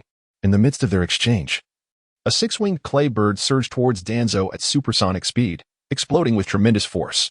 Danzo's half-destroyed body plummeted from the air, slowly dissipating. Enough of the incessant chatter, Deidara remarked, retracting the motion of launching the clay bird and glancing down at the woman in the blue demon mask. A dark blue Susanoo? This is something unseen in the original work. Who could she possibly be? Deidara vaguely speculated that this woman might be a remnant from the Night of Annihilation, having witnessed the death of her kin and now unleashing her fury like a kaleidoscope. Having mingled with Danzo, it was likely she had been rescued by him. Judging from their dialogue, it was apparent that their interests did not align. She was very likely aware that Danzo was also one of the culprits behind the massacre. Since they were not united in purpose, it would suffice to engage her casually, incapacitating her to deliver to Orochimaru.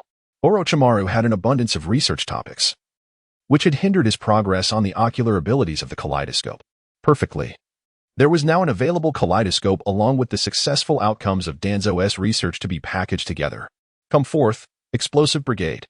Let us unleash another round of our famed bombardment, Deidara proclaimed, raising his arm high. The Explosive Brigade echoed in unison, their voices resonating. Art is an explosion. Ka. The cacophony of 1,000 explosions erupted, creating a scene of monumental grandeur. The figure behind the blue Oni mask furiously cursed, You cowardly bomb-throwing bastard. How uncouth. The dark-hued Susanoo unleashed a celestial mantle, releasing a multitude of detonations.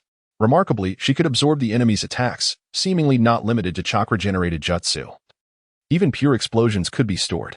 The explosions clashed, causing a substantial counterbalance. The Susanoo of the blue Oni mask appeared to be marred with cracks, shattered by the proximity of the shockwaves. It was likely that this had consumed a considerable amount of her chakra. Let us proceed, Explosive Brigade, to deal with those root shinobi on the island. I shall confront that woman. Be wary of those root shinobi as they possess resurrection techniques. Understood, Lord Tsuchikage. The Explosive Brigade responded loudly. The consumption of the famed bombardment was significant. 2 rounds per person would be the limit, as exceeding that would likely result in a loss of control over the clay dragons. The remaining chakra would suffice for ground combat. Boom. Deidara leapt down from the sky, And although he utilized the technique of light and heavy rock, he deliberately employed earth release upon landing to create a crater at his landing point, thereby fabricating the illusion of having descended directly from above. As anticipated, the opponent adorned with the blue demon mask displayed a look of astonishment. Deidara subtly curled the corners of his mouth, a wicked smile gracing his features. The earth transformation technique was successfully activated. You must have witnessed my formidable strength. Thus, I present you with an opportunity. Will you surrender? Deidara casually brushed his bangs aside, inquiring nonchalantly. Why resort to such unnecessary actions with the earth technique? I am utterly astonished that someone of your caliber would engage in such behavior. Is this a remnant of your adolescence? Surely it must be, murmured the blue demon mask. Deidara was immediately drenched in sweat, his toes unconsciously fidgeting. He lamented that the kaleidoscope was truly vexing, questioning the purpose of such keen eyesight. Clearing his throat, Deidara coughed heavily a few times. Striving to mask his embarrassment, this place is by the sea, and the soil is rather loose. If I utilize earth-style techniques to compact the ground a bit, it will facilitate my footing. Is that so? The blue demon mask seemed to ponder the truth of his words. She manipulated Susanoo to stir the heavenly mantle, stating, Since you have the leisure to solidify the ground with earth techniques, it suggests you possess a considerable amount of chakra. Allow me to test the extent of your strength. With a resounding crash, the heavenly mantle surged forth like a venomous serpent lying in wait, hurtling towards Deidara. He quickly extended his tail to brace against the ground, pulling himself away. Your temper is truly quite impatient. Deidara chewed on the clay, his words unclear. Before he opened his mouth and released the molded small Deidara into the air. C4 little pineapple has arrived, he exclaimed, maintaining his hand seals. The small pineapple detonated silently, causing a portion of the blue-skinned Susanoo to dissipate. Typically, C4 can only infiltrate a living organism through respiration or skin contact, resulting in an explosion of the living matter. However, after Deidara's modifications, C4 could also obliterate inanimate objects. The blue-skinned Susanoo hastily retreated from the recent blast zone. A silent explosion? No, I just sensed a faint chakra diffusing through the air. It was a subtle attack. Nonetheless, the Sharingan could perceive chakra. So this bomb was not overly concerning. After calming himself, the blue-skinned Susanoo swiftly hurled a shuriken, catching Deidara off guard and shattering half of his body, which writhed on the ground. Something feels amiss. Why was it so easily resolved? The blue-skinned Susanoo sensed something was wrong, and indeed. The half-body on the ground existed only for a fleeting second before turning into dry earth. Crack. At that moment, the ground beneath her shattered, and a hand emerged, gripping her ankle. The incomplete Susanoo had significant vulnerabilities. Deidara erupted from the earth, his form becoming ghostly pale. The blue-skinned Susanoo's pupils constricted, a sense of foreboding rising within her. Boom. A colossal explosion, shaped like a starfish and towering dozens of meters high, erupted from within the Susanoo, creating a vast crater in the surrounding area. The demolition squad in the distance wiped their brows in relief. Fortunately, they were familiar with the Tsuchikage style and had distanced themselves from the battlefield, avoiding being caught in the chaos. Crack. From afar, the ground split open, revealing a massive Buddha emerging with its hands clasped, unveiling the blue-skinned Susanoo within. Whoosh. A swarm of clay crows flew in, igniting a series of explosions. Utilizing the cover of the explosion clouds, Deidara maneuvered around from the side, preparing for a close-range detonation to conclude the battle decisively. However, a giant wooden hand suddenly swept through, clearing the explosion clouds, and the kaleidoscope I unexpectedly locked onto him. Buzz.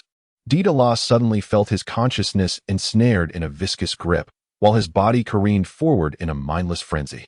It was akin to an out-of-body experience. Watching his own form move autonomously, a perilous situation indeed. The figure adorned in the blue demon mask pressed a hand against the mask, tears of crimson streaming from his eyes, accompanied by an overwhelming sense of acute pressure. The technique known as spirit-binding corpse illusion was a formidable ninjutsu, freezing one's spirit in place while the body acted without awareness, far more terrifying than ordinary illusions. In typical ninjutsu, one could communicate with their chakra to break free. But the spirit-binding corpse illusion left the spirit tethered, rendering the body uncontrollable. With one's spirit forcibly detached from the body, how could one negotiate the internal chakra to dispel the illusion? This was nearly an invincible technique in one-on-one combat, provided the opponent fell prey to its grasp. Perish. The blue demon mask surged forward, a kunai gripped in hand, aimed at Deidara's neck. There exists a method to counter the spirit-binding corpse illusion. contingent upon having allies nearby who possess substantial chakra to disrupt the caster's energy. Fortunately, Deidara had never been alone. Within him lay the sealed entity known as Shark Skin, which could perceive external threats through Deidara's senses. Upon sensing danger, Shark Skin unleashed an immense surge of chakra. Boom! The violet-blue chakra wave erupted, catching the blue demon mask off guard with a direct hit. His body, now uncontrollable, was hurled backward, carving a trench 100 meters long before finally coming to a halt. Crack! The mask shattered, revealing a striking visage beneath. With damp strands of hair clinging to his temples from the sweat, Deidara released the ocular technique, his spiritual essence returning to his corporeal form. He opened his Sharingan, gasping for breath, simultaneously utilizing the inherent microscopic abilities of his eyes to scrutinize her. There was something eerily familiar about her. It felt as though he had encountered her before. "What is your name? I feel as though I know you." Enough with this pretense. "Everyone I know is long gone," the girl exclaimed, momentarily taken aback as she caught sight of Deidara's Sharingan, her astonishment palpable. "You are one of the Uchiha?" Earlier, Deidara had not activated his Sharingan, and the ability to freely toggle it undoubtedly indicated he was a true Uchiha by blood. "I am not of the Uchiha clan. The reasons behind that are somewhat intricate, so I shall refrain from elaborating. By the way, you must be Uchiha Izumi, correct?" Deidara asserted suddenly, having noticed the tear mole near the girl's right eye. Uchiha Izumi was indeed taken aback, astonished that someone had revealed her true name and surprised that anyone still recognized her. "You are certainly one of my kin, then. Is this guy's merely a ruse?" Uchiha Izumi conjectured. If he were an illegitimate child of the clan living outside, he would not have recognized her. The only individuals who would know her were survivors of the clan massacre. "Consider it as you will. Since you are a survivor of the clan, I shall spare your life," Deidara remarked. Uchiha Izumi, known for her defiant demeanor, was nonetheless depleted of chakra. From the outset, the techniques she employed were immensely taxing. Even with Hashirama's cells, she could not afford such extravagant expenditure. Chapter 108. This is the golden experience, the Requiem. As Deidara squinted at her, he mused. "You must be devoid of chakra, am I right?" Uchiha Izumi, her gaze wavering, defiantly retorted. "Huh? Don't think just because you belong to the same clan that I won't eliminate you. Care to test the efficacy of my kunai?" Unfazed, Deidara harbored no intentions of retreating. He even contemplated delivering her to Orochimaru for further examination. The standoff persisted, with beads of cold sweat forming on Uchiha Izumi's back. The individual opposite her was not adhering to the expected protocol. Should they not be cautiously probing each other's boundaries and then conceding a step back to allow her to depart? Why was he unwilling to let her go? "You. Don't act recklessly. A forcibly picked fruit is not sweet. Yet," she mused, "it does quench thirst. You scoundrel, we are of the same kin. Why the urgency to turn against each other? Speak your desires plainly. We harbor no enmity, do we?" Deidara stroked his chin, contemplating her words. "Indeed. I wish to study your Manjiki Sharingan, thus I cannot permit your escape." To his surprise, Uchiha Izumi relaxed at this admission, responding, "Had you mentioned that earlier, I would have been more agreeable. I possess the research findings of Danzo, and you likely have yet to awaken your Manjiki, thus yearning for that power, correct?" "Ah, somewhat," Deidara replied candidly. Uchiha Izumi patted her meager bosom and waved her hand dismissively. "As long as you spare my life, you shall also be responsible for my daily meals, lodging, and other trivialities. The extraction of blood and cells is entirely up to you." So readily? You don't object to such arrangements?" Deidara was evidently taken aback by her swift acquiescence. The Uchiha clan matters little to me. Even the clan leader's son can turn traitor. What use is this bloodline to me? Whoever desires it may take it. I am indifferent." It appeared she had been deeply affected by past stimuli. Deidara inwardly lamented. For she was indeed a pitiable girl, and judging by her tone, it seemed she harbored a deep-seated resentment towards Uchiha Itachi. This situation had taken a rather intriguing turn, as childhood friends had now become bitter adversaries. Deidara assured, "Rest assured, it is merely a matter of studying the eyes. I shall not burden you with any unnecessary tasks. Furthermore, should you have any endeavors to undertake, I am capable of providing you with strength." Uchiha Izumi, her spirit stirred, gently parted her lips. "Very well. Let us agree on this." After uttering these words, Deidara expanded his senses, honing in on Danzo's aura. He was still familiarizing himself with his newly acquired powers. Although he had exerted control over the entity, he had yet to fully integrate with it. "I shall first eliminate Danzo, yes." With that declaration, Deidara dashed towards his target, casually dispatching a root ninja along the way, claiming a Sharingan from the fallen foe. At this moment, only 8 minutes had elapsed since Uchiha Izumi had pledged to assist Danzo in delaying matters for 10 minutes. Hey, Danzo, I am coming for you, indeed. Deidara suddenly appeared behind Danzo, delivering a powerful kick that shattered his form. In his dying moments, Danzo, filled with rage and disbelief, exclaimed, "What? You claim to comprehend the human heart, yet you failed to perceive an enemy approaching from behind me." "What?" Equally bewildered, murmured, "It's impossible. My mind-reading ability relies on the fear others harbor towards me. If I sense nothing, it's likely the enemy does not fear me at all." The re-emerging Danzo spat to the side, scolding, "Isn't that merely stating the obvious? Why would he fear you if he has no reason to?" The colossal deity of illusion, the Daibutsu, whirled around as what muttered, "Then it seems you have not adequately showcased my terror. What concern is that of mine?" Buzz. Danzo, expressionless, formed hand seals, completely seizing control of what's psyche. A mere beast dared to challenge its master. Indeed, it was best to eliminate any semblance of independent thought. Tread, tread, tread. Several wobbling clay puppets charged at Danzo, resembling inebriated fighters throwing erratic punches. Danzo dodged their flailing fists, then drew a kunai, exhaling a gust of wind that coiled around it. Wind release, vacuum blade. This rapidly spinning gust of wind was exceedingly sharp, capable of slicing through iron with ease. And it cleaved through the soft clay puppets, severing them cleanly in two. The fallen puppets, at their severed edges, began to ooze forth a copious amount of clay, swiftly repairing themselves and transforming into two entirely new puppets, multiplying exponentially. Danzo furrowed his brow, recognizing the dire situation. The more he struck with the vacuum blade, the greater the number of clay puppets became, increasing at an exponential rate. Who could withstand such a tide? As their numbers swelled sufficiently, the puppets surged forward, overwhelming Danzo and exploding in a shower of flesh. Buzz. Danzo's figure reappeared, one eye slowly closing. "A trivial trick. Even if you obliterated me, what of it? I can rewrite this reality at will." "Is that so?" Deidara emerged from behind Danzo, extending a hand towards him. "You have already lost. It would be wise to accept the reality of your imminent demise, for that is the true reality." With a swift motion, Danzo wielded the vacuum blade, cleaving Deidara in two. "I see you are quite delusional to utter such audacious words." "Ah, what a remarkably swift blade," Deidara insincerely praised. Then his body suddenly transformed into a cloud of smoke, leaving two severed wooden pieces on the ground. A substitution technique? When did he form the seals? Danzo glanced around anxiously.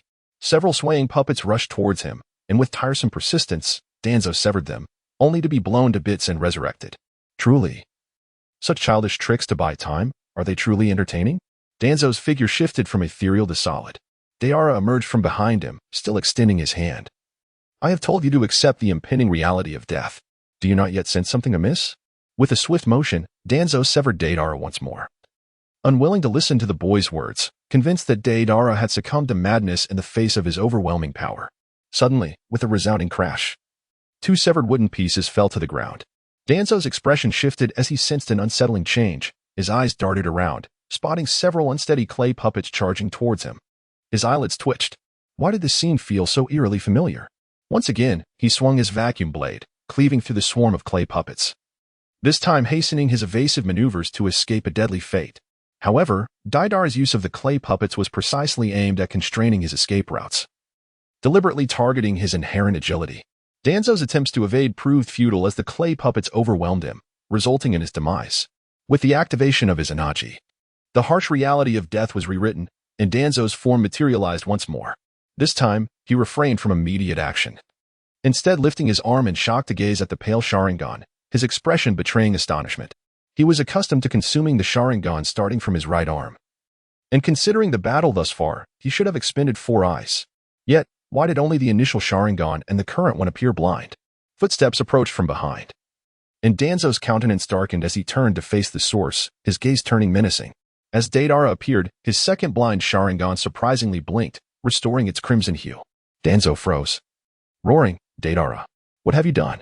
Deidara stretched out his hand and approached, exclaiming, "This is the golden experience, the requiem. Before you truly recognize your heart, you shall never escape." "How dare you?" Toby roared, wielding his vacuum blade with ferocity. 2 severed logs fell to the ground, followed by the sound of unsteady footsteps. These seemingly mundane sounds sent a tremor through Toby's calves, nearly causing him to collapse. Deidara, I shall not allow you to persist, Toby shouted in despair. He recalled the time in Konoha when Deidara had tormented him with that infinite shadow clone technique, a memory strikingly similar to the present. This man was nothing short of a devil reveling in malevolence. With a flourish, Toby unfurled his wings and soared into the sky, seeking to escape the relentless cycle of entrapment. To his astonishment, the clay puppet sprouted wings and ascended into the heavens, their speed, enhanced by Deidara's weighted rock technique, even surpassing Toby's own. The connection between Toby and the puppets tightened as they closed in, akin to casting a net to ensnare fish, swiftly entangling him. Boom! A burst of blood and flesh erupted. Toby found himself back on the ground, the sound of footsteps echoing behind him. He convulsed twice, tears streaming down his face. What must I do to earn your mercy? Deidara approached with outstretched hands, chuckling softly. Danzo, wipe away those worthless tears. Have you forgotten your ambitions? Continue to fight. Whether in life or after death, this is the cycle you have initiated. With a cry of despair, Danzo, his face contorted in anguish, raised the vacuum blade to sever Deidara's form. Bang! The severed wooden fragments fell to the ground. Chapter 109. Experimental Material in the Outside World. Danzo stood motionless like a wooden figure, surrounded by scattered explosive clay, the ground marred by charred traces of explosions. Deidara's left eye transformed into a pale hue. Izanami. A technique capable of recording a moment in which both the opponent and oneself engage in action, allows that identical scene to be replayed. An adversary ensnared by this illusion becomes trapped in the temporal space between the initial and subsequent moments of memory. The only way to break free from this jutsu is for the caster to recognize and embrace their true self. Otherwise, they will be condemned to an eternal cycle within their mind. Furthermore, an opponent afflicted by Izanami finds their physical form rendered immobile, leaving their fate to the whim of the practitioner's intent. Deidara raised his kunai and plunged it into Danzo's heart. This wretched man had already traversed the cycle of Izanami thousands of times, teetering on the brink of mental collapse. Yet he stubbornly refused to confront the truth of his actions. He remained obstinately convinced that his deeds were as clear as crystal, all purportedly for the sake of Konoha. Little did he realize the countless actions he had taken that undermined the very interests of his village. He was, in essence, a quintessential opportunist, deceiving even himself with his own fabrications. Thud. Danzo's lifeless body fell to the ground, instinctively beginning to convulse and writhe. Even in the moment of his demise, he remained ensnared in the cycle of Izanami, unable to awaken from his delusions. Alas, with hundreds of Sharingan and the presence of a sage within him, he perished without ever utilizing his powers. The fifth Hokage, a perennial failure. Indeed. Deidara crouched down to examine Danzo's body, a wave of nausea washing over him. The abundance of Sharingan was overwhelming, inducing a physiological discomfort. The value of the Sharingan was minimal. After all, even Orochimaru could replicate a truckload of 3-tomo Sharingan. The sole exception of significance was the entity known as Wu. Danzo had somehow ensnared this beast with an illusionary technique. Currently, Wu was subservient to whoever wielded this illusion. And it was not a tailed beast. It did not vanish with the death of its Jinchuriki, thanks to a unique sealing technique employed by Danzo. This technique had encased Wu within engravings etched upon his skin, a premeditated formation. Such an approach bore both advantages and disadvantages. The advantage lay in their separate existence. Aligning with Danzo's fear of death, the disadvantage was that while sharing Wu's abilities, there was a notable delay, and only 70% of its power could be accessed. This cunning old man had devised a method that neither burdened himself nor hindered the mimicry of the Jinchuriki. Quite intriguing. Deidara nodded, bestowing high praise upon Danzo. Uchiha Izumi clasped his hands behind his back and approached with a curious demeanor. What technique is this? It has actually countered Izanagi? Both Izanagi and Izanami are considered forbidden techniques of the Uchiha clan, strictly regulated, with only the clan leader and a select few elders privy to their knowledge. Uchiha Izumi had learned of Izanagi's existence solely through Danzo, remaining entirely unaware of Izanami. Deidara, having removed his blinded left eye, replaced it with his ordinary eye. Grimacing in pain, for one endowed with the perfect immortal cells, even without the mastery of medical ninjutsu, he possesses the ability to hot-swap his Sharingan. Izanami, a forbidden genjutsu, serves as a perfect counter to Izanagi. The practitioner remains ensnared until they acknowledge and accept their true self, rendering the technique inescapable. Deidara candidly expressed to her that, at his level of strength, it mattered little if others were aware of certain formidable techniques, for he believed no one could surpass him in speed. This reflected a mindset akin to holding a winning hand in a game, a sense of elation that, under the right circumstances, would even allow him to provide commentary to his foes mid-battle. Uchiha Izumi, somewhat bewildered, murmured, "Is there such a technique? It seems that Izanagi is not invincible after all." Indeed, no technique is without its vulnerabilities. The esteemed scholars of clan extermination have already provided the answer. Every technique harbors its weaknesses, and once these are discovered, they can be countered. Uchiha Izumi raised an eyebrow, sensing that the golden-haired individual was alluding to someone, though she remained uncertain. With a soft chuckle, the left eye that had been reinserted began to emit steam as Deidara opened his eyes and surveyed his surroundings, confirming the connection of his optic nerve. He bound Danzo's lifeless body with large bandages, affixed a sealing talisman, and subsequently encased the entire form within a sealing scroll. Uchiha Izumi, intrigued, inquired, "What purpose do you have for such a repulsive corpse? If it were me, I would incinerate it with a fire technique, for merely looking at it is nauseating." Deidara placed the scroll into the ninja tool pouch at his waist, exclaiming, "You truly do not appreciate the value of resources until you are the one managing them. How could you possibly waste so many Sharingan?" Uchiha Izumi, with a disdainful expression, retorted, "It still disgusts me. You believe you can cultivate them simply because you acquired Danzo's experimental results?" Deidara shook his head, sensing that the young lady likely suffered from a certain form of acrophobia. Otherwise, with so many readily available Sharingan, why would she still contemplate cultivating her own? Shortly after, members of the explosive unit returned. The enemy ninjas had been entirely annihilated, though our side suffered the loss of a dozen or so warriors, an outcome that was, regrettably, unavoidable. A ninja who has not experienced the harsh realities of bloodshed and conflict cannot truly mature. Even in a future where technology advances to the point of drone warfare, it would be impossible to completely avert casualties. Losing a mere dozen ninjas could be considered fortunate. Deidara instructed them to return to Awagakure with the corpses and his sacred robe. Subsequent compensation and arrangements for the families would be handled by the village. As for the newly established Kusagakure, from this day forth, not even the land of grass would remain. He would send word to his shadow clone, dispatching Awagakure forces to manage the aftermath, including the annexation of the land of grass. Would the neighboring land of fire have any objections? Even if they did, they would hardly dare voice them. In Konoha's current weakened state, barely clinging to survival, they could scarcely protect themselves. After settling these matters, Deidara and Uchiha Izumi boarded a clay bird, soaring straight toward Kirigakure in the land of water. Several days later, at the Kirigakure research facility, 3 years had wrought drastic changes here. Every Kirigakure shinobi now wore a serpent-shaped insignia, undoubtedly Orochimaru's doing. Its purpose remained unclear. Likely some trivial token to foster a sense of belonging. More insidious was the indoctrination of Kirigakure's younger generation. From the shadows, Orochimaru manipulated the Mizukage to establish numerous civilian schools, subtly weaving propaganda into their curricula, both civilian and shinobi. The material glorified Awagakure's might and progress, gradually eroding the self-worth of Kirigakure's people, conditioning them to see themselves as inferior. Thus, Orochimaru could more easily steer these unwitting masses. Even if he were to step into the light, resistance would be minimal. Truly, a disciple of the third Hokage, Hiruzen Sarutobi, a master of subtle, pervasive brainwashing. "I sense you're entertaining rather impolite thoughts, Deidara-kun." Orochimaru's voice slithered from behind, startling Deidara so violently his hair stood on end. "TCH, Snake Uncle. You're getting too good at moving unnoticed, yeah." Orochimaru licked his lips languidly. "I've integrated some white Zetsu cells, experiencing their unique properties in advance. My chakra now blends more seamlessly with the environment." Only half comprehending, Deidara pulled Uchiha Izumi forward. "Anyway, since your Manjiki research is lagging, I brought you a sample. Plus, Dan's results, he's cracked mass production of the Manjiki." Orochimaru? Since when had Dan's attained such prowess? This was news to him. "Explain." "I'm well aware of Dan's capabilities. His scientific aptitude is abysmal.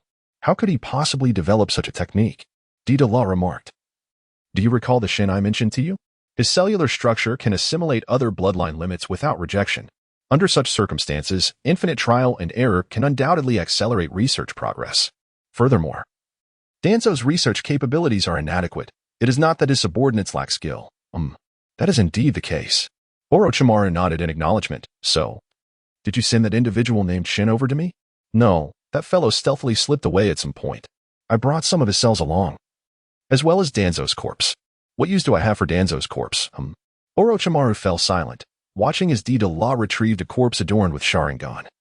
Enveloped in a moment of stillness, he had indeed underestimated Danzo's moral boundaries. "No, This was beyond the realm of humanity. This grotesque body, filled with eyeballs, resembled nothing more than a monstrous insect, entirely unworthy of the designation human. Orochimaru moved Danzo's corpse to the dissection table, carefully extracting one of the Sharingan for scrutiny. Even comparing it to a naturally occurring Sharingan, the two were nearly indistinguishable. This demonstrated that Danzo's cloning technology had reached a remarkably advanced stage. Excellent, Deidara. With these samples and Danzo's experimental results, I shall swiftly reproduce these techniques and refine them to several tiers. How long will it take? At most 2 weeks. Although the technology is mature, I must ensure its perfection. Chapter 110, the initial version of Wedge. Very well, I shall await your good news here. Deidara eagerly anticipated completing the genetic structure of the Sharingan, eager to experiment with the ocular abilities. Orochimaru licked his lips, gathering a plethora of Sharingan materials to commence his work. He had thoroughly researched the 3-tomo Sharingan, discovering that, based on previous genetic sequence comparisons, most 3-tomo variants were missing numerous genetic sequences. These missing sequences were crucial. Without them, an extensive amount of in-release chakra could not be sustained. This was the reason why even the most intense emotional stimuli could not activate the Sharingan. There existed no hardware capable of accommodating and operating the in-release chakra. By analyzing the genetic sequences of Uchiha Izumi, Shisui, Danzo's right eye, and the previously drawn blood samples from Uchiha Shisui, Orochimaru successfully extracted the necessary sequences. Through comparison, it was revealed that there were 46 genetic sequences pertaining to the Sharingan, of which more than half of the 3-tomo sequences remained inactive. Some 3-tomo variants were, in fact, incomplete, resulting in their inability to awaken the Manjiki Sharingan. Even among those that had awakened, approximately 10 genetic sequences remained dormant. Having reviewed the Uchiha data, Orochimaru speculated that these genetic sequences might be the key to preventing the Manjiki from inducing blindness. Activating them would likely require the fusion of Manjiki ocular power between siblings. Let us first complete these genetic sequences. Orochimaru grasped the precise instruments and tools on the dissection table, initiating the meticulous surgical procedure. He decoded and re-encoded the extracted genes. Considering that they originated from different individuals, hastily merging them would significantly raise the probability of rejection. Orochimaru optimized the process, utilizing the deciphered genetic sequences in conjunction with the original genes from each respective eye to recombine the corresponding sequences. This process proved laborious, fortunately. Orochimaru had at his disposal a nanomedical chamber previously gifted by Deidara, which allowed the nanobots to handle such intricate tasks, freeing him to attend to other matters. Despite extensive repeated trials, the failure rate remained exceedingly high. Orochimaru refrained from utilizing the successful results of Danzo's experiments, as Danzo's success stemmed from Shin cells, representing a crude amalgamation of forcibly fused elements. In Orochimaru's view, that was merely a brutish welding without any technical finesse. By the 3rd day of experimentation, the first Manjiki Sharingan was born, cultivated from Izumi cells, with the ocular technique being demonic illusion, tree-binding death, a technique inherited through the transplantation of Fugaku's Manjiki. However, it was incomplete, lacking the full prowess of the original technique. The true demonic illusion, tree-binding death, could not only solidify ninjutsu but also restrain all dynamic entities. Combined with another ocular technique, spirit-binding corpse illusion, it could extract a person's soul, transforming it into a bound spirit, an exceedingly aberrant ocular technique. It remained uncertain what state of mind Izumi was in when she awakened such an ability. The Manjiki Sharingan cloned by Orochimaru had nearly perfectly replicated demonic illusion, tree-binding death, with no deficiencies. The next step was to delve further into the details. He did not require a randomly cultivated Manjiki. He sought the capability for mass production. Only then would the experiment be deemed successful. After 3 days of refining the technology, Orochimaru could effortlessly replicate various Manjiki, even recreating another eye's Kodo Amatsukami through Shisui's single-eyed Manjiki. This technique was one that could thoroughly brainwash individuals. Witnessing this audacious feat made Deidara feel as though he might kneel in awe. Yet, even at this juncture, Orochimaru remained unsatisfied. He devoted an additional week, utilizing Hashirama's cells as the foundational structure to cultivate the Hashirama Sharingan. This particular Sharingan was notably resilient to blindness, as Hashirama's cells possessed the vitality to repair the damage inflicted on the eyes by the consumption of ocular power. Furthermore, due to the seamless fusion of the two, it resembled the offspring of Senju and Uchiha, akin to a miniature eternal eye. Orochimaru held a vial of solution aloft, observing the Hashirama Sharingan through the light, as if admiring a work of art. After incorporating Hashirama's cells, only 3 genetic sequences remained dormant, affirming Deidara's earlier assertion, the Senju and Uchiha. The ancestors of ancient times were indeed of the same lineage. Their bloodlines were inherently intertwined. This revelation exhilarated Orochimaru, causing him to squirm in delight. Perhaps he could, through biotechnological means, resurrect the progenitor of chakra, uniting myriad bloodlines into one. The mere thought of it sent shivers of exhilaration coursing through him, rendering him weak at the knees. As Deidara beheld the scene before him, an unsettling sensation coursed through his scalp, and his expression shifted dramatically. "Hey, Orochimaru. Could you perhaps tone it down a bit? I'm still right here, and what are you doing, directing such antics towards a mere 12-year-old? Orochimaru's demeanor stiffened as he flicked his serpent-like tongue. Deidara is hardly a mere child at 12. Nevertheless, here, take this. He extended a test tube containing a metallic syringe. Within it lay the flawless kaleidoscopic genetic solution. I surmised that Deidara would prefer not to possess the same ocular techniques as others. Therefore, this solution merely completes your Sharingan gene sequence and will not directly awaken your eyes. Should you wish to awaken them, you might endeavor to channel intense emotions to infuse special release chakra into your eyes. This could facilitate the birth of your own unique ocular prowess. There's even a chance of a surprise." Deidara's eyes sparkled with delight. Indeed, he had no desire to wield the same ocular abilities as anyone else, as that would lack excitement. Save for Kamui, of course, that technique remained quite alluring. Deidara grasped a metallic syringe and plunged it beneath his eyelid, injecting the genetic solution. A sensation akin to his eyeball and surrounding vessels being on the verge of bursting overwhelmed him, and in agony, Deidara clutched his eye tightly, fearing it would explode. This form of artistry was far from what he desired. After a while, the skin of the shark absorbed the entire genetic solution in one go. Possessing nearly the complete genetic sequence, with the addition of a special emotional triggered in chakra, he could unlock the kaleidoscope Sharingan. Under the nurturing of Deidara's perfect immortal cells, the prospect of blindness was nearly impossible. "How do you feel, Deidara-kun?"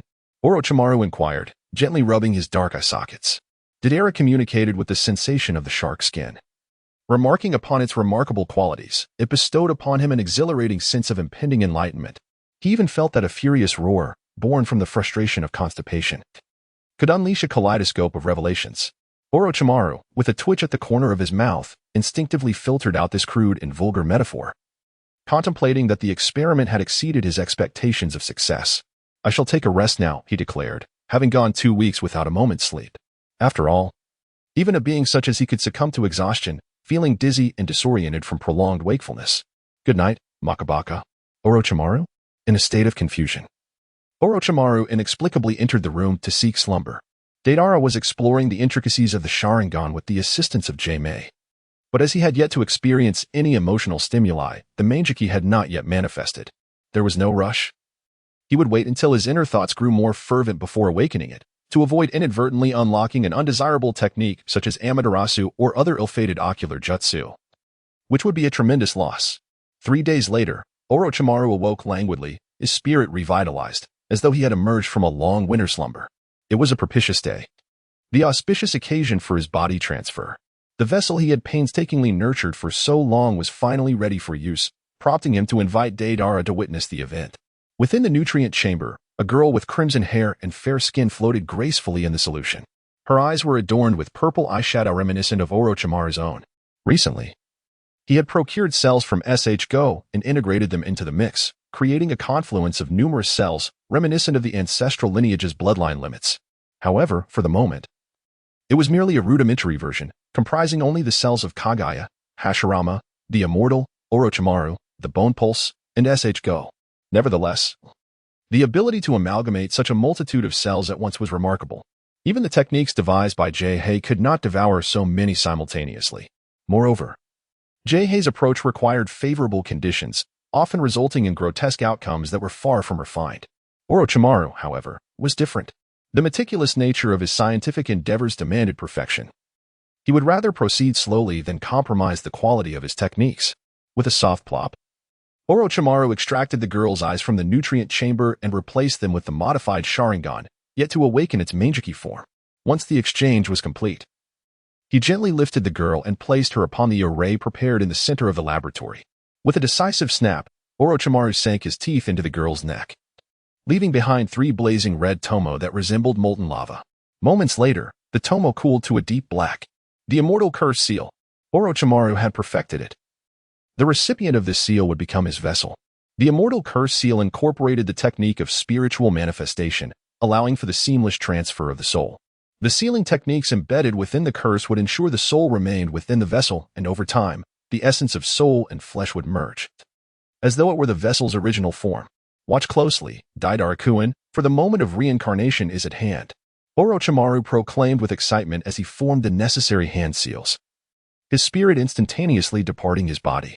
It transformed into a luminous essence. Deidara gazed eagerly at the unfolding scene. Should this technique prove successful, it would herald the birth of the art of immortality. Simultaneously, it would imply that the cursed seal possesses the potential to become a wedge. Reflecting on this, Deidara mused that the cursed seal indeed resembled a nascent version of a wedge. Moments later, the crimson-haired maiden abruptly opened her eyes. Chapter 111. Is it possible to extract the Rinnegan in the hidden rain village? The crimson-haired girl, Orochimaru's creation, had come to life. Orochimaru's eyes spun round as her body rigidly moved, still unaccustomed to its new form. It merely required a brief period of adjustment for her to regain fluidity of movement. Yet, at this moment, she resembled a patient undergoing rehabilitation. Sister Snake, how do you feel? Deidara approached with a concerned inquiry.